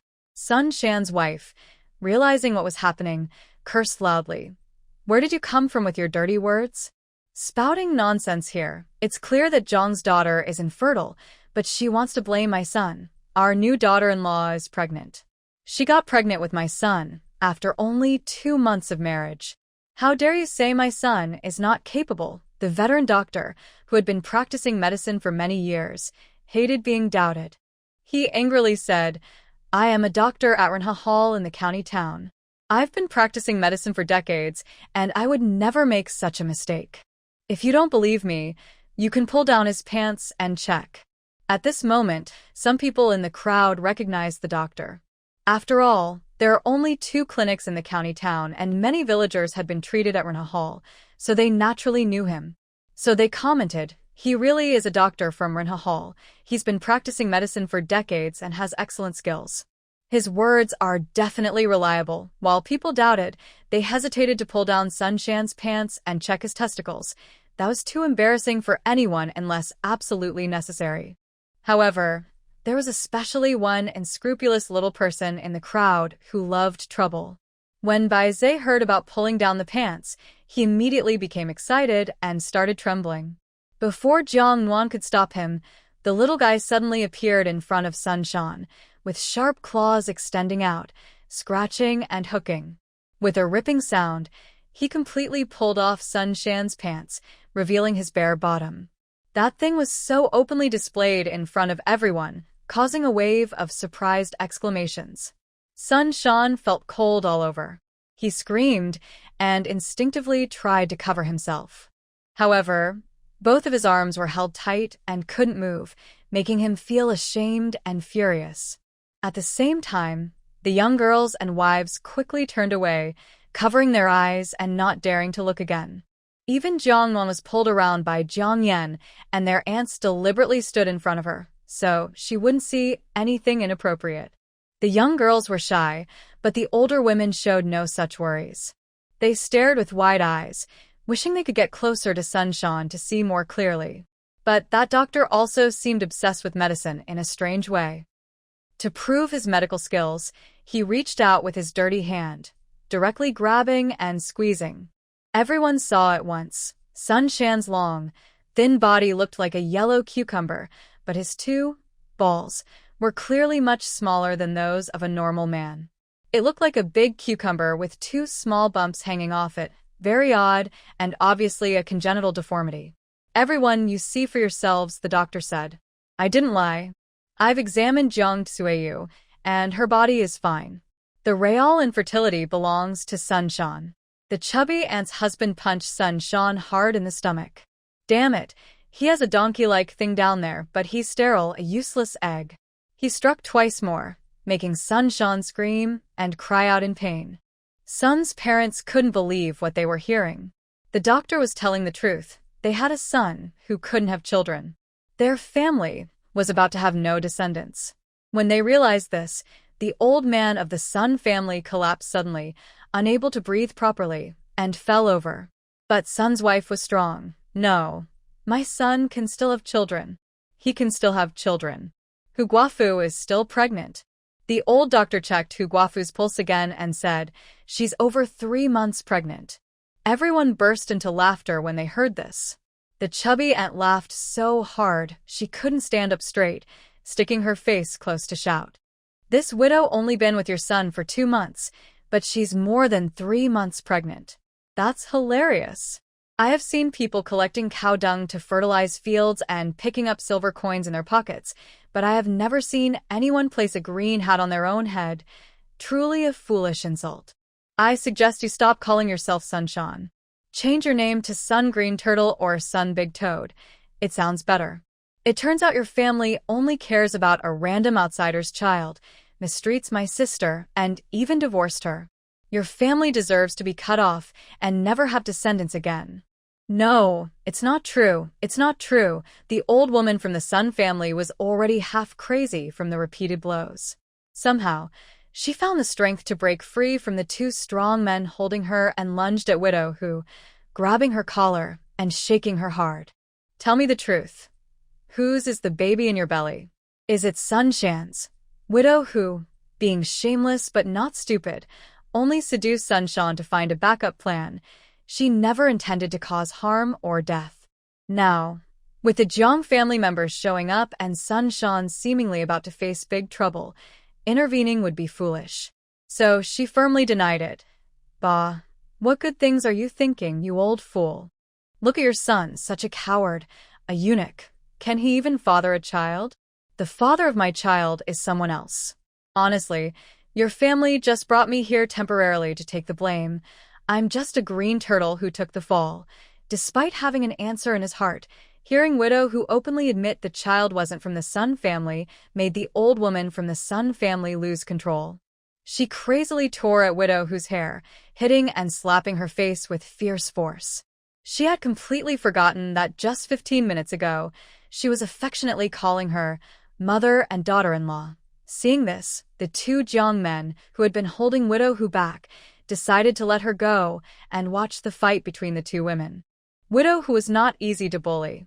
After suffering such a big loss at the old woman's hands, she was not willing to give up easily.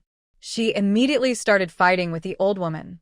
Although Widow Hu was younger than the old woman from the Sun family, she was pregnant, so she had to consider her baby. This made her act a bit more cautiously. When the old woman from the Sun family scratched her face and smeared it with blood, she also went crazy and fought back fiercely. Lin Bufan was kicked hard in the stomach by Grandma Sun, instantly crying out in pain. She clutched her belly and rolled to the side.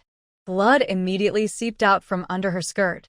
The crowd around gasped, "Oh no, someone might have died. Granny whose child might not survive." Grandma Sun is really cruel to hit so hard. Although Granny, who is not a good person, her unborn child was innocent. Even though the women of Jiangjia village disliked her, none wished for her to die. Fortunately, a doctor was nearby.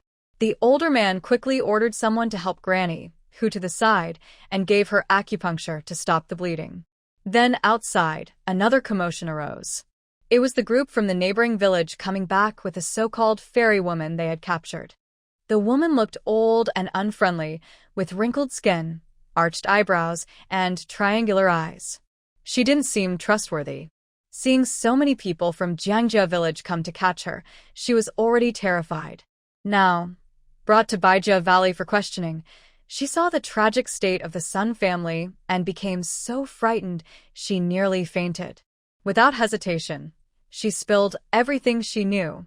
The villagers of Baijia Valley realized that this so-called fairy woman, who claimed to communicate with spirits and the underworld, was just a plain con artist. She had tricked them for many years. Some villagers who had lost money to her immediately rushed at her in anger and beat her badly. She screamed and begged for mercy as they hit her. At this point, the truth was clear. The Sun family didn't know that their son, Sun Shan, was like a boiled egg, without a yolk, indicating he was infertile. They only blamed his wife, Jiang Suiyu, calling her an unproductive hen who often treated him badly. Jiang Suiyu had only ever known Sun Shan as her husband. She had no idea what a normal man's body was supposed to be like because she had no comparison. Out of shame and to protect her husband's privacy, she never told her mother or sister-in-law these facts. Plus, she thought that because the fairy woman predicted everything correctly, any problems with pregnancy must be her fault. So, over the years, she endured her husband's family's insults and abuse quietly. It wasn't until 2 months ago that Sun Shan started an affair outside with Granny and they had a child. She was often beaten and scolded by them. She worked all day, but was not even given food to eat. Later, to make room for Widow, and to let her so-called son officially acknowledge his family, they forced Jiang Suiyu to leave her husband. Jiang Suiyu was afraid that leaving her husband would harm her unmarried sister's reputation, so she stubbornly refused to leave. Unexpectedly, Sun Shan, in the name of no children from the 7 exits, issued a divorce paper to send her away. There is nothing more heartbreaking than losing hope. Jiang Suiyu, rejected and abandoned, did not want to return to her family and shame them. She chose to end her life with a rope. Fortunately, someone found her in time and saved her. They informed Jiang's family, and she narrowly survived. Now everything is clear, right and wrong are understood plainly. The Sun family tried to deny their wrongdoings, but now it's time to settle accounts. Seeing Sun Shan's unkempt appearance, it was too uncomfortable for others, so the old clan leader kindly had people bring in a torn blanket to cover him temporarily. When Jiang Suiyu married, she brought a dowry. The dowry included 2 sets of 6-piece silver hair ornaments, fabrics, several quilts, and some useful household items for women. She also had a small stash of silver money. In the eyes of rural families back then, her dowry was quite generous. When she was sent back home, besides her torn clothes, everything else she owned was taken by the Sun family. They wanted to deny it, but the dowry list clearly stated the possessions. That list was signed by both family elders during the wedding and officially recorded at the local office. They could not deny what was written there. Moreover, Jiang Nuan, who had been silent, finally spoke up. "Hold on. Getting back Suiyu Auntie's dowry is only right. And during her 8 years married into your Sun family, she worked tirelessly, farming, raising pigs and sheep, taking care of your family. She did more than some men. The most hardworking servant in my family earns just 6 taels of silver a year. I will count her work at the same rate. 8 years of work totals 48 taels of silver." Over the years, You have mistreated and scolded my aunt, and yesterday, you even pushed her to the point of attempting suicide by hanging. This caused her severe physical and emotional harm. Frankly, these reckless actions have ruined her life.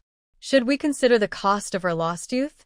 Along with expenses for nutrition, missed work, emotional suffering, and damage to her reputation, things we don't ask for much. Let's say 40 taels of silver. Just these costs total 88 taels. Also, her dowry has been confiscated by the Sun family for many years, almost worn out. We don't want the broken things. Just convert them into silver. It's worth 5 taels. Plus, the original 3 taels of savings, making a total of 96 taels. Rounding up, that's about 100 taels. With a shrug, she said, "Take the money." As Jiang Nuan finished speaking, the entire area fell into complete silence. Not only the Sun family and the people from Baijiao were stunned, but the Jiang family members were also shocked. They couldn't understand the long list that Jiang Nuan read aloud. But none of that mattered. They just wanted their money. The old man from the Sun family, who had fainted earlier, woke up upon hearing the compensation sum of 100 taels, rolled his eyes, and fainted again. Everyone else looked at him with disdain.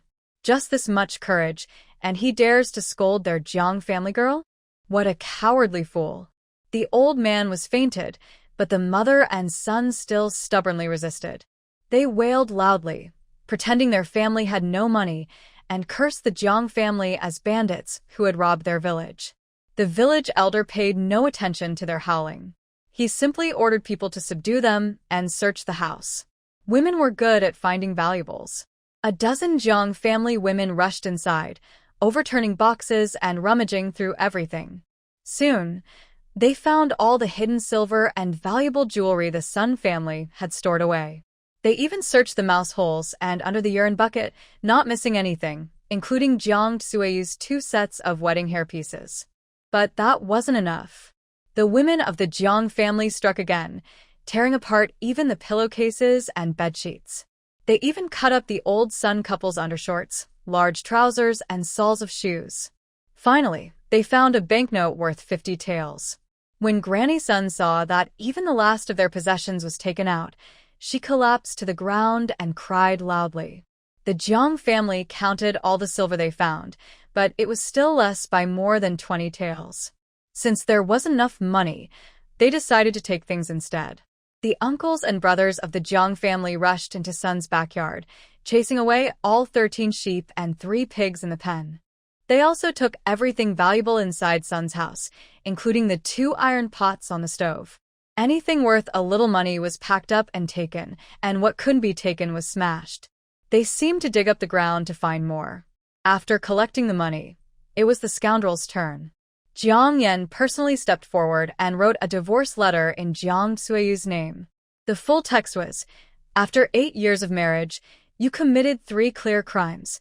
First, you behave like a eunuch and insult me, your wife. Second, your drunken, fierce eyes and the bruises on my body. Third, using makeup and jewelry to tarnish our home's purity. Blood follows the fruit. Isn't that something you caused? It's not that I can't have children. It's that you are unworthy. Now, I burn the old marriage contract in the yard and dump your shameful name into the gutter. From now on, we are no longer bound, strangers again." The officials have recorded this, and it's clear as the sun and moon. Jiang Sueyu's handwriting was sharp and powerful, written during the cold dew of the 12th year of the Mingguang era. Basically, the translation is, "It's not I can't have children, it's you that's useless." There are 2 copies of the divorce letter. One copy is to be sent to the authorities. Though a woman divorcing her husband might seem shocking, it's not without precedent. The laws don't forbid women from divorcing, after all.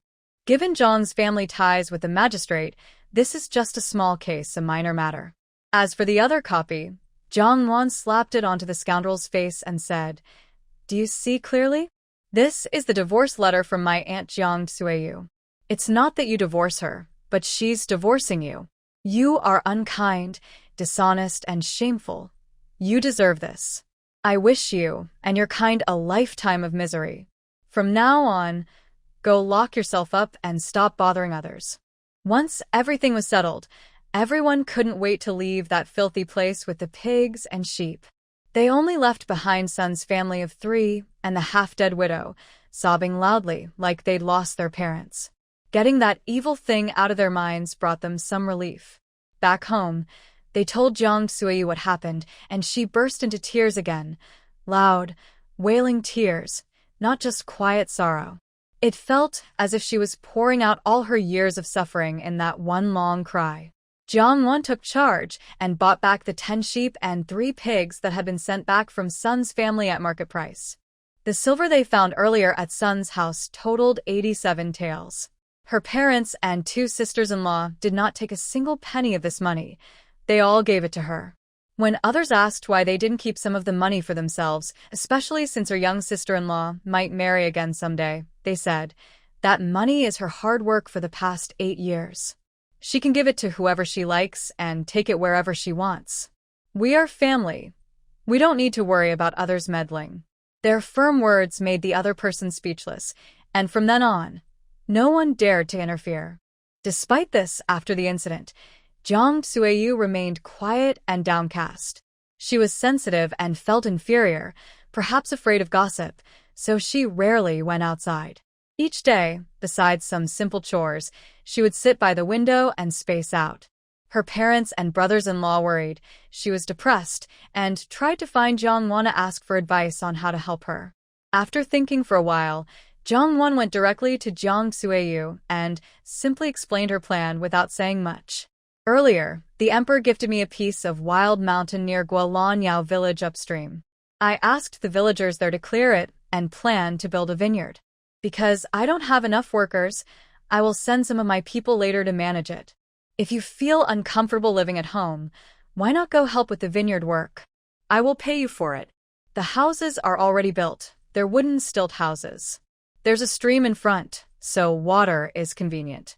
Most importantly, it's quiet there. You can live however you want." When Jiang Nuan heard this, her dull eyes finally brightened a little. She tightly grabbed Jiang Nuan's hand and said, "Nuan, I want to go." "Good. You rest at home for a few days. In a few days, I will take you and the other 2 families there." Maybe because she now had a direction, Jiang Nuan seemed to relax much more after Jiang Nuan talked to her. She also wore a gentle smile on her face, no longer frowning all day. Sometimes, she would go out with her mother or sisters-in-law to buy small items in the town. Jiang Nuan kept her promise, and a few days later, she truly took Jiang Nuan and the few new tenants from both families to the vineyard. She also told everyone, "This is my family's aunt. Please take good care of her." From then on, Jiang Nuan's new life began. But her unfaithful ex-husband's family did not have such good luck. Originally, the Jiang family emptied Sun's house, taking all the valuable things. Anything they couldn't take, they just destroyed. All that was left were a few empty rooms and some fields that couldn't be moved. Even worse, Sun Shan was publicly exposed as an infertile, baked egg. The widows he had affairs with weren't even from the Sun family.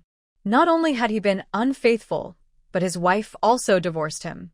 He became the first man in Fengcheng County and even in Yongzhou Prefecture to be divorced by his wife. He became the biggest joke in 10 miles around, and the Sun family was heavy with worries daily. Old Mrs. Sun and Old Man Sun scolded Sun Shan for being useless and for embarrassing the family. Sun Shan blamed Mrs. Sun and Old Man Sun for lacking virtue.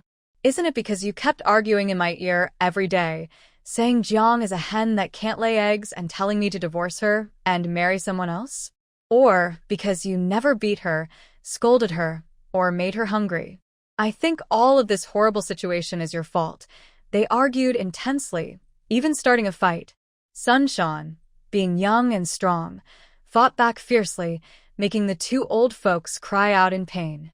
He treated them so harshly that they were left helpless, unable to tell if he was their son or not.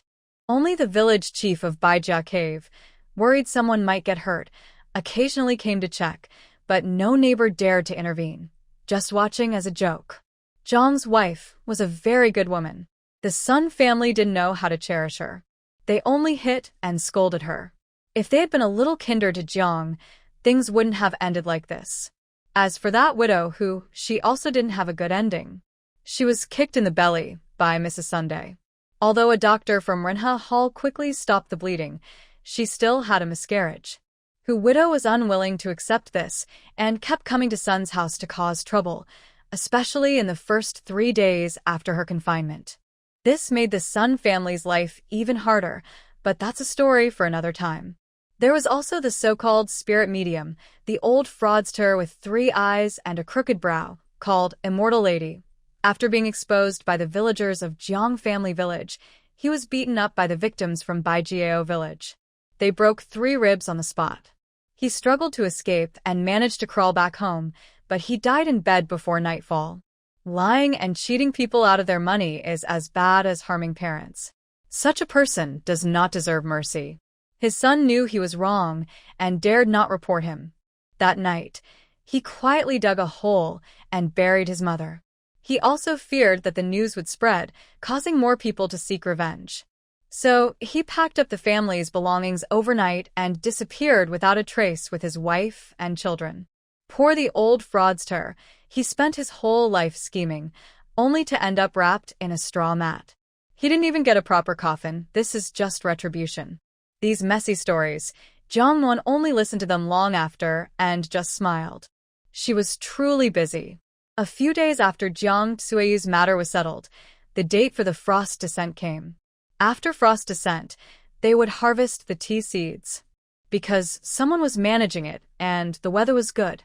This year, the tea buds on that mountain grew much more than usual. On the day of picking, Jiang Nuan specially went to see. The bright red fruits hanging on the trees bent the branches, looking very lovely. Besides, between the trees, new tea seedlings were planted, and they were thriving. Jiang Nuan estimated that in 3 years, they would also start to bear fruit. Everything was growing happily. The oil mill started working, and a few days later, at supper, Geng Dafu told Jiang Nuan he would leave. He had been out for over half a year and thought it was time to return to the capital. With the weather now neither hot nor cold, it was a good time for travel. If he waited any longer, snow would fall in the north, making roads difficult and dangerous. Since her teacher was leaving, Jiang Yan, his main disciple, would naturally go with him. Though Jiang Nuan was reluctant to see her little brother go, she understood that birds must leave the nest to fly on their own. So she quietly prepared their luggage for the journey to the capital. Besides everyday clothes and tools, the Jiang family's special products were also prepared. 20 jars of sour cherry wine, each 5 jin. 20 jars of grape wine, 200 jin of mountain tea oil, 50 jin each of brown sugar, white sugar, and rock candy. All these were precious items that money could not easily buy on the market. Seeing the pile of things, Geng the scholar's face twitched in surprise. He joked, "Old man, I think you gave too little. Why not just take the Jiang family along and put them on the ship too?" Jiang Nuan, while tidying up, smiled warmly and replied, "That's not impossible if you can carry them." Geng the scholar refused but had to accept, saying self-deprecatingly, "All right then. Not only did I gain a student on this trip, but I also made some extra money." What a profitable business. Because they had a lot of luggage, Jiang Nuan booked the best passenger boat in Fengqing County, preparing to send them along the Xiao River to the Xiang River, all the way to Sha City. After reaching Sha City, they would change ships. They would pass through Dongting Lake, the Yangtze River, and the Qiantang River to Hangzhou, then take the Grand Canal directly to the capital. On the day Jiang Yan and Geng the scholar left, the sky was clear and bright. Jiang Nuan kept walking with them to the dock. Although she told herself this was just a normal trip for her brother, she couldn't help but her eyes moisten when Jiang Yan was about to board the ship. Seeing this, Jiang Yan immediately jumped off the boat and hugged her tightly, tears glimmering in his eyes. Jiang Nuan tried not to cry, patted her brother's head, and choked on her words as she reminded him again, "You're almost as tall as me now. Take good care of yourself when you're out there. I hope next time you come back, you'll be taller than me. When you go out, don't be afraid to spend what you need. Our family isn't short of money now. If you run out, I'll send more. Remember to write often, study hard, listen to your teachers, and take care of them."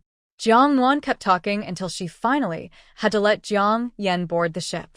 Watching the big boat disappear around the bend of the river, Jiang Nuan's long-held tears finally fell heavily. Although she was just the sister, Jiang Yan was as important to her as a son. A mother worries even after her child travels 1,000 miles, especially since Jiang Yan was her only relative in this world. In the past, Jiang Yan only studied at the county school and returned home every 2 weeks. This time, he was heading to the capital, which was thousands of miles away, and if everything went smoothly, she probably wouldn't see him for several years. That thought made her heart ache. Seeing her sadness, Bai Zhe couldn't help but look awkward. She quietly sat on her shoulder, wagging her tail, and asked, "Do you want to pet this special beast?" Jiang Nuan wiped her tears with her sleeve and said, "Yes." After Jiang Yan left, Jiang Nuan didn't feel right for 2 or 3 days, her heart feeling empty. Luckily, Bai Zhe was always there to keep her company. Although Bai Zhe could be a bit silly, lazy, greedy, and sometimes mischievous, he was genuinely kind to her. When she was sad, he hugged her. When she felt lonely, he kept her company and talked. At night, he could be her pillow. He also served as a storage space, which was incredibly useful. Later, no matter how busy she was, she couldn't avoid it. She was extremely busy. Oil from the oil press flew everywhere, and the second harvest of rice in the village was ready too. This year, the weather was just right in Yongzhou Prefecture, with only a few minor floods that stopped quickly. Both rice harvests were very good. A good harvest usually means lower food prices. It's hard for ordinary farmers to make a lot of money, and Jiang Nuan didn't want to flood the market with her grain. Because the warehouse was limited, just like the first batch of rice, Jiang Nuan chose to store all of it in Bai Zhe's special space. Little Bai Zhe's space was endless, and time inside was frozen. Objects placed inside stayed the same when taken out. No spoilage worries, which made Jiang Nuan really envy him. Seeing how freely Bai Zhe could store and take out items, she thought it would be wonderful if she also had such a powerful space. Fortunately, Bai Zhe was her contracted beast, so she thought possessively, "His space is basically mine," which oddly made her feel more balanced. After harvesting the rice, the purple cloudgrass had started growing in the fields. Because its seeds are tiny, the people of Fengshan County often called it grass seeds. Purple cloudgrass is very hardy. Farmers usually sow it about a month before the second rice harvest. Once it sprouted and grew, the rice was just right for harvest. Letting it grow through a winter, by spring, there would be a breathtaking sea of purple-red flowers, a beautiful sight. Purple cloudgrass grass seeds, of course. Practical farmers planted purple cloudgrass not just for its beauty. When spring plowing began, they would ruthlessly till it into the fields. The tender branches and leaves are soaked in muddy water, fermenting for a few days to become the best natural organic fertilizer. After finishing the rice harvest, it's now the season for cutting sugarcane. When she finally came to her senses, the cold wind, accompanied by Lady Clear Snow, had already danced over to her side. There are only half a month left before the new year. Jiang Nuan was lamenting how fast time flies while sitting at her desk, planning the New Year's shopping. The lazy Bai Zhe, who had been lounging and wagging his tail by the charcoal fire, immediately jumped up when he heard about shopping for New Year's goods. He wanted to show that he was part of this family and that his opinion was very important. Then, he took out a list he had prepared earlier from his special space. With a snap of his paws, he slapped it in front of Jiang Nuan. This is what I want. Jiang Nuan looked at the list and instantly became upset. "I refuse." Bai Zhe stood up straight, crossed his front paws at his waist, and looked very displeased. "Why not? These are all New Year's things. You can buy what you like, so why can't I get what I like? This isn't fair." Jiang Nuan shook her head at the strange list, surprised she could understand it. "Is this fair? Do you even know what you wrote? 1,000 chickens, 1,000 ducks, 1,000 geese, 1,000 fish, 100 pigs, 100 sheep, and 50 cows. Who shops for New Year's items like this? I might as well buy you a whole farm." Bai Zhe tilted his head thoughtfully, seriously considering her suggestion. "That's not a bad idea." "You don't say. The only proper master of this home is me. Are you planning to eat everything by next year? You must know these are New Year's goods. If you didn't, I'd think the world is ending and you're stockpiling supplies early. Jiang Nuan pointed angrily at the part about 50 cows. Forget the others. Do you even realize that cows are important resources in this era? Killing a cow without reason is a serious crime. You'd be whipped and jailed. You even want to eat cows? Do you want to get me sent to jail? If you really killed that many cows for meat, I wouldn't be able to forgive you, not even in my family's history. Bai Zhe felt guilty and stammered. Is that really the case?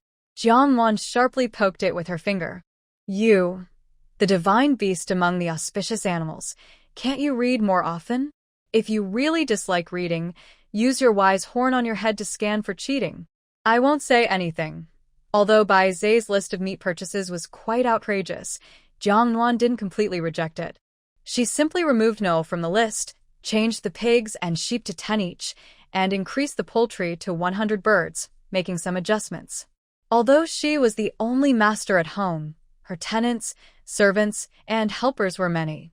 They had worked hard with her all year, so during the new year, she wanted to give them a few extra good meals as a reward. It was a bit of a treat, like employee benefits. She also needed to send gifts to elders, friends, and business partners in her clan, and meat was always essential. As for Bai Zhe, this little creature's stomach was like a bottomless pit. No matter how much she fed, it never seemed full. Sometimes, Jiang Nuan even suspected that this creature might have mixed up its breed.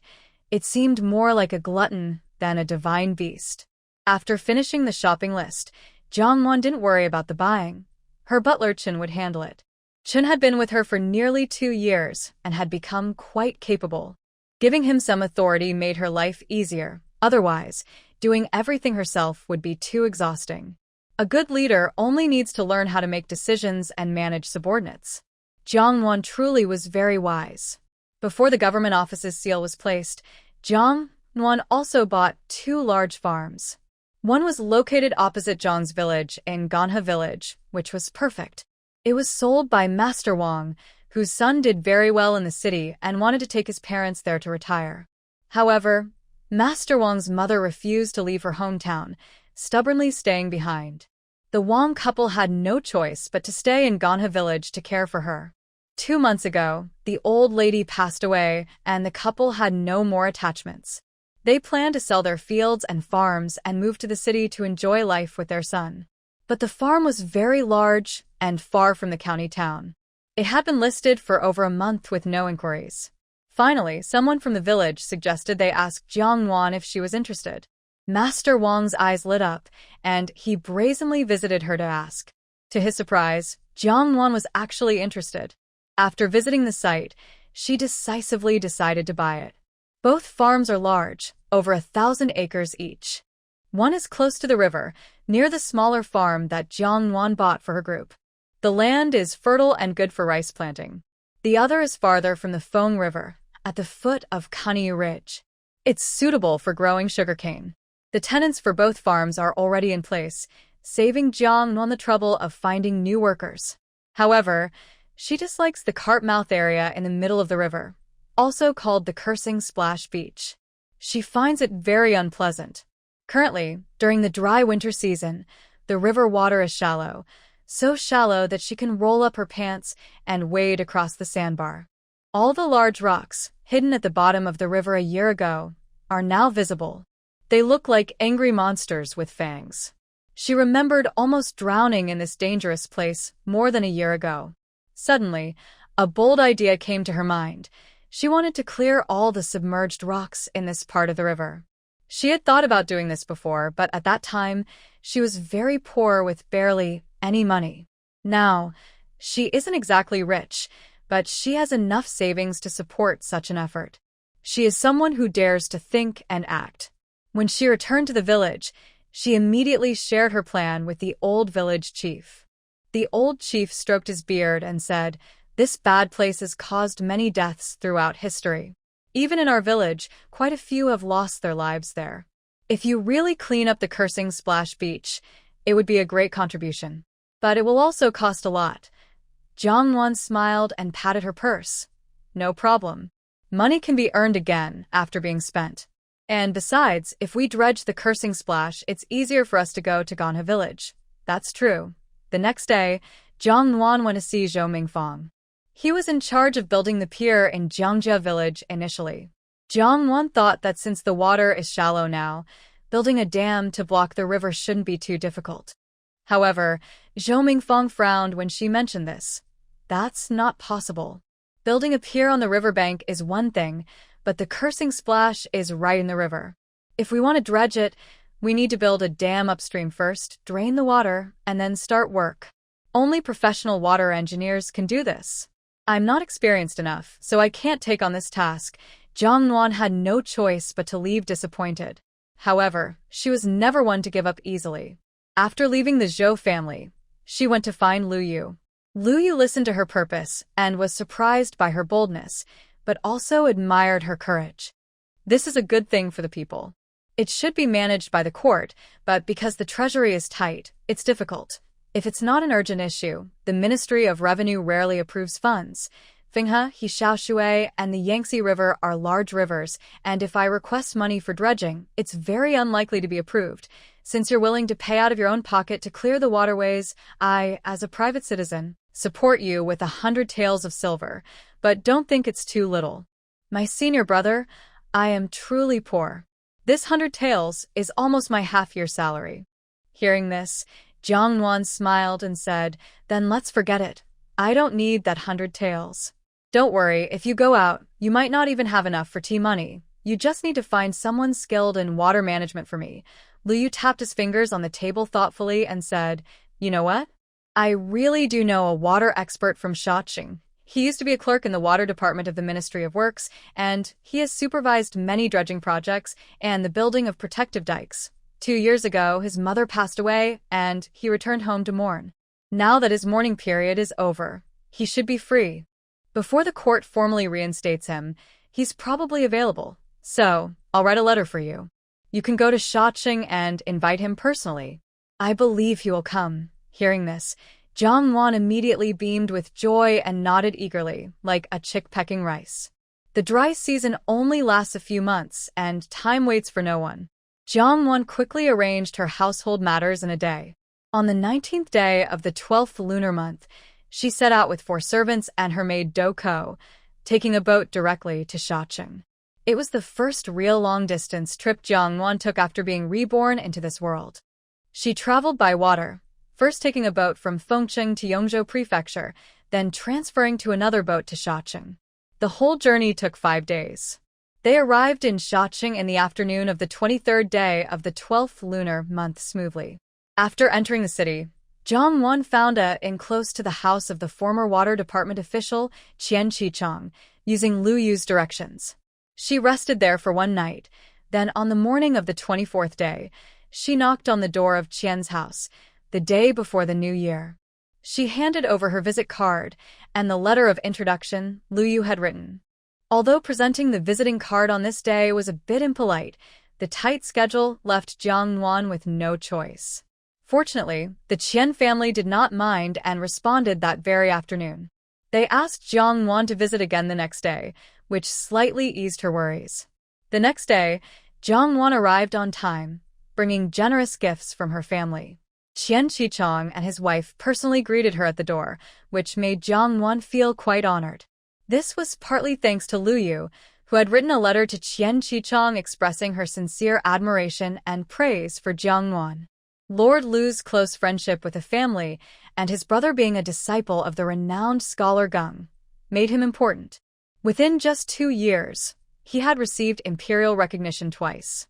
Even a young woman like Jiang Nuan was not to be underestimated. Moreover, it was the end of the year, and this young lady traveled through snow and wind from far away to visit him. Such sincerity was truly touching. After exchanging greetings and some small talk, Jiang Nuan was invited inside to discuss further. Madame Qian was surprised to see the gifts Jiang Nuan brought. There were tea tree oil, a type of berry wine, grape wine, and white sugar flakes. These were popular items that had only appeared in the capital in recent years. People without connections or out of town could hardly get these, even if they had money. Jiang Nuan had brought all of them at once, in large quantities. It showed she was very sincere and that she had some connections. Jiang Nuan had prepared everything carefully. She even drew detailed sketches of the terrain and waterways of Jiangjia Village and Zhengan River Village, using charcoal. Especially around the Manhwa Bay area, which she depicted very precisely, making it easy to understand at a glance. Pointing at the map, Jiang Nuan explained her ideas. Qian Qicheng also offered his suggestions. The conversation was smooth and enjoyable. He admired Jiang Nuan's boldness. From your description and the plans, this project doesn't seem too difficult. But since it concerns water management and people's livelihoods, we must be very careful. So I will need to inspect the site in person before making a decision. Of course, Jiang Nuan replied. By this time, it was nearly noon. The Qian couple kindly invited her to stay for lunch.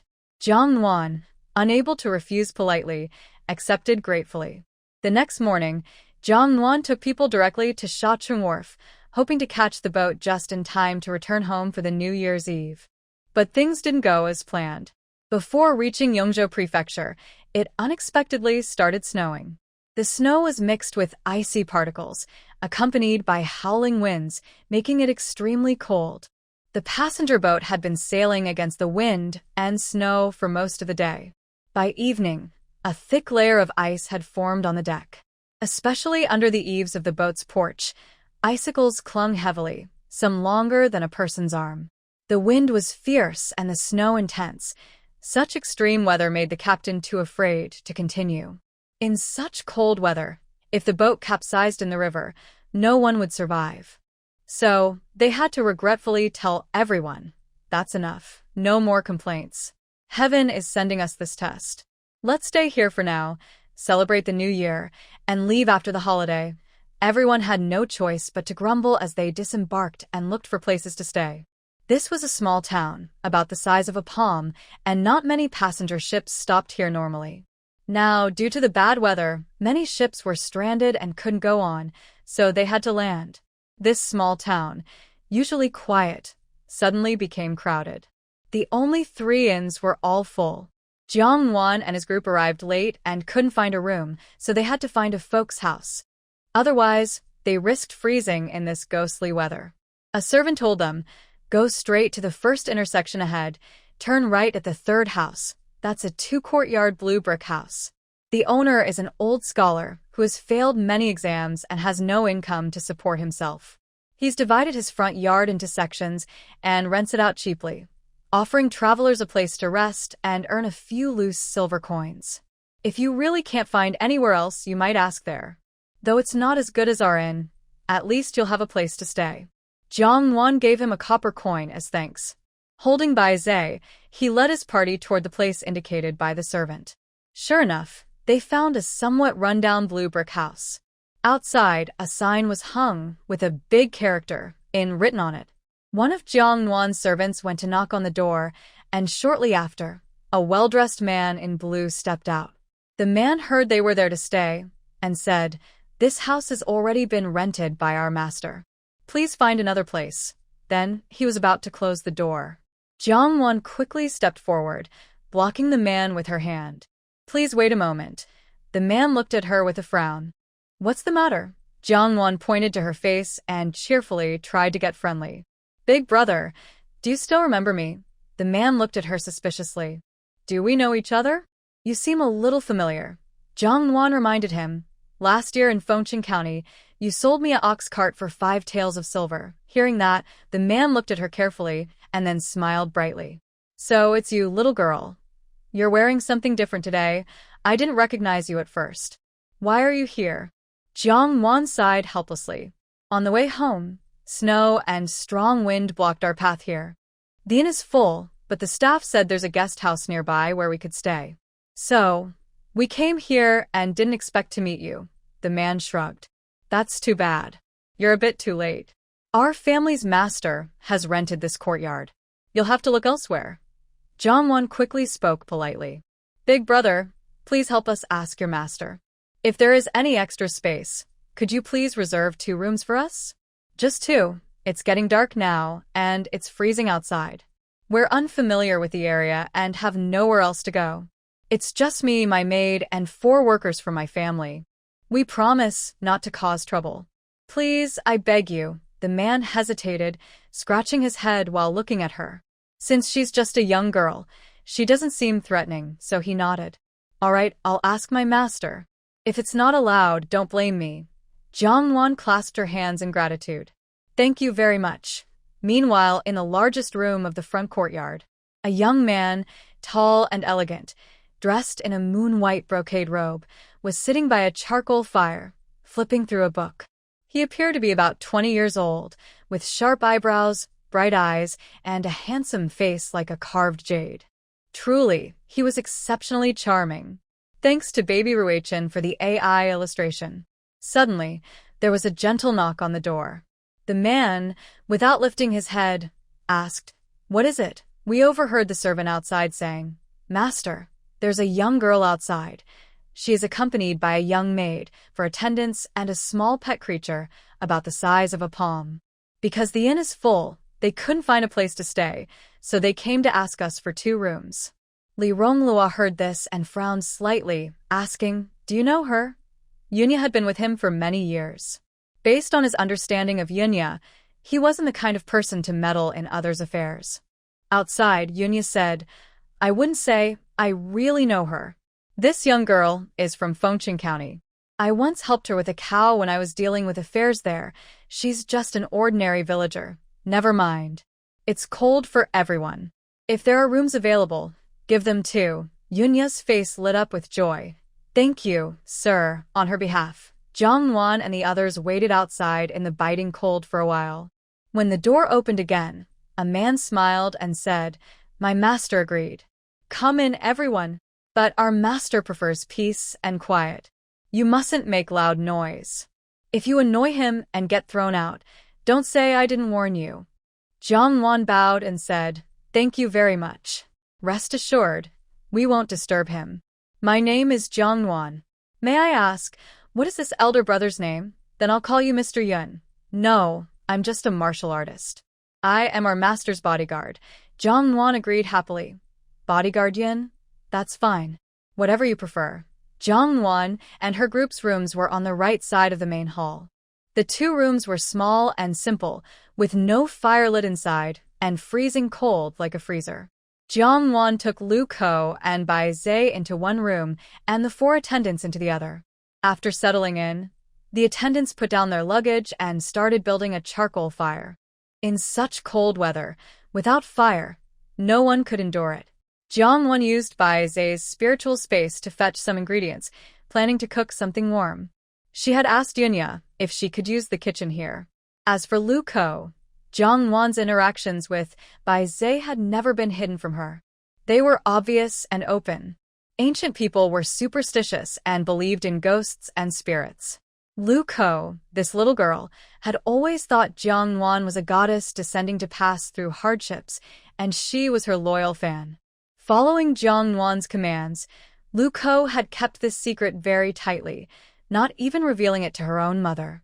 On many occasions, he even helped her and Bai Zhe cover for her. It was late and Jiang Nuan didn't cook anything complicated. She made braised pork ribs with white radish, stir-fried bok choy with chili and garlic, a pot of braised fish, along with a bowl of white rice. The delicious smell from the kitchen attracted Yunya. Seeing the food on the table, Yunya salivated and said, "It smells so good. I didn't expect your cooking to be this good." Jiang Nuan chuckled softly. "It's just some simple home-cooked dishes. If Yun Hui doesn't mind, you can eat with us." Yunya seemed a little shy, but his eyes sparkled with excitement. "Is that okay?" "Of course. I made a lot of tonight's food." "Hee, then I won't be polite," he said, genuinely taking out a big bowl from the cupboard, filling it with a large portion of food, and walking away. Bai Zhe watched him take away more than half the fish meat, annoyed, and stomping his feet. Damn, this guy is really shameless. If you're going to take food, at least take some vegetable leaves. Why only take the meat? He angrily told Jiang Nuan, if this guy comes again tomorrow, hide the meat. He's so annoying. Seeing how possessive he was, Jiang Nuan couldn't help but laugh.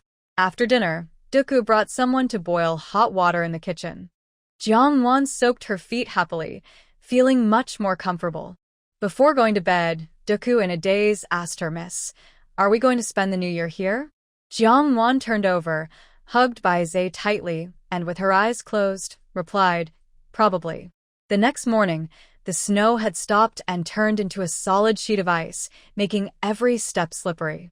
The sky was gray, and the wind was still strong, cutting into the face like blades. With such weather, it was not only difficult to sail or go out, but just walking a few steps was hard. Among Jiang Nuan's helpers, one was very good at making noodles. Jiang Nuan asked him to make hand-pulled noodles for breakfast. In the cold weather, hot and chewy hand-pulled noodles topped with fresh green scallions and cilantro, plus a spoonful of fiery red chili oil, made everyone feel warm all over. While the helper was busy in the kitchen, Yunya came looking for Jiang Nuan again. He seemed a bit shy and scratched his head.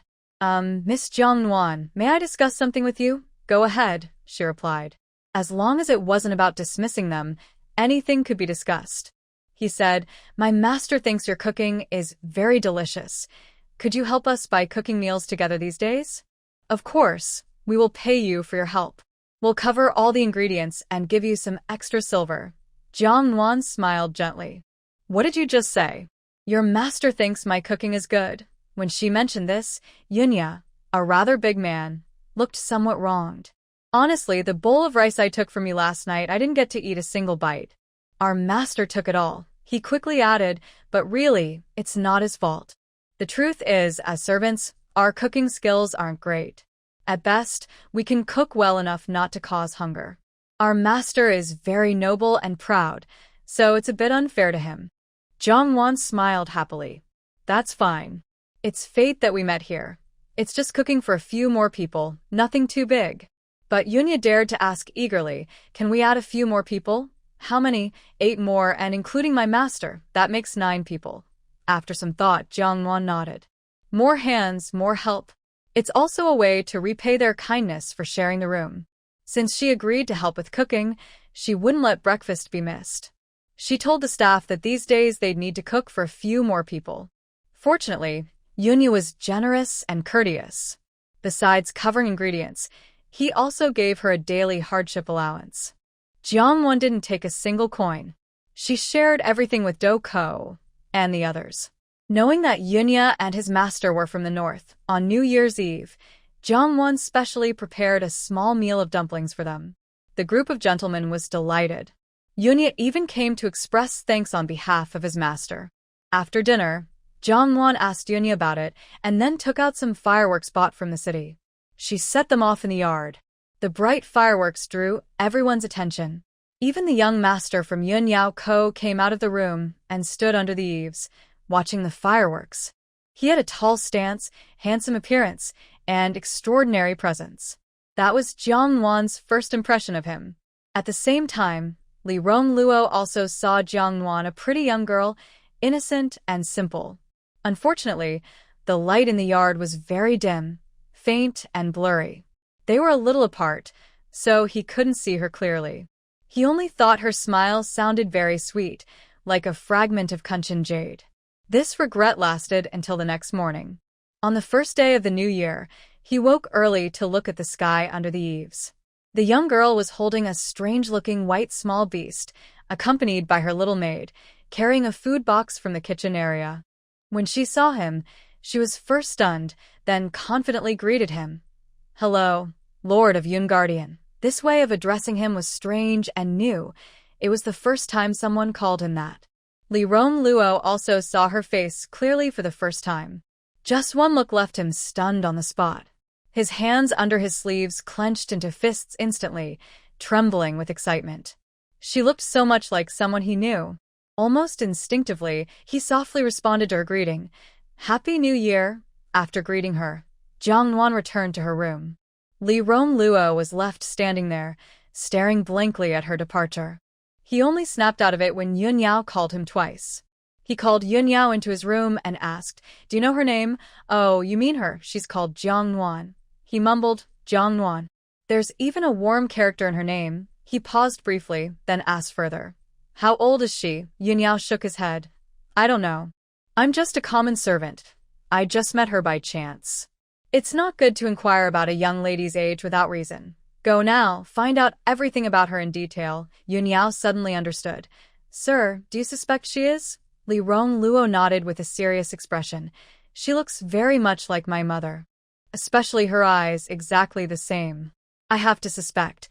The former empress had passed away over 10 years ago, and Yunyao had never seen her appearance before. He knew that his master's biological sister, the same mother, had disappeared the year the former emperor died. For many years, His Majesty, the Crown Prince, and the master had been sending people everywhere to find her, but there was still no news. Now, hearing her say that Jiang Nuan looked like the late empress, Yunan felt excited. I will go find out more. Li Rongluo suddenly stopped him. Come back. Do you think her name sounds familiar somewhere? Yunya thought carefully. I vaguely remember from last year and the year before. His Majesty issued 2 imperial orders praising a girl who designed new farming tools.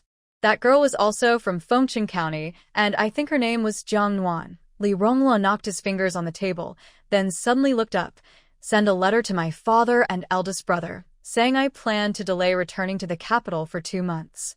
Also, send a message to Lu Yu, telling him that my old illness flared up and he should find a good feng shui place for me to recuperate.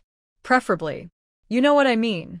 Anyone who could get close to the master wasn't stupid, so Yunya understood immediately. Yes, I will handle it. Perhaps even heaven knew that starting the new year with a sour face wasn't good, so on the first day of the year, it finally showed a big, bright smile. The glorious sunlight shone once again upon the land. This instantly lifted everyone's mood, which had been gloomy for several days. On the afternoon of the second day of the Lunar New Year, Jiang Nuan sent someone to the dock to ask around. The reply was certain. They would set sail early on the 3rd day. That was truly good news. With the good weather, everyone was willing to go out and enjoy themselves. When they met, they would exchange smiles and greet each other with a Happy New Year. Even Yunya's seemingly noble and precious master was the same. Previously, Jiang Nuan thought that such people were hard to get along with. But after these 2 days of contact, she found that he was quite approachable and even took the initiative to say hello to her. Honestly, Jiang Nuan felt quite surprised. Of course, it might also be because he was being polite over the meals these days. She definitely wouldn't be foolish enough to try to make friends with him. In the world of her past life, there was a famous saying, people outside your circle shouldn't be forced into it. Don't cause trouble for others, nor embarrass yourself. After all, it's just a chance meeting. On the morning of the 3rd day of the new year, Jiang Nuan and her group packed up and headed straight for the dock. After her boat left the dock, another, even more luxurious and grand ship also departed, following her route closely. 3 days later, on the 6th day of the Lunar New Year, Jiang Nuan's boat finally reached the dock at Jiangjia village. Stepping onto the familiar land, Jiang Nuan couldn't help but breathe a long sigh of relief. This new year was truly unforgettable. After several days of rocking on the boat, Bai Zhe was fed up. As soon as they reached land, it vanished without a trace. Jiang Nuan let it go. It would return home on its own when it's time to eat. When it comes to food, Bai Zhe never compromises, not even for anyone. Grandpa Bai Zhe is just so bossy and stubborn. Butler Chen was very pleased to see their return. Miss, you're finally back. You must be exhausted after such a long journey. Jiang Nuan flopped onto a soft chair, not bothering to keep her image, and leaned back, feeling too tired to move for a while. She complained, don't mention it. I've never had such a difficult road in my whole life. We even had to spend the New Year stuck in snow and ice. Butler Chen brought her a warm cup of ginger sugar tea. I saw you guys hadn't returned by New Year's Eve. I knew the snow and wind must have delayed you. Thank heaven you're safe back home. Jiang Nuan sat up, took a sip from the cup, and sighed. It's indeed thanks to heaven. Back in her familiar home, she took a nice hot bath and slept soundly. The next morning, Jiang Nuan, who was initially tired and down, suddenly felt full of energy again. Unexpectedly, she didn't even get a chance to visit Lu Yu to send New Year wishes before he came to visit first. And he brought a group. She thought she would never see some of these strangers she once knew again. Yunya grinned widely, showing her a big, bright smile. Miss Jiang Nuan, we meet again. Jiang Nuan was surprised. Yes, we meet again. What's going on?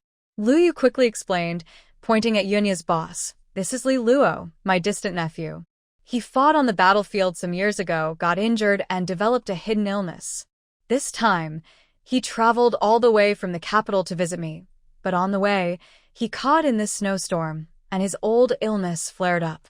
As you know, my local government office isn't a good place, and it's not good for his recovery. After thinking carefully, I decided to ask you to take care of him for a while. Jiang Nuan listened and hesitated. That might not be appropriate. She also ignored her status and pulled Lu Yu aside, gritting her teeth and whispering. Sir Lu, Uncle Lu, do you even know what you're saying? I'm just a young girl living alone, and you're sending a whole group of men to my house. Aren't you afraid that, over time, I'll be overwhelmed or frightened? Lu Yu clearly disagreed. How could that be? I heard that this time, you all traveled together and even stayed in the same yard during the New Year. Isn't that a good thing? Jiang Nuan was so angry she almost stomped her foot. That's not the same at all. That place is just a guest house, Ian, where anyone can stay if they pay. Have you ever heard of a scandal involving a guest house? Lu Yu felt a little guilty under her questioning. He knew this was not right, but His Majesty insisted on doing it, leaving him no choice. He even asked the Emperor if he was interested in Jiang Nuan, but the Emperor suddenly slammed a book at him. If he hadn't dodged quickly, he might have been hit on the head by it. The Emperor accused him of having dirty thoughts, and even His Majesty's most trusted guard, Wu Ya, reassured him that it was not true. Only then did he reluctantly agree to the Emperor's plan and bring people over. As expected, Jiang Nuan, this pesky girl, immediately started scolding him. County Magistrate Lu felt wronged and resentful. He thought of himself as a piece of filling in a steamed bun, caught between two fires, completely useless. He's just a small county magistrate, just doing his job honestly. Why does he have to suffer all this? Is it so hard? Seeing Jiang Nuan refuse to compromise no matter what, Lu Yu was finally forced into a corner. He decided to use his last card. How about a piece of land? Will you agree to that? Sure enough, hearing about land made her eyes light up. How big? Where? Lu Yu looked at her gloomily. Don't you think talking about land easily hurts feelings? No. I think talking about land just hurts feelings more. It was confirmed. This girl is indeed someone who's only interested in what benefits her. Lu Yu felt annoyed, but he knew he had acted unfairly. He believed he should make some amends, mainly to cover the food costs for the prince and his group, since he wasn't paying himself. So, he didn't hide anything and took out a red deed. This land is about 1,100 acres. It's located right upstream of your Jiangjia village, level with Liyutsky. Jiang Nuan was stunned. That wasteland? I vaguely recall that land once had an owner. Lu Yu denied it. That was many years ago. Its original owners and their family are long gone, and it became a no-man's land. Jiang Nuan frowned. Long gone sounds a bit unlucky, doesn't it? Lu Yu's face twitched as he responded. You're already uneasy about it, and now you want to take it back? No way. Jiang Nuan snatched away the deed from his hand. Once something's given, it shouldn't be taken back. But, since you're sincere, I'll let you have a small loss.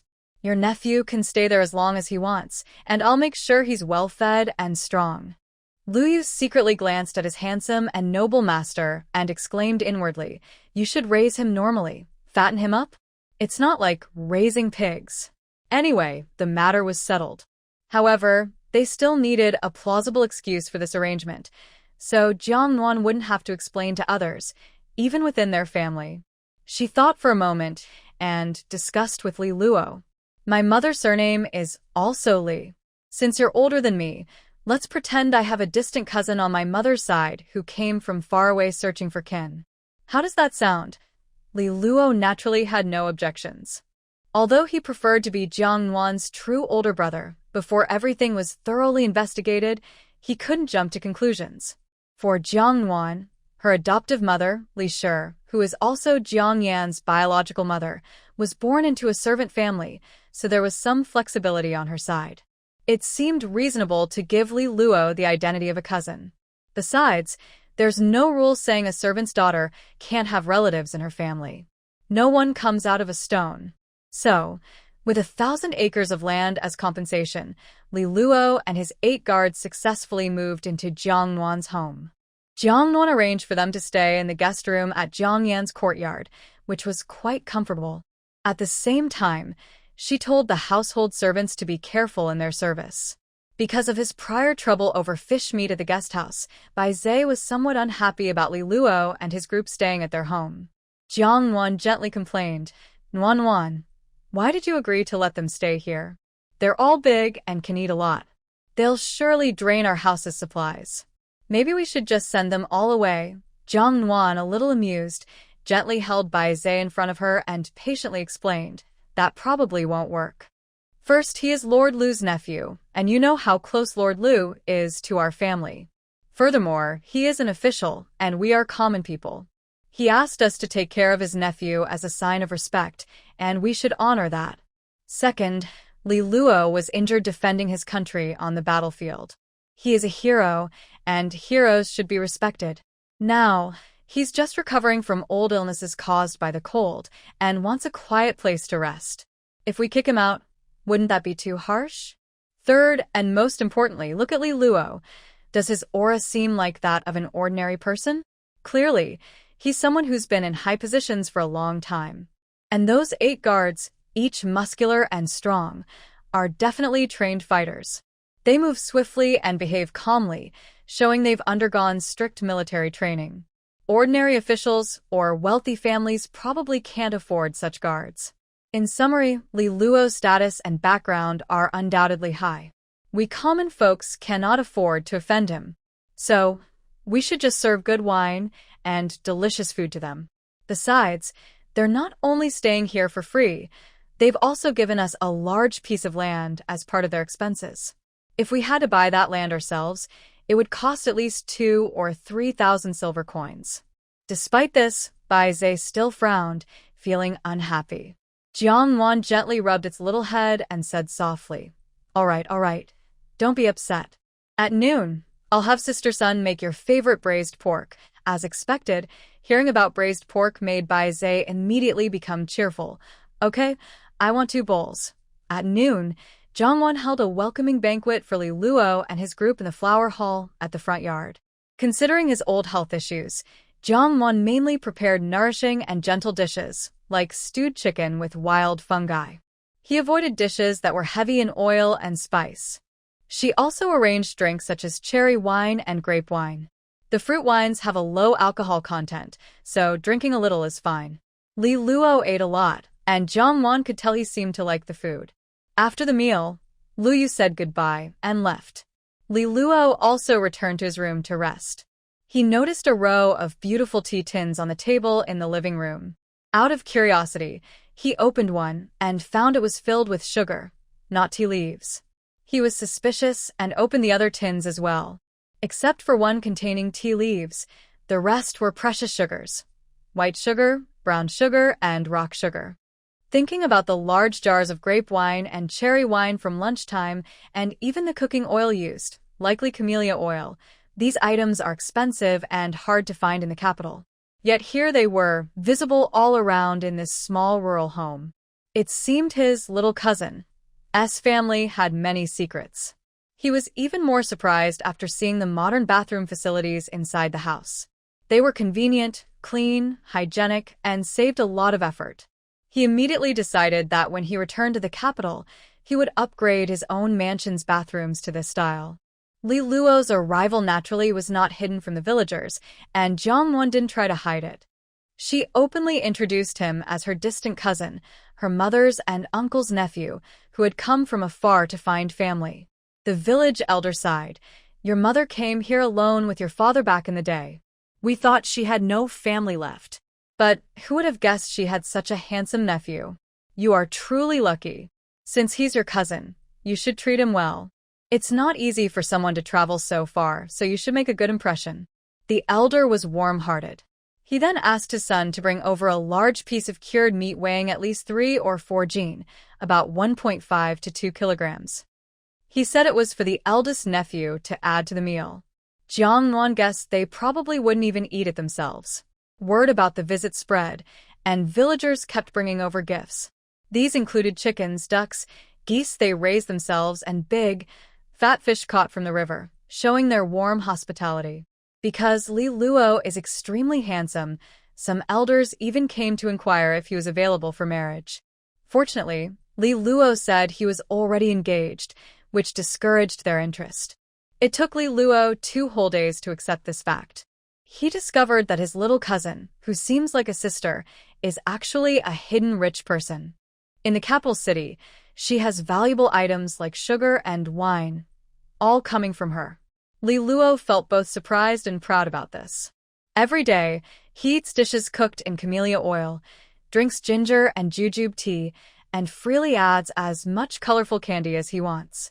He also freely drinks the homemade bayberry wine and grape wine. Life here is even more luxurious than at the royal residence. He even considered writing a letter back home to boast to his father and older brother. But he only thought about it.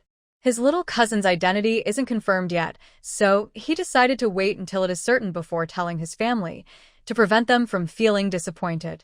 Jiang Nuan doesn't know what her pretend cousin is thinking. Right now, she is busy rushing to Fengcheng County Dock to pick someone up. Today is the 9th day of the Lunar New Year, the scheduled arrival of Master Qian Qichang. Right after lunch, she instructed the kitchen to start preparations for welcoming Master Qian. At 3/4 noon, Jiang Nuan successfully met Master Qian at Fengcheng County Dock. Then they took their boat, traveled upstream along the Feng River, and safely arrived at the Jiang family village dock by evening. Seeing such a large dock in a small village surprised Master Qian. He thought his trip wouldn't be wasted.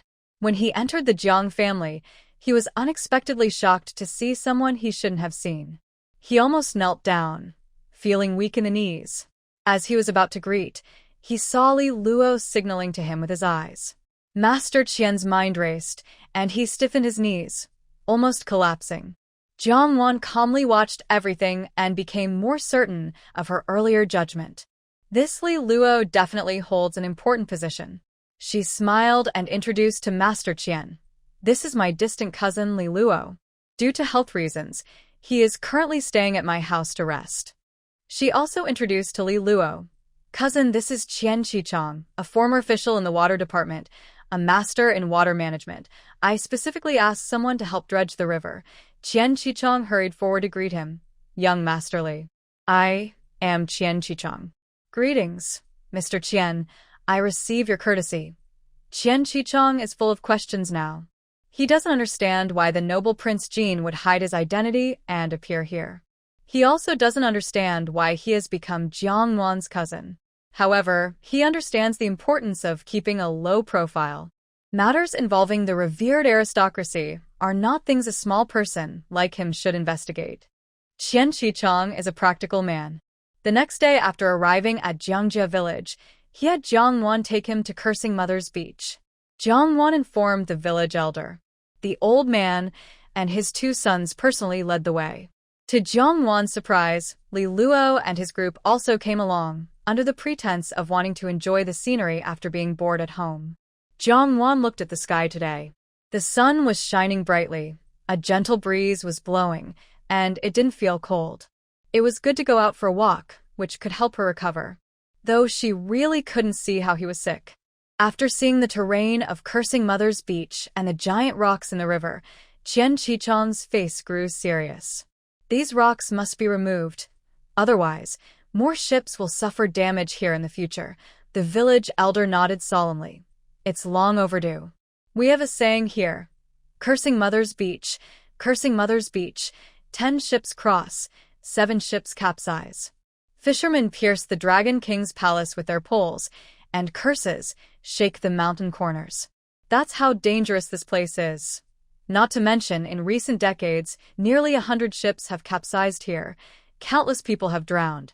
The local people on both sides of the river all hate this place. It was originally called Fishmouth Beach, but because so many people cursed it, it was simply called Cursing Mother's Beach later on. I won't hide it, just 2 years ago, our village had a boat capsized here. Nuan tried to save someone and was pulled into the water. When she was pulled out, she was already gone. Everyone's expressions immediately tightened upon hearing this.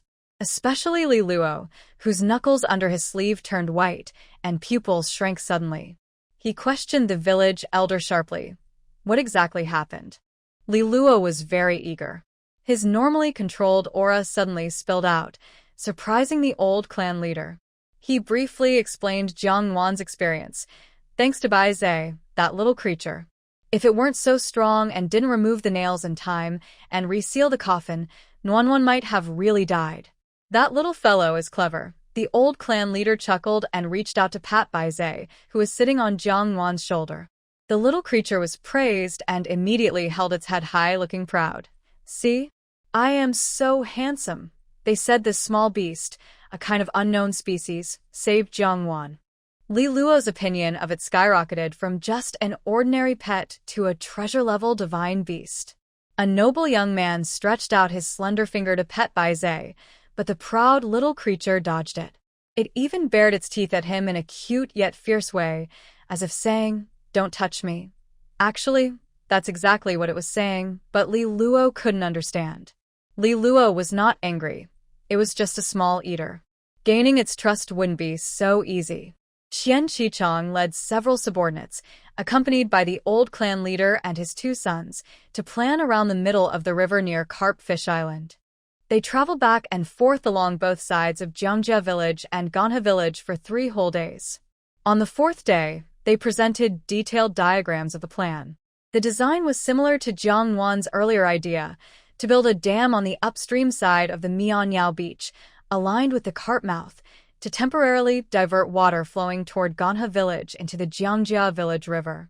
To finish removing the dangerous rocks at Mianyao Beach before the flood season, everyone agreed to start construction on the soonest auspicious day, which was the 16th day of the 1st lunar month, the day after Lantern Festival. Jiang Nuan specially asked the old clan leader to go to Ganhe village to inform them.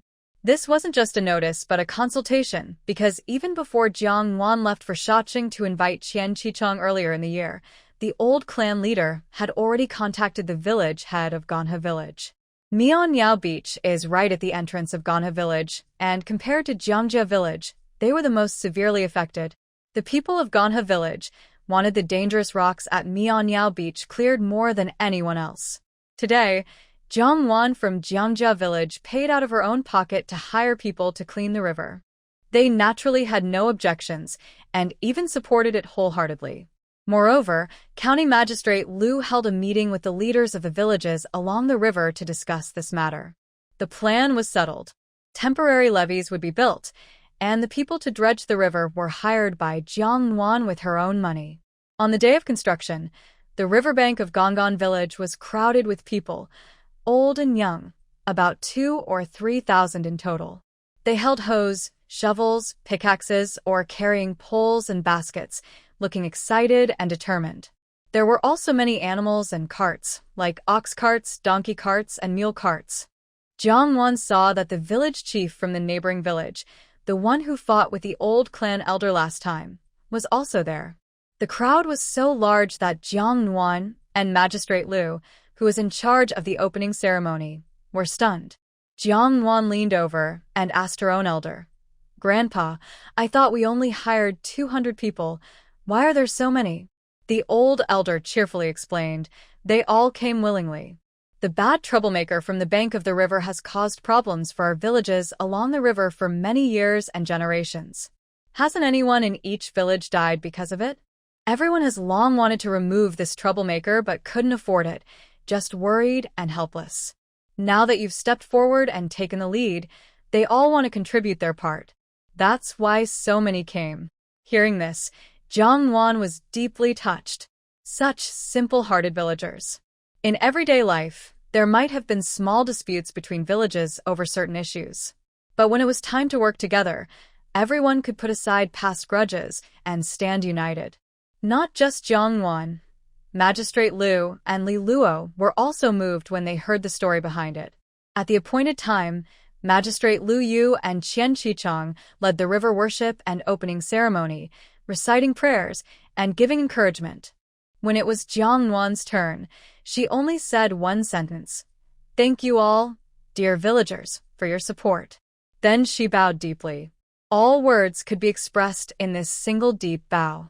When she looked up, suddenly the riverbank erupted with cheers like mountains and applause like a tidal wave.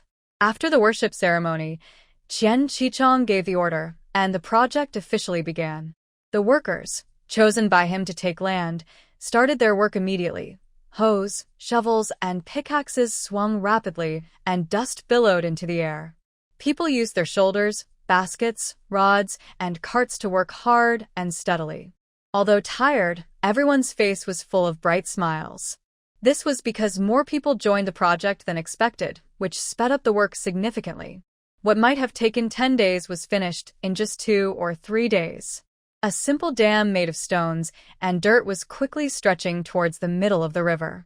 The Jiang Nuan community couldn't supply food for thousands of people, but they could provide tea. She paid to bring a few women from Ganha village to deliver hot tea to the construction site every day. Besides regular tea, there was also ginger tea to help everyone stay warm. There's an old saying, when people work together, mountains can be moved. In just 22 days, a simple dirt dam was built across the river between Ganha village and Yuzue. It cut off the water flow to Ganha village. Stopping the water flow meant the project was halfway done. By this time, it was already February, after the awakening of insects. Everyone needed to go back and tend to their fields and prepare for spring planting. Next, they would officially dredge the river. Although fewer people helped now, 200 workers were still enough. Some of the giant rocks were several tons heavy. To deal with them, Jiang Nuan went to find Zhou Mingfang. She asked him to bring several stonemasons, including a few masters she had worked with before. Experts are best for handling these stones. Under their guidance, people first used fire to heat the stones, then poured water on them. They also used tools to chisel and break the rocks and clear the riverbed. In just half a month, they eliminated a problem that had troubled the local people for hundreds of years. Next, they needed to break the dam. This time, they didn't need many people to move dirt and stones. They only had to carve a small opening in the dam to let the water flow freely, with some help from manual work. In just 2 or 3 days, the dam that took over 20 days for thousands of workers to build was washed away by the river. The power of the water was truly impressive. At this point, the river was reopened for navigation, and the entire project was officially completed. It took only a little over a month, cutting the original 3-month schedule by more than half.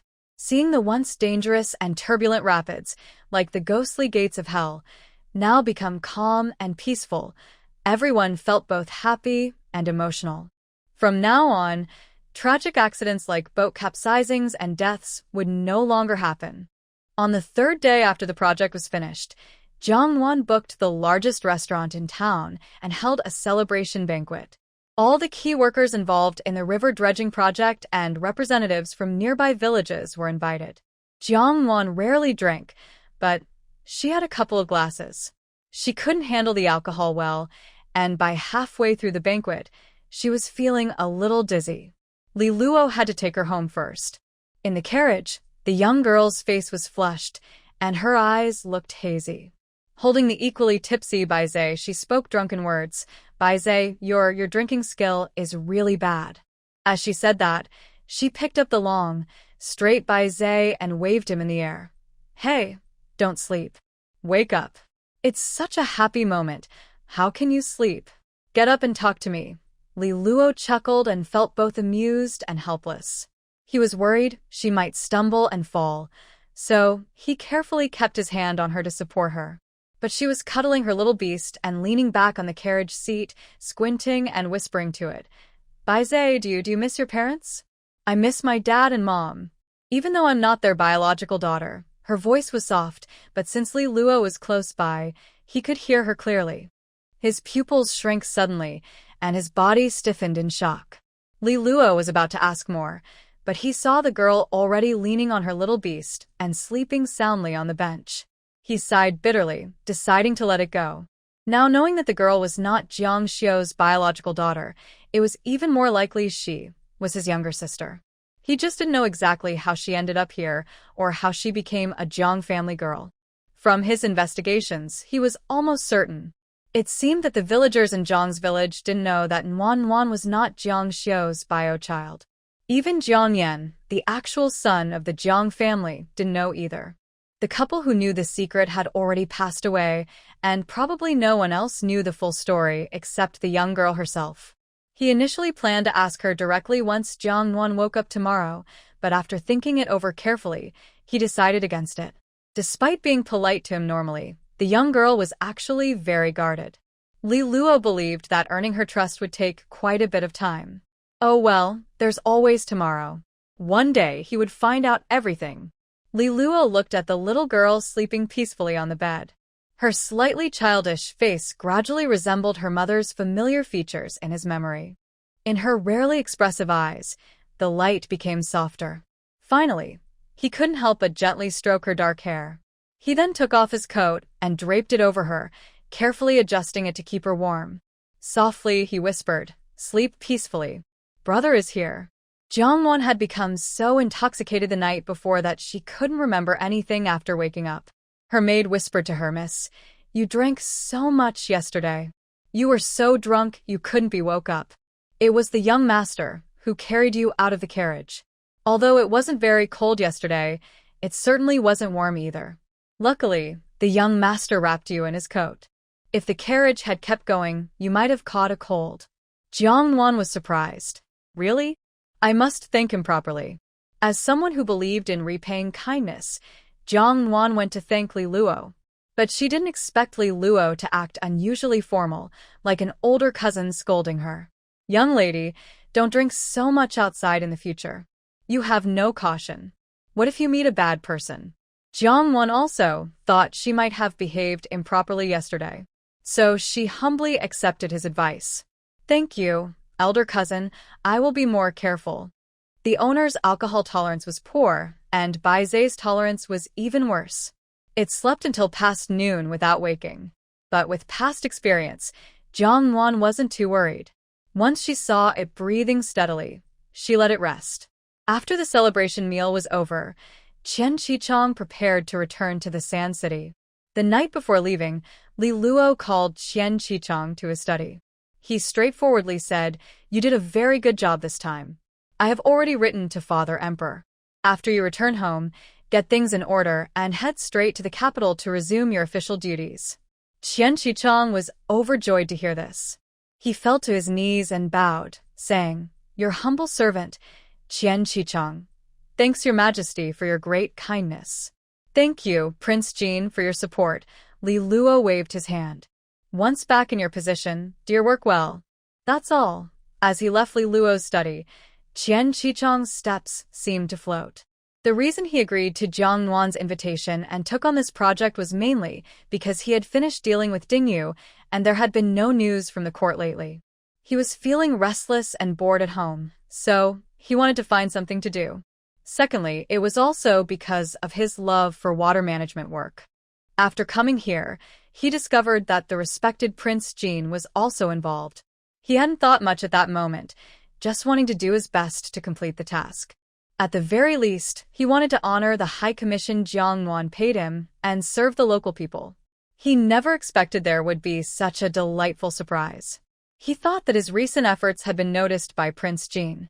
Suddenly, Qian Qichong recalled a saying he had read in a book: "Do good deeds without expecting rewards. When the time comes, blessings will follow." His happiness today confirmed the truth of that old wisdom. Real virtue brings its own reward. However, he kept wondering why Prince Jin was hiding his identity and living here. Was it because of Jiang Nuan? After observing for over a month, he didn't think Prince Jin was interested in Jiang Nuan. Indeed, the prince treated Jiang Nuan very kindly, even showing affection, but it seemed more like that of an older brother caring for a younger sister, without any romantic feelings. He knew there were two princesses in the palace, but He had never heard that the prince was particularly close to any of them. Qian Qichong shook his head. Oh well, if I can't understand, there's no point. It's not his business to worry about. Jiang Nuan prepared a generous farewell gift for Qian Qichong, all her own local specialties. She kept walking with him to the dock at Fengcheng County. There were others there to see him off. County Magistrate Liu, the head of the Jiang family village, and Li Luo, who was determined to accompany him. Jiang Nuan looked at the big ship in the distance, then glanced at Li Luo beside her. She quietly whispered to Bai Zhe, "It's been over 2 months, and even Master Qian has left. Why haven't his wounds healed yet?" White Zhe rarely warns her, asking, "Nuan Nuan, are you trying to chase him away?" But he gave us such a big piece of land. When Jiang Nuan hears about the land, she feels a bit guilty. Well, it's not that I want to turn him away. Just. All right, I guess I will. Forget it, let him stay for now. White Zhe wagged its tail happily inside. It didn't mean to speak kindly of that guy named Li Luo. The truth is, Li Luo keeps sending his men from the city to bring tasty meat for White Zhe, and he even brushes its fur. White Zhe can't refuse because it's hard to say no once it gets used to eating good food and being cared for. It naturally helps Li Luo speak well of him in front of Nuan Nuan, just to get more delicious meat. If Jiang Nuan knew what White Zhe was thinking, she would be furious. What Jiang Nuan didn't expect was that she didn't mention anything about this, but Li Luo took the initiative to say goodbye to her. And this was on the evening just a day after Qian Qichong left. Nuan Nuan, I am almost fully recovered. It's time for me to leave. Oh, you're leaving? Jiang Nuan felt a mix of emotions, surprise, a little happiness, and some reluctance. Honestly, in the 2 months Li Luo stayed here, he never caused any trouble and always took care of her. Even when they dug the river, he sent his guards to help every day. When are you planning to go? Tomorrow morning. Is it that urgent? Li Luo nodded. There was a problem at home. My father and older brother are urging me to return quickly. I see. I'll prepare some things for you. Li Luo reached out and grabbed her hand. Not so fast. Come to my study. I have something to tell you. Jiang Nuan didn't understand, but she followed him into the study. When Yunya and others saw them enter, they quickly gathered around the room. Li Luo personally poured Jiang Nuan a cup of tea, hesitating for a moment, then asked what was on his mind. Nuan Nuan, have you ever looked into your background? Jiang Nuan was shocked at once. Her nerves tensed up, and even her hair stood on end. She immediately denied, I don't understand what you're talking about. Li Luo looked into her eyes carefully. Nuan Nuan, you know. Jiang Nuan was silent for a moment and asked, even my brother Jiang Yan doesn't know. How did you find out? Li Luo chuckled softly. It was during the celebration party. You were drunk and told by Zhe in the carriage. Jiang Nuan closed her eyes, almost feeling heartbroken. She wished she could go back a few days and slap herself. Her face looked angry as she asked, what do you want? Li Luo shook his head. Relax. I don't want anything. Suddenly, he changed the subject. Let me tell you a story. Jiang Nuan tilted her head and nodded. Go ahead. 14 years ago, in the capital city, the head of a big family, an old man, was dying. Before he died, he made his eldest son the head of the family. However, his second son, born of a different wife, was unhappy about this. During the official ceremony where the eldest was to become the head, the second son rebelled, killed his older brother, and declared himself the new head. But he was cruel and unkind. After taking over, he was afraid other brothers might try to take his place. So he started killing them, using many excuses. He murdered 3 brothers in total. Only the 5th brother was left. This 5th brother was the full sibling of the murdered brothers. When the eldest son was taking his place, he was away caring for the family estates outside the city, following their late father's orders, and luckily avoided the conflict. He knew his cruel second brother would not let him live. To protect himself, he gathered some help outside and prepared to fight his brother. But his wife and their little daughter, only a few months old, were held hostage in the city by his brother to force him to surrender. His wife refused to let her family be threatened and planned to run away with their daughter. But the plan failed. His wife was killed by enemies on the way, and the little girl disappeared without a trace. The 5th brother of this family, that's my father, Jiang Nuan listened silently for a while and asked, "So, you think I might be your missing little sister?" Li Luo nodded. "You look very much like my mother." "How much like her?" He didn't reply but instead took out a scroll painting and gently unrolled it, placing it in front of her. Seeing the beautiful woman on the painting, Jiang Nuan momentarily lost her composure and instinctively touched her face. Li Luo handed her a brass mirror and held it in front of her. Jiang Nuan looked at the girl in the picture, then at herself in the mirror, frowning. "Maybe. We don't look very much alike," she said. "Perhaps our eyes, noses, and mouths are similar, but only about 70%. Nothing more." Li Luo smiled softly at the lively and adorable little girl before him. "Your eyes are exactly the same as my mother's. When I first saw you in that guest house, I thought my mother had come back." Jiang Nuan's lips twitched.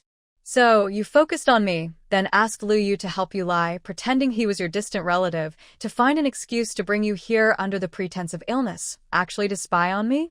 "Yes." Li Luo was not embarrassed at being caught. He was quite happy.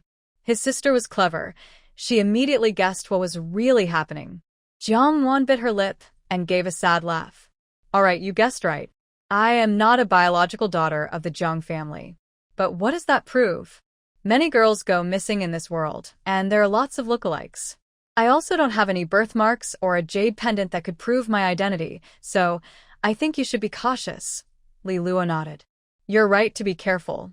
I'm not asking you to admit to being part of the Jiang family right now. I just want you to be less resistant to my getting close. I mean no harm." He paused, then asked, "Did your foster father tell you where they found you?" Jiang Nuan nodded. "Yes, in Sha City. That year, their 6-month-old daughter became very ill. The doctor in Fengcheng couldn't treat her, so they took the child to the provincial capital. But the doctors there were also helpless. The couple then hurried to Sha City with hope in their hearts. However, on the day they arrived, their daughter passed away. Devastated, they chose a beautiful place nearby to bury her. The night before they left, coinciding with a Hungry Ghost festival, they went to the river to release lanterns and pray for their lost daughter, and accidentally heard a baby's cry. They followed the sound and finally found an abandoned baby girl in a reed thicket by the river. The couple agreed that the baby girl was a gift from heaven to heal their pain of losing their own daughter. They brought the little girl home, treated her as their own child, holding her gently in their hands. At this point, Jiang Nuan paused and smiled bitterly, saying, "I believe you might have guessed, but that little girl is me. They named me Jiang Nuan with the nickname Nuan Nuan, meaning warmth. They said I would be their warmest little quilt." Someone asked why they didn't use her original nickname. They said it was because her old nickname was too big, and she couldn't carry it well, which made her prone to illness, so they changed it. No one doubted their reasons. Looking at her, Jiang Nuan's eyes were misty. It's a pity they didn't get to see their little quilt grow up. Her foster mother died in childbirth when giving birth to her younger brother Jiang Yan, when Jiang Nuan was only 3. When she was 10, her foster father passed away, leaving only her and her 7-year-old brother Jiang Yan to depend on each other. In the past, she often wondered whether she was not good enough, which made her parents have weak ties with her. And it was the same in both lives. Li Luo was seeing Jiang Nuan so sad for the first time. The girl clearly had not shed a single tear, but he felt as if she was about to break apart.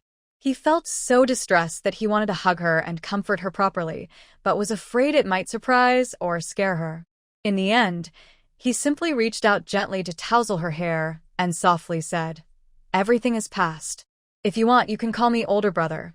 Jiang Nuan looked at his serious expression and suddenly chuckled. "Thank you. I've used up my breakdown for today. You don't need to comfort me anymore." Li Luo looked at her very seriously. "The time when your adoptive parents found you is about the same as when my younger sister disappeared. The only difference is the place. The last trace of my sister before she went missing was in Yuecheng. But Yuecheng and Shacheng are close, both near Yunming's water system, so it's not impossible that you were taken to Shacheng." Jiang Nuan shook her head repeatedly and said, "Are you talking about blood test for family verification?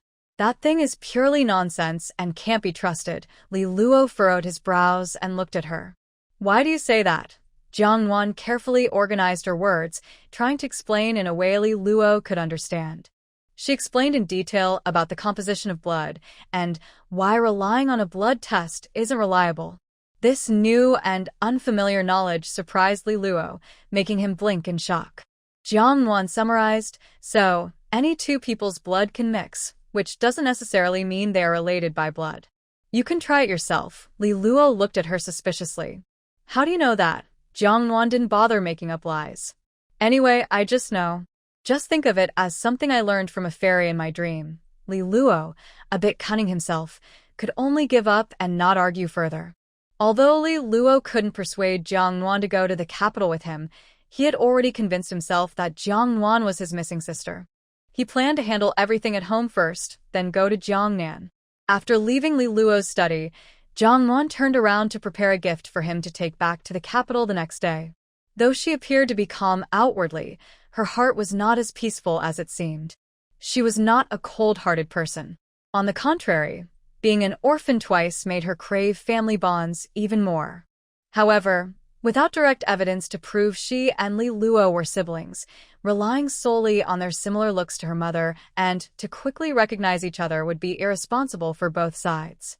No one could accept the disappointment of having high hopes that suddenly fall flat. Therefore, she hoped Li Luo would be more careful. Because of Li Luo's words, Jiang Nuan surprisingly had trouble sleeping that night. She cuddled with Bai Zhe, unconsciously pinching his cute little horns and talking to him. Bai Zhe, do you think Li Luo might really be my older brother? Honestly, if he's truly my brother, I might be able to accept it. He's handsome and good to me, having a brother isn't bad. But it sounds like life in a big family might be tough. Just look at his father's generation, fighting each other for the family head position. It's almost like they're trying to kill each other. It sounds like raising a snake, and just thinking about it is scary. I think I am more suited to simple days now, what do you think? Unfortunately, Jiang Nuan was just talking to herself, saying lonely words. Because Bai Zhe, after Qi Chong left, sneaked into the wine cellar to steal wine. He finished 2 jars, and then got so drunk he passed out. He has been sleeping from yesterday until now. He only moved a little this afternoon. Jiang Nuan thought he was about to wake up, but he just turned over and kept sleeping, truly enough. He shouldn't drink at all, yet he still loves wine. Even in a mythical creature, that's quite something. On the second morning, Jiang Nuan appeared with 2 dark circles under her eyes, as expected. Li Luo looked at her black eyes and felt both worried and a little happy. She wasn't as indifferent as she seemed. At least she was seriously considering what he said. Jiang Nuan took him to the dock, pretending to be relaxed, and said, "Cousin, have a safe journey." Li Luo chuckled and nodded. "I left that painting on the desk in the study yesterday. When you have time, go take a look. Also, take care of yourself. If anything happens, find Lu Yu. He will help you. If you miss me, write me a letter and give it to Lu Yu directly. He will deliver it for us." Jiang Nuan nodded. "Okay, I got it." Li Luo gently tousled her soft hair with tenderness and meaning in his eyes. "Hope next time we meet, you'll call me second brother." After seeing Li Luo off, Jiang Nuan retrieved the painting from his guest room and laid it out on the table again. Do Ko saw it and exclaimed in surprise, "Miss, does this person in the painting look like you?" Jiang Nuan smiled. "Like?" Do Ko nodded eagerly. "Yes, very much." How to say? "If 20 years pass, miss, you might look like this." Jiang Nuan smiled softly. "Maybe." She carefully rolled the portrait back up and stored it in a special box carefully. Then she tidied her mood and threw herself back into her busy work. She had many things to do and no time for sorrow. Li Luo has been gone for 5 days, and Bai Zhe still hasn't woken up. Counting, the little thing has been sleeping for 6 or 7 days. Now, Jiang Nuan was getting worried. She directly caught Bai Zhe and shook him hard in the air. "Hey, Bai Zhe, wake up, please. You silly thing, wake up quickly. Hey, don't sleep anymore, get up and eat some braised pork." No matter how Jiang Nuan called or shook it, Bai Zhe didn't react at all. Jiang Nuan's heart skipped a beat. Oh no, could it be that it's turned into a plant beast from being drunk? Duoko asked Jiang Nuan curiously, "Miss, what is a plant beast?" "It's like a living dead creature." "No, a living dead beast. Then what should we do? Jiang Nuan hurriedly took Bai Zhe to the great doctor at Renhua Hall. The great doctor was very impressed with Bai Zhe. Seeing its pinkish color, he asked if it was drunk again. He heard that this little thing had been drunk for 6 or 7 days, but couldn't find any problems, which puzzled the doctor. In the end, he came to no clear conclusion. Maybe it's hibernating. Jiang Nuan's mouth twitched. But it's already spring now. Seeing the doctor was unable to help, Jiang Nuan could only carry the little thing back, place it on the bed, and let it continue sleeping. Jiang Nuan swore that if she ever let that little creature touch a drop of alcohol again, she would be a dog. Jiang Nuan received letters from Geng Dafu and Jiang Yan from the capital. Geng Dafu said that the movable type printing press she developed last year was very effective and had started to spread throughout the capital and even the whole country. It was a big achievement, and His Majesty was very pleased and would reward her soon. He asked her to pay attention to news from the capital and be ready to receive the Imperial decree. As usual, Jiang Yan's letter detailed her experiences over the past month in the capital, the friends she made, the famous sites she visited, interesting things she saw, and delicious food she tasted. It was always good news, never mentioning worries. Jiang Nuan replied to their letters and also sent Jiang Yan a silver note worth 500 taels. The prices in the capital were high, and since her children were alone outside, more money was always better for safety. Meanwhile, thousands of miles away in Jiang City, the northern Prince Jin, Li Ronglua, and the southern envoy, Prince Cheng, unexpectedly met at the official courier station. At the dining table, Li Ronglua asked his friend, "Where are you taking this mission to?" Cheng Yu lazily leaned back in his chair and said, "Yongzhou Prefecture, Fengcheng County, the place managed by Lu Dan. You know, this girl is really clever. This should be her 3rd time receiving an imperial decree. Not only is she pretty, but her personality is also quite lively and charming, which suits my taste. I was thinking I might take this opportunity to mention marriage when I deliver the message. Although she comes from a humble background, I think it's okay to consider taking her as a secondary wife." Li Ronglua's heart jumped. "What's the girl's name that you just mentioned?" Cheng Yu smiled gently. "Her name is Jiang Nuan, Jiang for water, Nuan for warm." As soon as he spoke, something brushed past his eyes, and then everything went dark. Bang! Cheng Yu covered his swollen left eye, loudly shouting in disbelief. "Hey, Li Ronglua, did you take the wrong medicine?" Li Ronglua didn't reply. He just kept hitting him hard, especially targeting his face, making Cheng Yu get hit quite badly. After taking several more punches, Cheng Yu couldn't stand it anymore and started fighting back angrily. "Lier, enough already. If you hit me again, we'll really fall out." Li Ronglua grabbed his collar roughly, his face dark and biting his teeth as he cursed. "Cheng Lao-san, you bastard! Jiang Nuan is my sister." Wait. What did you just say? Jiang Nuan is your sister?" Cheng Yu froze in shock. Li Ronglua, still furious, slammed him to the ground. "Listen carefully. Do you want me to repeat it?" I heard you. My ears are fine." Cheng Yu hurriedly got up from the ground. Even ignoring his status in terms of fighting ability, he knew he wasn't his match. The man with the surname Li was always ruthless. If he hit him a few more times, his handsome face might be badly disfigured. Cheng Yu ordered someone to bring a cold towel. While wiping his face, he asked Li Ronglua, "You really weren't joking?" Li Ronglua shot him a fierce glare. "Do you think I am joking?" "Oh no." Since His Majesty was already out, it seems this matter really can't be taken lightly anymore. The young noble Cheng suddenly felt a little nervous. "Are you talking about your lost little sister, who's been missing for almost 15 years? The Emperor's legitimate eldest princess? Damn it, tell me what's going on?" Cheng Yu seemed to have heard some earth-shattering news. His face no longer hurt, his ears weren't deaf, and he was now wide-eyed and frantic, like a little mouse. If she really is the lost princess, then he truly deserved that slap, all because of his reckless words. He said these things right in front of the prince's brother, claiming he wanted to take the woman's sister as a concubine. Now his head is still attached to his shoulders. Consider that a blessing. Li Ronglua sighed deeply and briefly told him about meeting Jiang Nuan. Cheng Yu was speechless when he heard this. I told you, you were just out on a mission. So why haven't you returned to the capital yet? Turns out you went looking for your sister as a spy. That makes sense now. I've only met Jiang Nuan twice. The first time I saw her, I thought she looked just like someone I knew. Last year, when I passed through Fengcheng County, I met her again. She has grown a year older and looks more mature now. The more I looked at her, the more familiar she seemed, but I just couldn't remember where I had seen her before. Now that I think about it, she really does look like the former queen's daughter. Li Rongle, maybe she really is your sister. Qingyu paused for a moment and then asked, since you're suspicious she might be the princess, why didn't you bring her back to the capital? Li Rongle also felt frustrated when he replied, I mentioned it, but she refused. Did you tell her your true identity? No, I didn't. From my instincts, if she knew who I really was, she would hide even faster. Qingyu thought for a moment, considering Jiang Nuan's stubborn nature. Surely, she could do something that troublesome. So, what do you plan to do? Will you tell the emperor and crown prince? Li Rongle shook his head. Not yet. I want to wait until I can confirm her identity first. Otherwise, if I get my hopes up and then am disappointed, that will hurt even more. The two old friends chatted casually throughout the night.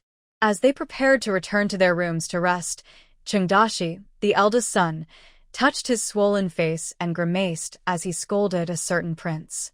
I said, Lier, can't you go a bit lighter? Look at my face.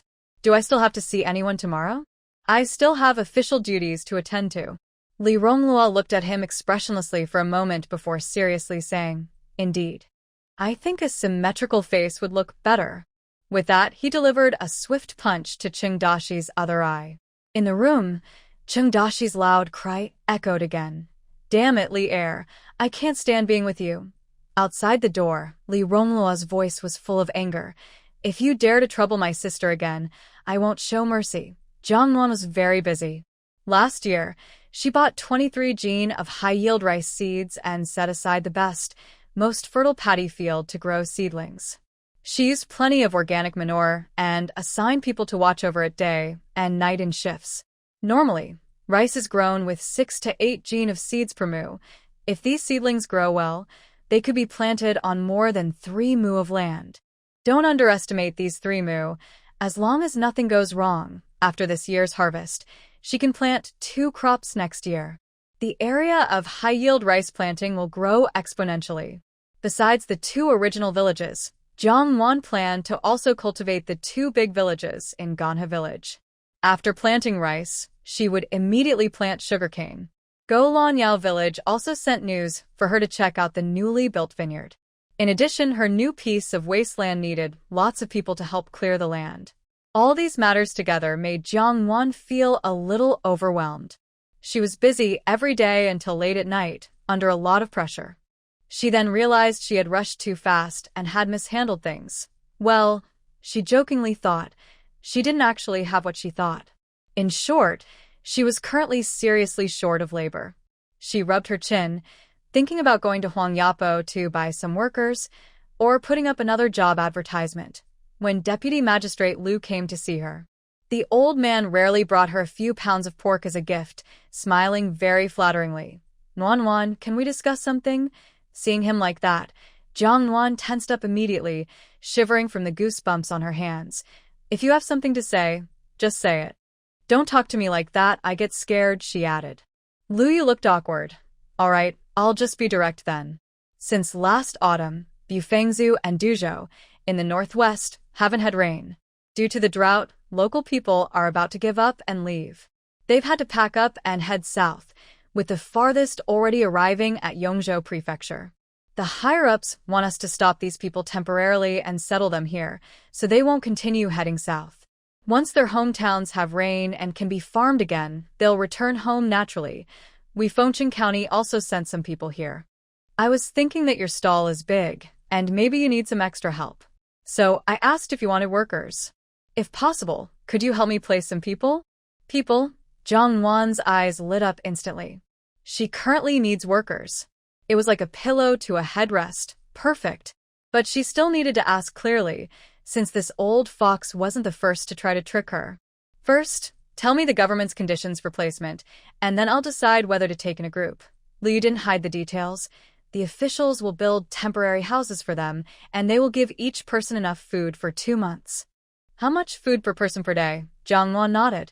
With water added, the porridge was just enough to fill her stomach. She wouldn't starve. But right now it was a lean season.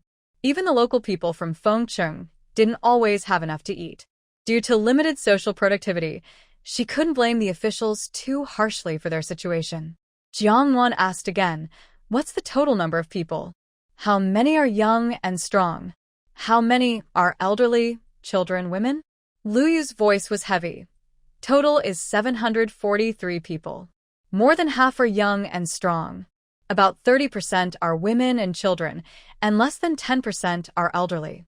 Hearing this, Jiang Nuan felt a complicated weight in her heart, heavy and uncomfortable. They all knew what this meant. Pingzhou and Duzhou cities are thousands of miles away. Refugees travel on foot, often taking months with their families. Even the New Year is spent on the road. Under hunger and cold, the young and strong barely manage to sustain themselves. The weak, especially children, the aged, many collapse along the way. Is there no relief from the court for disasters in Pingzhou and Duzhou? There is, but they can only send some grain. Without water, neither people nor livestock can survive. Jiang Nuan nodded again. That's understandable. She tapped her fingers on the rosewood table thoughtfully, then said after a pause, forget it. Don't look for people elsewhere. Bring everyone here. Just see it as me, Jiang Nuan, doing a good deed to give back to society. She hesitated a moment, then said sharply, but you must give everything you're supposed to, nothing less, or I'll be mad at you. Lu Yu immediately beamed with joy. Of course, definitely. I will personally supervise everything to ensure that not a single grain of food is lost. However, Jiang Nuan thought of something more important than helping these disaster victims. She seriously said to Lu Yu, when I was reading history books, I found something quite frightening. Would you like to hear? I discovered that many droughts happen together with locust plagues, especially in the north and northwest regions. In Pingzhou and Duzhou, there have been severe droughts, leaving riverbeds and lakebeds bare. The moist soil underneath is the perfect place for locust eggs. Locusts reproduce very quickly. If we don't take measures, they will form huge clouds of locusts in a short time. That would cause another big disaster. It's still spring now, and there's some time before the high reproduction season in summer and autumn. If we start prevention now, it's still possible to stop it. Of course, I am just an ordinary person and can only remind you. Whether to report this or not depends on your decision, Your Excellency. Lu Yu heard this and broke out in a cold sweat. Thank you, Miss Jiang Nuan, for your warning. I will report this as quickly as possible. After speaking, he turned to leave. Jiang Nuan hurriedly stopped him. Hold on. No need to rush so much. I also have a few methods for controlling locusts that some predecessors summarized, and I think they might be useful. Do you want to hear? Yes, of course. Jiang Nuan, on behalf of the common people of Dying Dynasty, I bow to you. He then performed a bow to Jiang Nuan. She instinctively avoided it, but had to accept his bow.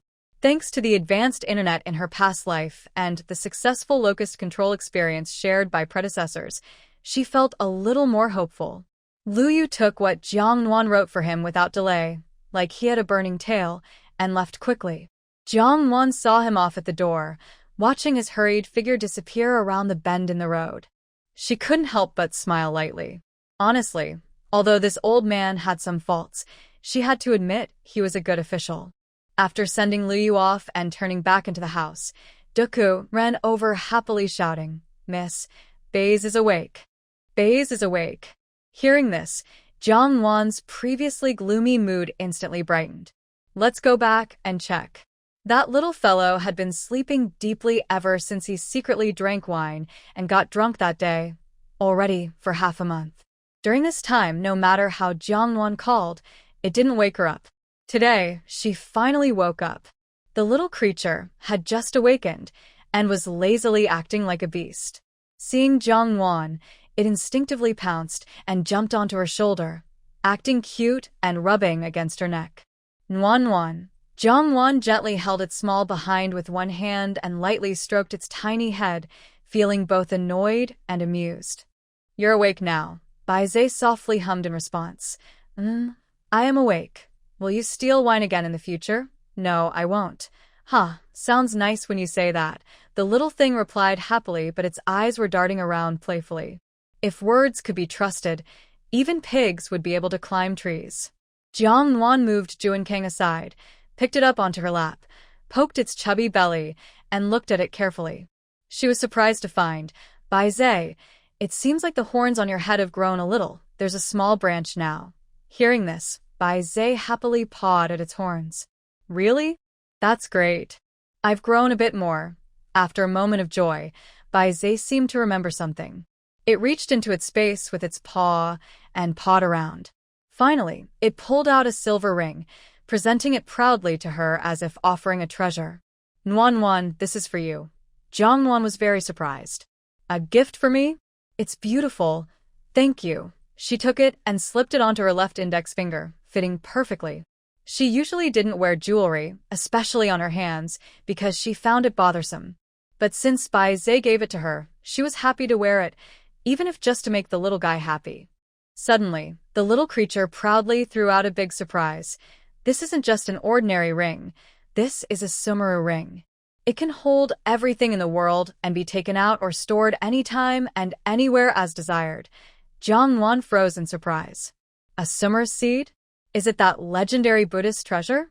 Also called a space ring, Bai Zhe nodded proudly. Yes, that's it. Hearing this confirmation, Jiang Nuan was instantly overwhelmed with joy. She scooped up Bai Zhe and showered it with fierce kisses on its face, like a little chick pecking rice. Unable to contain herself, she let out a loud scream of excitement, words tumbling over each other. Bai Zhe, you're so wonderful. I love it so much. Thank you. Thank you. This time, Bai Zhe was unusually kind and did not complain about her. He looked proud and said, this time, I fell asleep with my spirit out of my body and went to fight with the Qilin. This time, I had no helper. It was just the two of us, and I lost. This Sumeru ring is my prize of the battle. Jiang Nuan gently patted its beautiful, bouncy little horn, smiling softly as she advised, although the treasure is very good, I don't want you to fight with other beasts. What if you get hurt? But Bai Zhe didn't care at all. Don't worry, it won't happen. We always have careful sparring, and I won't use all my strength. Besides, this Sumeru ring is mine.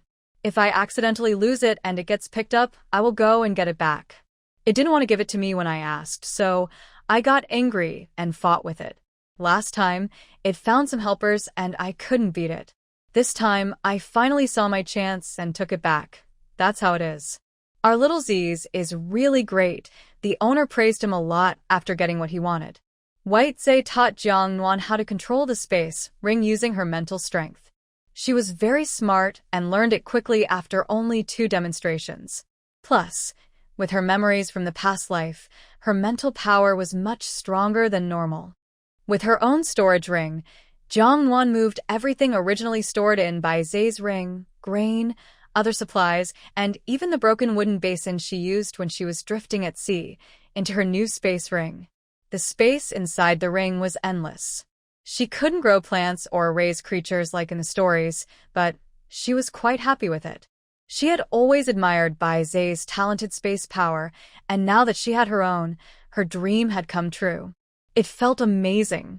To thank Bai Zhe for his generosity, Jiang Nuan had someone buy a big fat pig. She cooked him delicious braised pork for 2 days straight, making the little guy very happy.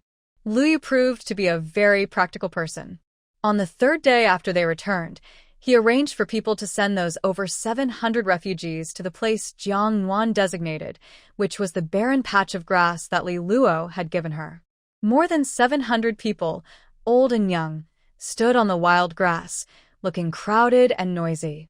They looked dirty and ragged, with yellow skin and thin bodies, eyes dulled and exhausted. Jiang Nuan even saw 2 very small children being held by their mother, starving and eagerly biting their fingers. It was truly very sad. The soldiers who brought them first scolded them, mainly to make them stay peacefully here. They also said that Miss Dong is kind-hearted. As long as they work hard and don't cause trouble, they will be treated well in the future. Jiang Nuan also told them firmly to work well and not to cause trouble.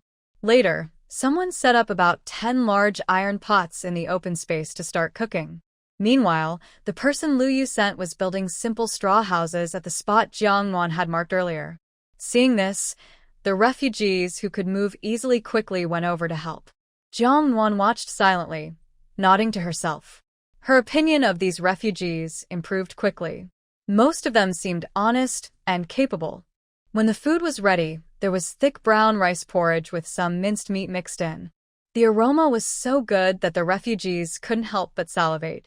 Especially some small children, unable to bear the hunger, cried and begged to eat the porridge. Jiang Nuan's people used large iron spoons to tap the edge of the pots and called out loudly, "Mealtime. Come and eat.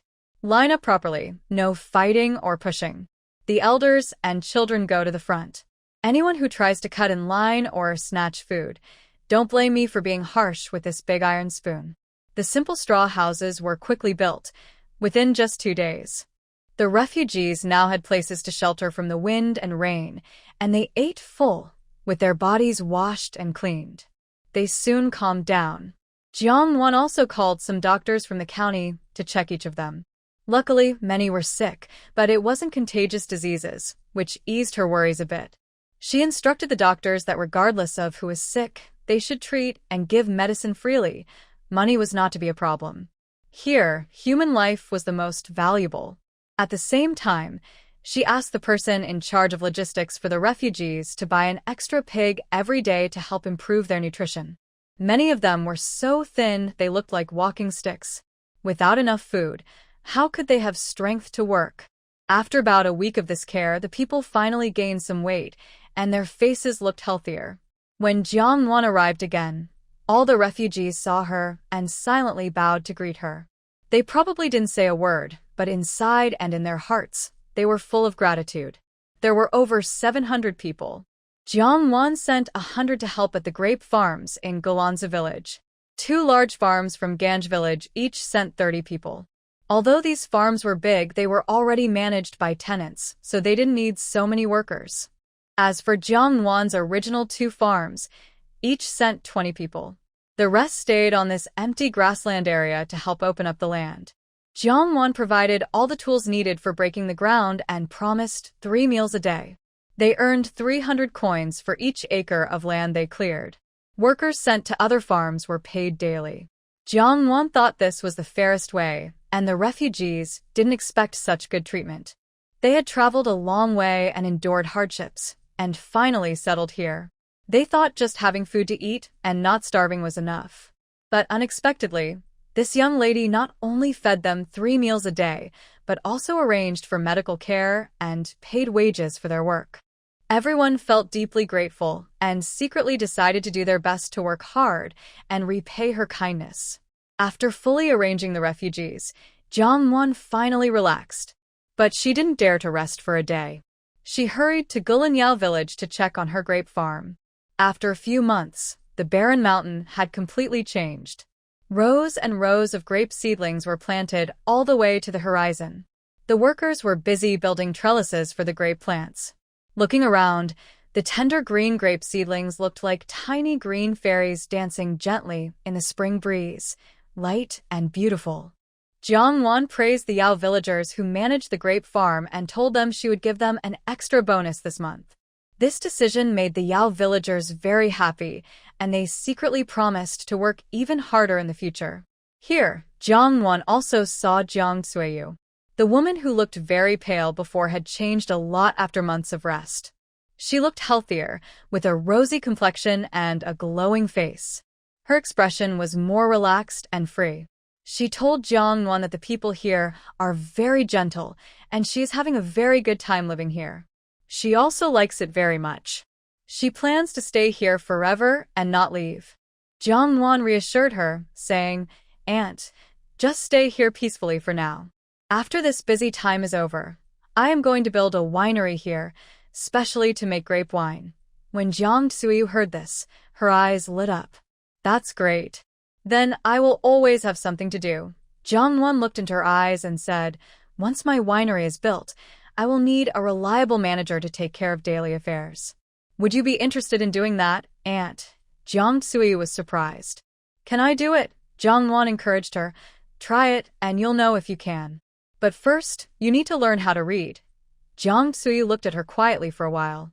Just when Jiang Nuan thought she might give up, she suddenly nodded strongly, with a look of determination in her eyes. Okay, I will try. Jiang Nuan didn't stay long in the vineyard. After the inspection, she returned to Jiangjia village the same day. After many busy days, Jiang Nuan was genuinely exhausted. She planned to take a good rest for a day, sleep deeply, preferably until noon the next day. But things didn't go as planned. Before dawn the next morning, the main door of her house was knocked loudly. The visitor was the head servant from Lu Yu's household. Miss Jiang Nuan, my master sent me to inform you. The Imperial decree and the procession from the capital will arrive in Jiangjia village this afternoon. You should prepare to receive the Imperial decree. Jiang Nuan was still waking up, yawning, and casually responded, Oh, I understand. It's fine if they come. It's not the first time she's received Imperial instructions. It's no big deal. But then the servant told her, This time is different. His Majesty has granted you a title of nobility. My young lady, are you focusing on the wrong thing? Isn't this about how to receive the Imperial decree? However, the attendant still kindly explained, back to the county lord, he is 2 levels above us. Jiang Nuan stared and said, Only 2 levels? Your master isn't the county magistrate? I remember the magistrate is a 7th grade official. The attendant smiled and said, According to normal rules, yes, but my master was only demoted in position, not in rank. Demoted in position, but not in rank. Jiang Nuan thought quickly. You mean your master was officially lowered from being a grand examiner to a county magistrate, but his actual rank is still the same as before, 3rd rank, right? The attendant nodded. Yes. Hearing this confirmation, Jiang Nuan almost lost her temper. A county magistrate at 3rd rank. Could there be a more impressive or absurd position? Now she firmly believed the rumors she had heard before, that the emperor demoted Lu Yu here as a county magistrate to protect him, were true. After 2 previous experiences receiving imperial decrees, Jiang Nuan calmly ordered people to open all the gates, thoroughly cleaning the interior and exterior, laying a fresh red carpet. She also asked the elders of the clan to prepare and then waited quietly for the arrival of the imperial decree, bathing and adorning herself in her best clothes. Of course, she also enjoyed a delicious meal at noon. The elders, however, were so excited they barely ate. A group of young men from the clan stayed outside at the dock, keeping watch. In the afternoon, just before midday, 2 large ships with 2 masts appeared at the bend of the river, decorated with red banners and festive ornaments. Everyone knew that the envoy had arrived. The envoy, an imperial messenger, first mentioned in Zhuazhuan, year 3 of Xiangong, 2 young men from the Jiang clan immediately ran back to report. They're here. The envoy's ships arrived. Hurry up and prepare to receive the decree. Soon, the sound of drums came from the dock area. The drums grew louder, and within 15 minutes, a team of officials carrying warning signs appeared on the village road, approaching from afar. Among them, a man sat tall on horseback, dressed in bright red robes, looking handsome and easygoing. He was likely the envoy here, to deliver the imperial decree. Jiang Nuan looked at him and found him familiar.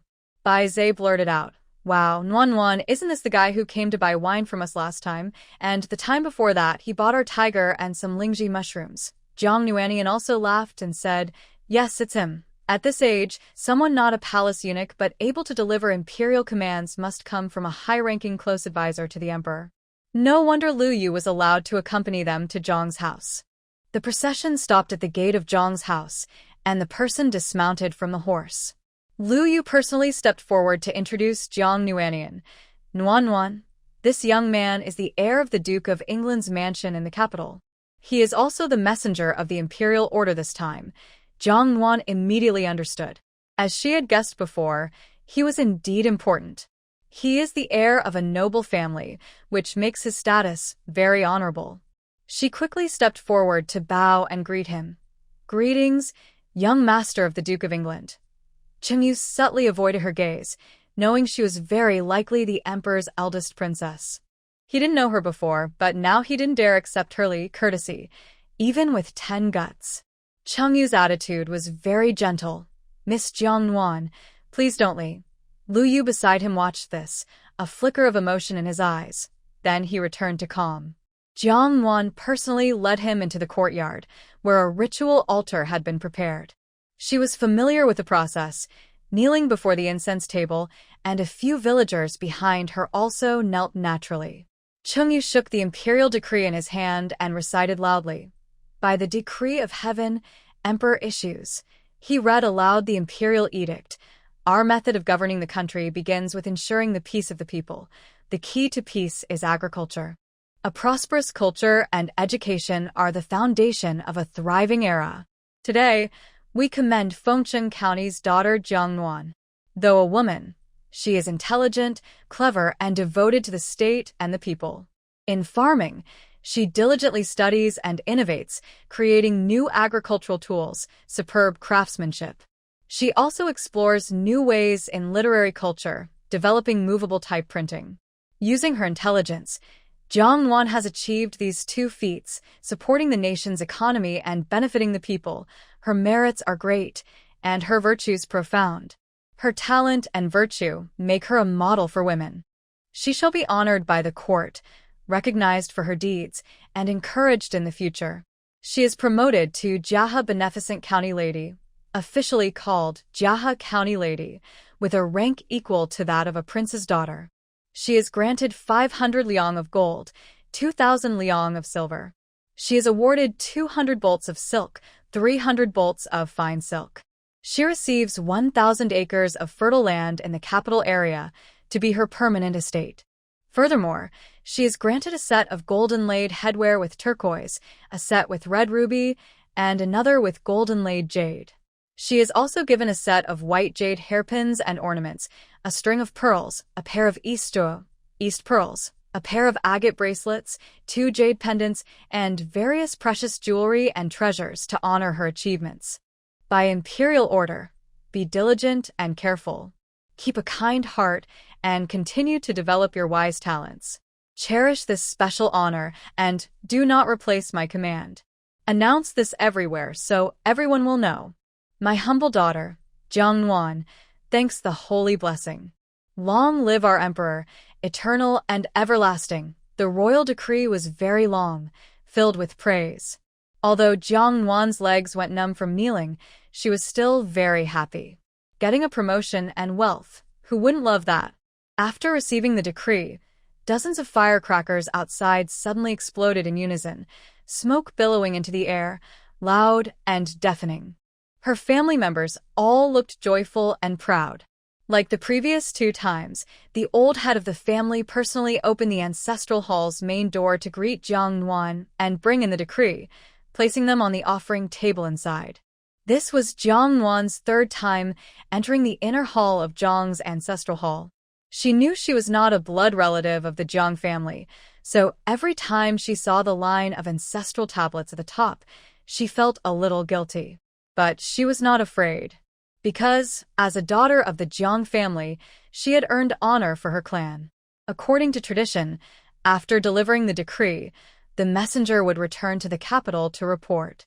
Jiang Nuan also had to go with the messenger to thank the emperor in the capital. However, spring plowing was imminent, and the rice seedlings were about to be transplanted, so she couldn't leave now. She discussed with Jiang Nuan if it was possible to delay her departure for a few days, so she could finish her family arrangements first. Jiang Nuan naturally agreed, but he urged her to plan quickly and depart early. Lu Yu had arranged accommodations for them at the county government office. But this Jiang's eldest son was quite unpredictable, saying he was too tired from traveling and didn't want to move again. He decided to stay at Jiang's house, and even joked about having a celebratory drink. Lu Yu had no choice but to stay with him at Jiang's guest house, planning to return to the county seat the next morning. Fortunately, Jiang Nuan had prepared well, and hosting everyone was smooth. During the meal, Chungyu watched Jiang Nuan carefully, noticing she had grown a little taller since last year. She was beautiful, delicate, and elegant, with features resembling the former empress more and more, especially her eyes, which looked exactly the same. Bright and clear, sparkling like stars. Now he fully agreed with Li Er's point. This girl was the lost Princess Yun Xian. I heard that this girl has no keepsakes or tokens with her, and I don't know how Li Er plans to confirm their blood relation. The next morning, Cheng Yu and Lu Yu did not see Jiang Nuan. So they asked the butler of the Jiang family, "Why isn't your county lady here?" Butler Chen replied respectfully, "Sir, your lordship, our county lady left early this morning to go to the farm. Today is the day for planting rice seedlings, and she wanted to check on the fields herself." Chengyu found it interesting, but Lu Yu suddenly remembered the over 20 gene of high-yield rice seeds he collected last year. When he returned last time, he specifically asked about it, and Jiang Nuan said they had already sown the seeds, so they were likely planting rice now. He had been to Jiang Nuan's farm before, knew the place, and didn't need anyone to lead him. He took his people, hopped into a cart, and was ready to leave. Chengyu was curious about the farmland, or more precisely, about Jiang Nuan's daily life, so he decided to follow along. When they arrived, they saw a young woman, possibly a princess or newly titled county lady. She wore simple cotton clothes, a bamboo hat on her head, and held a rice seedling. She was standing on the ridge, sitting on a stool with her pants rolled up in the muddy rice field, quietly chatting with the laborers who were planting seedlings. Her sleeves were pushed up to her elbows, and her bright white wrists were stained with mud. The stool was placed in the muddy environment of the field, as shown in the picture sourced from the internet. If there's any copyright issue, please contact for removal. She didn't seem to mind at all, smiling peacefully, looking around with a cheerful expression. Honestly, this girl was quite special, much more interesting than the well-behaved young ladies in the city. Unfortunately, Chengyu remembered his childhood friend Li Rongluo's warning, full of warning and hostility. If he dared to provoke this girl, not only the other two deities, but even Li Er himself could strip his skin. Jiang Nuan saw the two approaching and was a bit surprised. "Why did you come here?" Lu Yu smiled happily. "I heard it's time for planting rice, so I came to take a look." He pointed to the rice seedlings in Jiang Nuan's hand and asked, "Are those that batch of seedlings?" Although he asked subtly, Jiang Nuan understood immediately. "No, those seedlings are on the other side. Soon, they'll be planting in the main field. If you'd like to see, I can take you over." Jiang Nuan tore her seedlings into two pieces and threw them onto the field ridge, then turned to leave. Chengyu frowned slightly and asked, "Why did you tear up these good seedlings and discard them?" Jiang Nuan laughed when she heard this. "These are weeds, not seedlings. If I don't tear them, will I keep them for the new year?" Chengyu looked at the broken seedlings on the ground and then at the seedlings in the field. Well, "Aren't they all the same? I really can't tell the difference." "Honestly, LV, you couldn't tell the difference either." Jiang Nuan giggled. "You're the noble grandson, able to recognize 5 grains and 6 animals. That's already impressive. If you could tell weeds from seedlings at a glance, I'd be truly amazed." She picked up a broken seedling from the ground and plucked a real seedling from the rice field. She washed the dirt off the roots and held them out for him to observe. Chengyu frowned carefully, then reached out to feel them. "It seems there are some differences," he said. The weed roots seemed to be a lighter, whiter color and smoother. In comparison, the seedling roots are a darker shade. He paused, then said, "It's really remarkable that you can distinguish them just by looking." Jiang Nuan smiled. "It's just practice makes perfect. Like how wealthy families can glance at a piece of jade and tell if it's good or bad. That's the same idea. It's just different focus." Chengyu nodded, and his frown immediately relaxed. "That's true." Jiang Nuan led them to a specially enclosed rice seedling plot, pointing at the seedlings. "This is it," she said. LVU's face lit up with a joyful smile. "Wow, these look really healthy." Even Chengyu, who did no farming, could see that these seedlings were different. He asked Jiang Nuan, "Compared to other places, these seedlings seem much more vigorous, with thicker stalks. They're grown separately here. What's so special about this spot?" Since this noble young master was interested in farming, Jiang Nuan didn't plan to hide anything. Moreover, with her current status, she saw no reason to keep secrets. This plot has high-yield rice. Its production is roughly twice that of ordinary rice. Based on last year's experience, the estimated yield per mu is about 750 jin, around 375 kilograms. Because last year I didn't get many seeds, I separated some to grow rice here. When Chengyu heard this, he opened his mouth wide, unable to close it. He, even without much common sense, knew that today's rice yield per acre is about 200 to 300 jin. Some can reach over 300 jin, which is already very impressive. He had never heard of rice yields reaching 700 or 800 jin per acre. Although he didn't think Jiang Nuan would lie, he instinctively looked at Lu Yu for confirmation. Lu Yu understood his meaning and nodded seriously. It's true. I saw it with my own eyes. Chengyu was convinced and sincerely said, the county master is truly a remarkable woman. I admire her. With you here, it's truly a blessing for our great Jing. On the surface, Chengyu kept a calm and relaxed demeanor, but inside, he was feeling quite jealous. This girl not only makes money and brews wine, but she also farms so well. Li Er's life is really exceptional. Jiang Nuan spent 5 days making sure everything at home was sorted out.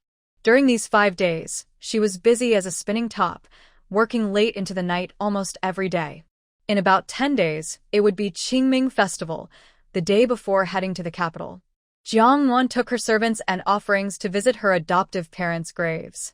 After tidying up the graves and offering tribute, she talked softly to her ancestors about the changes at home over the past year. She told them Jiang Yan passed the Imperial exam and apprenticed under the scholar Geng, now studying in the capital. She mentioned the new properties acquired and additional servants hired. Finally, she talked about her own noble title and her upcoming official visit to the capital to thank the emperor. She prayed for her family's safety and health. After bowing and lighting firecrackers, Jiang Nuan sat for a while in front of the tomb before packing up and leaving the mountain. The next day, March 11th, was a good day for offering sacrifices, moving earth, and traveling far.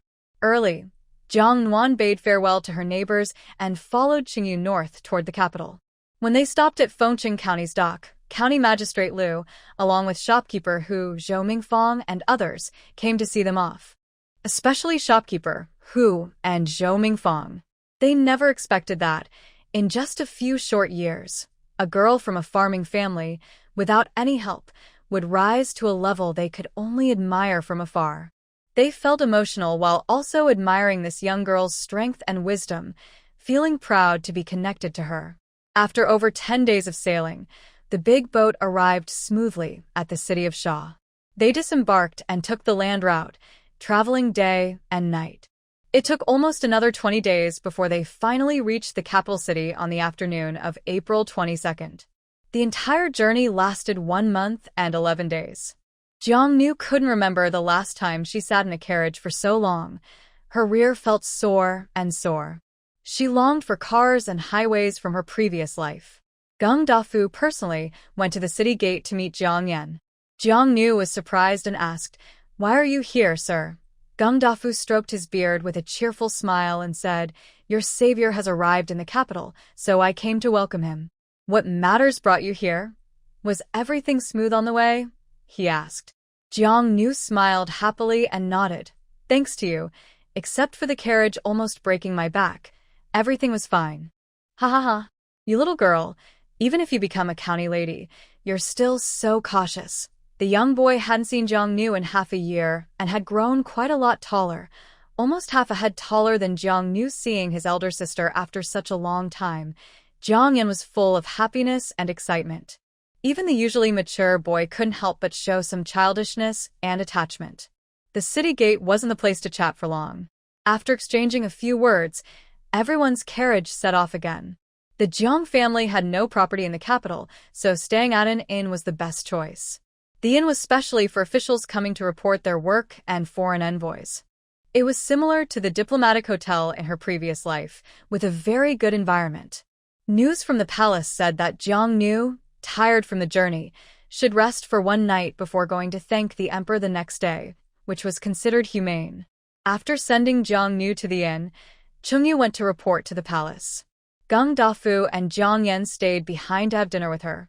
Halfway through the meal, a servant came to report that Prince Jin had arrived. The three inside the room looked at each other, confused. Geng Dafu and Jiang Yan wondered, why would the Imperial Prince come here at this time? What was his purpose?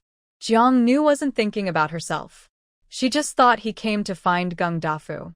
When more people entered the room, they finally realized that the Prince Jin was also someone they knew, that fake cousin who had stayed at her house for 2 months, called Li Luo, perhaps her real brother, Li Rong Luo. Prince Jin Li Rong Luo nodded to the great scholar Geng and Jiang Yan, then walked straight over to Jiang Nuan. His expression was very gentle. Nuan, you're finally here. Was your journey smooth? Jiang Nuan nodded, her face showing mixed feelings, and asked cautiously, You are the Prince Jin? Li Rong Luo's expression darkened slightly, looking a bit guilty. Nuan, I didn't mean to hide my identity from you. I know you're worried about trouble, and your life has been simple. I was afraid that if I revealed who I am, you would refuse to recognize us further. Jiang Nuan lowered her head without speaking. He was right. She didn't like complicated living situations. But then he pointed to the seat beside them and asked, Have you eaten? Would you like to join us? Li Rong Luo smiled and replied, Sure. Soon a waiter brought new bowls and chopsticks. The great scholar Geng watched all this, his mind racing. He opened and closed his mouth but couldn't hold back, so he finally asked Prince Jin, Nuan, what's going on between you two? Could it be that King Jing liked Jiang Nuan? But Nuan had never left Yongzhou. When and how did they meet? Jiang Nuan looked at Geng Dafu and then at her younger brother Jiang Yan. After a moment of silence, she finally spoke carefully. This story is complicated. I am not the biological daughter of the Jiang family, but adopted. Jiang Nuan explained her secret past to Geng Dafu and her brother Jiang Yan. She also told how she met Prince Jin Li Rong Luo and the possibility that he might be her real brother. Throughout, Jiang Nuan watched her brother's expression. Although the young boy looked sad, he didn't seem surprised. She gently held his hand and said, Yan, I didn't mean to hide this from you. I was just afraid it would make you sad. Jiang Yan held her hand back and suddenly smiled, his eyes a little red. Sister, I knew it all along. The night before our father died, I was hiding behind the door. I heard what he said to you. Actually, I have my own reasons too. With both my parents gone, I fear you may stop loving me too, so I pretend nothing has happened. Jiang Yan said, tears falling.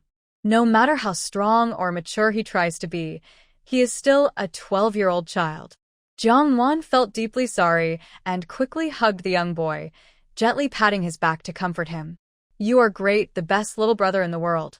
No matter who I am or whether I find my biological parents, I will always be your sister. We are siblings for a day, and we will be siblings for a lifetime. No one can separate us. Geng Dafu never expected that the sibling relationship between Jiang Nuan and Jiang Yan was not based on blood. He also never expected that Jiang Nuan and the prince were related in such a way. He thought that Jiang Nuan being honored as a county princess by the emperor was already the greatest blessing. Yet, he now realized her luck might still be ahead. Walking out of the inn, Geng Dafu still felt an unreal sense, as if it wasn't entirely real. He comforted his young disciple, saying, Jiang Yan, don't worry too much. Your sister has worked hard for most of her life, taking care of the family and raising you. She is very loyal and caring. It's not easy for a weak woman to reach where she is today. If she can find her relatives someday, with strong support behind her, that would be a real blessing. We should be happy for her. Jiang Yan smiled and nodded. Teacher, I understand. My sister has really been through a lot. If she really is the lost lawful princess of the emperor, then no one will dare to bully her in the future. That's great. Geng Dafu looked pleased. It's wonderful that you can think this way. Meanwhile, at the inn, Li Rong Luo was explaining what happened back then to Jiang Nuan. When the emperor grandfather died, a decree was issued to crown the crown prince, who is my father and his full brother. The second prince, Li Changming, was very ambitious. During the new emperor's succession ceremony, he started a palace revolt, killing the new emperor and declaring himself emperor. After taking the throne, he was afraid of rebellion from the princes below. So, using various excuses and reasons, he quickly executed 3 princes within 2 months. At that time, my father, following the former emperor's orders, led troops to defend the northwest border. After the palace revolt, our father, brother, and I narrowly escaped, but Li Changming was not willing to leave us alive. Faced with no choice, our father had to start a rebellion, but the queen mother remaining in Beijing and her half-year-old younger sister ended up in trouble. Li Changming took them hostage to threaten their father, forcing him to surrender and accept death. The mother didn't want their father to be controlled because of her, so she planned to run away. When her plan failed, Li Changming sent people to chase her. To save her younger sister, the mother used herself as bait to distract the pursuers. Her sister was carried away by the mother's trusted maid and escaped along another route. From then on, there was no news, until I saw you at that small guest house. He paused briefly, gently patting the little girl's head. Don't cry. All of that is over now. Jiang Nuan stubbornly wiped her eyes with her hand. I'm not crying. I just accidentally splashed tea into my eye. Heh, he said, teasing but kind-hearted. He continued, dropping another piece of news. A few days ago, I received good news from my subordinate. The maid who took you away years ago didn't die. She's now on her way back to Beijing. Whether you are truly my sister or not will be clear when she arrives. Jiang Nuan opened her mouth but didn't say anything. She didn't think an old servant she hadn't seen in years could solve any problem. When her foster parents found her, she had no proper clothes, only a red embroidered cloth diaper, a thin cotton outer shirt, and her bath basin. There were no birthmarks, jade pendants, or anything else to identify her, just looks. But in this world, many people look alike. Years passed, and everyone who knew the truth was gone. People could say she wasn't who she claimed to be, or that someone else was the real owner of her identity. Who knew? But then again, Li Ronglua was a very good person. If she really had such a brother, that might be nice. He also reminded Jiang Nuan about what to watch out for when entering the palace the next day. Early tomorrow, I will send a few proper palace etiquette maids and maids to take care of you. They'll teach you some basic court manners. Since you haven't lived in the palace before, don't worry too much. Just behave appropriately. As for your little maid Duku, she is a bit inexperienced. You should have the maids train her so she can be more helpful. Okay, thank you, cousin. Jiang Nuan was definitely influenced by Li Ronglua. After Li Ronglua left, she lay on the bed holding Bai Zhe, tossing and turning, but unable to sleep. Bai Zhe, what do you think are the chances that I am her sister? Bai Zhe got annoyed by her and impatiently patted her arm with his tail. I don't know. There's a saying among humans. When the sky begins to rain, a woman is about to get married. If it's not your good fortune, it cannot be forced. What is meant to be yours will find its way. Why let uncertain things cause endless mental stress? Where is your confidence? Your ease? My warm girl is the queen, and a queen should have the aura of a queen. It's best to understand your true background. If not, we have nothing to lose. There's no need to worry about things that haven't happened. Jiang Nuan turned over, thought for a moment, then kissed Bai Zhe deeply. I think you're right. I was overthinking it. Meanwhile, on Li Ronglua's side, after leaving the inn, he initially planned to visit his older brother Li Rongheng in the palace to discuss this matter. But it was already late, and the palace gates had been locked, so he could only wait until morning to find a chance. At dawn the next day, Li Ronglua's people arrived. An older housekeeper named Zhu, along with 4 beautiful maids, carried dressing boxes. We are servants sent by His Royal Highness the Prince of Jin to serve Lady Jiehui. Greetings, Lady Jiehui. Please accept our respects. Get up. No trouble at all. They were all servants from the Prince of Jin's residence.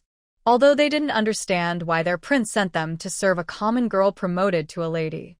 But as servants, they only needed to follow orders. To thank the emperor in the palace, she had to wear elaborate official dress according to her rank. Jiang Nuan's formal attire was layered and extremely complicated. She really didn't know how to put it on. As for the young maid Duku, forget it. As Li Ronglua said, since entering this luxurious inn, the young girl didn't know where to look. She couldn't recognize herself in the mirror at all. Fortunately, the young girl was clever and eager to learn. She watched carefully as others worked, trying to understand how. Jiang Nuan encouraged her to learn with heart, hoping she would become a skillful and thoughtful young woman in the future. The few people Li Ronglua sent were very skilled, fast, and efficient. Even so, it took them more than half an hour to dress her up. Jiang Nuan looked at herself in the dim bronze mirror and smiled, finding that she looked quite nice. Especially the crown on her head, inlaid with gems and jade, was very beautiful. It was heavy, but otherwise nothing was wrong. After fixing her makeup, Grandma Zhu taught her some basic court manners. Then it was time for breakfast. Jiang Nuan wore the heavy crown, which weighed about 2 or 3 pounds, and ate a breakfast she couldn't enjoy. She wasn't sure if wearing it for a few more days would cause her neck pain. At the first hour of the morning, the carriage sent by Li Ronglua arrived on time at the inn gate. Grandma Zhu and 4 of the princess's maids helped Jiang Nuan onto the luxurious carriage to enter the palace. Donko and Bai Zhe stayed at the inn. Donko was not fully prepared, so they were afraid she might faint if she went into the palace now. Bai Zhe was a beast, considered a dangerous creature, and unless specifically allowed, it couldn't enter the palace. The carriage was about 15 minutes from the palace gate. Last night, Jiang Nuan baked bread all night and was called early this morning. She felt sleepy as soon as she boarded the carriage. She lazily leaned her head on the soft cushion and soon fell asleep.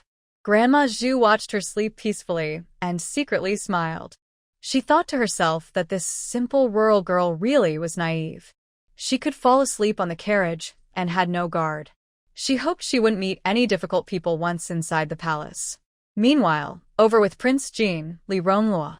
Today was a normal day and the court had just ended. As soon as court was over, he hurriedly led the crown prince to a quiet side hall. He ordered someone to surround the place. "Brother, I need to talk to you." Crown Prince Li Rongheng and Prince Jean Li Ronglua were siblings from the same mother. They had suffered hardships together and shared a close bond. Seeing his brother's serious face, he also became a little worried. "What's so urgent?" Prince Jean didn't delay. "It's about the news of my little sister." Little sister? Yuxian? After their father became emperor and claimed the throne, he took some women into the palace. Later, he had a prince and 2 princesses. Since they weren't born of the same mother and were much older, he and his brother didn't have a close relationship with their younger siblings. They just maintained a formal relationship. The only sister they called little sister was the one lost over 10 years ago, Li Yuxian. Upon hearing news about her younger sister, Li Rongheng also felt excited. He quickly grabbed his brother's shoulder. "You have news about her? Where is she?" At the moment, she should be outside the palace gates. "I mean the suspected younger sister." "Second brother, be clear, you're confusing me." "Big brother, here's what happened." Li Ronglua spoke briefly and clearly explained everything about Jiang Nuan. "My younger brother sent someone to pick her up early this morning. They should be at the palace gate now." Li Rongheng glared sharply at his brother. "Why didn't you tell me earlier about this? Are you trying to keep her for yourself and be a good brother?" Li Ronglua looked embarrassed and said, "Things aren't certain yet. I was afraid it might turn out to be a mistake again." Li Rongheng scolded her. "You're so clever, huh? You'll get yourself into trouble sooner or later." He paused and then asked, "When will Aunt Jinglan arrive in the city?" "Probably in 3 or 4 days." Li Ronglua's voice lowered when talking about their mother's trusted maid. Word has it that Aunt Jinglan survived the life-threatening chase back then. But she was severely injured on the head, so her mind isn't very clear, sometimes better, sometimes worse. When my people found her, she was among the beggars and very sick. I arranged the best doctors to treat her carefully for half a year, and she has now regained some clarity. But her memories are few, and even if she reaches the city, it might not help much. Whether it helps or not, we'll see once she arrives, he said and then turned sharply to head outside the door. Li Ronglua hurriedly shouted after him, "Big brother, where are you going?" "To Wenhua Hall." "Wait for me, I'm coming too." Manhwa Hall is the secondary hall where the emperor usually meets his subjects. When Jiang Nuan was woken by a maid, she had already arrived at the palace gates. She waited outside the carriage for a while until a hurried middle-aged eunuch approached and led her into the palace, heading towards Manhwa Hall. Jiang Nuan had visited the Forbidden City before, but this was her first time greeting the ancient emperor as an official. Honestly, it felt quite new and interesting. After passing through the palace gates, Jiang Nuan only glanced around casually, then looked away. Watching with careful eyes, she followed the eunuch inside. But the palace was very large. The group walked for more than a quarter of an hour before reaching their destination. The middle-aged eunuch told Jiang Nuan to wait outside the hall. He stepped forward and loudly announced, "Lady Jiahui of Fengcheng County from Yongzhou wishes to thank the emperor and requests to pay her respects soon." A voice replied from the hall, "Let Lady Jiahui see the emperor." The eunuch made a gesture for Jiang Nuan to proceed. "The emperor has summoned you. Please go inside, lady." Jiang Nuan took a deep breath, held her head high, and slowly climbed the stairs, crossing the tall threshold.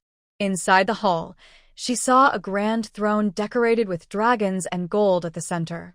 Sitting there was a man wearing a golden robe embroidered with 5-clawed dragons. He also wore a golden crown with 2 dragons playing with pearls on the wings, handsome and solemn in appearance. She guessed he was the current emperor, Mingguang Emperor. Perhaps he was her biological father. Besides the eunuchs and palace maids, several officials in official court robes stood in the hall. Among them, she recognized 2 familiar figures. One was her suspected older brother, Prince Jinli, Li Ronglua. The other was Chengyu, the heir of the Duke of Ingwa. Chengyu was not only a chatterbox but also Li Ronglua's close friend and a skilled spy. Everyone knew about the complicated relationship between her, Li Ronglua, and the royal family. It was no secret at all. Jiang Nuan was convinced, she bet with her toes, that Chengyu was here just to observe the scene and enjoy the gossip. And she was right. Chengyu had just returned to the capital after completing his mission and was supposed to be resting today. But he found a reason and excuse to sneak into the palace just to see the latest gossip firsthand. Besides these 2, at the head of Li Ronglua's side stood a handsome young man dressed in bright yellow. His robe was decorated with a 4-clawed dragon, unlike the 5-clawed Imperial insignia. She guessed he was the crown prince, her suspected true elder brother. Jiang Nuan approached the hall, following the teachings of Ani Zhu, and bowed with 3 deep kowtows and 3 prostrations. "I, Lady Jiahui, humbly greet your majesty. Long live the emperor. Stand up. Thank you for your majesty's great kindness." When Jiang Nuan rose from the ground, she was very careful, almost to the point of reaching up to hold her head. Luckily, her imperial crown was tied tightly with a strong string, preventing it from falling off. Otherwise, with this style of bowing, it could fall at any moment. Prince Li Rongheng saw Jiang Nuan and was so excited he could hardly contain himself. The fist under her sleeve loosened and clenched again. It looked so much like her, especially those eyes, exactly the same as the memories of her mother. He was sure that this was his lost younger sister from over 10 years ago. The moment he saw her, Li Rongheng felt a strong urge to be close to her, to touch her head. Not only Li Rongheng, but also the Emperor Mingguang, was momentarily taken aback after seeing Jiang Nuan's face. He almost blurted out a name. His fingers, hidden behind the imperial desk, suddenly clenched tightly, but he ultimately held back. However, his attitude changed from casual to very kind and friendly, as if nothing happened. Even his voice softened, as if worried about scaring her. "Are you Jiang Nuan?" "Yes, your majesty. Quite a clever girl. How old are you this year?" 15, and I have reached my coming of age." It seemed as though the emperor was casually asking her a lot of questions, like about her family members, the size of her land, and what crops they farmed. He even asked what kinds of animals they kept, whether they were male or female, and if they had babies. Everyone in the hall, except for the crown prince, Prince Jin, and Chengyu, who was just watching with a nosy smile, looked shocked and surprised. How could the emperor be so idle to ask about such trivial matters of a rural girl like her? Could it be that he was so busy lately that he made himself tired enough to get sick? This was serious. They needed to get a doctor to see him soon. What surprised them even more was that the emperor had actually left some food for his guests to eat. After all, the last time the emperor did this was a year ago. It was when the Prince of Zhenghua, also the Western Expedition General, led captured Western Xianbei back to the capital. Such a family dinner was rare, and even Chengyu, with his thick skin, wouldn't dare to stay now. One by one, the officials from the Ministry of Rites politely excused themselves. Jiang Nuan was led away by a eunuch to the East Warm Pavilion, where the emperor ate and received consorts and children. After the eunuch took her away, only the emperor and his son remained in the Manhwa hall. Emperor Mingguang stepped down from his throne and approached brothers Li Rongheng and Li Ronglua. With a serious face, he asked, "You two, tell me what this is all about. Why does this young girl seem so familiar to me?" Li Ronglua cautiously probed. "Father, don't you think Jiang Nuan looks a lot like our late mother?" The emperor's eyes widened. "If she didn't resemble your mother so closely, I wouldn't bother asking so many questions or inviting her to stay." "Do I have so much free time?" Li Rongheng stepped forward and bowed. "Father, have you considered that she might be our lost younger sister, Yunxian?" The Ming emperor snorted heavily. "Stop with the riddles and just tell me the truth." Li Ronglua looked at his father, then at his older brother, and said, "I'll go first." He recounted how they had met Jiang Nuan after being blocked by snow and how they stayed in an unnamed inn. He detailed the events since they encountered Jiang Nuan. The Ming emperor listened in silence for a long time, a hint of tears flickering in his eyes. "No wonder I felt an immediate sense of closeness when I saw her." He reached out and patted his youngest son's shoulder. "Luo'er, your sister's situation. You've worked hard. Send people to take good care of her. Once Jinglan arrives, arrange for them to meet. We need to confirm her identity soon so I can rest assured." "Yes, father." Jiang Nuan sat through the meal, feeling the gentle gazes of 3 large men who she suspected to be her father and brothers. She forced herself to finish her lunch, even though she didn't pay much attention to the taste. She was quite full in the end. Especially since the emperor kept insisting she was too skinny and urged her to eat more. Jiang Nuan couldn't help but eat until she felt full. After the meal, she rested for a while before being provided with a bunch of gifts. Then she was carried to the palace gate on a shoulder palanquin and put into a carriage back to the inn. Later, Bai Zhe asked her, Nuan, is the palace fun? How's the emperor? Is he good to you?" She thought for a moment and replied, "It's pretty good. The house feels a bit too oppressive, though. The emperor is pretty nice and very enthusiastic. I have to say, he's a bit overwhelming at times." Bai Zhe laughed heartily. "That's good. I have a feeling they're your relatives.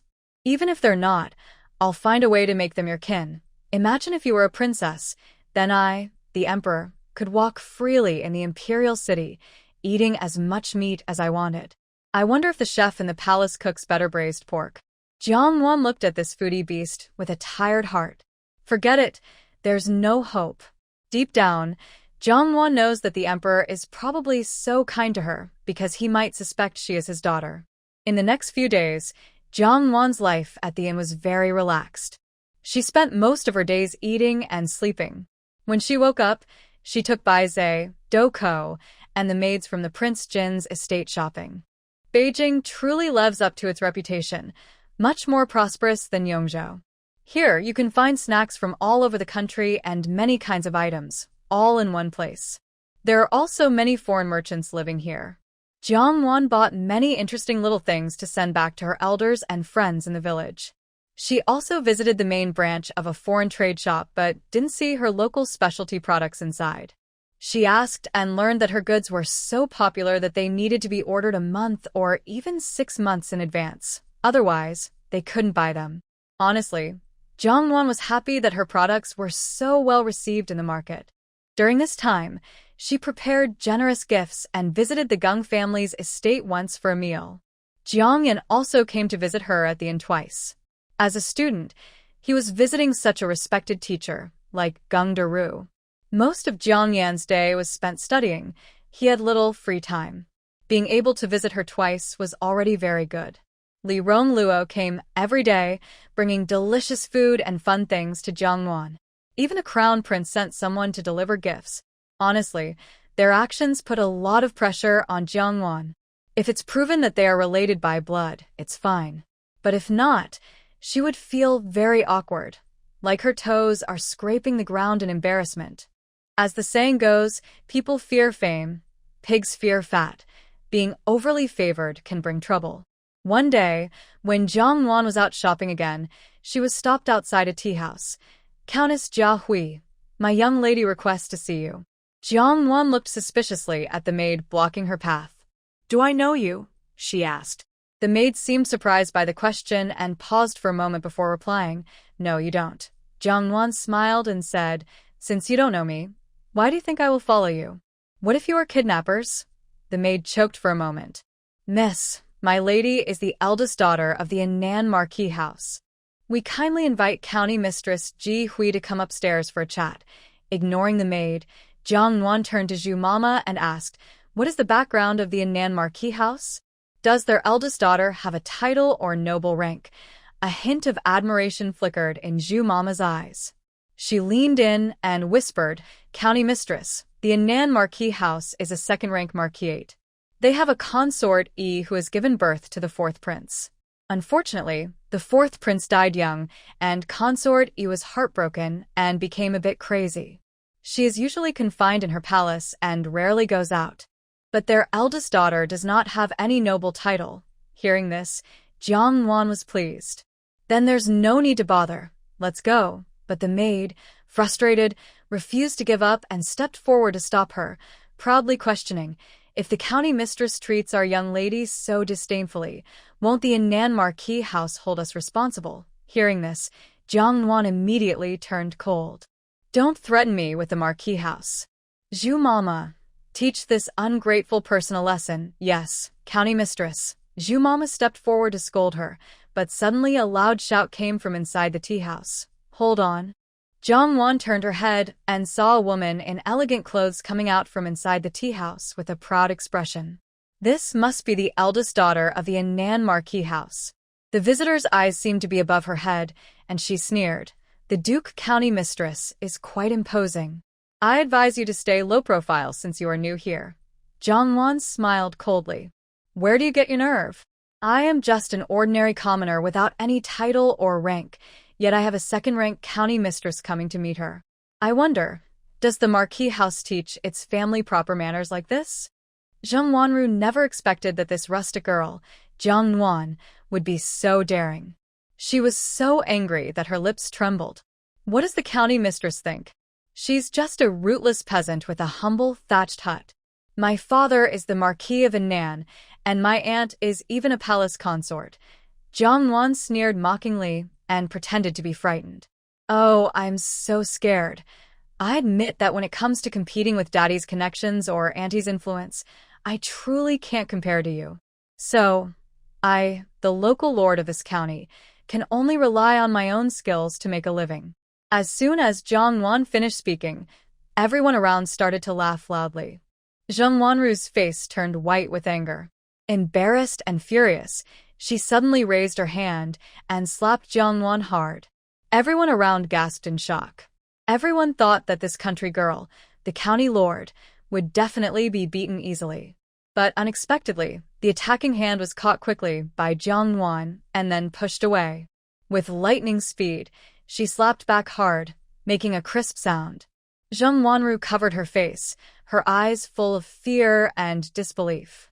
"You, how dare you hit me?" Jiang Nuan replied angrily. "Why wouldn't I dare? You started it, and you expect me to be polite to you? Today, I make this clear, everything that happened is your fault. Even if we report it to the emperor, I am not afraid." Zheng Wanru was stunned by Jiang Nuan's strong attitude. Her face changed colors, pale, red, shifting like a chameleon. Suddenly, she started to cry, stomped her foot in anger, and said venomously, "I will remember what happened today.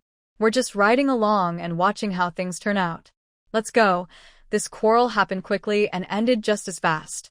The onlookers, seeing there was no more fun to watch, quickly dispersed. No one noticed that a small white animal quietly vanished into hiding and then softly jumped onto the carriage of the Marquis of Annan. Daodu worriedly asked Jiang Nuan, "Miss, That eldest daughter of the Marquis of Annan's family, she is so rude and unreasonable. What if she really goes for revenge later? Jiang Nuan gently patted the little servant's head and smiled slightly. That's nothing. We just arrived in the capital with no strong backing.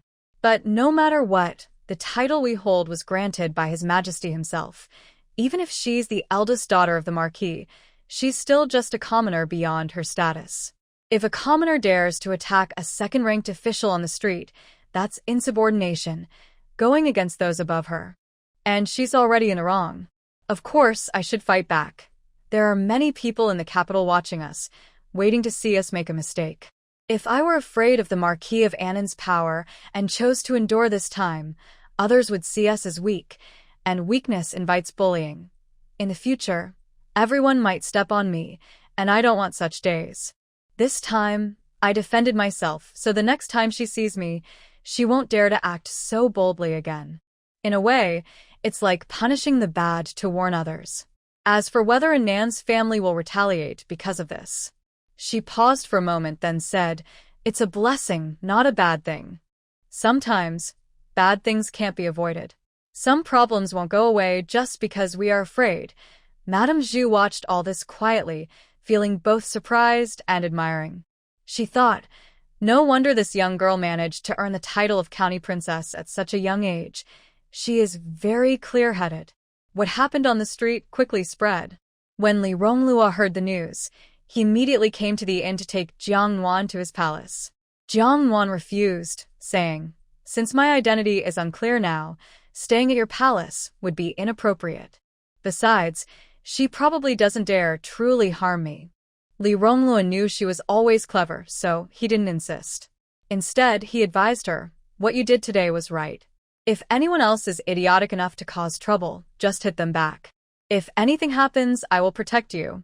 Even if the outcome of the family reunion isn't perfect, you are still my sister, Li Ronglua's." Jiang Nuan looked at him for a while, then suddenly smiled. "Thank you." It must be said, Li Ronglua was genuinely very kind to her. As he left a message. "Aunt Jinglan will arrive tomorrow." Meanwhile, at the Annan Marquis residence, Zheng Wanru failed to fight back and was instead scolded by Jiang Nuan, losing face in front of others. She stormed back angrily to the Marquis's house. Once inside, she smashed everything she could, leaving her room in disarray, then collapsed onto her bed, sobbing loudly. The Marquis's wife rushed over and saw her daughter like this. She was both angry and worried. "Little ancestor, what are you doing?" Zheng Wanru saw her mother arrive and cried even louder. While crying, she pointed at the slap marks on her face and said to the Marquis's wife, "Mom, look, I've been hit. Go avenge me. Kill that little brat, that flirt." Although the Marquis's wife had already been informed by the maid, seeing the slap marks on her daughter's face still made her furious and heartbroken. She held her daughter close, feeling deeply distressed. Although she loves her daughter very much, she still has some sense. She gently touches her daughter's swollen face and advises her kindly, "I know you like Prince Jean and want to become his wife. But the emperor has allowed Prince Jean to choose his own wife. He doesn't like you. We, including your father and the concubine Guifei in the palace, are trying to help you, but we can't do much. Who he chooses is his own decision, and no one can interfere. It's really unwise of you to go and cause trouble with Lady Jiahui just to get his attention. In my opinion, even though Lady Jiahui has some skills, she is just a peasant girl with no strong connections in the city. Even if the prince wants to marry someone, it won't be her. The most he might do is take her as a secondary wife, which isn't much. Most men in this world have several wives or concubines. Even your father has 4. Do you seriously think that every time the prince is nearby a woman, you should go and make trouble? Can you handle that? And tell me, what is your reason or identity for doing this?" Zheng Wanru heard this and cried even louder, throwing a tantrum. "Are my punches all for nothing?" The wife of the Annan Marquis sneered darkly. "Humph, of course we won't just let this go. If she dares to hit you, she's insulting our Marquis's family. We must get back at her. If we don't, everyone in the capital will look down on us. Let me think carefully about how to settle this. I will make her reputation fall apart. Wow, Mother, you're so kind. Mother and daughter plotted together, but the little beast hiding under the bed was furious. Bad woman. You want to hurt my warm? Watch this. I'll show you. Before they could act, that very night, mice from dozens of miles around crawled out of their holes and hidden corners, all rushing towards the Marquis' estate. They scurried through dog holes, climbed over tall walls, and stormed into the estate, biting everything in sight like crazy. The squeaking and chewing sounds were horrifying and made people's skin crawl. Soon, the quiet Marquis' estate was filled with screams of fear, spreading throughout the entire place. In the middle of the night, the Marquis' wife suddenly felt something furry brushing her face. It seemed like a creature. There was also a constant squeaking noise. She instinctively reached out and touched the surface, and the sensation surprised her so much she almost jumped out of bed. At the same time, the maid keeping watch outside was also awakened by the noise. She opened her eyes, looked by the dim candlelight, and was instantly frightened almost to death, screaming loudly that filled the entire room. At this moment, Lady and Nan Ho, who had sat up, also saw what was happening in the room. On the floor, on the table, and on the bed, everything was dark and covered with large rats with sharp noses and long tails. They were desperately gnawing at everything inside the room. In an instant, Lady and Nan Ho screamed in terror so loudly that it almost shook the roof and soared into the sky. Meanwhile, Jiang Nuan from the embroidery room in the Ho residence was also awakened by the chaos outside and the maid's screams. She angrily sat up and scolded, "In the middle of the night, who's making noise? Keep it up, and I'll punish you." As soon as she finished speaking, she felt a sharp pain in her finger. Looking down, she saw a gray-furred rat baring its teeth at her. Not only that, more mice were crawling along the foot of her bed, coming in continuously. Jiang Nuan's pupils shrank suddenly, her eyes wide open. After giving a scream that shook the heavens, she rolled her eyes and fainted instantly. Bai Zhe jumped onto the nearby table and saw Jiang Nuan unconscious on the bed, and the maid fainted outside. He disdainfully curled his lip. "Bah, just a few rats, and you dare to threaten my worm? Enjoy the big gift I'm giving you sincerely. Don't thank me." The frightening screams and shocking cries from the Nan Ho residence woke up neighbors throughout the street. At first, everyone thought they had committed some terrible crime and were being raided overnight. Everyone was tense, hiding inside their houses, afraid to come out. Later, when they heard someone shouting about rats, catch the rats, they realized that Zheng's family was indeed dealing with rats. But just a few rats. Most granaries had a few of their own. There was no need to make such a fuss, disturbing the entire street. However, some couldn't resist and went outside with lanterns, only to be so frightened they hurried back.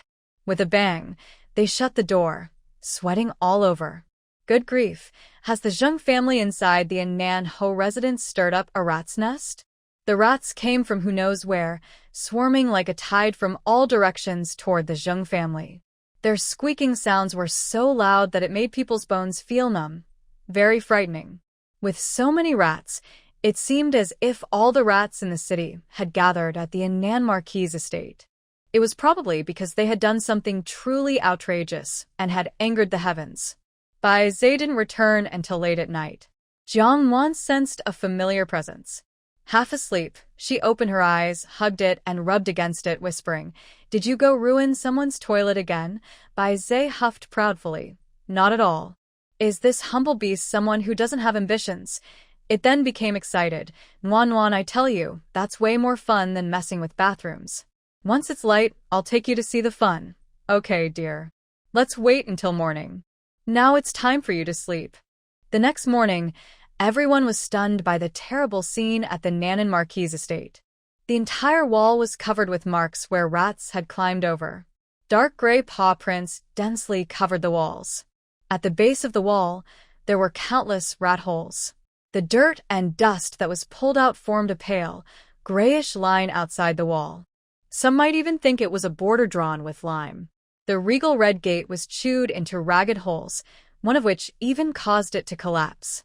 Even the plaque on the gate was gnawed beyond recognition, with redwood shavings scattered everywhere. Inside the estate, the damage was even worse.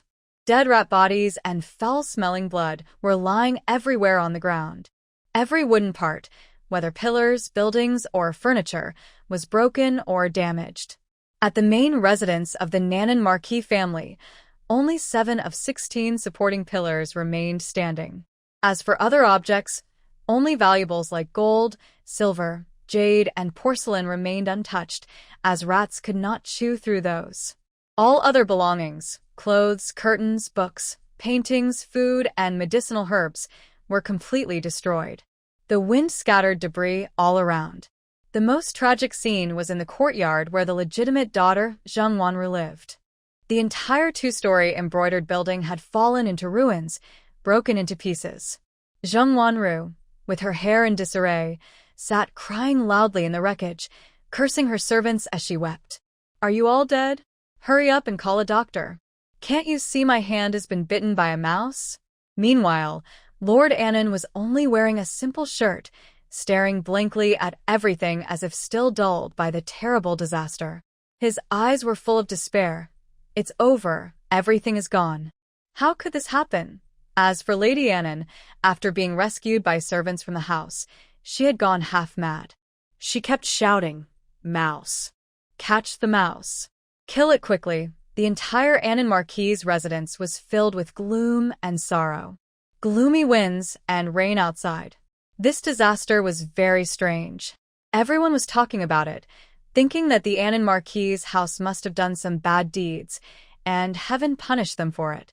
Yes, it was a punishment from heaven. Jiang Nuan also went to see with Bai Zhe.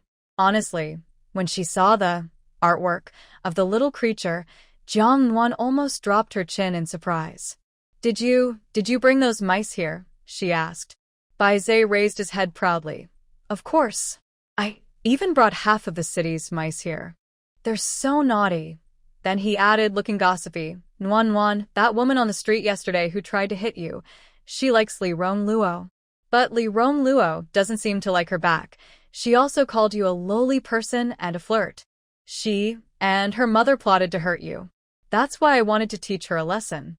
They're just too wicked. She has embarrassed the Annan Marquis' house. If they wanted to secretly take revenge on her, Jiang Nuan wasn't surprised. What surprised her was that Bai Zhe's words contained more information. Likes? Flirt? Haha.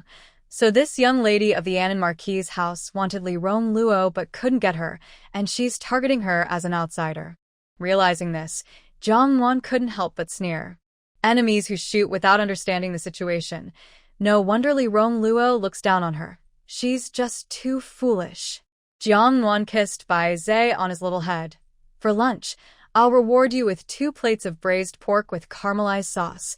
Not long after Jiang Nuan returned to the inn, 3 great figures arrived. The Emperor, Crown Prince Li Rongheng, and Prince Jean Li Rongluo. In addition, there were 2 officials from the Ministry of Rights whom she saw a few days ago in Wenhui Palace.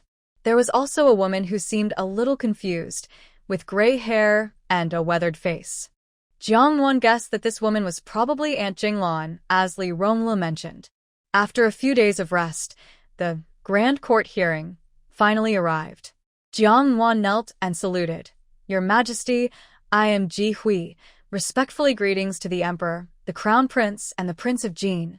Emperor Mingguang, suppressing his excitement, personally helped her up. "Good girl. Get up quickly." After Jiang Nuan stood up, Li Rongluo pointed at the old woman and gently introduced her. "Nuan, this is Aunt Jinglan. Years ago, to escape from rebel soldiers, she was injured on her head, which made her a bit confused. Sometimes she's better, sometimes worse. When you speak to her, try to keep your voice calm and see if she remembers anything." Jiang Nuan nodded. Yes, just as Jiang Nuan stepped in front of Aunt Jinglan, she first looked puzzled. Then, her dull eyes suddenly filled with tears. Her shriveled fingers grabbed Jiang Nuan's clothes tightly, and she knelt down with a thud, excitedly crying out, "Princess, is it you?" Jiang Nuan was stunned for a moment, then understood. Aunt Jinglan was mistaking her for the former empress, who was probably still the princess consort at that time. She crouched down and tried to help her up. But Aunt Jinglan kept kowtowing wildly, crying as she spoke. "Princess, I am so sorry. I am so sorry. I failed to protect the young princess. I lost her. I lost her." Jiang Nuan gently patted her shoulder, softly helping her up and comforted her. "Do you remember where you lost her?" "Where did I lose her?" "Lost her. Where did I lose her?" Aunt Jinglan's mind was dizzy, her words muddled. Jiang Nuan took a handkerchief and wiped her tears, prompting her. "Was it in Shacheng?" Aunt Jinglan tilted her head and thought for a moment. "No, not there.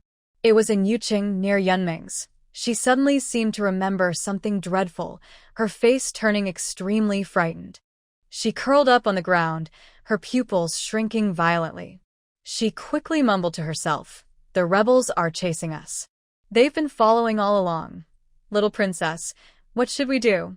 "Quickly hide her." "We can't hide her forever. They'll hurt her." "That's right. Set her free. Let her drift away in the water, and they won't find her." "Then they won't find her anymore." Jinglan felt very upset and gently moved forward to hug her again. Patting her shoulder softly, she comforted her. "It's okay now. It's all over. Those things are in the past. They're gone." After a while, Jinglan finally calmed down. Jiang Nuan, feeling sad, asked her again, "We will help you find the little princess.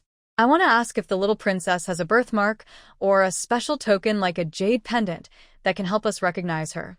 Jinglan shook her head like a rattling drum. "No birthmark. The little princess has no birthmark. She's the most beautiful little princess. And no tokens, no tokens." When she said this, she burst into loud tears. "I took off all her clothes and jewelry and hid them. Buried them under the tree, so they can't recognize her. The little princess is safe now." Jiang Nuan could only soothe her again. Emperor Mingguang was feeling anxious and asked loudly, "What did you use to put the child into the water? You didn't even leave her a single shirt. How could you do that?" Jiang Nuan, the auntie, was startled by Emperor Mingguang's voice and looked up at him in fear. After a moment, she seemed to recognize him and became very excited. "You're the prince, aren't you?" Emperor Mingguang nodded seriously. "Yes, Jinglan. I am the prince." Hearing this confirmation, Jinglan immediately rushed forward, grabbing his sleeve and begging urgently, "Your Highness, please hurry to save the Empress." She led the rebels away. And the little princess. I didn't refuse to dress her. She was wearing a cotton tunic embroidered with fish and lotus, made by the princess herself. I also wrapped her in my coat before putting her into the water. It was a red bath basin. It's the one the little princess usually uses. I cut 3 slashes into it with a knife. "We will definitely find her. We must find her." Jiang Nuan looked at this Jinglan with pursed lips, a thin veil of tears forming in her eyes. She stepped forward again and hugged her, saying softly, "Jinglan, don't worry. Your little princess has already been found." "Really?" After saying this, he went back into the house and soon came out carrying a large red wooden basin. The edge of the basin had 3 noticeable knife marks. Inside the basin was a large red baby vest embroidered with fish and lotus patterns and a light blue cotton blouse for a woman. Jiang Nuan quietly placed these items in front of Jinglan. Jinglan saw them and suddenly became very emotional, almost frenzied. "This is the basin and the vest. These are the servant girl's clothes, my clothes. The items are here. Little princess, where did the little princess go?" Jiang Nuan embraced her and tears fell freely. "I am your little princess. I have grown up. Jinglan auntie, take a good look at me." Jinglan, hearing this, suddenly calmed down, looked up at Jiang Nuan with steady eyes. In her cloudy eyes, a trace of clarity and brightness appeared. With trembling hands, she gently held Jiang Nuan's face and whispered, "Are you the little princess?" Jiang Nuan desperately nodded, tears streaming down her face. "Yes, I am the little princess you put in the basin yourself. I have grown up." Jinglan then smiled, her hands as rough as tree bark softly touching her face. "Don't cry, little princess. Crying doesn't look good. You look very much like your mother, especially your eyes." Your mother, the princess, was also a very good person. As Jinglan spoke, she suddenly leaned on Jiang Nuan's shoulder and fell silent. Jiang Nuan shouted in fear. "Doctor, call the doctor quickly." The Imperial doctor was waiting nearby and stepped forward to check Jinglan's pulse. Great joy and great sorrow. The emotional stress caused her to faint, but it's nothing serious. She'll be fine after a good rest. Thank you, doctor. Please take good care of her. After Jinglan was carried away, the three men in the room looked at Jiang Nuan with their eyes reddening. Emperor Mingguang, visibly excited, moved closer and spoke with a choked voice. "Nuan, can you call me Father Emperor?" Jiang Nuan looked at this emperor who controlled the entire dying kingdom, a man of steel. He was now carefully asking her just to hear her say, "Father," mixing sadness and happiness. She then forced out a smile through her tears. "Father Emperor. Oh, my Nuan, my daughter." Emperor Mingguang tightly held his daughter's hand, tears flowing freely.